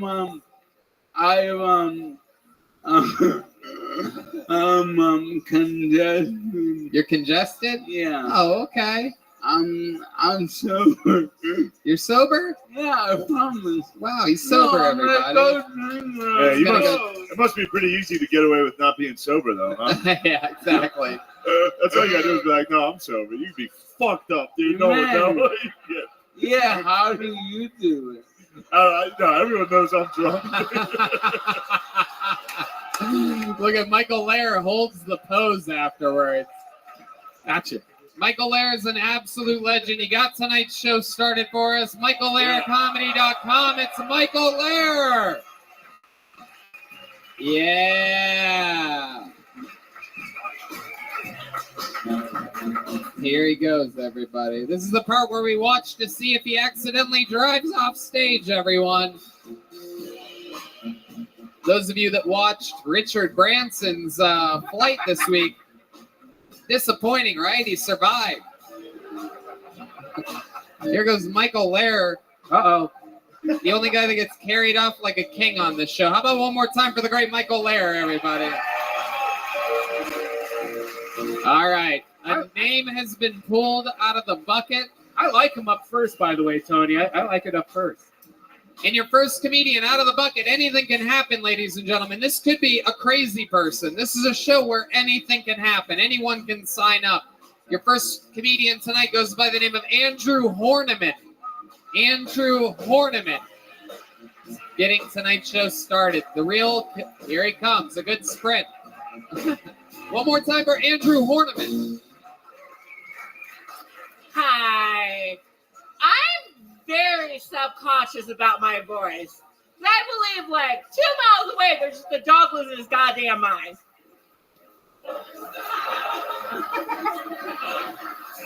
I also don't like being called gay because gay implies you're having sex. And I haven't had sex in like 31 years. And I am 34 years old. I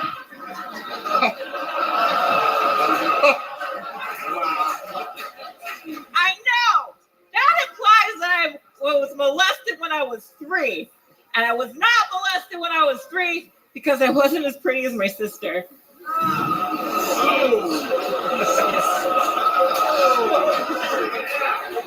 Jeez. And I told my sister I told that joke.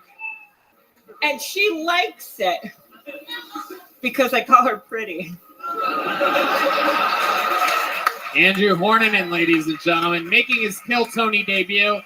I would certainly remember if you've been on this show before. I would remember if the great Gollum from Lord of the Rings was yes. Have you found your precious?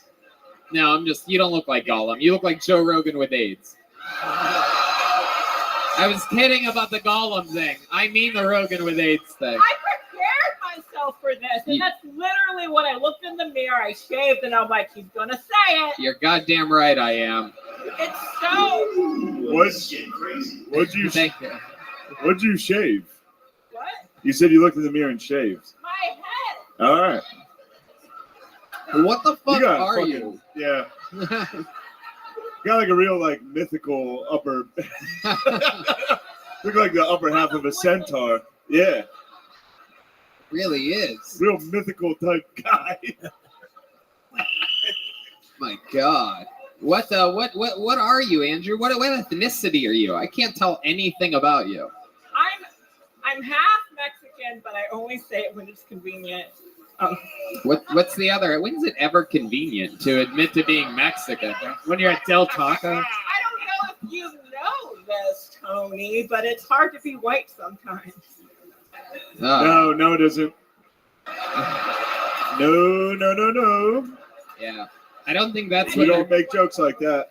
Yeah. Thank you. Shane's my big brother. He guides me through this. We're gonna get through this thing. It's easy. Yeah.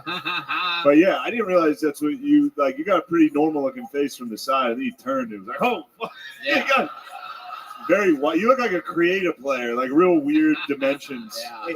He looks like the guy from Indiana Jones. That's like humana, and like that. Wow, that's a deep reference. The Hominum guy. I'm just What do you do taking for it. work, I'm just Andrew? taking it. Andrew, what do you do for work? You're the gayest what of all time? Collecting unemployment right You're now. unemployed? Wow, the gayest unemployed guy of all time. I can't believe it. What That's did you a used to do for work? Oh my god. Oh. I used to. This is insane. I worked at a military base. Oh.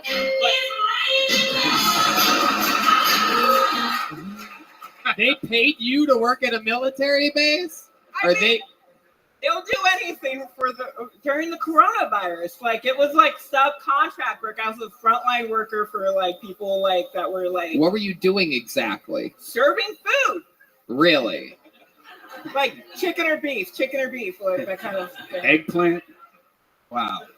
I What does know. that even mean, Red Band? I see you keep trying to was. contribute to the show, I but did have you're just saying, what does that mean, eggplant? Are you serious right now? It means dick. It's a big old Yeah, dick. like you don't fucking know. Yeah. Like, Hold on. I don't know. He was about I to don't tell think us- the room knows. They didn't. Wait, does the room know what eggplant means? What does it mean? Would you? It Why means would you? dick. It's the emoji for dick in like texting. Eggplant. Oh, that is a reach for a joke live on this show. But I see The what you're audience saying. got I think exactly now that what you it- explained it, but they didn't. They didn't laugh when you said the eggplant part. so- Okay, yeah. Anyway, it doesn't matter. But Hold on, he was about to. but now that we've explained it, I see what you meant all the way he was through about to- emojis. he was about to tell us about his crushes at the military. Yeah, tell us more. The questions that I was asking. How many you. hot guys were there? Oh, so many. So many hunks. Oh my god. Yeah, Yeah. there were some. They're like super buff. Like they're like What's your favorite kind of guy? like buff and I want like a hard like a hard bob stopper. Like just like Okay. just a guy that's like will be my solid rock, but then soft in the inside.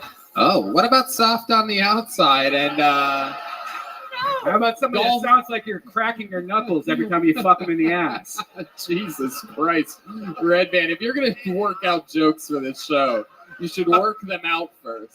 Awesome. I got one for Tony. I'm gonna say crack knuckles. Don't we know somebody that could come down here and see if he's Nope, Red Band, because that's why I always keep everything secret from you. It's so funny. I love it. Let's just keep this show moving along here. Andrew, tell us the gayest thing you've ever done. That was D Madness. D Madness, something feeling gay. the I awkwardness. Yeah, I had a feeling it was probably gonna be that, right? That is the gayest thing that you could do. I completely disagree. I once saw two guys holding hands walking down the street. That's gayer than sucking off another Kissing, man. just regular. Holding hands on a hot day is so much gayer than sucking a dude's dick. I went on Grindr and then we cuddled. Yeah, like cuddling during like a movie. Deep intimacy. Like Did you we're guys like- watch something? No. No, not like a Freddie Mercury No, we just documentary or went- anything like that? What? Not like No, we just. Oh no! And then I went to a party. We were on Molly at a house party, and I went to this guy. Wow. He went to my place, and we just cuddled for like 7 hours. Yeah, well, I've cuddled with guys on Molly. There's nothing gay about that. You don't have to cuddle with your friends. 7 hours? Yeah, that's about how long it takes. Yeah. You have no hair to comb. That's about how long Molly takes. Yeah, you're allowed to cuddle with friends. I would cuddle with you. I'll cuddle with you, dude. Oh shit! Look out! Not yet, not right now. Hard on the outside.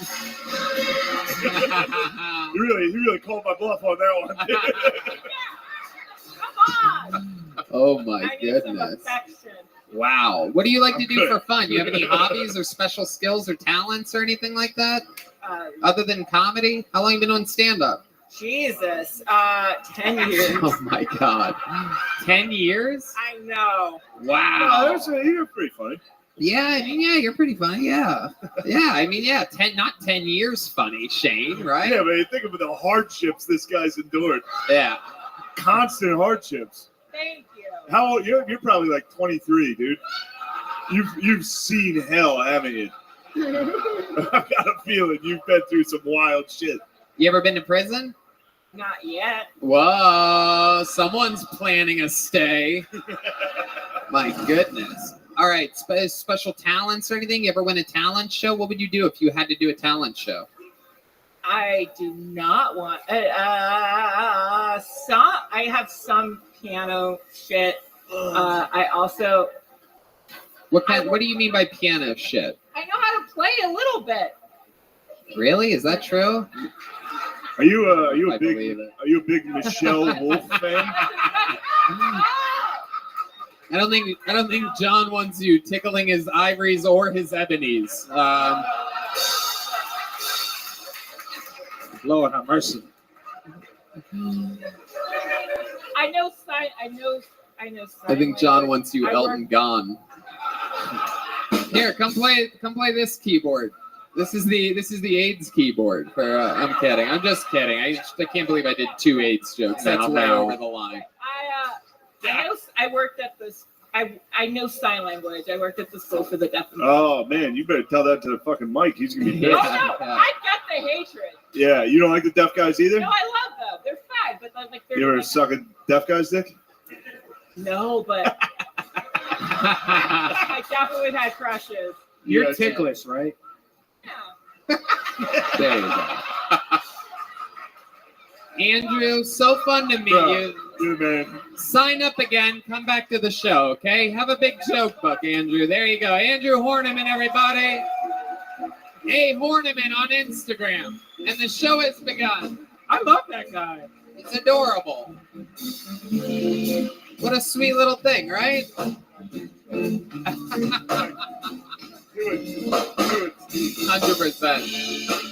All right, this is fun.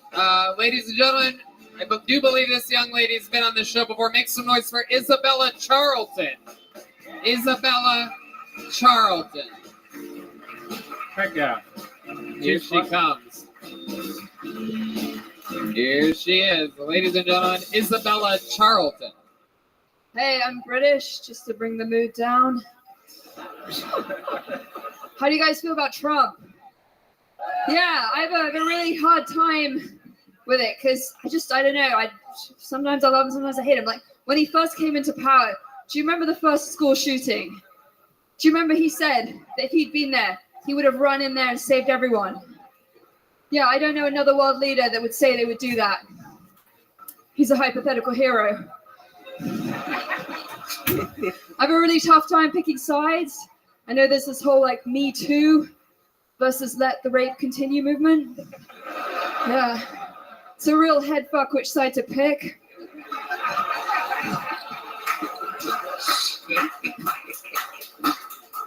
I'm in my 30s. A lot of people think I look really great. Thanks. Yeah. A lot of people ask me what's my secret. Just have no feelings. Sorry. Fuck yeah, Isabella Charlton. There you go. And you're back. How long have you been on stand-up, Isabella? I think it's like 4 or 5 years. And you were on the show in Los Angeles, right? Yeah, like 3 years ago. Do you live here in Austin now? So I went back to Hong Kong for like the whole pandemic because I grew up there. Hong Kong. Yeah. Okay. And then I just came to Austin. All right. Hell yeah. How rich are you? You're very rich. Financially? Yeah, no, I mean What other fucking kind of happiness. Yes. Yes, obviously. You got rich parents? My mom's a lawyer. What about your dad? No, that's great. That's great. My parents divorced before I was born, but he's also a lawyer in London. Oh, okay. All So right. yes, that was the yes. Mom's a lawyer. Been doing stand-up for 5 years. How long have you been in Austin? Kind of like 2 or 3 months. Okay. What do you like about it? Barton Springs Municipal Pool. Oh, Barton Springs Why do you Municipal Pool. Wow, my goodness. That is you speak like the lady on the GPS. You have arrived. Barton Springs Municipal Pool. I changed my iPhone to the British accent, so Really? that's why I hear that. It's really nice. That's fun. And how have your anti-Trump jokes been doing here in Texas exactly? I'm always curious to know. Was that anti? I thought it was neutral. I thought it was neutral too. Oh. I thought it was very good. I That's tell the best jokes way to that do will it. go for everyone. Yeah, that's the best way to do it. Yeah, I have more about Trump. Well, he's gonna sue you. That's what he says. Trump listens live to every taping of every I episode. have some really positive Trump jokes too. You do? Yeah. Oh, well, you want to do a positive trumpet? Let's see how he reacts to it. My Well, okay, let me just think about it. Sorry. My dad, okay, everyone gives Trump a hard time, right? So my dad had a second family that he loved a lot more than me. And everyone gives Trump a hard time because he said if his daughter wasn't his daughter, he would date her. But if my dad said he would date me if I wasn't his daughter, honestly, that would mean a lot to me. Too much talk, not enough action. Wow. Trump saying you're talking too much, dude. Isabella, how's your love life going? Have you you into like these Texas guys, these big tough cowboy types? Are you into something a lot softer, like a British guy that is fucking softy pie, right? These fucking weak Brits. I like it. You know, the people that we took this country from. Do you like a guy to go down on you and lose a tooth? What the fuck? Red band. Oh my god, so creepy. Oh my god, you're frightening. That's scared away. You're frightened. Just a way to start a question. You like a guy to go down on you? Nobody heard the rest of it. We all just heard the disgusting. I would definitely be okay with that. With a guy losing a tooth? Yeah. Wow. Okay. I don't know. I like the big guys here because they're like really friendly. They come and talk to me. And but I grew up in Hong Kong. I like Asian guys too. Oh wow, the rare breed of white girls attracted to Asian guys. That doesn't happen very often. I'm sorry if there's any Asian men out there. Yeah, it does. It happens all the time. There's no difference. Nothing wrong. That is incredible. Okay, thank you. Have you dated an Asian guy before? You're Asian. What? You're Asian. You're Asian. No, you're Asian. I thought for sure that's what. I promise you I'm not Asian. Trust me, a couple months ago, I'd wished I was. Because they can say what I said, but I can't. Ugh. So what exactly is your Asian? That's an Asian that's in Europe? Yeah, like Russians? It's pretty white. I have So when I was growing up in like school in Hong Kong, like the people who were the most good looking were like the half Asian, half white. Wow. It's actually racist what you're doing. Wow. I can't be Half and racist. half. My dad's from India. The old sweet and sour, we call that. Yeah, Indians are never racist. Have you been in an Uber? Those motherfuckers let it fly, dude. I don't really know what they look like. Half Asian, half. It's beautiful. Is it? Yeah. It's like white rice, Tiger basically, Woods. right? No. Okie dokie. There's going to be some edit points during this episode here. Isabella, what have you done what's the most fun that you've had in Austin, Texas since being here? I'm gonna go back to Barton Springs. Barton Springs It's is really so much it. fun. It's really fun. Like me and like a bunch of dogs, and we just spend the whole day there. It's really nice. I go like all the time. Isabella, do you have any special skills? What have we had you do on the show before? You have me talking Chinese. Oh, were you talking Chinese yeah. again? Let's skip that one this time. Okay, you're right. Thank you so much. Thank you. Yeah. Thank you. I can speak Chinese because I'm better than you. So. Okay. There's that British in you. Yeah, there it is. All right. What else? What else other than speaking Chinese? I used to be a lawyer. Really? Yeah. I told you that before. People didn't believe I was a lawyer, so I stopped being a lawyer. They didn't believe you. Because I was really young. I still look young, but I was like 23 when I was working as a lawyer. How were you a lawyer at 23? In England, you can do your undergraduate in law, so I did a 3-year undergraduate in law. Oh, okay. British law. Can you believe that? Yeah, you have to wear like a powdered wig. Yeah. Yeah. Damn, you That was probably pretty hot. Probably was, dude. You know, I would love to have you on the Secret Show Thursday again. If Red band. Red band over here. Michael Lair isn't the only one with blue balls here tonight, everybody. Red band is booking his show. Isabella, congratulations. Thanks for another Thank you so minute. much. Isabella Charlton, everybody. She's on Instagram at Isabella is Comedy. Yeah, she has one of those British attitudes. Yeah. She was good though. Oh, we forgot to give her a joke book. Isabella, you got a joke book coming. We'll put one to the side for you. Your next comedian goes by the name of Jack Timmons. You guys having fun out there yet? You having fun?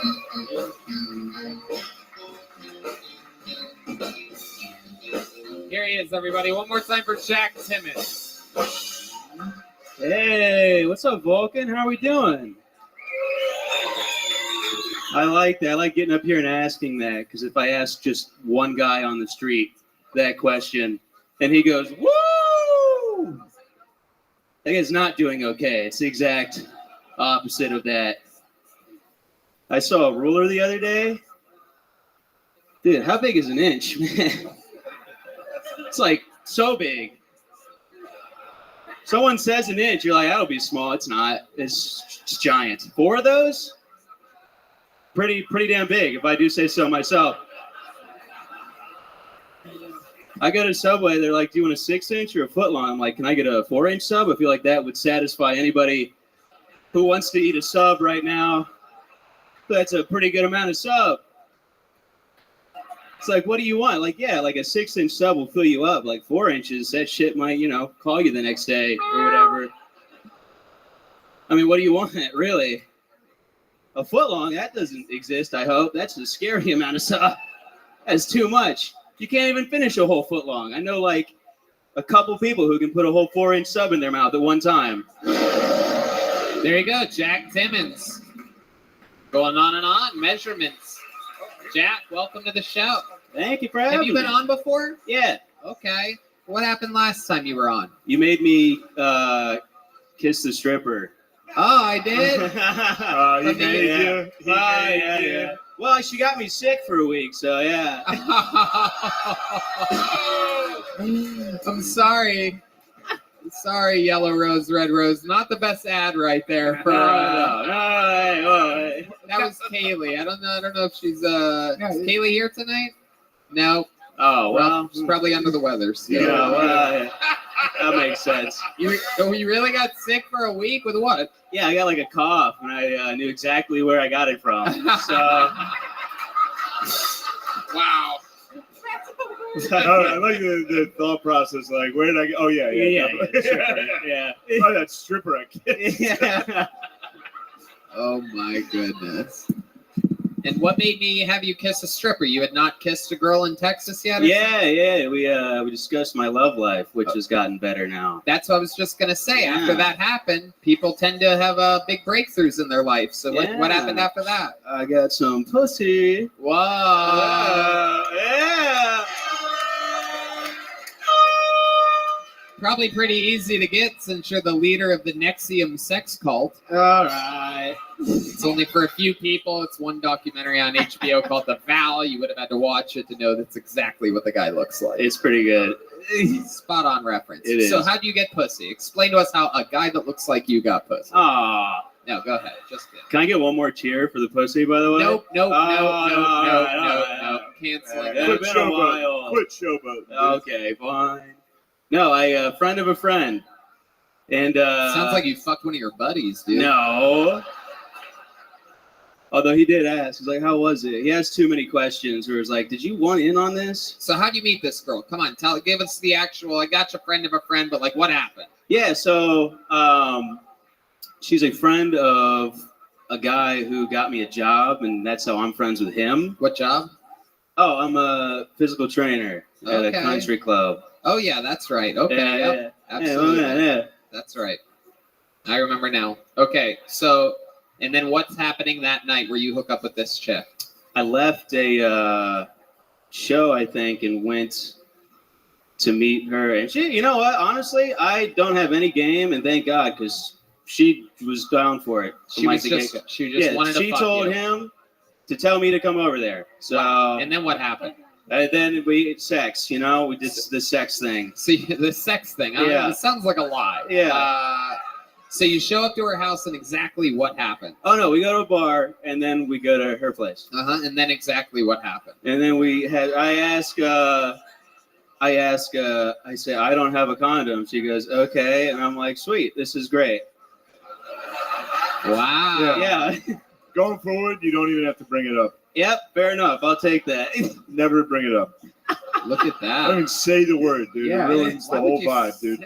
Yeah. These girls, they don't I care. don't know, man. It's been a while. That's the only C word I never say. Yeah.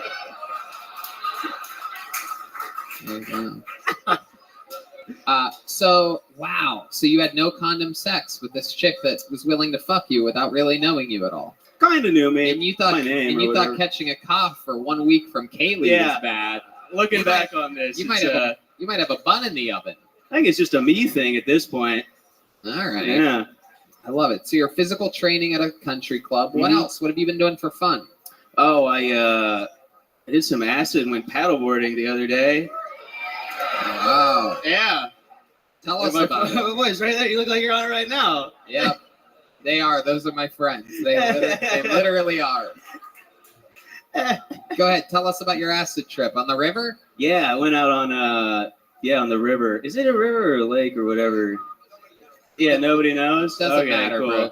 How was the acid was the question. I'm not talking about bodies of water. I know you love measurements and shit. An inch and a foot and a this and a that, a lake or a river. Man, I thought I had seen like a river before, and then on acid, it is a whole different thing. You're just out there. What scares you? Water. Really? Deep water, yeah. Oh, not a fan. Why do you think that is? Because it's dark and it's deep. Doing acid on the water seems like a good idea to you. I don't know. It was sunny out, and well, the acid hadn't hit for like 2 hours, and then it hit really hard. And then you're on the one thing that you're scared of. Yeah, I'm out there in the middle of it. Was it fun? It was great. You loved it. Honestly, the best time I've had in a while. Yeah. And then, second to the sex thing that happened the other day, which, again... Okay, Jack, what's something that we'd be really surprised to know about you or your life? A real interesting fun fact about Jack Timmons. My dad's an umpire for the MLB. Get the fuck out of here. Yeah, really? man. Wow. That's awesome.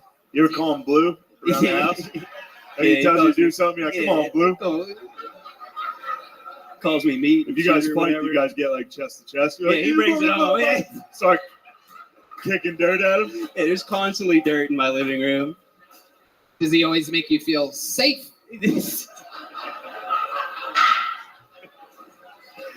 No. All right. How is that fun for you? Have you gotten to reap any benefits of having a MLB umpire as a father? You get any umpire trickle down pussy? Yeah. Yeah. Get any of those foul balls? You know what I'm talking about? You suck. That's so stupid. No, I have not gotten pussy from my father. I get it. I get it. You know, My dad's a fucking salesman, dude. I haven't gotten any pussy from that. Hell yeah, dude.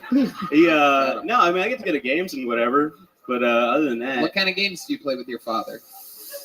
You guys ever play catch? You ever play catch? Yeah, we play catch. You ever catch? Your dad's like, ball. Yeah.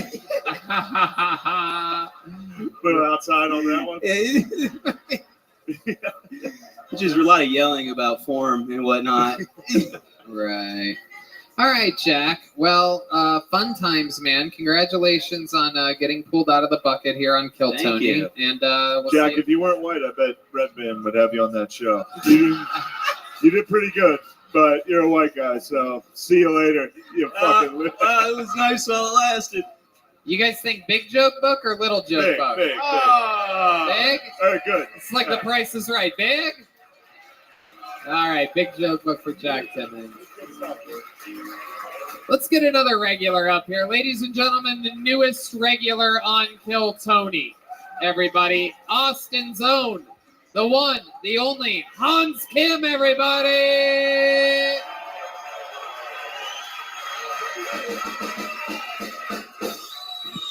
Hey. What's up, guys? Good to be here. I saw a sign in my neighborhood that said 20 miles per hour when children are present.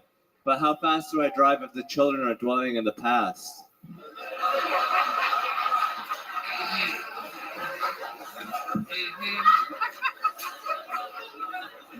That's a bit of a thinker. I saw the skateboarder be like, I use skateboarding to express my emotions, but I've never needed a skateboard to do that. I've never been like, if only I could tell you how I feel. If only I had my skateboard, I could tell you how I feel. When you talk to your ex, it makes you feel like this. I love being Asian because I can go into Starbucks and tell them that my name is Ching Chong Bing Bong the Third.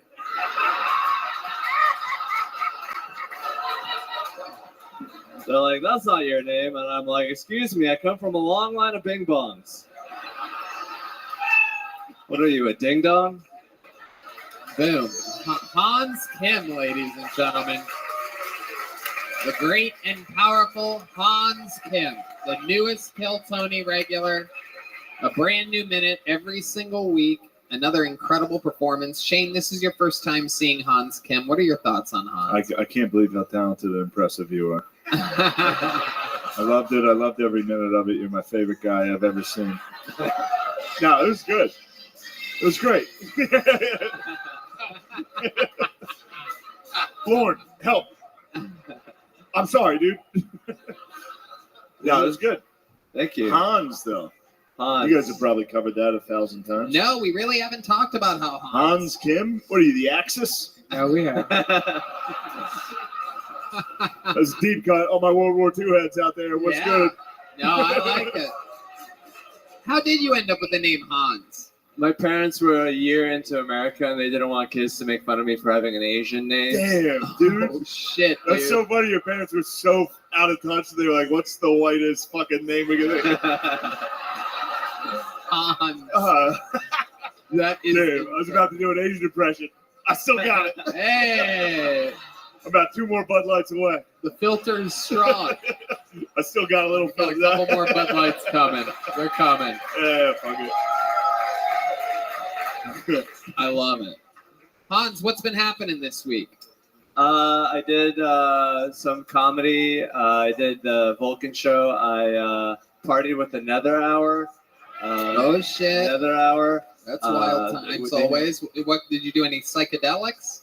They had acid. I did a little of their lysergic acid. Yeah. And they had some butt cream they were playing with. They had some butt cream and they put it What? Hold on. What exactly do you mean by butt cream? It's a red tube that says butt cream on it. And we were like, listen up, butt cream. What did you do with the butt cream? Very Was it good. just like prop comedy, or was it did they use it? It was like a bit. It's like the party's bit is this butt cream. So they would like put it on their face and then dance. What is it? It's a butt. What? It's butt paste. But what the fuck are you guys talking about? Yeah. That's acid talk. Butt cream, boot cream. So on the tube it says butt cream, and it's real product. And what do you guys have it at your house for? You don't know why. Okie dokie. That's another hour for you, everybody. They're a lot better at music than they are at conversation. I promise you that. It's for hemorrhoids, and that could take a long time to explain. One of them doesn't want to admit that they have hemorrhoids. Yeah, That's what's happening over there. What We do don't know how it got to our Yeah, there's just clearly hemorrhoid cream, and someone's like, "Yo, what the hell's this doing here? Wouldn't it be crazy if we just joked around about this?" Instead of like, I have hemorrhoids. I suffer severely from hemorrhoids. It's probably the drummer. Probably. yeah. Nope. A lot of sitting on a stool. That'll get you. Hans, what else this week? Any new girlfriends or anything like that? You No. roll, I must admit that you roll with a lot of young ladies. People notice. Yeah, I talked to some of the hottest girls in Austin comedy. Yeah. Yeah, you're in Austin comedy. What are you I'm talking one of to the that hottest shows? girls. Do you mean? Like they just talk to me. Like we have really good conversations. Sometimes we even hug. Whoa. My goodness gracious. That's exciting stuff right there. What do you think's happening? You think there's a boom happening? Isabella was talking about it. You think a lot of girls are starting to be attracted to the new Asian bad boys? The old bad boys, if you offend them, they'll fucking put a clip of you on the internet. You know what I mean?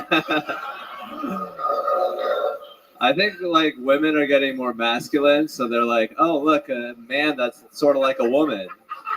Yeah. There you go. That's so true. That's what I'm talking about. Keep switching those genders. It's just good for me, you know? Yeah. Yes. Absolutely. Yeah. Plays right into your whole game. I love it. How's the writing process been going for you? That's fun?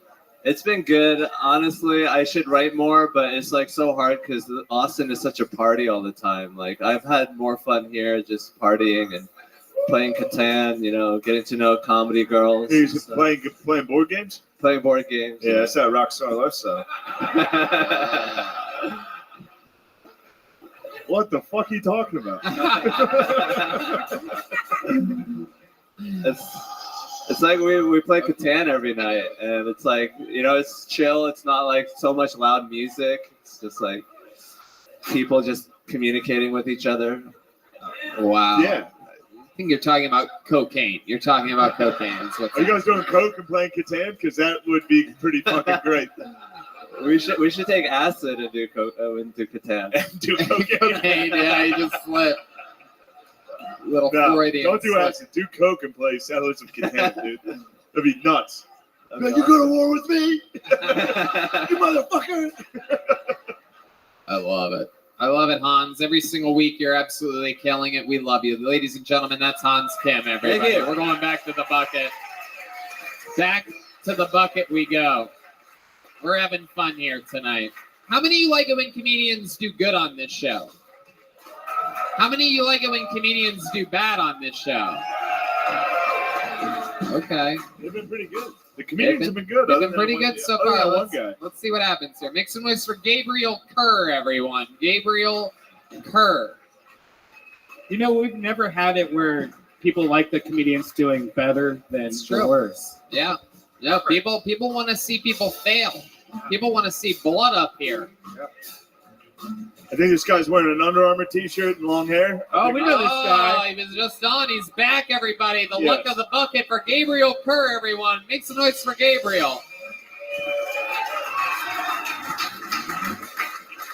What's up, everybody? My name is actually pronounced Jason Momoa.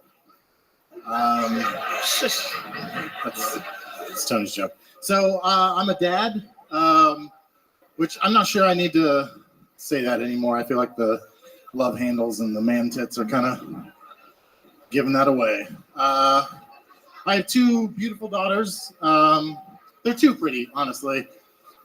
Not like I want to fuck them. That's not what I'm trying to say. Just makes me a little suspicious of their mother. You know, like who's really the father of those kids? Because at best, I'm a 6 or Galveston 9.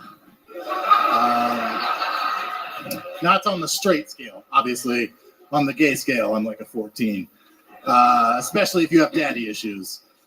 You think the hair you can see is luscious? Oh, this trend continues. It flows down my back, cascades over my ass like I'm a Shetland pony. Gabriel Kerr. A new minute from Gabriel Kerr. Gabriel, you were on the show last week, right? 2 weeks ago. Yeah. Okay, 2 weeks ago, and you're back. Wearing some tight-fitting clothes tonight, huh? I did this for you. Look at you. What'd you do, sneak into my closet? No, they're too long. We know for a fact you're 6'2".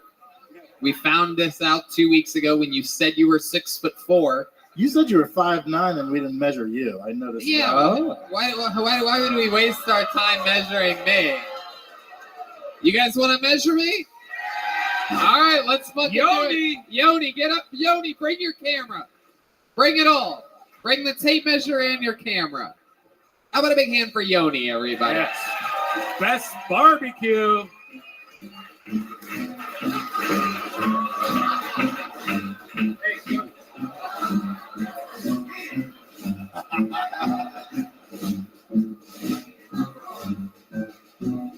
It's a lot of butt grab there. Yo, Why is Tony built like the alien from American Dad?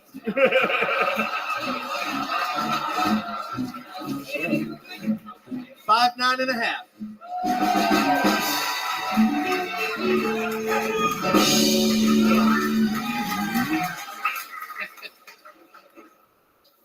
Still 6'2". 6'2", and I'm 5'9.5", you big faggot. Oh, wow. Piece of shit. But we never measured you, Tony. Yeah, you must feel like a fucking idiot right now.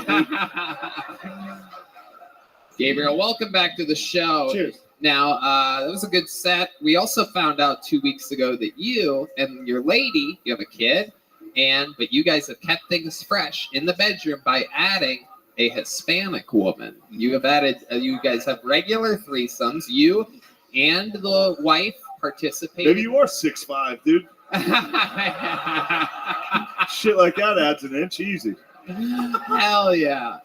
How's that been going? It's been 2 weeks since we've seen Good. you. You Yeah, guys... in about 30 minutes, my set from 2 weeks ago airs, so we'll see how the marriage goes after that. We'll see. Hold on, wait a second. What'd you say?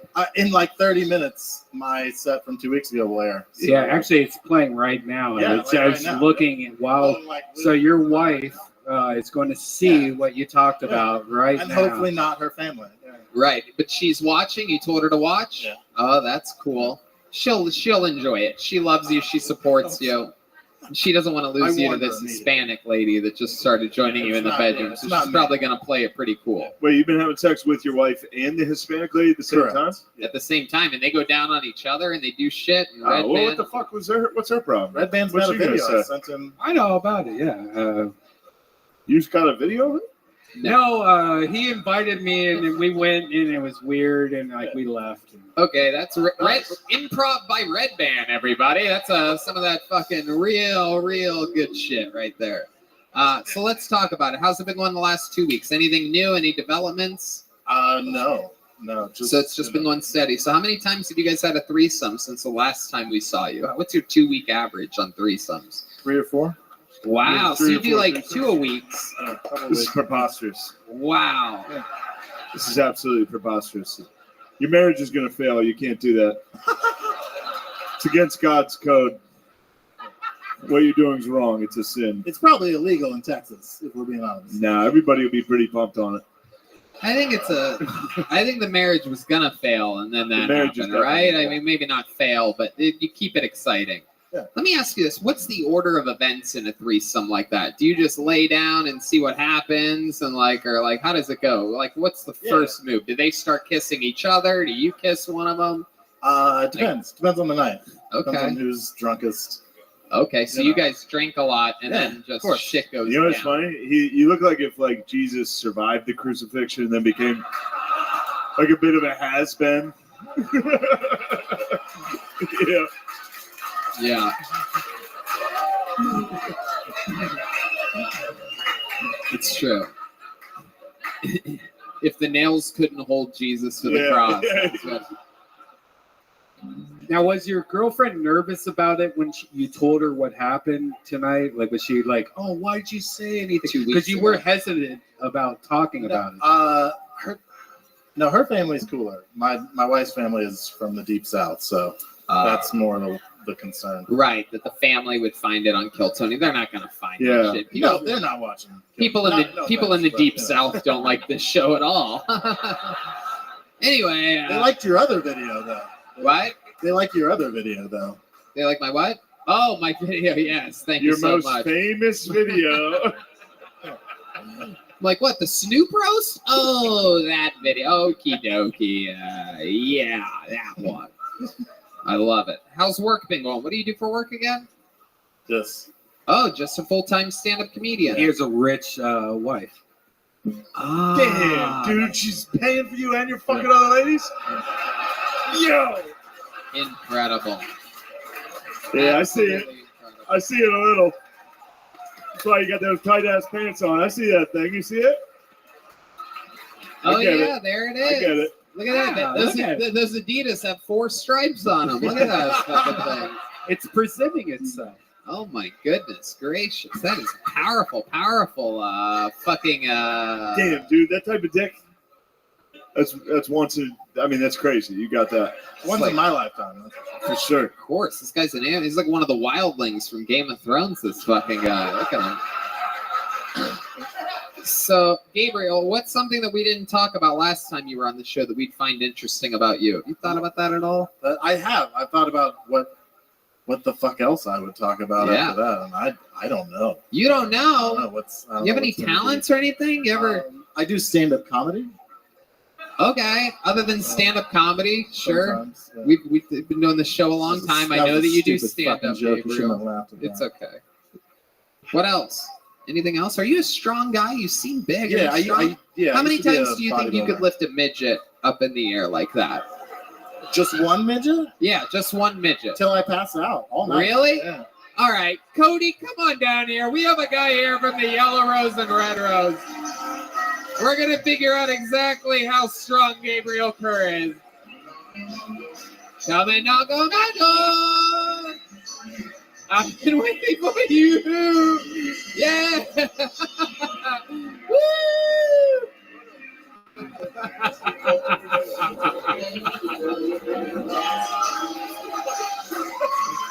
Yeah. All right, so here's how we're gonna do this. By the way, make some noise for Cody from the Yellow Rose and the Red Rose. All right. Not like that, like that. We're gonna do it like that, but you have to face the audience the whole time. Gabriel's gonna get behind you, and we're gonna see, and we're gonna count it all together. Are you guys ready for this? Yeah!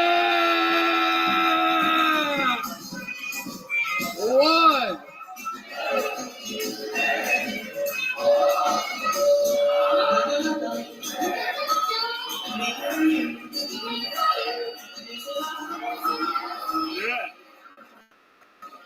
He's fucking dense. He's fucking dense. Yeah, you were on his belly. I saw that. Oh my God. Oh my God. How many times can you lift it? I'll tell you. None, dude. That was very powerful. You said you could lift him until you passed out. I almost passed out at He cheated. I was sitting on his titty the whole time. Oh shit, Cody. God damn. I already made a joke about my titties. You can't. This is how cool the Yellow Rose and the Red Rose is. Cody's one of the managers there, so if you ever do anything shady to one of the girls fucking under the table, he's under there watching you the whole time. He's keeping an eye on you, making sure you're not fucking... Cody, you got some admission cards? Throw some of those out to the audience. Let's see if you can throw cards farther than Michael Lair can throw Yes. There you go. I'm sure the lesbians in the front want strip club cards. They love that shit, man. Well, I would imagine, yeah. Yeah, love definitely. I like them. D Madness, did you say something? Did I say something? I thought I heard you say Tony. Was that my imagination? No, I didn't say anything, but Damn, I had one of your phantom like hearing things or something like that Well, right then. whatever was going on, whatever just happened, I kept my eyes closed. Cody, how do you like managing here? Share the mic with this. By the way, you guys would make a hell of a comedy duo. By the way, this is.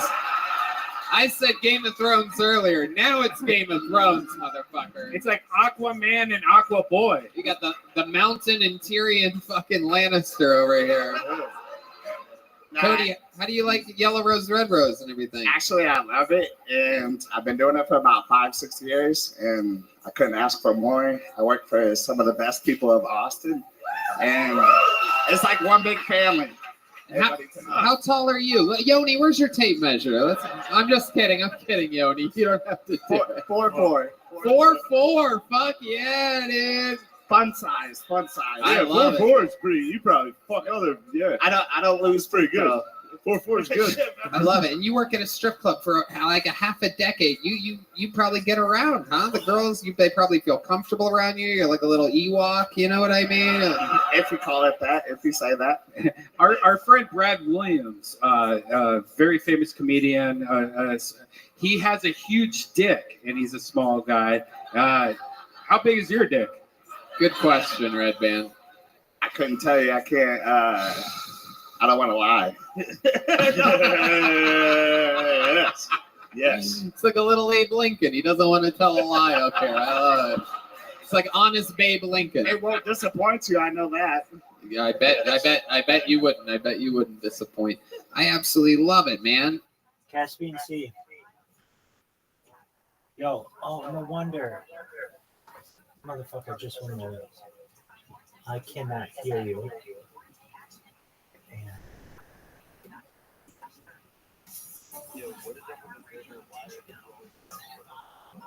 Just 1 moment. Yo, there we go. Okay. I have my next round of jokes. Here we go. Are they phenomenal? No, they're pretty lame. Some are better than others. I'm over right there. Okay. Some of them you may not get, and that's okay. I'm just going to go to the next one. I'm not going to wait for you to get it. If you don't get it, we'll come back and I'll explain. Because some of them are deep, perhaps. Who knows? Have you heard any jokes about steak? No, since they are rare, most are not well done. Why does the Norway Navy have barcodes on the sides of their ships? So when they port, they can scan the Navy. Did you hear about the kidnapping at school? It's fine. He woke up. What kind of bees make milk? Boobies. What genre of music are national anthems? Country. Of all the inventions of the last 100 years, the dry erase board has been the most remarkable. Why was 2019 afraid of 2020? Because they had a fight in 2021. My friend told me, your wife and daughter look like twins. I said, well, they were separated at birth. I got the words jacuzzi and yakuza confused. Now I'm in hot water with the Japanese mafia. Personally, I don't believe in bros before hoes, or hoes before bros. There needs to be a balance, a homostasis, if you will. What has 5 toes but isn't your foot? My foot.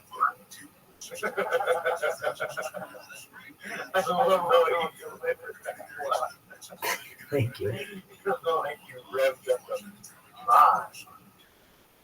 The average person, thank you. The average person is really mean. It's a hard one to get, but it's a math joke. How do you get a farm girl to marry you? First, attract her. Some influencers don't have air conditioning in their house, only fans. Whenever I'm at a friend's house, I always say, what's upstairs? And my friends remind me that stairs don't talk. That was a hard one to get, like what's upstairs? Exactly. When my father said he had a dad bod, I wanted to correct him, so I said, no, to me, it's more like a father figure. Why does Where's Waldo wear stripes? Because he doesn't want to be spotted. But why does he go to therapy? To find himself. These are all solid. If you memorize them, like literally, if you just memorize dad jokes for 60 minutes, like people don't understand. And I'm saying it to myself, it's just too much work, but it's really not. I could say to you, Caspian Sea. All you have to do is memorize 60 minutes worth of dad jokes. And it's not 60 minutes straight. It's like one joke every 10 seconds. So what's that? That's 6 jokes an hour. And you have to tell 60 of them. So that's 360 jokes.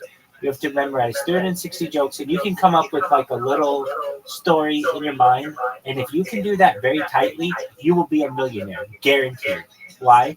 All you have to do is fucking just say that same fucking story for 60 minutes in the biggest cities in the world, and you'll get a Netflix special. You keep saying the same fucking 60 minutes worth of jokes, and you will get that's your first special. They have $1 million contract. But people are like, yeah, but that's a lot of work. And it is. It is. I mean, no one says it's easy.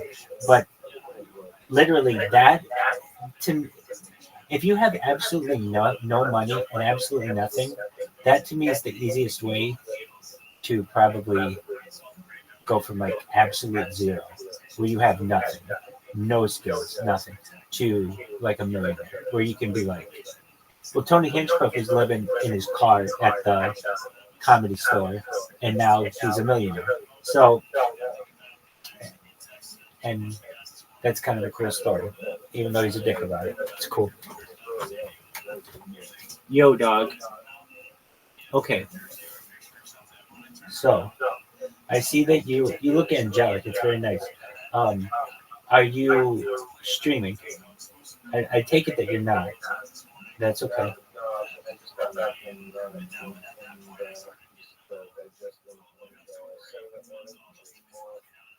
Oh, okay. What are you doing for Linktree?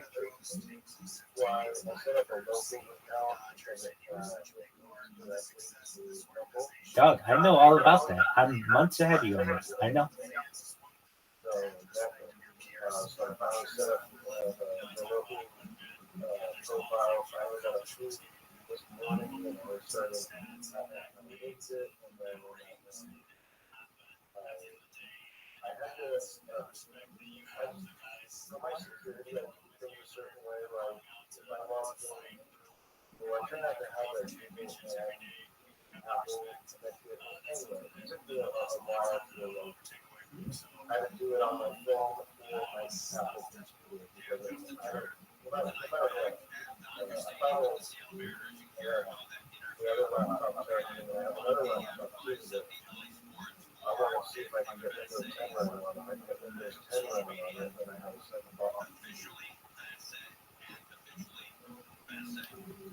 Can you repeat that? If you can get Windows 10 running on it, you have a second bot? Okay, what is currently running on it?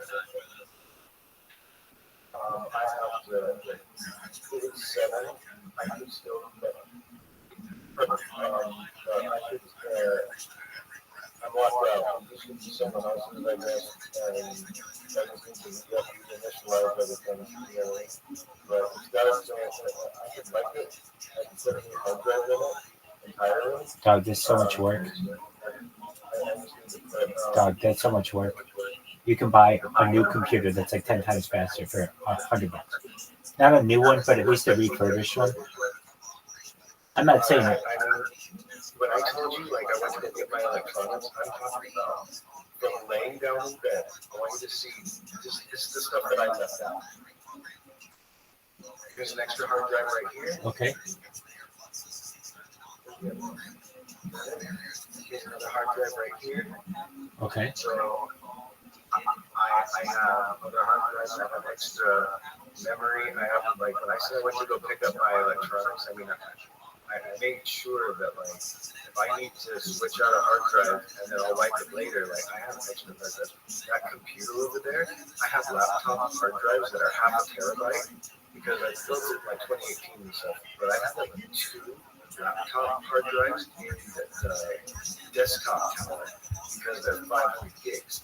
So both of them are 1 terabyte, which is good for video and stuff. Pulling gifts and going with ROMs or whatever. So I have like 3 terabytes in there, which isn't bad. But I have to separate on different drives. But some of those, I would take one of those out. I can move that to this external, or I can use this internal, depending on which one it takes. And I have like another hard drive just waiting to go. So I'm not talking about buying money, like spending any money. I'm talking about just using it. Okay, then that's fine.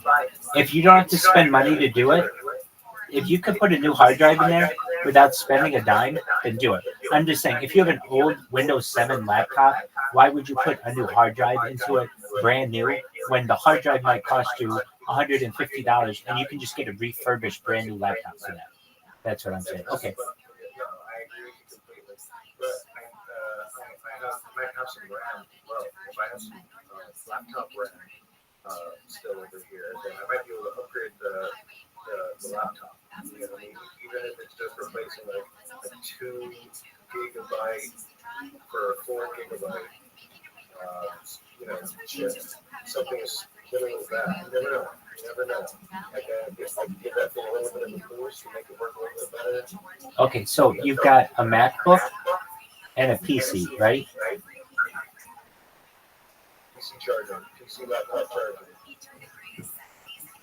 Okay, so you have a MacBook and I don't want to count the Windows 7 device. So you have a MacBook and a PC. Okay. And I have that desktop over there that I haven't even plugged in yet because it gets really fucking hot. Let's talk about that. Okay. I understand it gets hot. And I don't think you need to just have it on all the time. What I want to know is it possible to have that computer? So you have 3 computers. You really have 4, but you have 3 that you can use right now, right? Yeah, no phone, nothing like that. Okay, so you have 2 PCs and 1 MacBook, 1 PC laptop, 1 PC desktop, right? Is that correct? Okay. So if I'm you, I understand the power issue. I get it. And you don't want to just drain the power. I get that. But you really should know that like 1 extra computer is so very minor. It's like maybe going to be $2 or $3 like the whole month. It's not a big deal. But I understand. Okay, so then what? 650 watt power. It's a heavier power because they have a lot of to it. Might be the 700 watt. It's not a washer and dryer. It's not even a television. It's pretty minor. It's not a refrigerator. Okay, so those are big things. But I understand. All I want you to do, if you wanted me to be happy, and this is just for your own good, is this. You are streaming. I know, don't do that yet. I know you're going to get in that mood, and that's a mental thing. But you should know, if you're not streaming, then you should be programming this robot.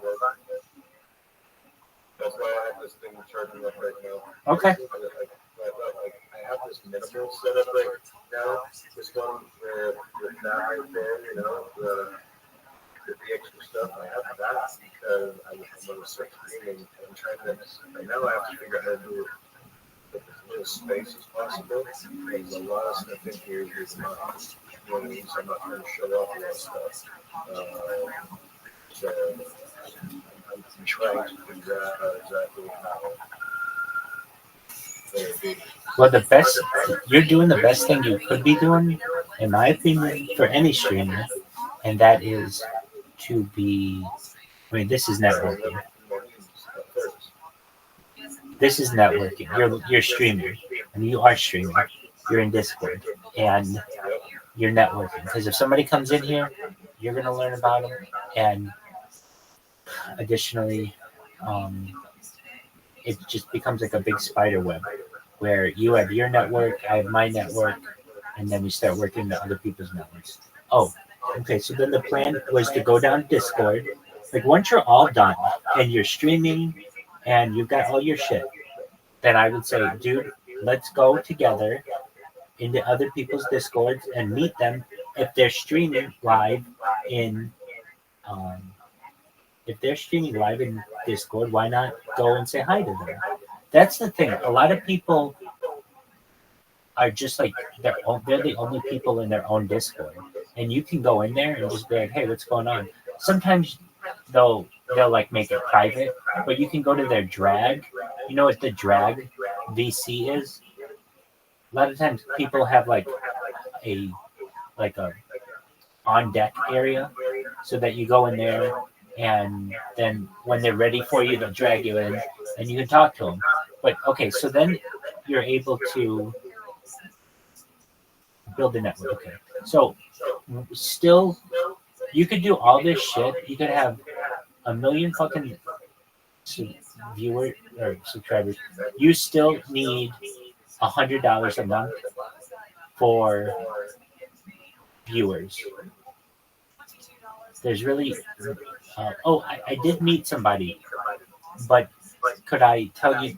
Well, I could tell you a little bit about it. I could get you in contact with him. This guy is the guy, he's the brains behind Action Man's bot army. You know how Action Man always has like 40,000 people watching him, or 10,000 people watching him? Well, that's not organic. And also, Action Man isn't paying people for that. So, what happened? I don't know. I think while you were gone, this guy was randomly. Where did I meet him? I met him in somebody else's Discord. Because and the reason why I say that, it was like far enough away ago that like I know you would have known about it. I know you would have, because you're always here. So that's why you aren't familiar with this person. He comes in and he's like, "Hey, welcome. How are you? I hope you're doing well. How's your day going?" Excellent. Hey, are you going to show your video game? Please do. This is Caspian C. He's my friend. He's a nice guy. Excellent. I'm sure you did. Take a look at the stream if you have the opportunity. It's really cool. This game is built off Grand Theft Auto, and then they have another one based off Counter-Strike. They're chasing me. I need you to put the screen back. Finally got knocked between two to get knocked in the car. That's it. Do you think he's going to be any good? I mean, he obviously doesn't have much experience. Oh, look how far he is. Can I give him the job? Damn, you're going quickly. Or Dottie is. Oh, probably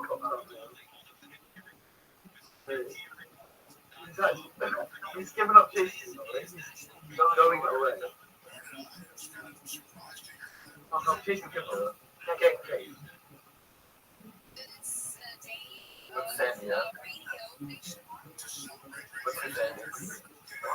Why did you stop chasing me, bud? Why did you stop chasing me?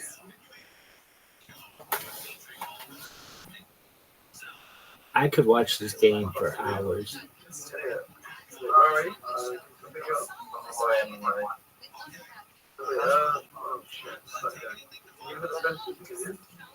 Yeah.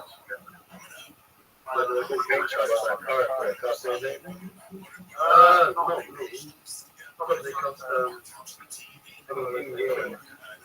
it cost me help to make it like after like all the steps and stuff.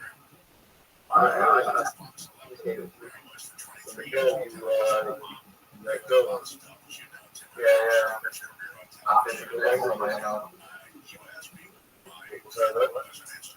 I think so. That's from it. No, maybe. Wait, how many got? Wait, I got one. Wait, two? Oh wow, you're going quickly. You are going really quickly.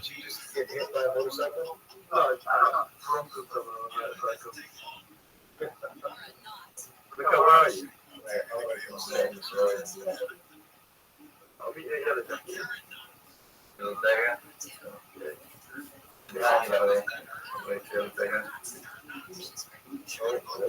lagging. I just something cops, actually, they're really cool. Look how bad it is. Thank you. No, it's better than like 5-9. Thank you. I'm the other second now. Welcome. Like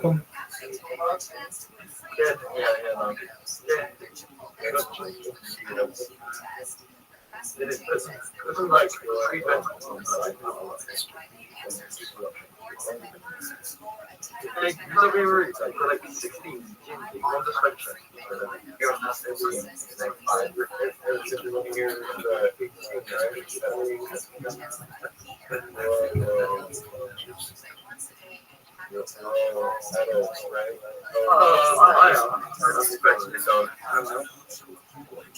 Who's not? 18 to be in the server. Who's not 18? You know what to do. You know what to do. Take your stuff. Change that shit. That's all right. Just,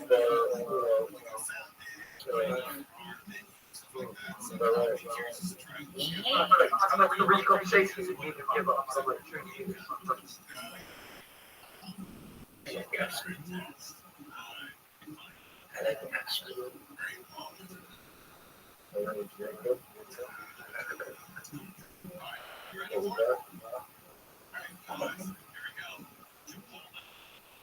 Oh, my name. I tried to say that. Much like your mind. And I can't call me a real thing. My spot.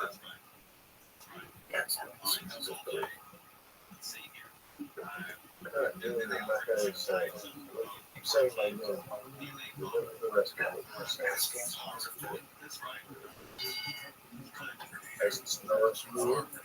Yes. Okay. Yeah.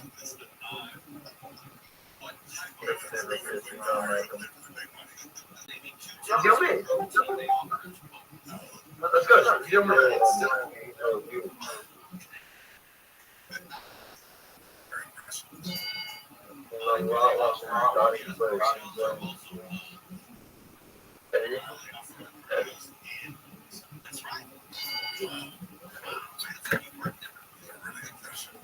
And another brand new minute every single week. This guy, an unstoppable force. Yeah, man. Welcome back, David. How We are out you? here. Brought Shane back. Yep, Shane's back. Well, you drinking beer like you was born in a trailer. Yes. Damn. Yeah, I came here to get fucked up. Bud Light. You can drink it. Guys, I could drive home. Where you from, Shane? Pennsylvania. Okay, all right. The Bud Light makes sense now. Yeah. What part of Mechanicsburg, Pennsylvania. Stand up. Damn. Is that West or East Pennsylvania? Central Pennsylvania. Wow, that's great. How far from Hershey? Half hour. Okay. I love Hershey. Okay, yeah. Hershey's great. Yeah, Of you course, smells Red, so man. good. That nigga said he like Hershey. Yeah. It smells like food in the air. Wow. Red Band smells like food in the air. Everybody. It does. That's Go to Hershey. some of the brilliant input from Brian Red Band. Goddamn, boy. Hell yeah. It also smells like chocolate everywhere David Lucas goes. So that's pretty exciting. Tony, you got a lightning strike on your chest. Yeah. Every time lightning strike near your house, it turn gay. See, every time you walk around, it sounds like thunder is happening. What you say, Shane? You guys are? Nothing. It would have been funnier in the moment. All right. I was gonna say Gatorade. Shane, Like you gay. Shane, you The look lightning like bolt is Gatorade. Don't do me. He's doing it. I got to. All right, go ahead. You look like the dog from Family Guy.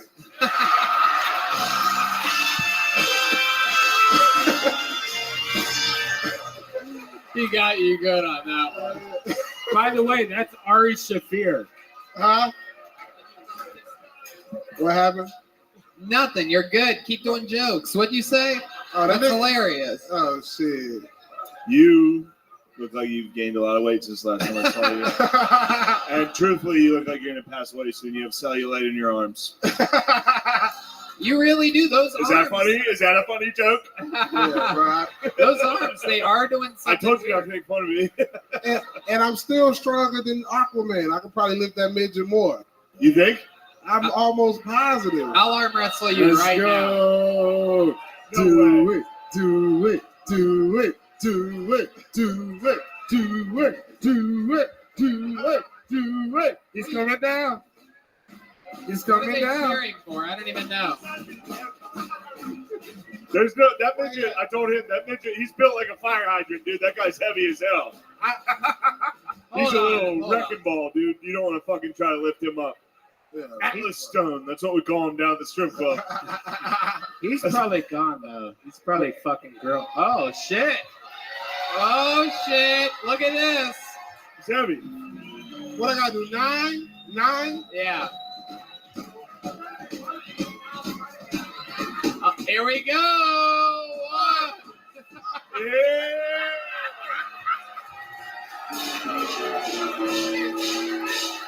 Yeah. This the heaviest short. Fuck, bro, where your weight at? Got rocks in The the shoe, look bro. on David Lucas's face. I've been working with David for years. I've never seen the look he just gave me. Realize how heavy Cody was. Yeah, I could probably press your ass, but His face said, "Help! Oh my God. Yoni, I really hope you got that on that camera Bruh. over there. So David, I'm over here. I'm on this side of David. There was a look like of this, panic, like I am in over my head. Bruh, shit. The only thing that wasn't over your head was Cody. Bruh. I did arm day today, bruh. I couldn't. You did what? Arm day. Yeah, you Arm lifted, day. you lifted too much. Is that why you couldn't pick them Yeah. up? I did curls You didn't today. do arm day. You did fucking breast, thigh, and leg day today. Bruh. Is what you did. I'm the strongest fat. No, bro. He did fucking wing day today. He's like, I can't lift him. I'm the strongest fat guy, y'all. You went know. No, you're not. The strongest fat guy lifted him fucking 9 times. Wait. Let's see how many times Cody can lift David. Oh my God! That is. What you probably like 190 pounds? Bro, you was 135. 135. 70 dude. pounds Damn. less than what you thought. You weigh more than Tony Hinchcliffe. That's not true. That's not true. Hey, David, you want to pick up What Tony? are you guys laughing at? What the fuck are you fucking people I at? can pick up Tony. Pick up Tony. Do it. Do You wanna do it? Do it. Do it.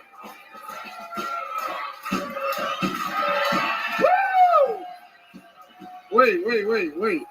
His feet gotta come off the ground. Oh!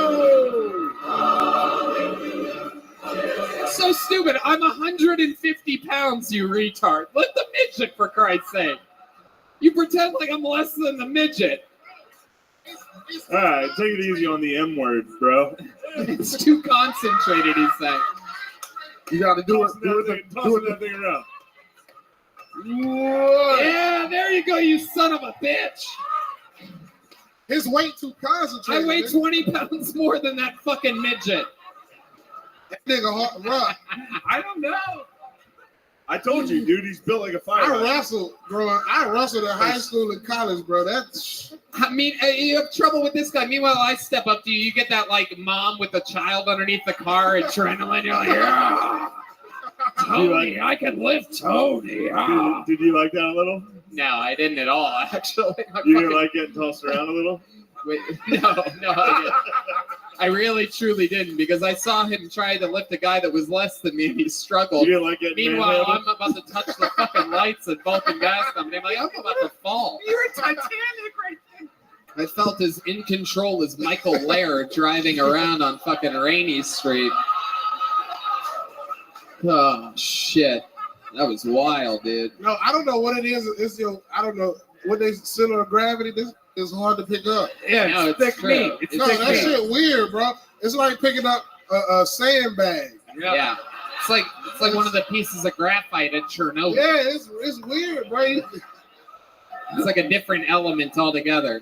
It's like, you ever get like confident when you go mulch? You're mulch. What that mean? You have to like mulch, and you're like, oh, I'll pick up this bag. It's heavy, you know. You guys get it. mulch for the. You ever have to go mulching? Am I right, folks? Nigga, you from Mechanicsville, Pennsylvania? Mechanicsburg. Yo, Mechanicsburg. let's get it. Yes. Yeah, I like to bring shows to a screeching halt. That's. You know what's funny though is, David, I'm realizing right now you're built like a really big midget. You're basically just the world's largest midget. I got short legs, bro. Because you have those midget biceps to you. They're like extra thick. You see what I'm talking about? They're both built like rotisserie chickens. Yeah.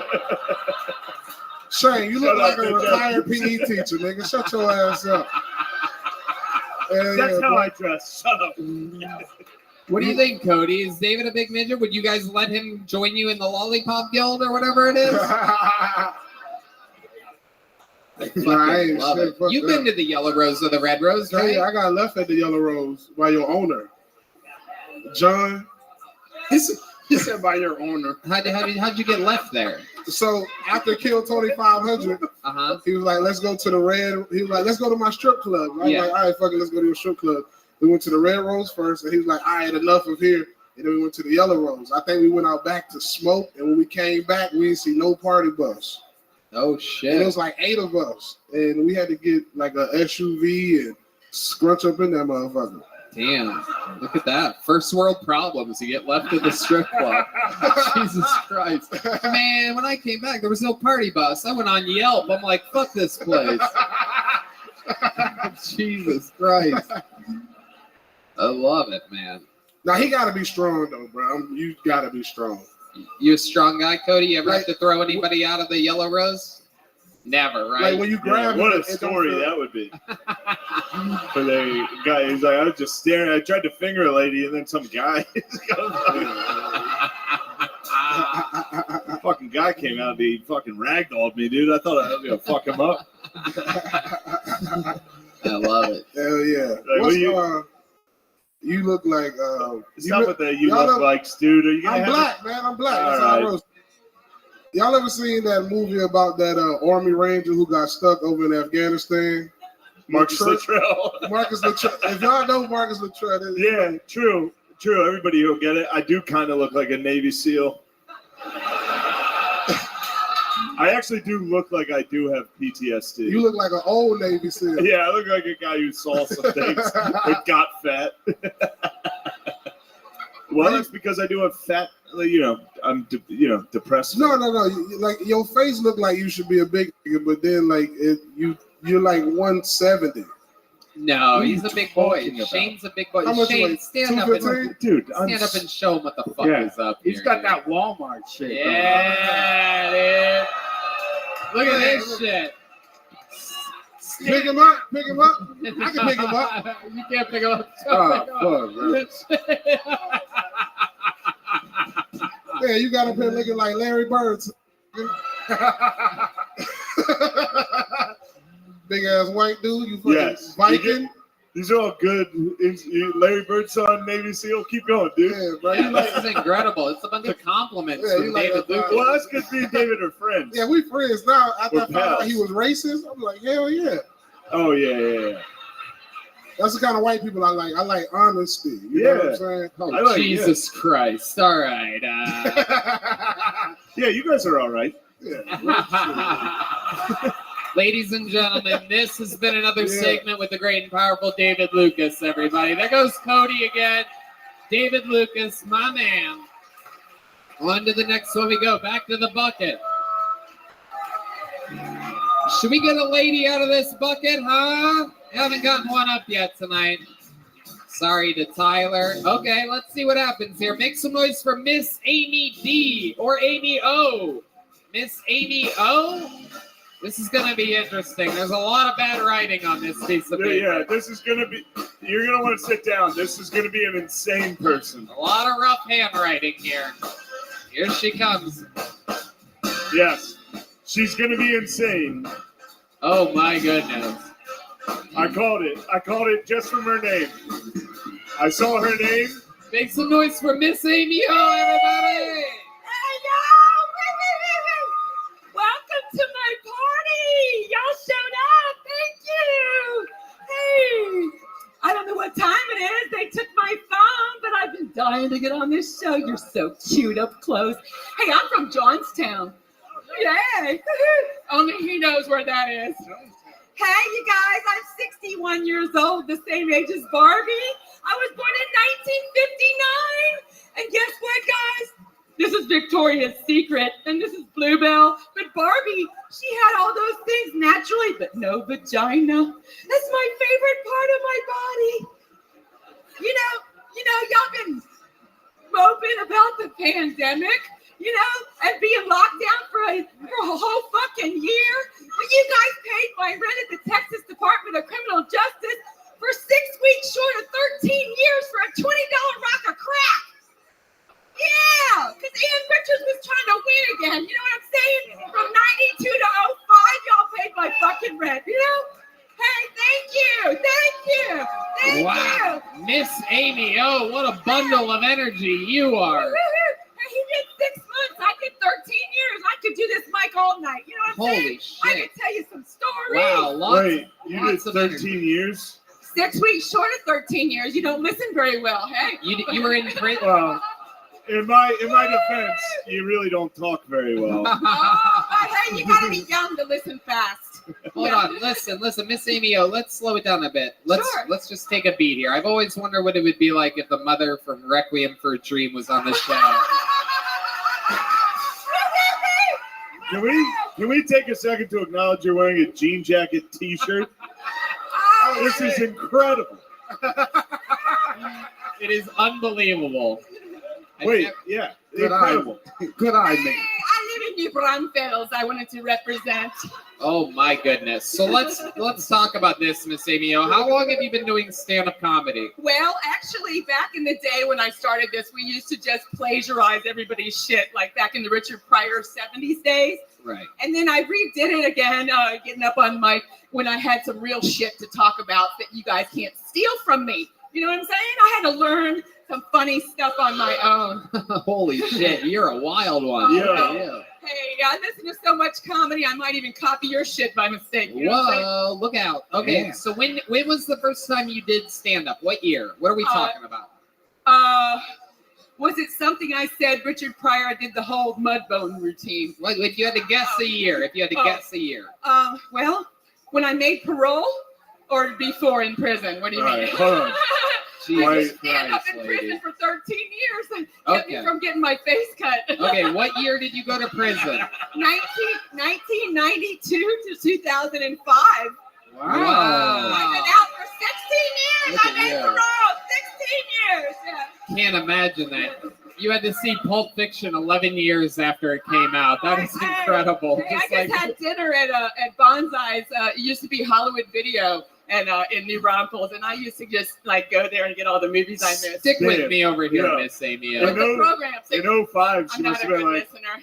in 05, she must have been like, the Soviet Union's gone. Oh, and I was going to be on the Jay Leno show because I listened to him every night on my headphones. And Wow, you I learned really my are news the through mother him, from yes. Requiem for a Dream. Yes. This is incredible. I mean, holy shit. I crazy. was going to be on Jay Leno. I watched him every night. Oh, but If you haven't seen Requiem for a Dream, watch it.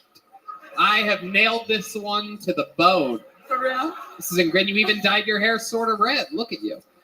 So Miss Amy, magenta. hold on, over Oh, here. it's Miss magenta, Tony. Miss Amy, let's talk about it. So, $1 million question. Why did you go to prison in 1992? For a $20 rock of crack cocaine that the government sold me? Wow. Well, someone working for them. That's It looks like they let you have it back right before tonight's show, huh? Oh, no, that stuff made me different. Oh, no, it made me hide in closets. What do you do now? What do you do now? Well, what I do now is what I'm doing right now. I make people laugh. No, I mean drugs. Oh, drugs? Life, sir. Being in the world today, there's so much to laugh about and enjoy, you know? Adderall. Besides, marijuana is not legal, so I will not Cocaine. incriminate myself here on this stage. Anyway, but Adderall? A little bit of No, Adderall? no, It's no. definitely an upper. You have so much energy. But see, uppers make a person like me go down. Okay. Yeah, alcohol makes me happy. Whoa, look at you. What's your drink of choice? My drug of choice? Drink of choice. My drink of choice? My guess is a warm milk. One more. Plus cocaine. He got me, yeah. Yeah, I did that thing with the A on the end, you know, for a long time. In fact, one of my tattoos here used to be a symbol, but when I stood up, it turned into an egg, so. Okay, Miss Amy, let's you have any kids? I have 3 children. Yes, I do. And they're going to be watching this in a few weeks and saying, I knew she'd get on there if she just showed up to Austin. It's like the price is I'm right. You're close with your kids? I am. I have a son that's selling all of New Braunfels to California right now. He's a realtor in New Braunfels. Okay. And Very proud of your son. And I've got Requiem for a another treat. son that works for Costco. Hey, selling everything cheap to America. Yeah. Oh Involved. my God. I mean, people are going to make side-by-side videos of you in Requiem for a Dream from this appearance. But I have a daughter that we're not going to talk about because she hates me. And how could that be? Yo. She never calls either. Really? Is that true? Yes, it is. Why do you think she hates you? I went to Dallas to see her a few weeks ago and she ghosted me. Yeah, I don't know, maybe. What a bitch. Yeah, I know. She thought that Orange Was the New Black is real and that I tried to stay in prison all that time. Okay. Yeah. She thought I didn't like her. Okay. So how do you make money now? I'm semi-retired. I met a man 2 years after I made parole, and we saved up and bought a semi, and it has a tanker on the back, and he drives in the oil field, and I just fucking do all the book work and live off the money, and I'm kind of retired. Except for I do this. Sometimes I get paid for shows. Hey, like next week. Where's he at right now? He's probably somewhere in New Mexico at a frack tank somewhere, filling up the fluid so we can get that oil. What do you think of Donald Trump? Huh? What do you think of Donald Trump? Well, that's the thing is, I was in a mixed marriage this whole election last What do you time. mean mixed marriage? Well, my husband was a Trump fan, and I was born in Pennsylvania. Hey! Yes, dude. So we don't need to talk about that. It was very confusing. Gang. What you said Jonestown, right? Or Johnstown. Johnstown, yeah. Yeah, I wish that flood would have got you, huh? Well, I hadn't been there since I was 4. Yeah. So now you live in New Braunfels and you love it. What do you love about New Braunfels? It only takes me 2 hours to get to the beach. Wow. Yeah. Yeah. What I love about New Braunfels is not a whole lot anymore because California. How often do you come to Austin? How often do you come to the big city of Austin? Well, I come up here as often as I can. My mother's in nursing care. She has Alzheimer's. Anybody know what that's like? Yeah, I got a bunch of pothead friends. It's the same thing, hanging out with a pothead. But yeah, my mother lives in New Braunfels in a nursing home. Your mother has Alzheimer's. Yes, and she's my Does she really have Alzheimer's, or is she looking for any excuse to forget that you're her daughter? God, that hit home hard. You know, my mother and I have seen famous people all our lives. Yeah. Yes. And my favorite joke, and you had asked this question before, but you didn't ask me, but I'm going to tell you my favorite joke is my mother and I in the 70s at Montgomery Ward's in Wheaton, Maryland, waited in line for Henry Winkler and Ron Howard for us to kiss them. Wow. We kissed the Fonz and we kissed Opie from Andy Mayberry. Amy Opie kissed Opie. Oh, and God. My mother to this day may not remember who I am. She may not know if she just ate, but she sure as hell knows she kissed the Fonz. Really? Yeah. She you remembers. never forget that. Alzheimer's is something, yeah, it's Yeah, fantastic. Alzheimer's is heartbreaking. This whole thing is heartbreaking. Oh, you don't look depressed. This whole thing is Have an another absolute- beer. You'll really be is. No, I'm fucked up, and this is still a tragedy. I think it's so cool. How often do you do stand-up comedy? I have a show in San Antonio Saturday night. Okay. Very cool. How often do you do it? Like a couple times a week, or like? Well, anytime I can get someone to put me in a show. It brings you. It seems like it makes you very happy, huh? It does. Honestly, when I was a stripper, it felt the same way. You know, it felt just like this. I mean, all eyes on me. Wait a second. How long? Hold on. How long ago were you a stripper? In Tampa, Florida. Cody, come back down here one time. Let's do something here. Yeah. Will you put one of these chairs on this stage for me real quick? One of the best. Hold on, We're gonna. I Go didn't know ahead. any midgets when I I started. will say, I knew she was hot. Ladies and gentlemen, how many do you think we should have Cody sit down, get a lap dance, and decide if she should work at the Yellow Rose, Red Rose? This is gonna be a real audition here. We're gonna see what happens here. Hold on. Save your energy, Amy-O. Cody, get up here, sit in the chair, and then you're gonna decide if the Red Rose hires Amy O for one night only. Here we are. Where the fuck are you going? All right, here we go. Here's a little lap dance from Amy O. Uh-oh. Oh, shit. You're getting me There's excited. There's a little something back in the days of Theodore Roosevelt right there. Oh, shit.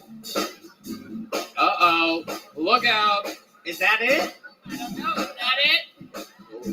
Wait a second. These are dance moves we haven't seen since the Great Depression, ladies This and is gentlemen. gross, Tony. Can we stop this? What do you mean this? Yeah, it is sort of gross. Okay, hold on a second. Amy O. What do you think, Cody? Isn't he supposed to be tipping me? Cody alone. Cody, by the way, I love how far your feet are from the ground, Cody. Put the mic in front of Cody's mouth for a second, Amy. Cody, what do you think? Can she work at the Yellow Rose or the Red Rose? I mean, yeah, we hire daytime. I'm joking. There you have it, folks. Miss Amy O just got herself the morning shift at the Red Rose. 7 a.m. One more time for Cody, everybody. All night long up here fucking hustling like a badass.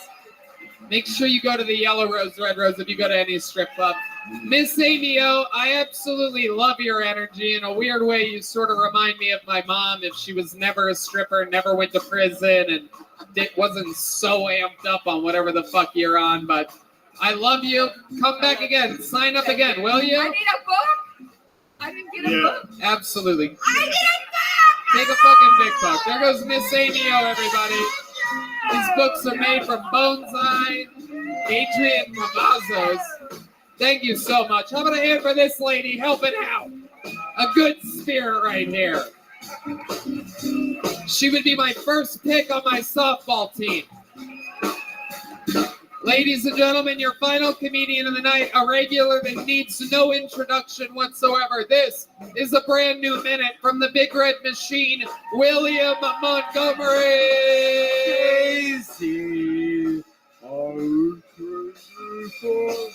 Come on, make some noise for William Montgomery.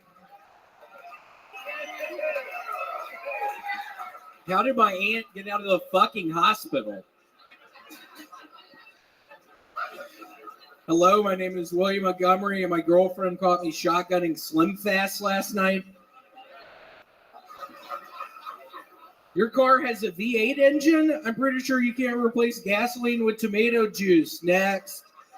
That's the mechanic who's about to lose his job. That kind of doesn't make sense. People always compare Texas barbecue and Memphis barbecue, but enough about the electric chair.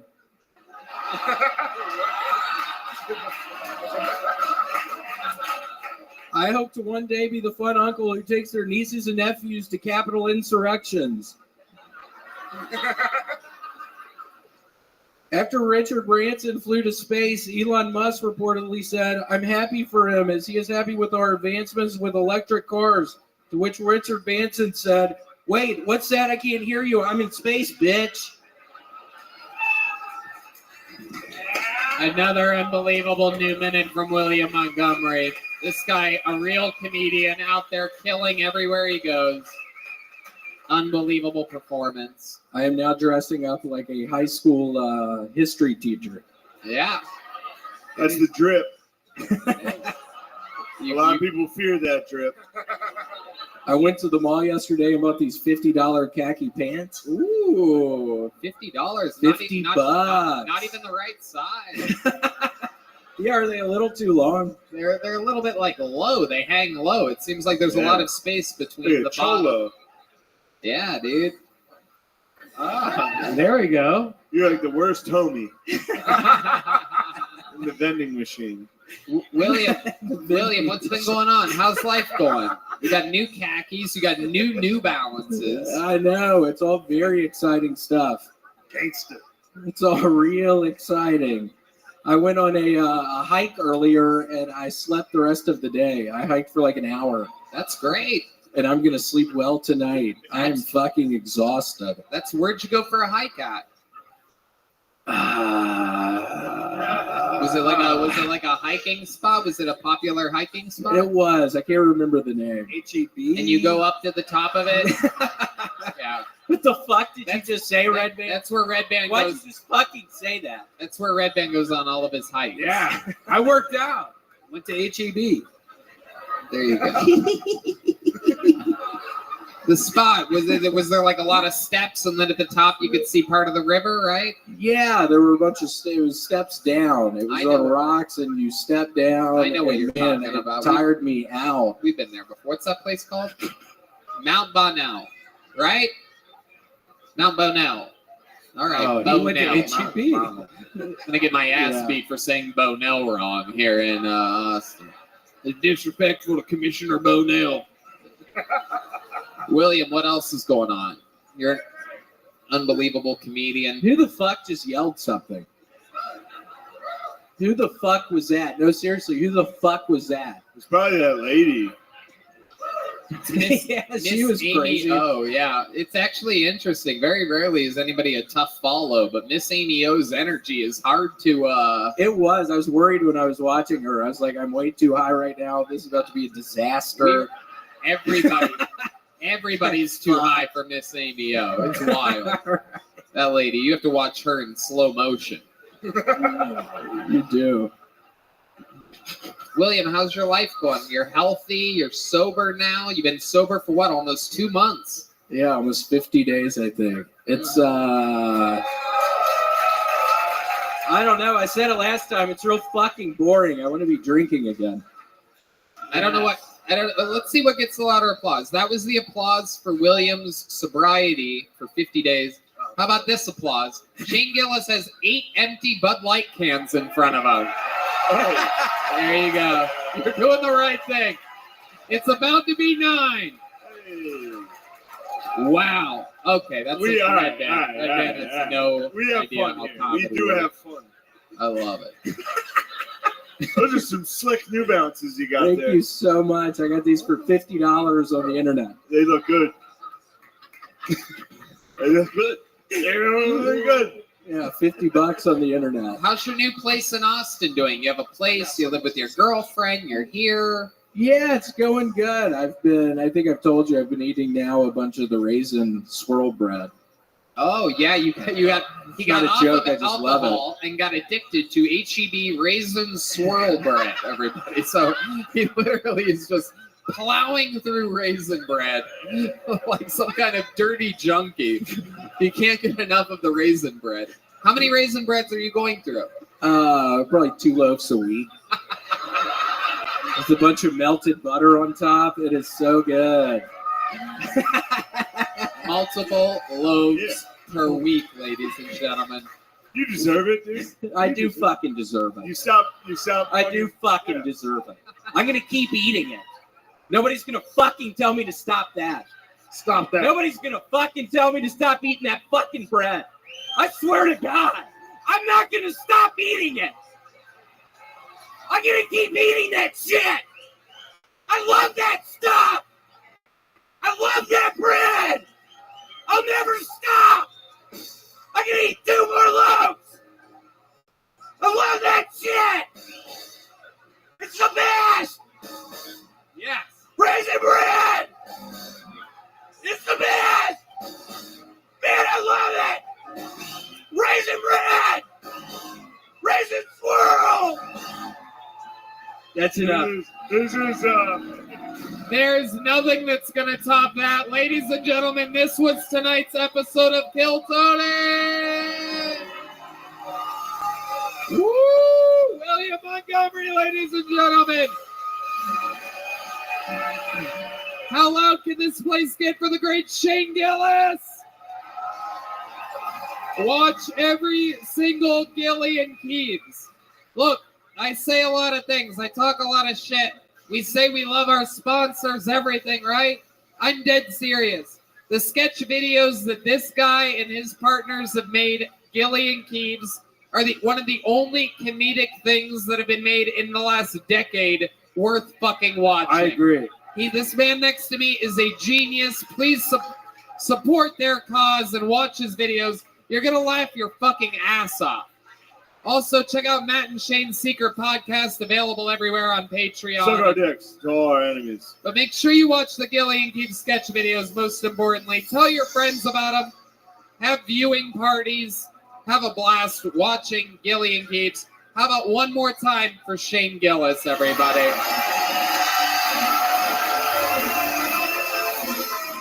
And guys, this band is unbelievable. Make some noise for him. John Dees on the keyboard. Matt Mueling on guitar. Michael Gonzalez on drums. And on the bass guitar, let him hear you. D Madness, everybody. We have so much fun here every single week. This shit's been crazy every Monday here in Austin. I love seeing you guys out and about on what's supposed to be an off night like this. We have more fun than most people do on the best night of their year. Red Band? Love you guys. Thank you. Thank you. Good night, Austin, Texas!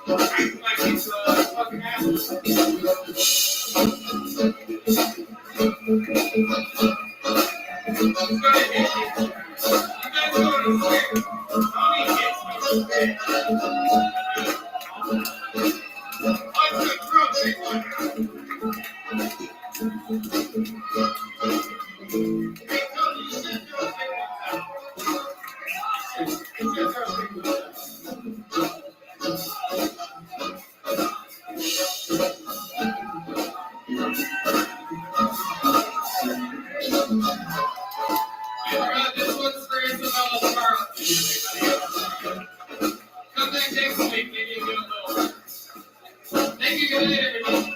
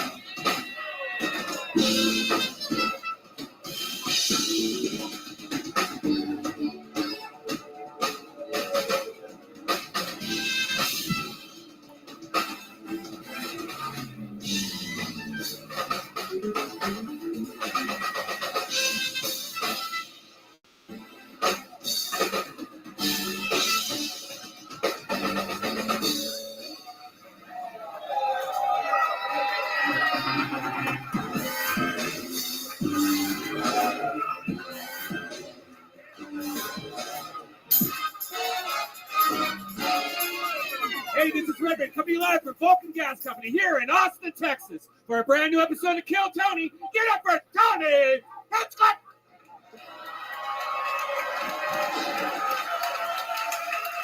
You guys ready for the best goddamn night of your lives or what?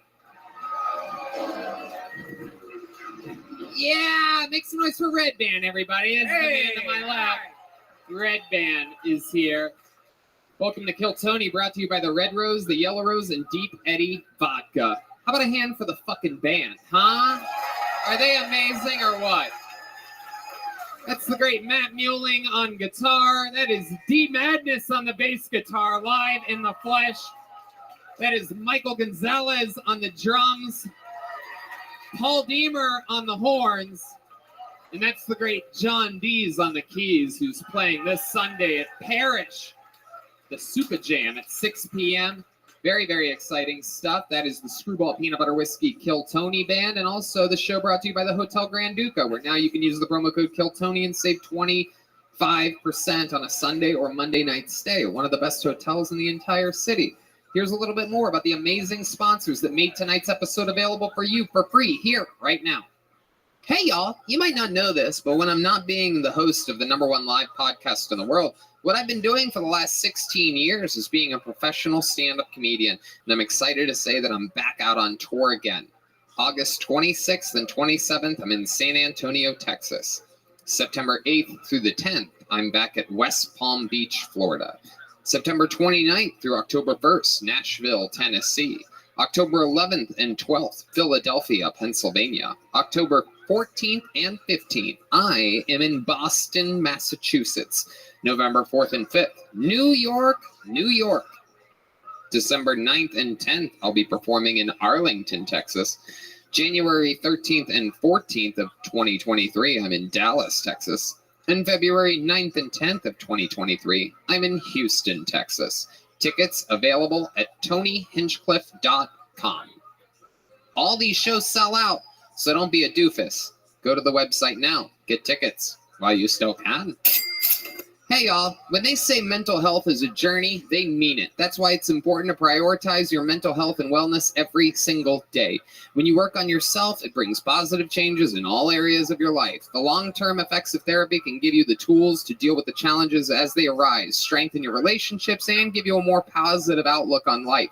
There's no better time to invest in yourself than right now, especially with all the crazy stuff happening in the world and people being away from their families and away from friends, and maybe you're having to start a new job, or you're wondering about your health physically or mentally. I wholeheartedly recommend Talkspace for therapy. You can sign up online and start the therapy the same day as you sign up. You can text, video, or send voice messages to your licensed therapist, so it's incredibly convenient to have virtual sessions from the comfort of your own home. Red Band? Talkspace is the #1 online therapy platform that has thousands of licensed therapists trained in over 40 specialties, including anxiety, depression, relationships, and more. Your therapist can help you set and achieve your goals. And the cool thing is, it's affordable. Talkspace is a fraction of the cost of in-person therapy. Instead of waiting for an appointment, you can send unlimited messages to your therapist 24/7, and they'll engage with you daily, 5 days a week. It's also secure. Talkspace is secure and private, using the latest end-to-end bank-grade encryption technology to store your client information and complying with the latest HIPAA regulations. That's right. And as a listener of this podcast, you'll get $100 off of your first month with Talkspace. To match with a licensed therapist today, go to Talkspace.com. Make sure to use the code TONY to get $100 off your first month and show your support for the show. Make yourself feel better. Make yourself strong. That's Tony at Talkspace.com. You know what else? We are deep into the summer here, and I'm telling you, this Texas heat is no joke. One of the things that I've been doing lately to acclimate to these ridiculously hot temperatures is hot yoga during the day. So I'm walking out of 130 degrees and into 110 degrees, and the point is, I have to stay hydrated. It is important to be proactive about keeping our bodies completely fueled. Making hydration a priority can help us feel healthier in our everyday lives. 1 stick of liquid IV and 16 ounces of water hydrates you 2 times faster and more efficiently than water alone. Plus, it has a bunch of great flavors. And I'm telling you, this stuff works. Anybody who's ever had it agrees it is one of the most undeniable products. I am so honored to have them as a sponsor because it's truly something that I believe in. I had one today with on top of a giant glass of water, and I've been feeling great. Ate late last night, had a lot of drinks, and Liquid IV brought me back to life today. Right, man? Yeah, I agree. Out of all our sponsors, this is one that I 100% would recommend and use, even if they weren't a sponsor. I have one in the morning, one at night. I have one right now, all day long. And I love how convenient it is. It's just this little package. You put it in a little bottle of water, mix it up, and you're good to go. They have amazing flavors. The new grape. I love the new tropical punch. Love it. And the guava, and the acai berry. Yeah. It's all amazing. Liquid IV contains 5 essential vitamins, B3, B5, B6, B12, and vitamin C, with 3 times the electrolytes of a traditional sports drinks, made with premium ingredients, and it's non-GMO and free from gluten, dairy, and soy. Yes, we love it. So grab your Liquid IV in bulk nationwide at Costco, or what I would recommend is getting 15% off when you go to liquidiv.com and use the code Tony at checkout. Make sure you use the code Tony so that they know that we sent you. That's 15% off anything you order when you shop for better hydration today using promo code Tony at liquidiv.com. You guys ready to start tonight's episode or what? Every single week, we have one of the funniest people in the world on this one. Extremely, extremely special that you are here, ladies and gentlemen. This comedian joining us tonight has been on this show before. He is one of the guys that I've worked with more than probably statistically almost anybody at the Comedy Store. I mean, I brought him up. He's brought me up thousands of times. You know him from his 2 Netflix specials and his hit podcast this past weekend. This is Theo Vaughn, everybody. Wow. Oh, my God. Oh, my God. Wow. The man, the myth, the legend. Regular people, no offense. This past weekend. You know him. You love him. Theo Vaughn is back on Kill Tony. One of the greatest guests in the history of the show. One of my good friends and one of my Comedy Store brothers. Good to see you again. Welcome back, sir. Yeah, bro. Good to be here, man. Thank you, sir. I love it. We're going to have fun tonight. You know how it works. A bunch of people signed up for the chance to do 60 seconds on the stage. If we have a bucket full of names, we're going to meet a bunch of wild people here tonight. And we have some regulars. They all do 60-second stand-up comedy sets, and then I interview them afterwards. We find out more about them. You know, their uninterrupted stand-up comedy 60-second set is up, and you hear the sound of a kitten. That means they have to wrap it up then, or else they bring out the angry West Hollywood bear, which just is angry and cuts them off aggressively if they go too long over their time. That's that drug bear, son.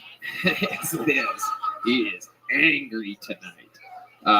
And yeah, that's it. Are you guys ready to start tonight's show or what? Everything is in place.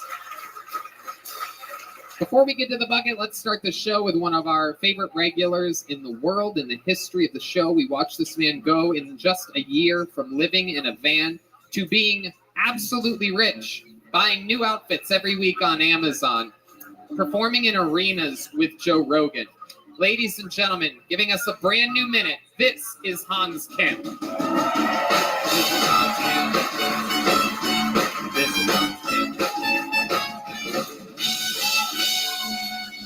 Hey, what's up, Texas? Good to be here. Thank you for putting on your dress Crocs and combing your mullets to drunk drive over here tonight. Love it here. I just spent my 3rd week in Florida. I've been to Florida so many times, I've become an honorary Coke dealer. People are taking swipes off me and snorting it. It's great to be in Florida because they were the sex trafficking capital, which is great because I knew I wasn't the only Asian on stage performing for a bunch of horny old white dudes. But Biden got COVID, which is predictable. We elected a 77-year-old man during the middle of a pandemic. What do you think was going to happen? I think it's hilarious that all the oldest people are running our government.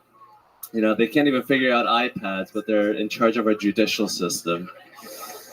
If you go to the White House, everything's run on Steam. There's only one outlet per room. It doesn't even have a third prong. But that's my time. Thank you very much. All right, Hans Kim with a new minute. There you go again. You keep going back to Florida again and Yeah. again and again. Tell us more about this. Why is this? Are you booking your own tours? They're just sort of contacting me and giving me a bunch of their Coke money. So wow, I'm taking it and running. So, like, for example, this weekend that you just had in Florida, like, what did you do? Like, what's that like for you? I basically slept all day, then went to the shows, then took some pictures with the fans, which I like, because sometimes the ladies will put their boobs into my torso. Oh my God! Wow, you are a giant 7-year-old. That's very exciting. That is incredible. Hell yeah, boy, them tits. Yeah. I That's love to it. you, dude. Thank you, Theo. You see me, Connor. I'm learning from the master. Tell us more. Tell us more about this weekend. Anything crazy happened? Shows went good? Yeah, shows went good. There was a Coke dealer that did 30 minutes of hosting before me, which was fun. Wow. He runs the comedy club. How do you know he's a Coke dealer? Why are you so not afraid to say that out loud on a wildly popular podcast? Well, he says it himself in front of his crowd, so. Did you almost say Hispanics there for a second? That is Florida. You ever do Coke cons? Yeah, every now and then when it's free. Wow. What do you do after doing cocaine? I don't really know much about cocaine. I usually gag a little bit after I do it. Oh. Okay. Are you smoking the cocaine? Are you doing lines off of someone's dick? Exactly. Where does the gag part come off of? It tickles the back of my throat. A little white stuff in the back of my throat. Whoa. All right. You made that gay. That was you that time. Hans, what are you looking forward to? You've been doing a lot of Florida. What else is going on in life? How's your life here in Austin? It's great. I'm back together with my ex. We just had sex in a pool. Whoa. Look at that. Absolutely. So whose pool was this? Because I get the feeling it was perhaps a public pool. It was her apartment's pool. Yeah. Look at that. Yeah, how'd you do that with a condom, though? It seems impossible. Hans famously always uses a condom. He practices very, very safe sex. So you put on a condom and... I didn't. Whoa! Oh my goodness. Did you have any protection? Perhaps floaties or something like that. Out there having unprotected pool sex. Yeah, chlorine kind of kills semen, so. That's Wow. Very interesting. Very risky business out there. What was the change of heart, though, for her? Because you've always said that she was very strong in having to wear a condom. Is it the abortion law now? She's trying to trap you or something like that? Yeah, she found out you're making arena money now? No, she's a hippie, so I don't think she likes money. I think it's just like, fuck it. It's like too far away, you know? Okay, were there other people in the pool? No, there were, but then they got scared away. Right. I bet. Okay, and how long did this whole experience last? How long were you shoving pool chemicals deep inside of her vagina? Classic way of causing yeast infections and whatnot. But tell us more. Well, we started out with some sex. I finished in about like 2.5, 3 minutes. Very good. Okay, that's 40 seconds, by the way, for those of you that don't know the conversion rate. That's how to do it, man. You got to finish early, bro. Yeah. You can do other stuff. Yeah.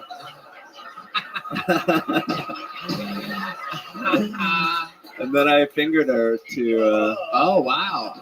Yeah. Bro, that's disgusting, dude. I gotta be a gentleman. What?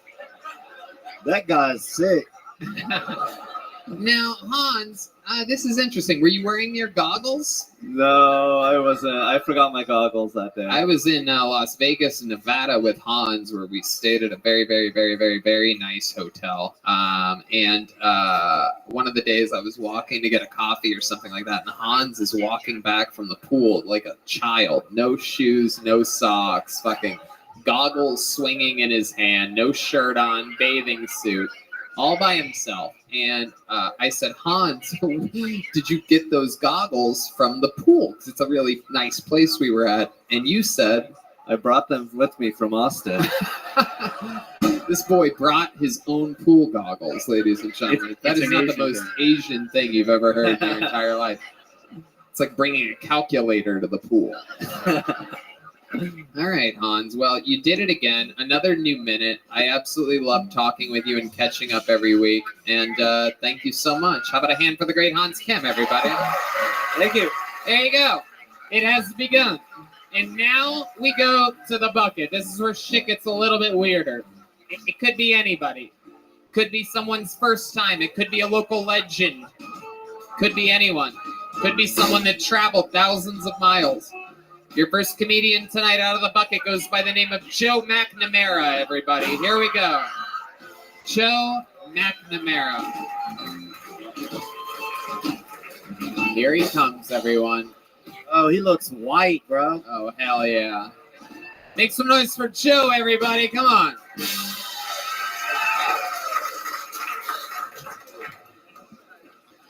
For the first time in my life, this morning, I got caught watching pornography. At least I think I got caught when I heard the door crack open. I was too embarrassed to take off the VR headset. So last time I bring my Oculus Quest 2 over to my grandparents' house. It's probably the last time I bring myself over to my grandparents' house. I don't think I care to find out who caught me with a joystick in each hand. I talked to little bro. I talked to little bro right before this. He's like, dude, Joe, I think it was grandma. It was grandma for sure. I'm like, what? No, did she say something? He's like, oh, she said something. She said, worst birthday ever.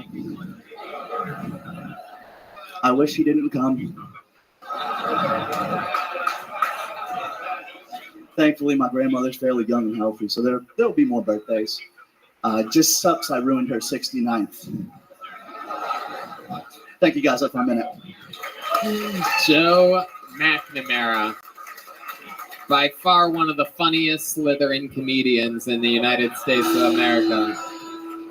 Ironic you got caught yanking your snake over there. Yeah. I was huffling and puffling, dude. It was good. Pulling on the old hogwart, you know what I'm saying? Yeah. Not anymore. I got antibiotics, Tony. We're good. Okay. No more Hogwarts. Oh, gotcha, Joe. Yeah, trying. I'm done. I'm going to answer real questions. Okay. How do you think you did? Honestly, I'm not being rude. Honestly, I've been waiting to go up again, and I didn't think I'd be nervous. It's been like a year, and I as soon as I heard my name, I got quite nervous. Oh, yeah. I've been opening sets with that joke just to like do silly shit up front. I thought it went okay, but it's gone better. I'm not ashamed of it. Yeah. More ashamed of the VR situation. No. Wait, did that really happen? No. I recently got a VR headset, and the whole time I'm like in a shower scenario. This is the porn I'm watching. Shower, beautiful girl below me, and I'm like, hold on, stop. So you got a new VR. This is the reality I'm talking about is virtual, and the whole time, the whole time I'm standing there in my room, and I'm like, did I lock my door? So I took I'm buttoned down. I take the VR headset up, and I have a sliding door, so I didn't. I locked it. I'm like, holy shit. What if someone walked in on me? And then bam, new joke, started writing it. Right. Yeah. So and then it just built from there. So you literally do watch, the grandma part isn't true, but you literally do watch VR porn with a headset on, butt naked? There's a lot of prep work. Usually not. If I got the time, Tony, yeah, like I need like a 30-minute window. Like, say the roommate went to get groceries. 30 minutes? Hans Kim can come 30 times in that time. That's fair. 30 goddamn I usually minutes. hit phone screen. What kind of slow-ass porn are you watching? You got to load it up. You got to find the right video. You got to make sure no one's home. Damn, you have a slow internet connection, my friend. Yeah, all right. You got to load the video? What year? Yeah. I got this VR on Windows 95 over here. Yeah. Dude, one time, my mom, I was touching myself, and I was a child, you know? Yeah. And my mom came in, and then she's like, I was like, get out, you know?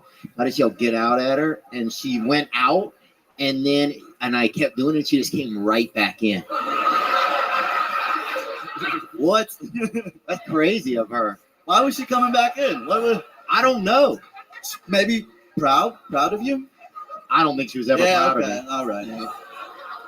Me too. That's why I've been doing this now. So My mom caught me once. I had a towel, or I had just gotten out of the shower. I was a little boy. I remember because I was like, this is when I was jerking off like 12 times a day. It was incredible. I thought I had found the newest fucking crypto. You know what I mean? Yeah. And she came in. So I had a towel on, right? And she came in, and I sort of like turned around, you know, I'm like, oh God, get away, whatever. And she's like, what the fuck is going on over there? And because it was a towel, and back then, you know, when you're younger, it like really fucking like sticks up, you know what I mean? Yeah. And she just saw like this like vibrating thing, like just this little basically out tick, like a sideways TP, if you will. Yeah, anyway, and then we had sex. No, I'm kidding. I don't know. There's no end to this story. I'm sorry. I know there should be a big like thing there at the end, but so Joe, let's talk about it. Where are you from? San Marcos. I went to college at Texas State. What do you do for work? I during the day I sell cybersecurity remotely. Wow, Yeah. cybersecurity, and you're getting caught jerking off. Yeah. That's incredible. I'm using my work computer too. Yeah. That is absolutely incredible. Do you still jerk off at your age? What? Yeah, for sure. Okay. With a face like with a face like that, I'm guessing he almost exclusively jerks off. I don't know who jerks off anymore. I don't know who's still doing it. A lot of people aren't doing it. Only recreationally, yeah. Joe, what do you do for fun? And are you an albino? No. You know, the sad part is it's like the end of the summer, so I can't even. I've been outside, but it doesn't show, I guess. Fuck, man. I guess these lights are for fun. Yeah, for fun. What do you do? Lately, this is gonna sound stupid. I hate to keep bringing VR up, but wow. So I used to like really. He's wondering why he doesn't have a fucking suntan. Okay. And meanwhile, he's like, "Well, I do go to the beach in VR, Tony." Go ahead, tell us more about this VR. VR table tennis. It's a good time. It's a fucking good time. I used to play regular table tennis. This requires no effort. Just easy. I've been whooping ass. Right. Wow. That's video games. I skateboard, fucking work out with my dog. We fuck around. We run laps. Just. Is it a real dog or is it a VR dog? It's a Nintendo pet. You got me. All right. Yeah, Nintendo, whatever. All right, Joe. What is your love life like? You know, this sounds. You always preface everything with like bullshit. Well, Tony, you're never gonna believe this, but no, it's non-existent. When's the last time you hooked up with somebody? I fucked my duplex neighbor a couple times, and that got sticky. And not literally. Your duplex neighbor. So we're talking about you live in like a house that has a second side. Yeah. I live on the back side of this house, and I came home after one of my comedy shows. She's like, "What do you do?" I'm like, "I'm a comedian." She's like, "No way." She's like, "What's in your backpack?" I'm like, "Miller Lite." And she's like, "Whoa, can I have one?" And I'm like, "You can have two." And then, wow. And then she's like, "I see your dog sometimes." I'm like, "Sometimes I see yours." And then our dogs fucked, and then so did we. Wait a second. Are you serious? I'm dead serious, Tony. The dogs. But That's what it takes for you to get laid. Your dog has to fuck the person's dog first? Okay, yeah. That happens a lot. Thanks, Theo. Thank you. Thank you. Under a heat lamp up there. It does happen. It does happen. No, but there's this girl I met that's from Pennsylvania. I went to Houston, and she flew in for my buddy's birthday. I hit it off with her. I've been texting her here and there. I kind of want to go to Pennsylvania. Wow, you're going to go to Pennsylvania. I've never been, but I think I'm going to go. You keep saying Pennsylvania, so I'm guessing it's not Pittsburgh and it's not Philly. It's somewhere around Gettysburg. She's a Gettysburg gal. Oh, my God. Wow. Historic pussy, dude. I'm in. I'm fucking... Wow. Very interesting, Joe. I don't even know where to begin with you. You are the whitest thing we've ever had on this stage before. It's absolutely incredible. The only person who sees darkness when they look at you is D Madness.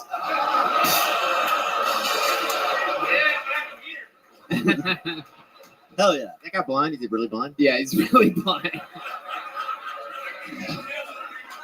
That's cool, man. Joe, you ever get one of these joke books before? Yeah, I got the first time I went up, I got one, and he told me I can cast a spell to make it bigger. God damn, that's hilarious. And then the second time, I was too embarrassed to bring up that first time, so I said I had one, but I do not know. I don't have a big one. I have a tiny one. You have a tiny one. And then I lied about having a big one the second time. Well, that's goddamn perfect. And you have everything that you need, Joe. All right, that's fine. That's fine. There he goes, Joe McNamara, his second appearance. Thank you. Third. Something like that on Kill Tony. Back to the bucket we go. It has begun. You see what the show is. Your next comedian goes by the name of Max Wissinger, everybody. This looks like a new name. I'm excited about this. Max Wissinger. Here he comes. You guys having fun out there, huh? Come on, one more time for Max, everybody. Come on.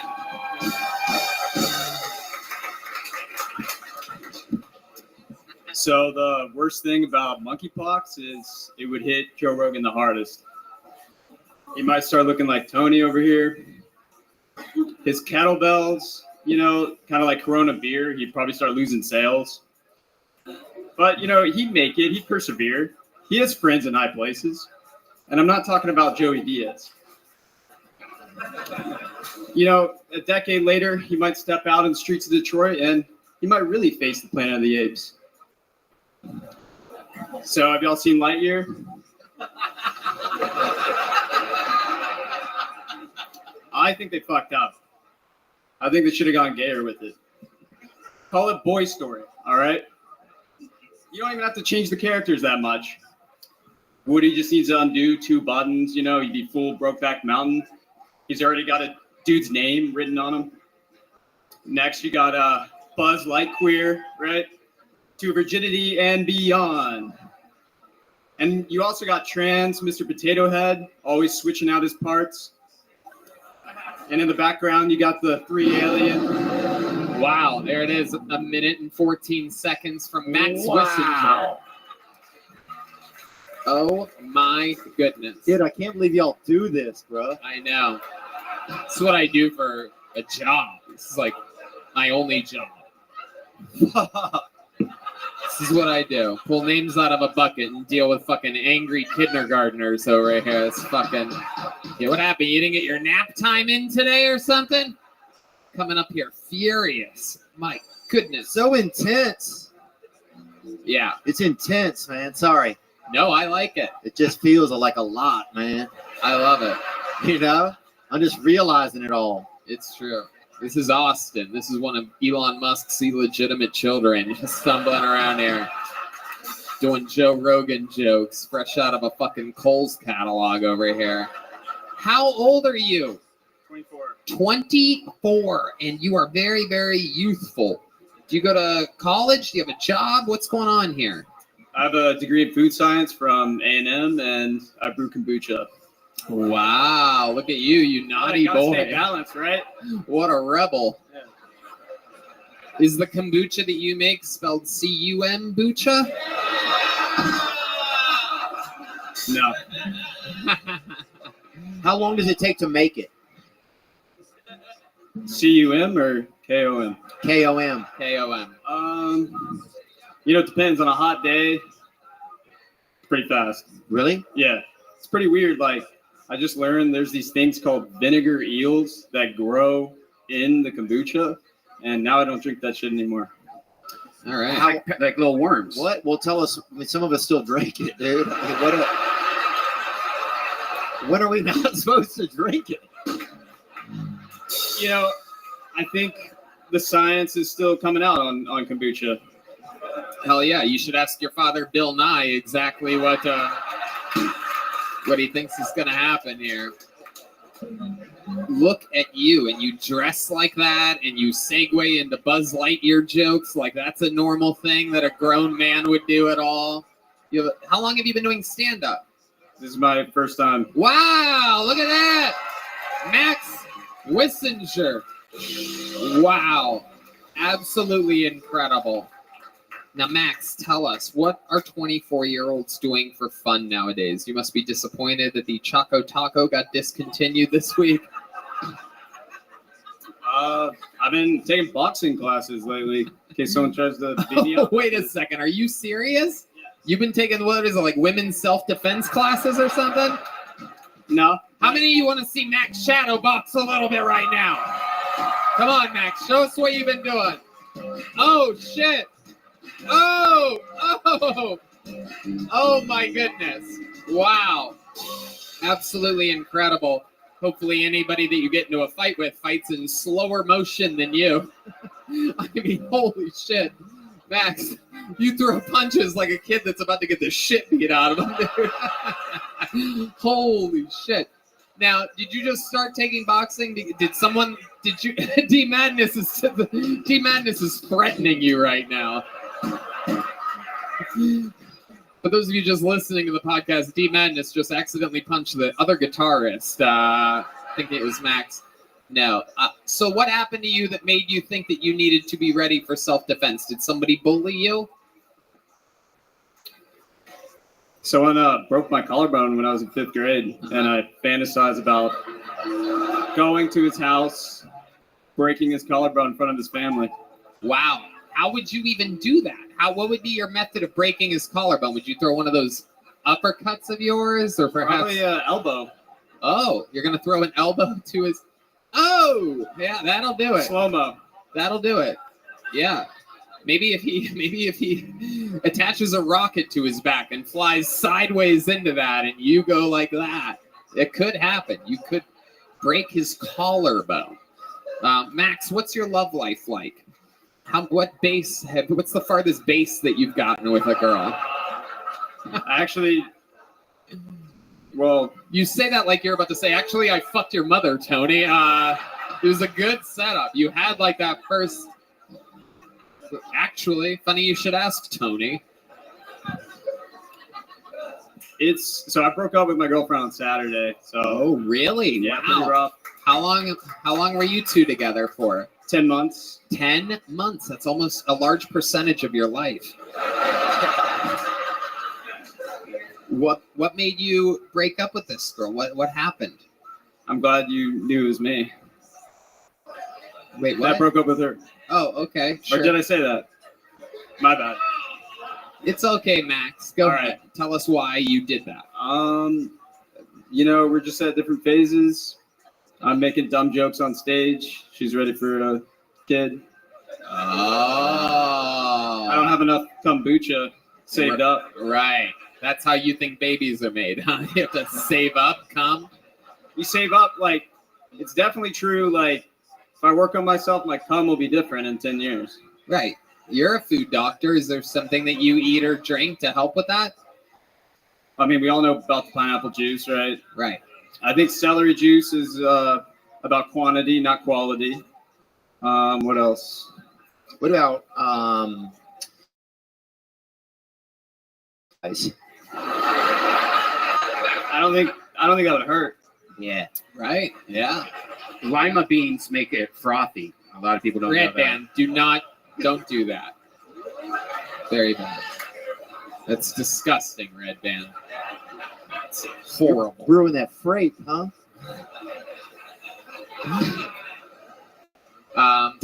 Max, what else do you do for fun? You're 24, very, very youthful energy to you. What else? What else do you do? Do you still wear a diaper? No, but I just got some underwear that cradles my balls. Okay. All right. And sheath? What else? What else do you do for fun? I like to do yoga. Okay. Mm-hmm. All right. What else? You don't have any yoga jokes? Huh? You don't have any yoga jokes? I mean, I could, but now's not the time or the place. Max. What else? Do you have any jokes?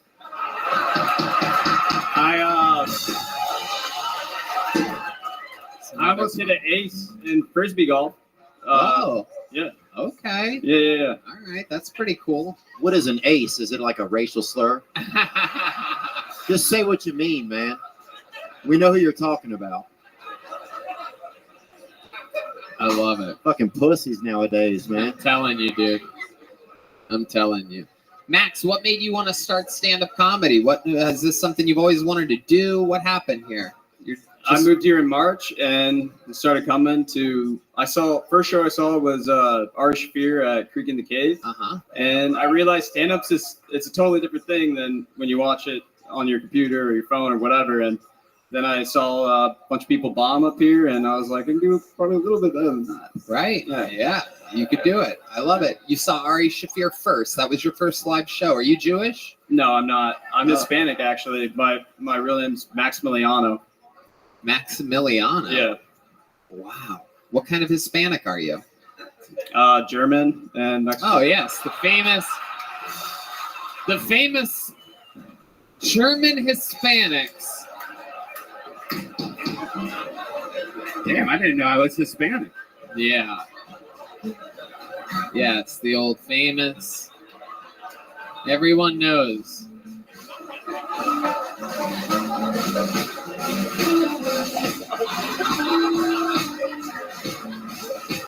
You're the kind of Hispanic that when you were at that Ari Shaffir show, you kind of wanted to kill him a little bit, huh? I thought he was good. I liked him. Right. It was a German Jew joke, Max.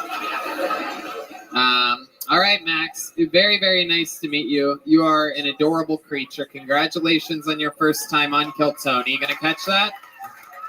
Oh, there you go.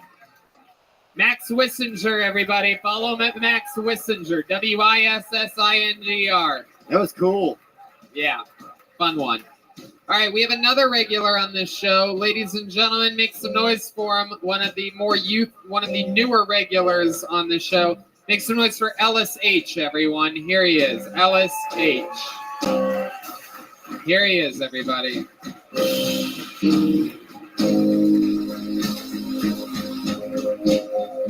One more time for Ellis, everyone.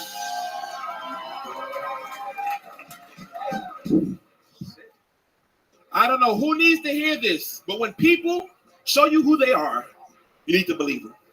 Prime example, my cousin. She fell in love with a dude fresh out of the pen. I put her to the side and said, why would you want to be with a man like that? She said, first off, he's he's different, but second, he's a roughneck, and that's sexy. Yeah, it was real sexy until we started beating her ass. Yeah, man. And she called me crying, talking about, how can he do this? How can he do this? I said, bitch, he went to jail for assault and battery. If anything, he picking up right where he left off.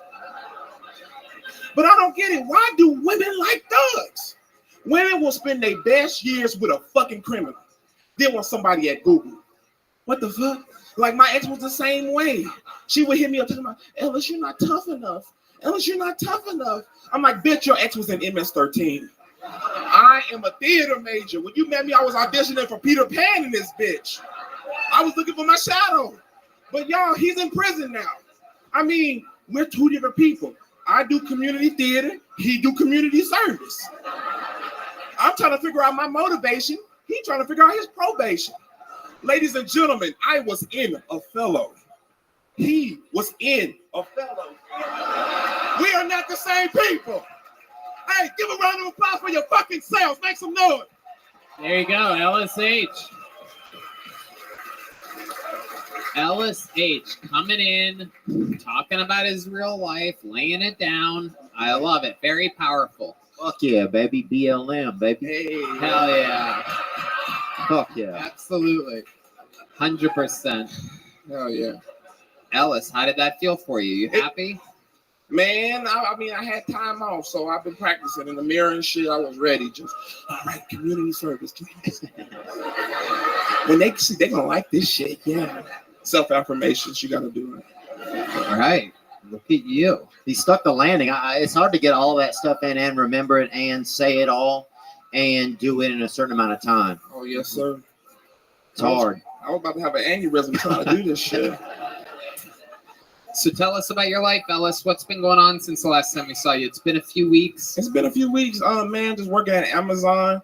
Hey, shout out to Mr. Joe, the sexy older gentleman taking pictures. He took me out. He took me out to a rich people party, and it's like the worst thing that could have ever happened. I'm just ungrateful all the fucking time. Like I'm out here in my apartment knocking shit over. Like this is some bullshit.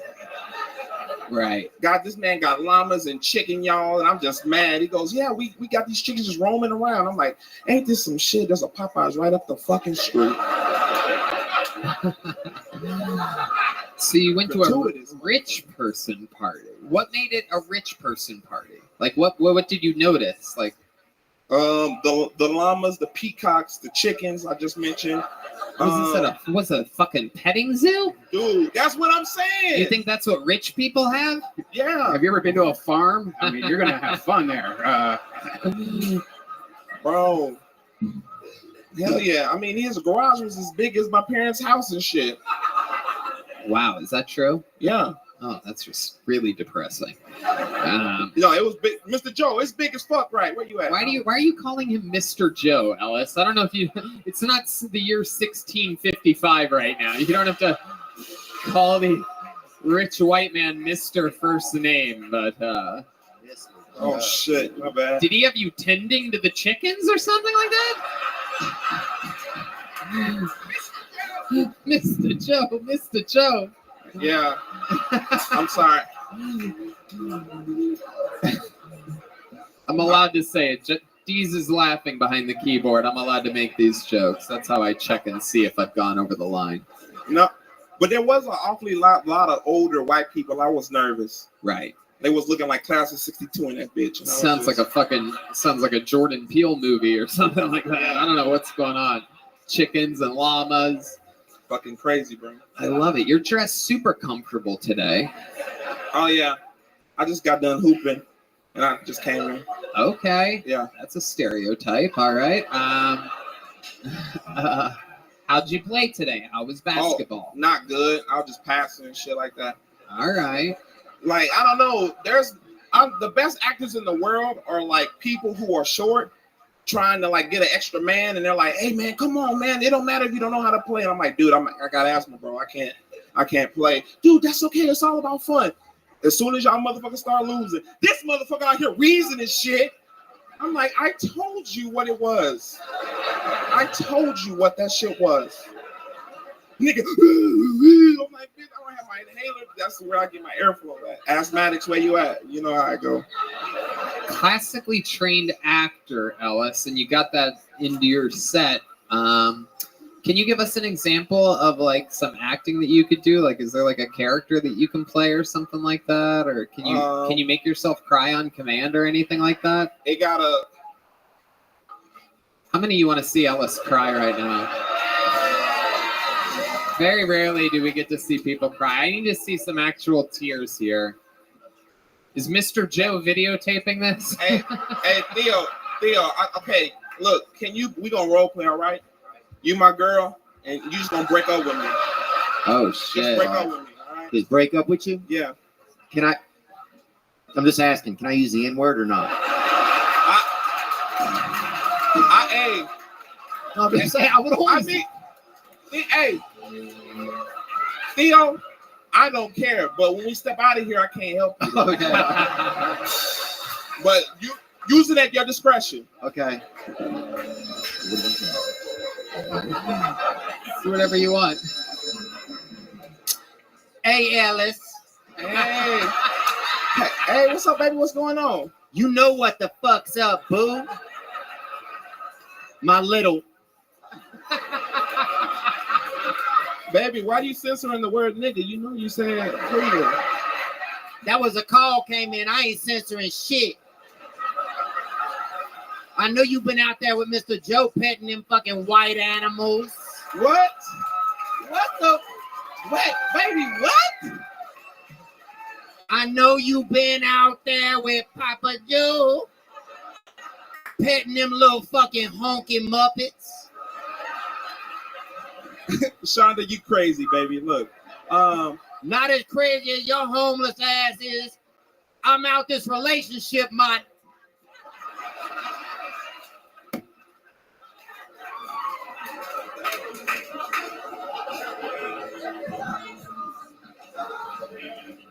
Shonda? This line has currently been disconnected. Shonda, ask no foul, bitch. I'm sorry, y'all. I'm just fucking like, I'm sorry. Bro. That N-word shit got me, but you know what I'm saying? Y'all. Ellis H, another new minute. A very, very good performance. Make some noise for him. There he goes, Ellis H, everybody. Yes, buddy. Hey, God bless y'all. Thank you so much. Back to the bucket we go. You guys having fun out there, huh? Your next comedian goes by the name of Patrick Stewart. Here we go. Patrick Stewart. Nowhere. We ain't going nowhere. Patrick Stewart. We got movement. Here he comes, everybody.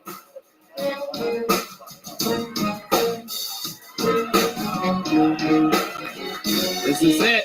Patrick Stewart, everyone. All right. I look like Jesus with an eating disorder. I've been told that before, but not directly. Like, I've been smacked on the ass before, just by mistake. Like, I look like a girl from behind, and then they're like, "Jesus Christ, eat a sandwich." Yeah. Also, maybe like Jason Momoa with like this way after picture, like decomposed after like a few decades.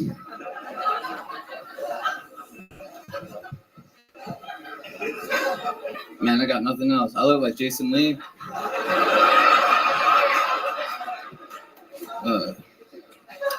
Ari Shaffir if he got lost in the woods on mushrooms. Man, I got nothing else. Sorry. All right, 52 seconds.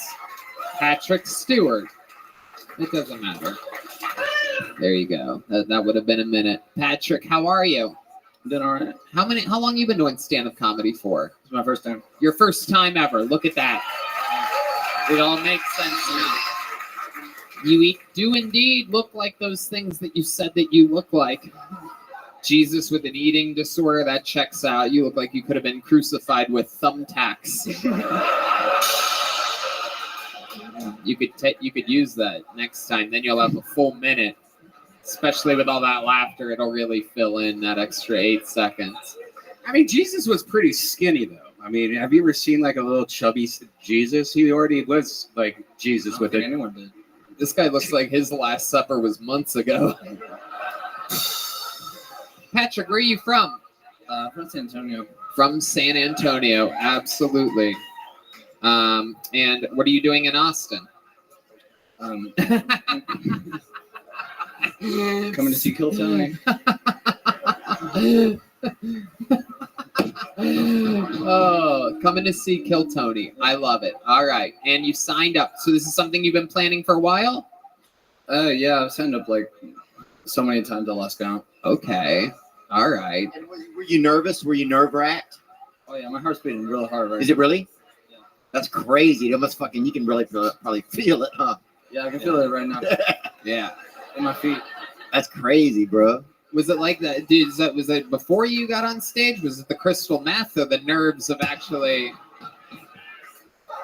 No, I was just outside chilling, like talking with some people outside smoking a cigarette, and I was like, holy shit, they said my name finally. Oh my God. Wow. Yep, that's how a bucket of names works.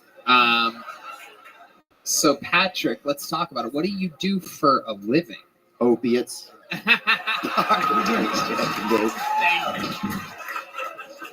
I'm just joking, dude. I work at a company. You work at a company. Oh, okay. I see. Very good. Yes, indeed. You work at a company. What do you do for that company? I work on the docks. You know, like I process products that come off trucks, and you know we stow away. Okay. That's the Sims I think he's talking about. Yeah, it sounds like an 8th grade education to me. Patrick, did you graduate from high school? Yeah. Okay. Did you go to college at all? No. What'd you do instead? I decided to work. I love music, so I decided to just do that. You're a musician? Yeah. Okay. Are you playing a band? No, not currently. What? I haven't found anybody to play with in a while. Aw, jeez. What? What instrument do you play? I play guitar, bass, drums. Wow, really?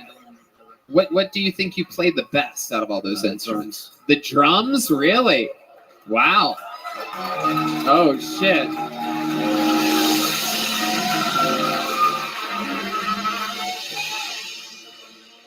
Well, I mean, I don't know. It's been a while since we've done it, but we have an old running tradition on this show where if someone plays the drums, do you know about this? Have you heard of this? The Mexican drum off, indeed. So here's how it works. You're going to do a drum solo, and then the great Michael Gonzalez is going to do a drum solo. Now, if you, at the end, the audience decides who they liked more. Now, if in the end you win, you become the new full-time drummer of the show. But I must warn all of you, no one has ever beat the resident drummer on this show. Ever in the history of the show. No one ever beat Joel Jimenez, and no one's ever beaten Michael Gonzalez. But again, you could be the new full-time drummer, which would mean that Michael would have to take over your life. So he'll be working the docks if you can beat him here. Cool.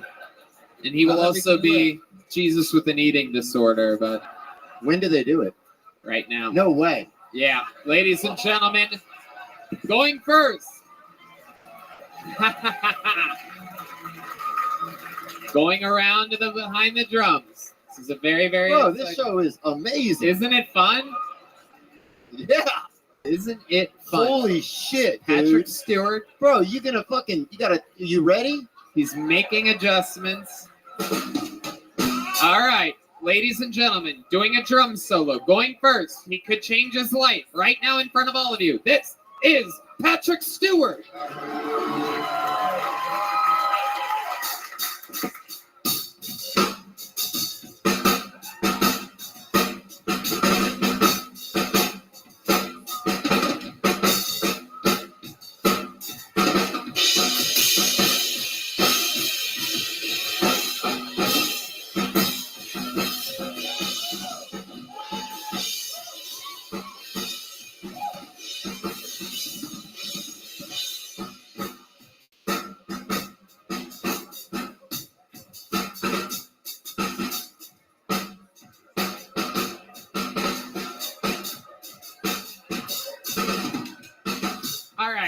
All right, Patrick.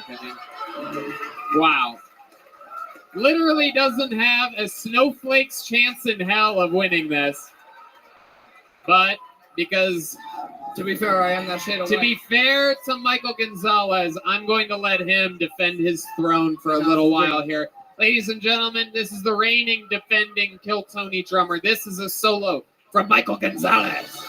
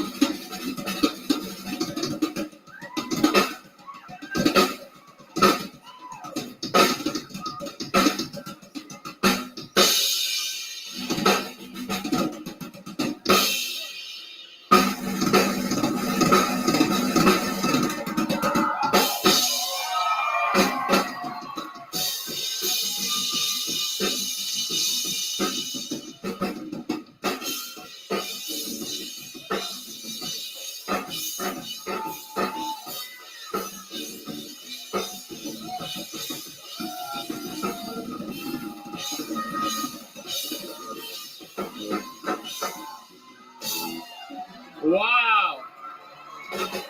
Wow. Y'all get it for Mike. This is that awkward moment where the audience has to decide who won. I went into this knowing I had nothing on Mike. So Well, there you go. Way to really bring it to a halt there, Patrick. I wish you would have told us that before you fucking bombed behind the drums. Yeah. How many of you have Patrick Stewart winning this? Wow. Literally, just three contrarians that fucking hate life. How many of you have Michael Gonzalez winning? Wow. There you go. Patrick, congratulations on your first time on stage. Congratulations on being truly one of the worst drummers we've ever had on the history of the show. Here's a little joke book that's made by the great Bonsai here, real Texas leather. Thanks so much for Patrick, everybody. No wonder you couldn't find anyone to play with. Jesus. Yeah. No one wants to be in a band with me. Currently, no band for me. All right, this guy's a great musician. We know this guy. He works here at Vulcan Gas Company. It's been a long time since we've seen him. One of our favorite people around here. Make some noise for the great Yonder, everybody. It's Yonder Wizard, everyone.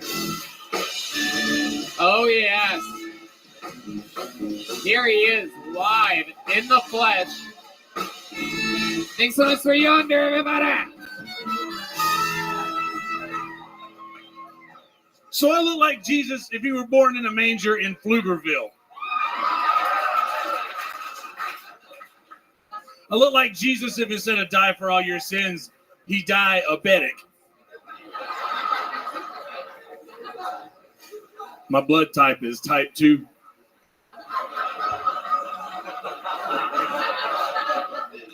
Do you think that white trash hippie chicks recharge their crystal meth in the moonlight?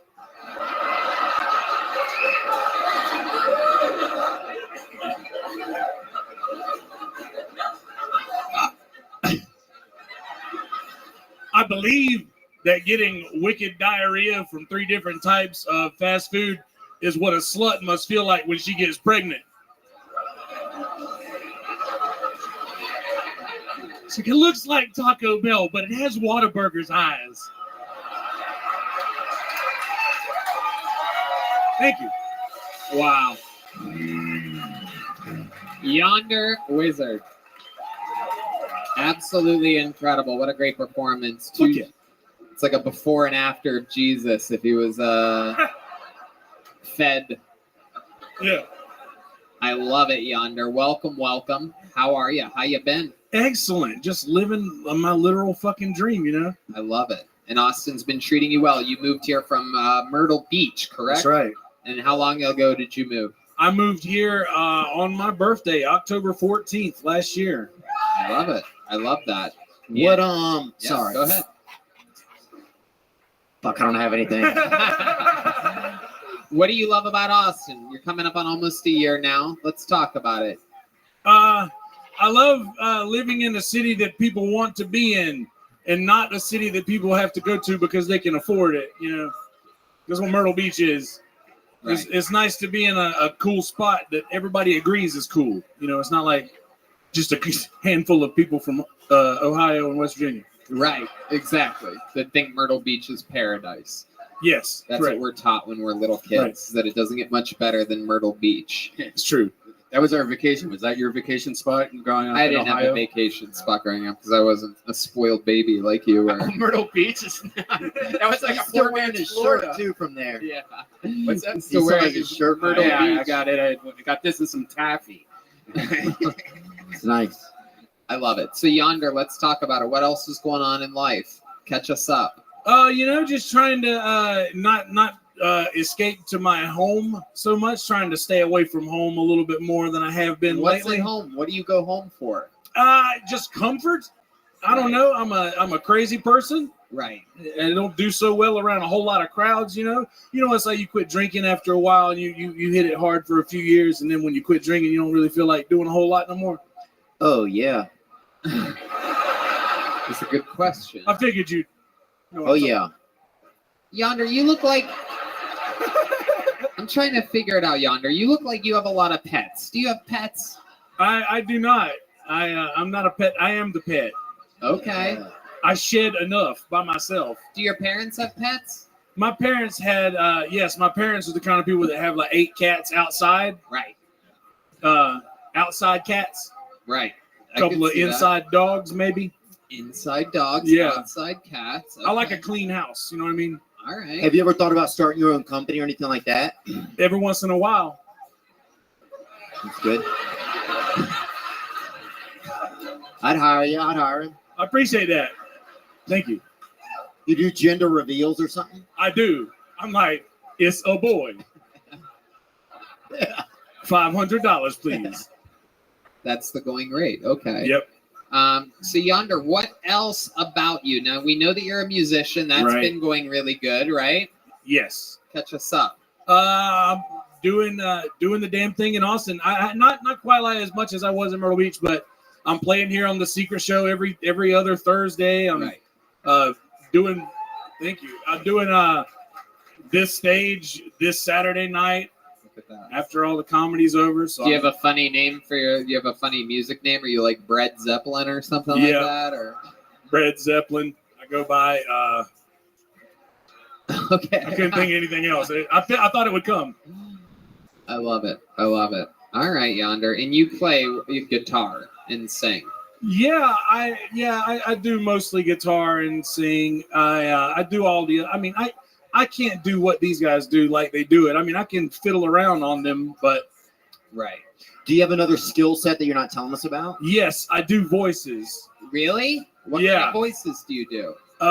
Can I do an impression of Alex Jones trying to get in the front door? Absolutely. Nick told me I could keep my phone. That's true. He said, "Don't worry about it. I got the documents right here." That's true. That's a good one. Who else can you do? You have Alex Jones. Could I do William Montgomery? Yes. We all know. Telling Alex Jones that he can't come in? Yes. You better fucking stand. Wow. Right over there. No, but seriously, we got to put your phone in this bag. Wow. That is incredible. That is incredible. That is one of the best goddamn impressions I've ever heard in my life. Holy shit, man. What a random ass impression to be good at. My God, when he gets famous, you're going to get famous. What the fuck did you just say? That is incredible. Get him out of here. Wow. Who else can you do? Now I'm obsessed. I don't know. I do that one a lot. I do a lot of voices of people that don't exist. Like, I don't know, like a Jewish grandfather. Like, I don't know. Yeah, let's hear that. I want people wander through the desert for 40 years. For what? To be made fun of on some YouTube podcast? All right. What is this? All right. I could see what Hitler was thinking. How about another one? What else can you do? Give us one more. You must have one more up your sleeve. Anybody that could do William Montgomery that good must be able to do something else. Man, you know, it's like when you know so many, it's hard to pick one. Right. Yep. Who? Oh my goodness. Is this crowd participation? No, I don't think I could do Theo when he's standing right next to me. And Arnold. Yeah, don't listen. Everybody does Arnold. Everybody does Christopher Walken. Ooh, do Pegasus. What? Yeah. Pretty good. Yeah. Oh yeah, that was my Pegasus impression. Somebody else. All right, Yonder. I don't know. Can you do Gilbert Gottfried?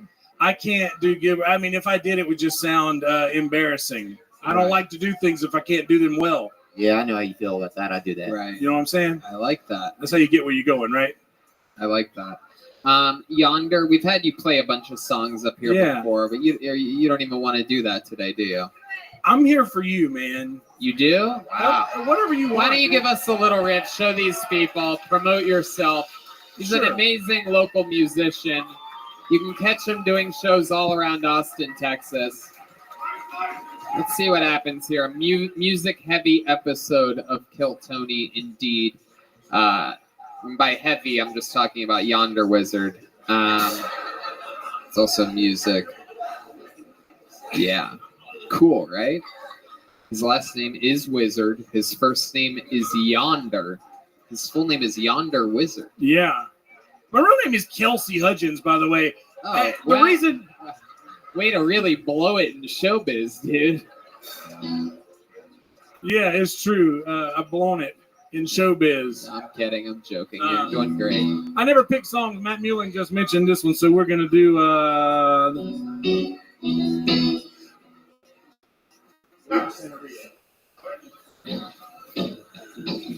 I don't practice Santeria. Oh, I ain't got no crystal ball. Well, I had $1 million and well, I spend it all if I could find that Anna. Oh, that Sancho that she done. Well, I'd pop the cap in Sancho and I'd slap her down. Well, I really want to know, my baby, oh, well, I really want to say is I just want, and I'll make it, but I'm coming up low. My soul loves you. Wow. Wow. Yonder Wizard.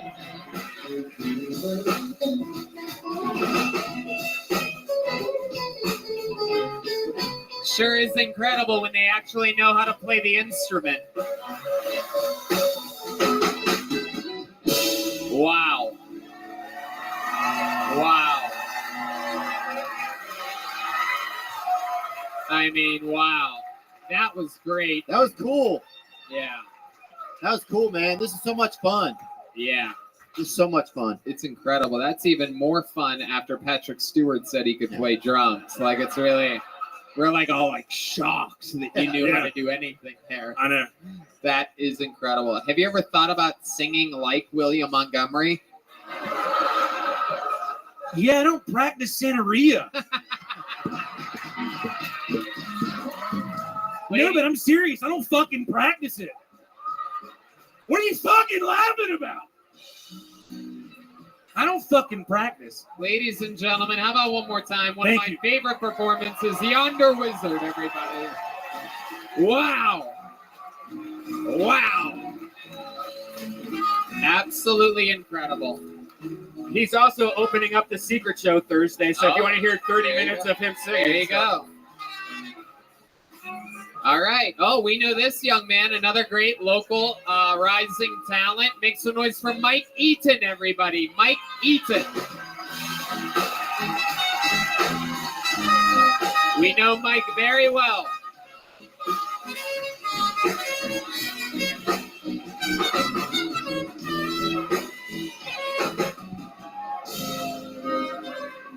One more time for Mike Eaton, everybody. Come on. Hello, friends. You probably can't tell by looking at me, but I did grow up as a minority. Rich.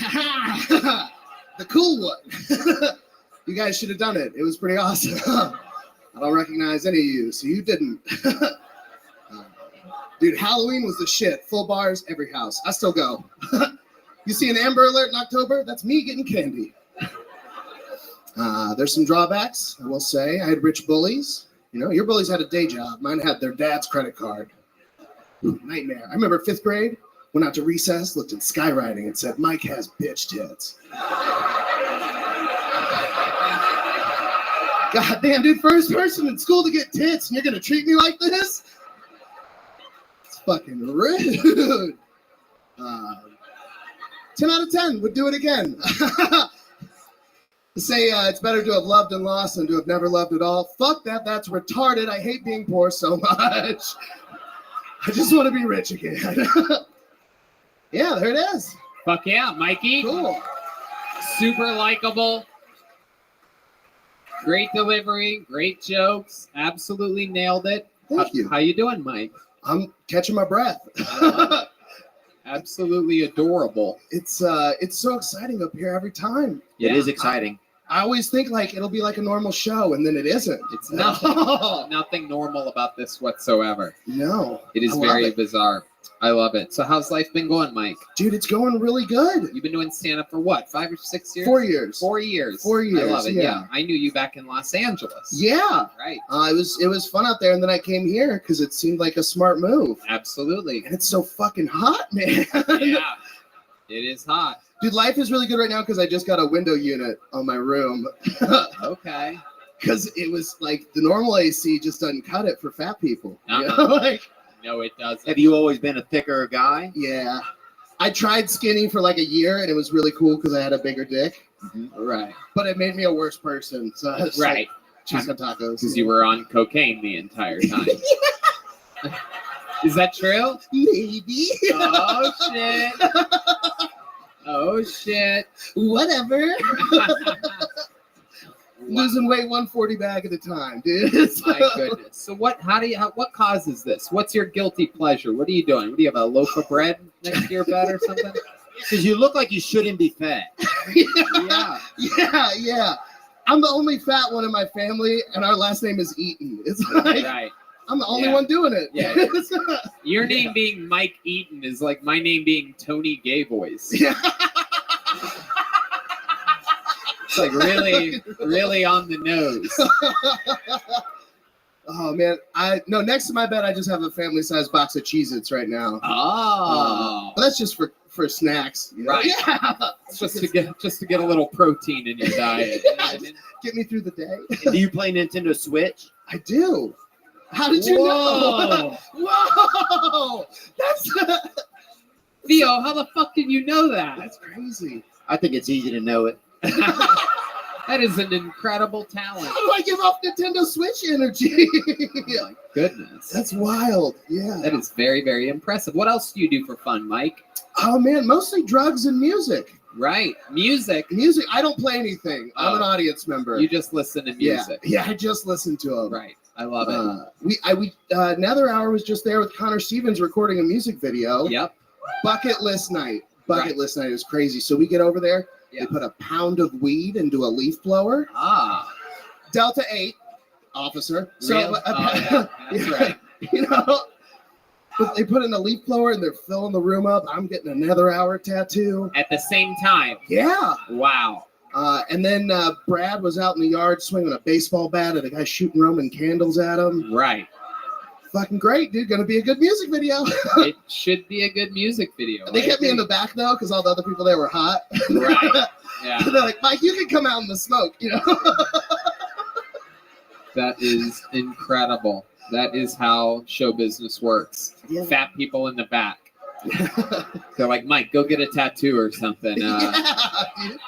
Trying to make a music video here. Yeah, I'm a plus size coloring book, dude. It's You really are. You are a hefty boy. Yeah. How else does this affect your life? So I'm probably not gonna live too long. Right. Right. Carpe diem, dude. I gotta live the days while I got them. Absolutely. I found out I have terrible sleep apnea. Uh-huh. Yeah, and I went and they let me do the sleep study at home. So I had like a little thing on my chest and those tubes in my nose. Right. And it said I'd die like 6 times a night. Oh, shit. Yeah. Oh. So everyone else is Jesus, but I'm coming back to life. So, you know. Right. Look at that. That's pretty good. That is true. That checks out. So you have to wear one of those things at night when you sleep, like the vent? I want to. But I don't have health insurance. Wow. What about your rich parents? They don't want to pitch in to Dude, they save your got life? poor. It sucks so bad. How did they get poor? What happened? So my dad was a tax attorney, and he did like the taxes for like rich housing complex apartments to be tax exempt by having some Section 8 housing. So 2008 hits, that whole market dries up. And then he lost his license for some fiddling with the secretary stuff. Oh, sick. Ah, the old And just Vince the McMahon. 1-2 punch, dude. And so we didn't have generational wealth. We just had like, he was crushing it for a decade. Wow. Yeah. You know? Damn. You know what I'm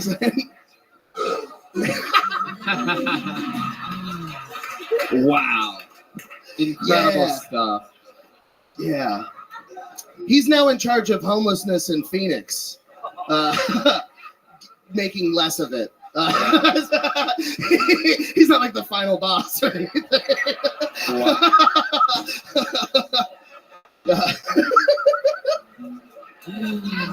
Mike, you laugh like a fat child. I mean, I am, essentially. What brings you more joy than anything else in the world? Ice cream. Yeah.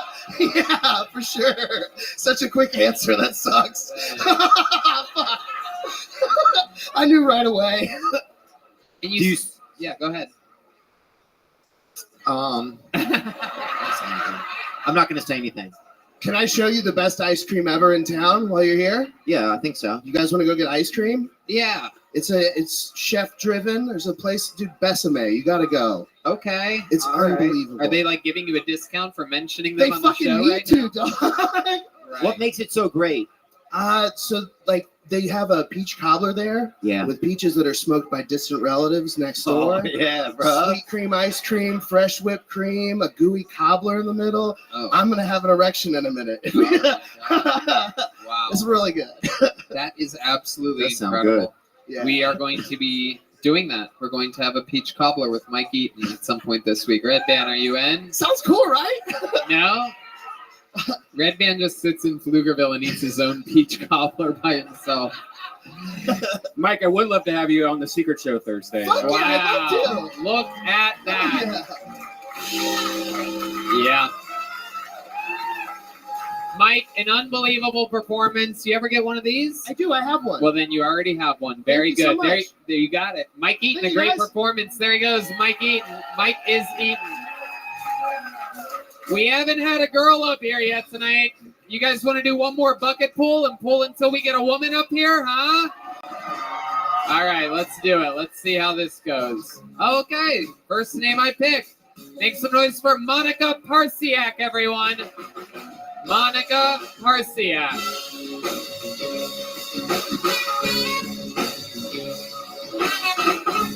Monica Parsiak. Here she comes.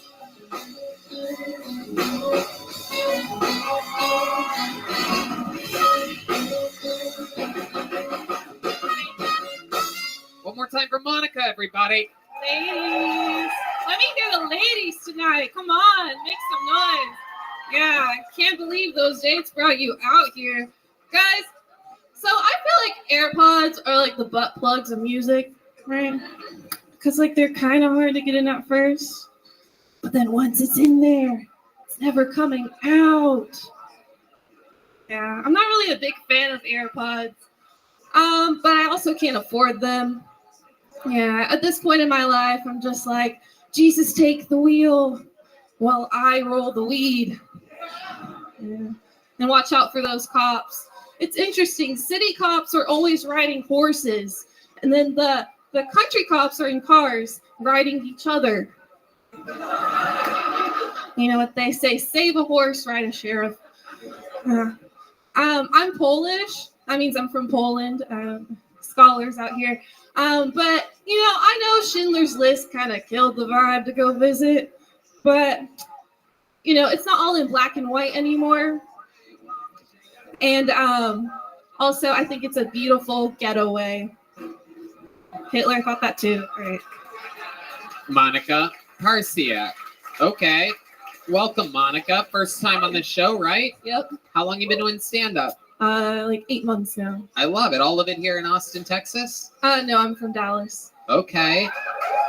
Yeah. There you go. Some fans of Dallas here. Yeah, so interesting. I wouldn't. Is that where you were born and raised? Yeah, like around there, the suburbs. Okay. Burbs, babe. And what do you do for work? I'm a server. Okay. Yeah, At a restaurant? Yeah, at a restaurant. Chain restaurant or like a normal like It's like a standalone? little bit better than a chain restaurant. Like we're a little bit better. But no, it's like by the fireside. You know, I can represent. They're good guys. Love them. I love it. How long have you? Eastside Fireside. How long have you worked there? A year now. I used to do IT. All right. What made you leave the IT business? Really just the harassment. What happened? No. What happened? Well, you know, interesting enough, I wasn't harassed by my coworkers were cool. I worked at a school, so. So who harassed you? The students? I mean, they had words. It's hallways you're passing. They have AirPods in. Like I don't. You hooked up with one of them, didn't you? Red Band. Never. Did you hook up with one of them? No. No. Okay. So Monica, like formerly older guys. IT, and now you are a server. What else do you do for fun? Like what else are you I'm a into? painter. I like to paint. So. Oh yeah, what can you paint? Like cool shit. Really? Yeah. Oh, that's awesome. I can't paint that good. Oh no, you probably can't. It's all like, it's up to the interpreter. There's a lot of art out there. We've seen. I mean, have you seen the art upstairs? That's beautiful. There's a lot of art everywhere. No doubt about it. But art imitates life. I'm dyslexic. Okay. Yeah. Now we're getting somewhere. Yeah. Huh? Now we're finding out more about Monica. And I just figured that out. Yeah. Huh? Let's see them tits. No. Joking. Where are they? I'm joking. I'm just saying, it's how, it's like a thing like that. That's a thing. Yeah. That's a thing. This is like what she used to hear back in the hallways of the school that she left. Let's see them stick. So Monica, other than painting, what else are you into for fun? Do you like? I like karaoke. Oh, really? Yeah. What type of what do you normally sing? Do you have a go-to in the karaoke world? Yeah, I do. It's Johnny Cash, "Ring of Fire." You sing "Ring of Fire"? Mm-hmm. Wow. Very, very interesting. I find that hard to believe. Johnny Cash is hard to pull off. You guys think we should give her a shot? Play some "Ring of Fire"? Yeah, let's go. It's a very musical episode, but I sort of like it on this one here tonight. Ladies and gentlemen, the best band in the land's already got it. This is Monica Parsiak. The taste of love is sweet when hearts like ours meet. Bound by a wild desire, I fell into a ring of fire. Fell into a burning ring of fire. All right. I'm gonna stop you. I'm nervous. I'm gonna stop. Drinking. This is sobering me nervous as fuck. Like, I usually have a couple, drinks. Yeah, something. Hopefully your painting is better than your singing and your comedy. Yeah, well, you know where you can check that out. But All right. Plug that. Monica, you have a boyfriend up in Dallas? No, I'm single, dating. Okay. Were you on like the dating apps or something like that? I hate those. I like to meet guys. The last guy I had a long relationship with or situation. I met him at a 10 months long. He just broke up with you recently? It'd be like that, Tony. It'd be like that. Well, I actually met him at a haunted house. Ooh, look at that. Yeah. Then he goes to me. Right. How ironic. Wow. It was for the bit. He was playing along. I knew all along. Right. Was this after he took you to do karaoke one night? I think I'm glad we talked about this. I think I'm figuring it out. So you drove here from Dallas? Mm-hmm. What kind of car do you drive? Volkswagen Jetta? Good old Toyota Avalon. Ah, indeed. All right. Okay. Anything weird about your car? Does it have dents and stuff? Yeah. Right, it does. Yeah. And I guess where I actually live in a city called Denton. Right. Got it. Yeah, for the bit. No, it's actually a place though. But yeah. Wow. It'd be crazy. Monica, what's something crazy about your entire life that we'd be shocked to know about you? Any weird fun facts about your